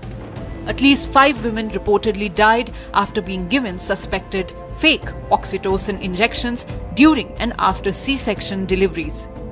The investigators are now suspecting a large-scale fake drug racket operating within the healthcare supply chain. Preliminary laboratory findings have reported night में दो dose लगी थी, एक तो बोतल लगी थी, उसके बाद नीचे एक इंजेक्शन भी लगा था ऊपर। उन इंजेक्शन के बाद सुबह मॉर्निंग में 4-4:30 बजे उसकी तबीयत ऐसी खराब होने लग गई, घबराहट होने लग गई, बीपी एकदम लो हो गया। फिर उसके बाद अर्जेंट में वहाँ के जो कंपाउंडर जो बैठे रहते हैं उनसे 4-5 बार बोला तो वो उनका एक ही रिप्लाई आता है हमारे पास कि हम क्या करें, हम भी तो रात भर बैठे हैं ना आपके लिए। Women developed serious complications within hours of receiving the injections, including a sharp drop in blood pressure, falling platelet counts, and signs of acute kidney failure. Oxytocin is a commonly used drug during childbirth and is considered as a high-alert medicine due to potential of serious complications. Following the incident, Rajasthan government has now imposed a statewide ban on suspected batch, reportedly after nearly 16,000 injections had been circulated. Authorities have so far seized thousands of while inspections continue across hospitals, distributors and medical supply chains. Kota District Collector Piyush Samaria told Republic that a consistent pattern emerged across multiple cases, prompting a detailed investigation. जितनी भी हमारे यहाँ पे caesarean deliveries हुई थी in the NMCH new medical college hospital यहाँ पे और सुपर स्पेशलिटी वार्ड में, तो कुछ सस्पिशियस केसेस आए थे जो आपके भी ध्यान में होंगे, अभी आप लोगों ने भी देखा होगा।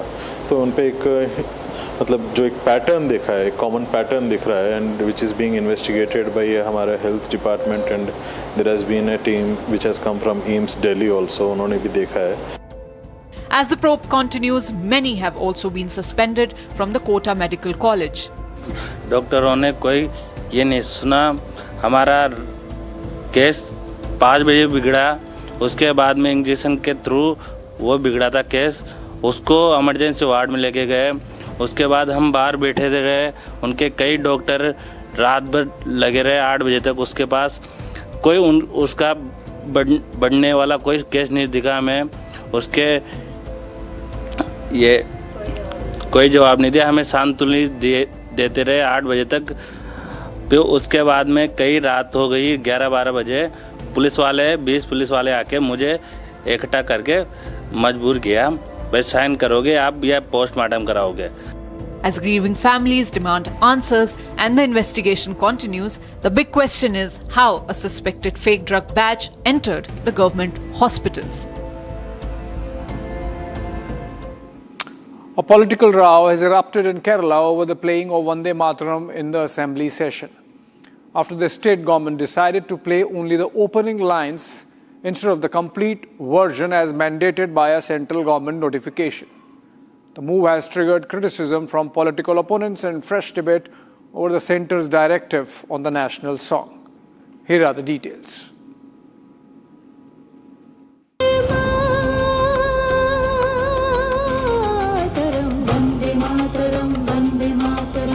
Row erupts in Kerala over the playing of Vande Mataram during the assembly session.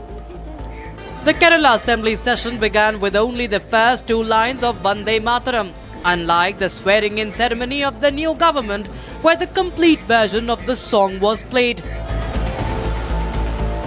The decision was reportedly taken following directions from Kerala Chief Minister V.D. Satishan. The move has sparked criticism from several quarters, including the Raj Bhavan. The controversy comes months after the Union Home Ministry issued a nationwide directive marking the 150th anniversary of Vande Mataram. The February 2026 directive mandated the community singing and playing of the complete 6-stanza version at official functions and school assemblies. However, CPM leaders had earlier objected to portions of the song, claiming some verses were against certain sections of society. Defending the government's decision, Kerala Chief Minister V.D. Satishan says singing Vande Mataram is not mandatory. That singing Vande Mataram is not mandatory. This is not a provision of any of the act.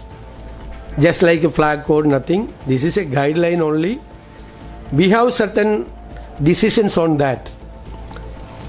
Congress Party and the UDF is having certain decisions on these stanzas. That is why we have taken that decision. If governor is having some complaint, I will discuss with the governor, definitely. BJP leaders who had earlier welcomed the full rendition during the government's swearing-in ceremony are now attacking the Congress-led government over the latest move. The controversy has once again reignited the political debate over nationalism, tradition and the official use of Vande Mataram in public institutions. With Raj Bhavan reportedly displeased and opposition parties sharpening their attack, the Vande Mataram row is set to intensify in Kerala's political landscape.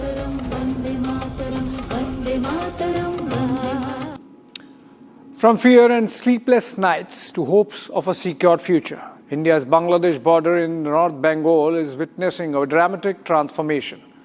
Under the newly elected BJP government in the state, border fencing and anti-infiltration measures have gone into overdrive. Villagers who once lived amid fear and infiltration are now welcoming the accelerated fencing work, even as concerns over compensation and land acquisition continue to simmer. Here are the details.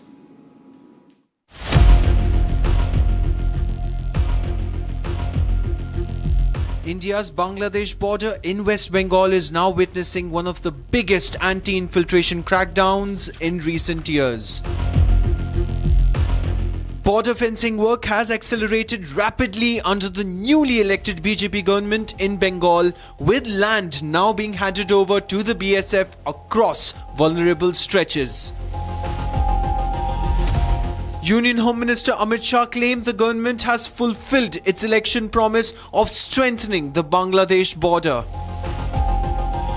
समग्र border Bangladesh और पाकिस्तान की सुरक्षा grid मजबूत बनाने का काम हम smart border सुरक्षा के प्रोजेक्ट के तहत हम ले रहे हैं। हजारों करोड़ रुपया का इन्वेस्टमेंट है, मगर मुझे विश्वास है जिसकी रचना अभी चल रही है। कुछ प्रेजेंटेशन हो चुके हैं, कुछ हो रहे हैं। इसके अंदर ड्रोन, रडार, वॉच टावर, पूरी आधुनिक से आधुनिक तकनीक और आप जवान, ये सभी कंपोनेंट मिलाकर एक मजबूत सुरक्षा ग्रिड हम खड़ी करेंगे।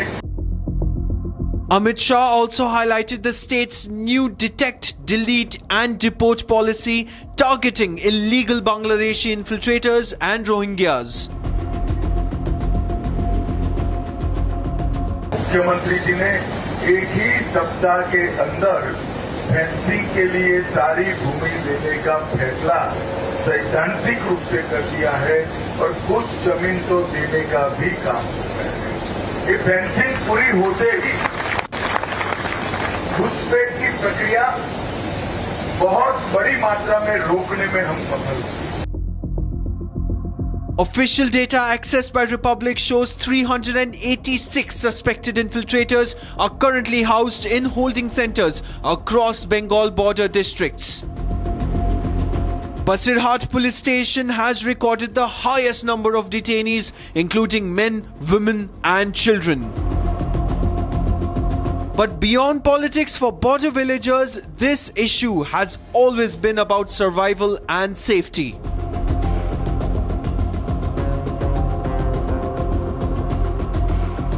Residents say rampant cattle smuggling earlier turned villages into transit corridors, with armed infiltrators moving through settlements at night. Villagers now say temporary fencing has reduced illegal movement, but permanent high security fencing is urgently needed. Even as locals support the fencing drive, many families are demanding proper compensation, transparent land measurement and consultation before acquisition. For thousands living along India's once porous Bengal border, this fencing project is now about reclaiming security, stability and peace after years of fear. This is all we had in Super Prime Time, but don't go away as Super Prime Time Max is next as Editor-in-Chief Arnab Goswami brings to you the debate. Don't go away after a short break.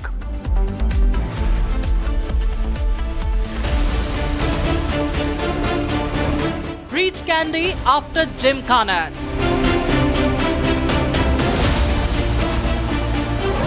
The supra elitist clubs.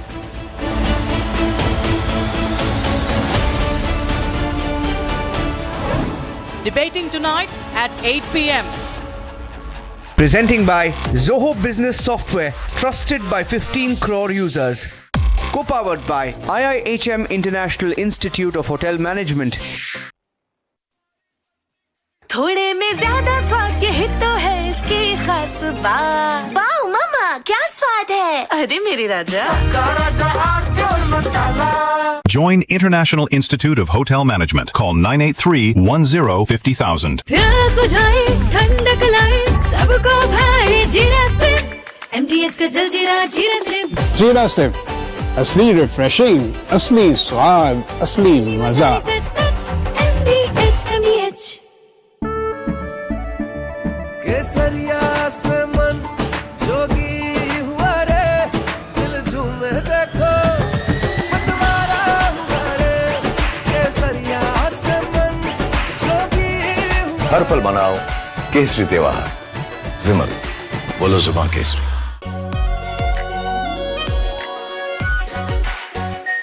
Are pure shahi paneer masala, delicious, healthy everyday. AU savings account में मिलते हैं amazing benefits, paperless banking and higher interest, वो भी हर महीने। Money money money money every month. सोच बदलो और बैंक भी। चमकी चाट से क्या बना है? आलू चाट या फ्रूट चाट। स्वाद बढ़ाए चमकी चाट। क्या बात है। स्वादिष्ट पकोड़े और परेशान, अरे चमकी चाट है इसकी जान। असली स्वाद सिर्फ chunky chaat.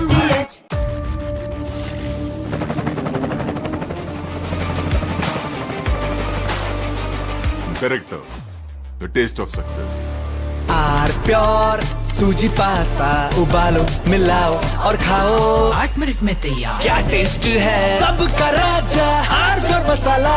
In fact, very often I believe the only way to get justice in India is a media trial. So there's no reason for the media, if it's doing a good job of a media trial, to be on the back foot. In fact, the courts should stop making these overarching remarks about media trial and contemplate about one very basic thing. With the greatest of respect to the courts, when the other institutions fail, when people get let down by the system, when even the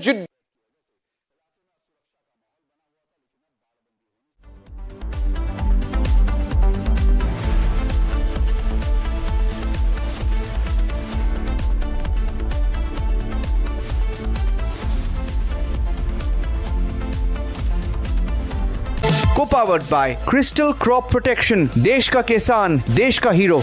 थोड़े में ज्यादा स्वाद ये ही तो है इसकी खास बात। वाओ मामा क्या स्वाद है, अरे मेरे राजा।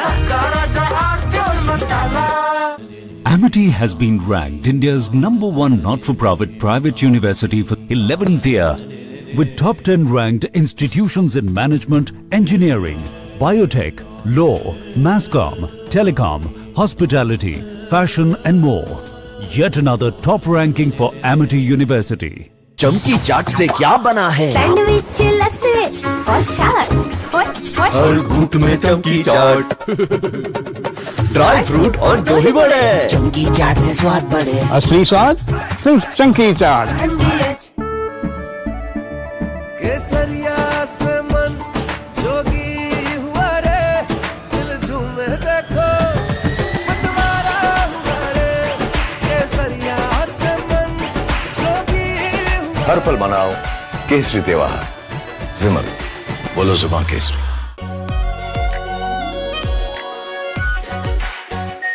AR pure shahi paneer masala, delicious, healthy everyday.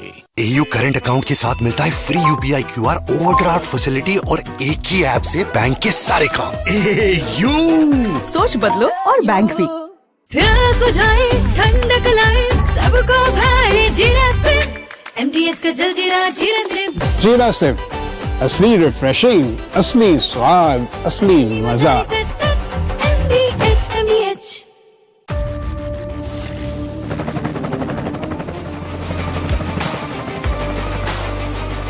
Character, the taste of success.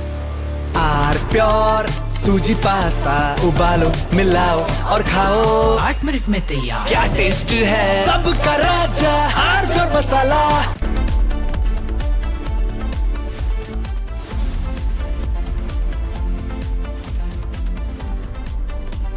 Co-powered by Crystal Crop Protection, देश का किसान, देश का hero.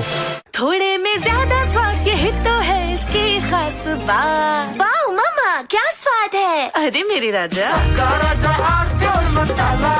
Join International Institute of Hotel Management. Call 983-10-50,000. प्यास बुझाए ठंडक लाए सबको भाई जीरा से, MTH का जलजीरा जीरा से।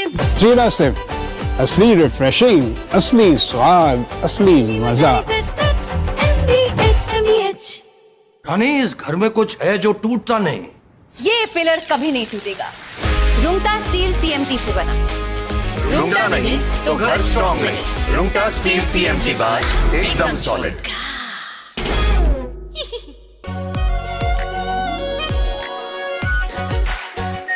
Are pure shahi paneer masala, delicious, healthy everyday.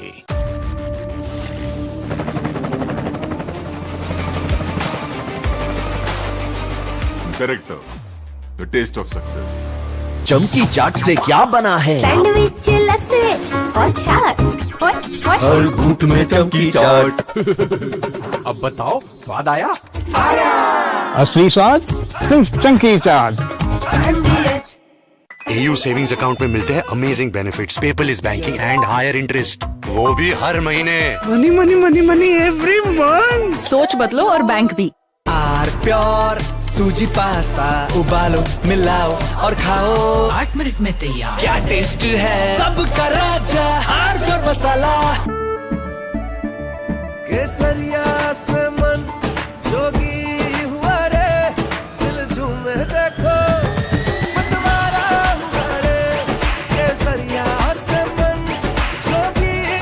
हर पल मनाओ केसरी त्योहार। विमल, बोलो जुबान केसरी। थोड़े में ज्यादा स्वाद, यही तो है इसकी खास बात। वाओ मामा, क्या स्वाद है। अरे मेरी राजा, राजा आरती और मसाला।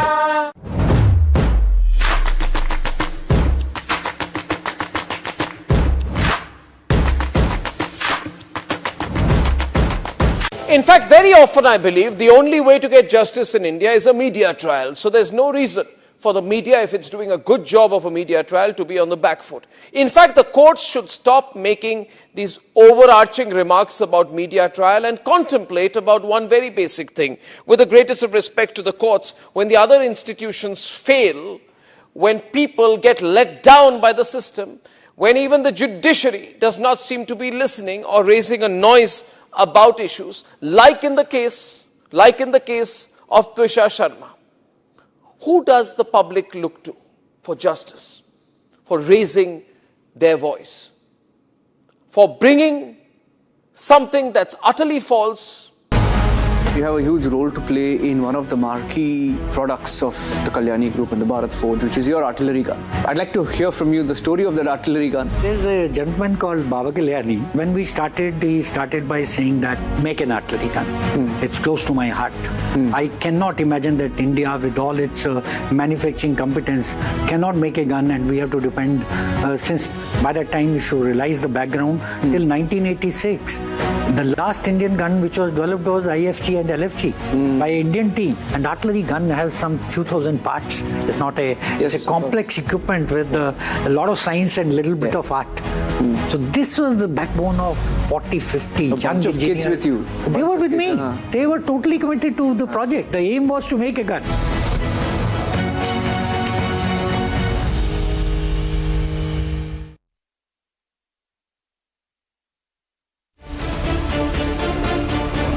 Breach candy after Gymkhana.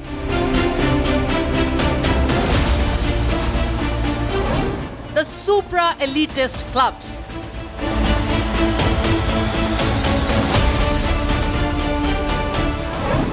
Debating tonight at 8 p.m. Presenting by Zoho Business Software, trusted by 15 crore users. Co-powered by IIHM International Institute of Hotel Management.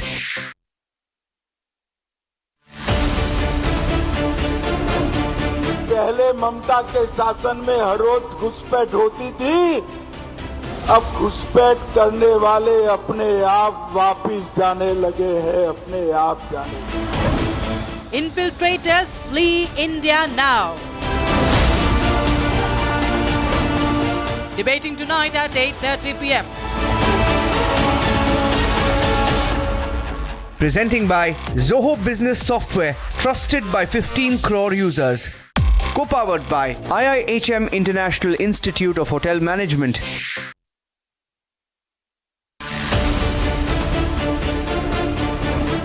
The Naya Bharat approach.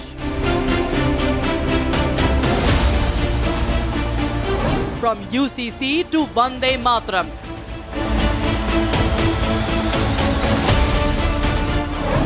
Debating tonight at 9 p.m. Presented by Amity University, ranked amongst the top 3% universities globally. Powered by RP Sanjeev Goenka Group, growing legacies since 1820.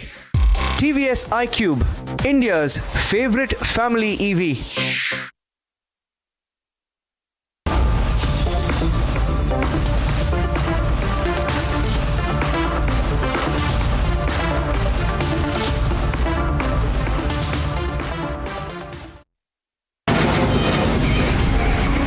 From the Republic Media Network headquarters, it's time for Arnab Goswami on The Debate.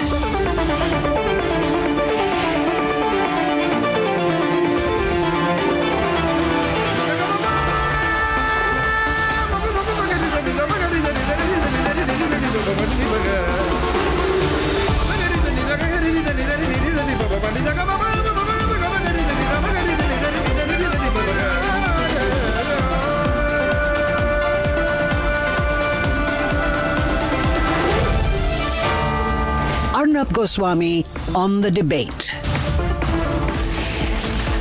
On the show tonight, the controversy regarding the Breach Candy Club of Mumbai, which restricts Indians and promotes only Europeans. At 8:30 p.m. tonight, infiltrators told to get out of the country. The Home Minister says 5,000 to 10,000 infiltrators are running away from India every day. And at 9 p.m. tonight, from the Uniform Civil Code to Vande Mataram, Indians are embracing the Naya Bharat approach, but not the Muslim party called the Congress.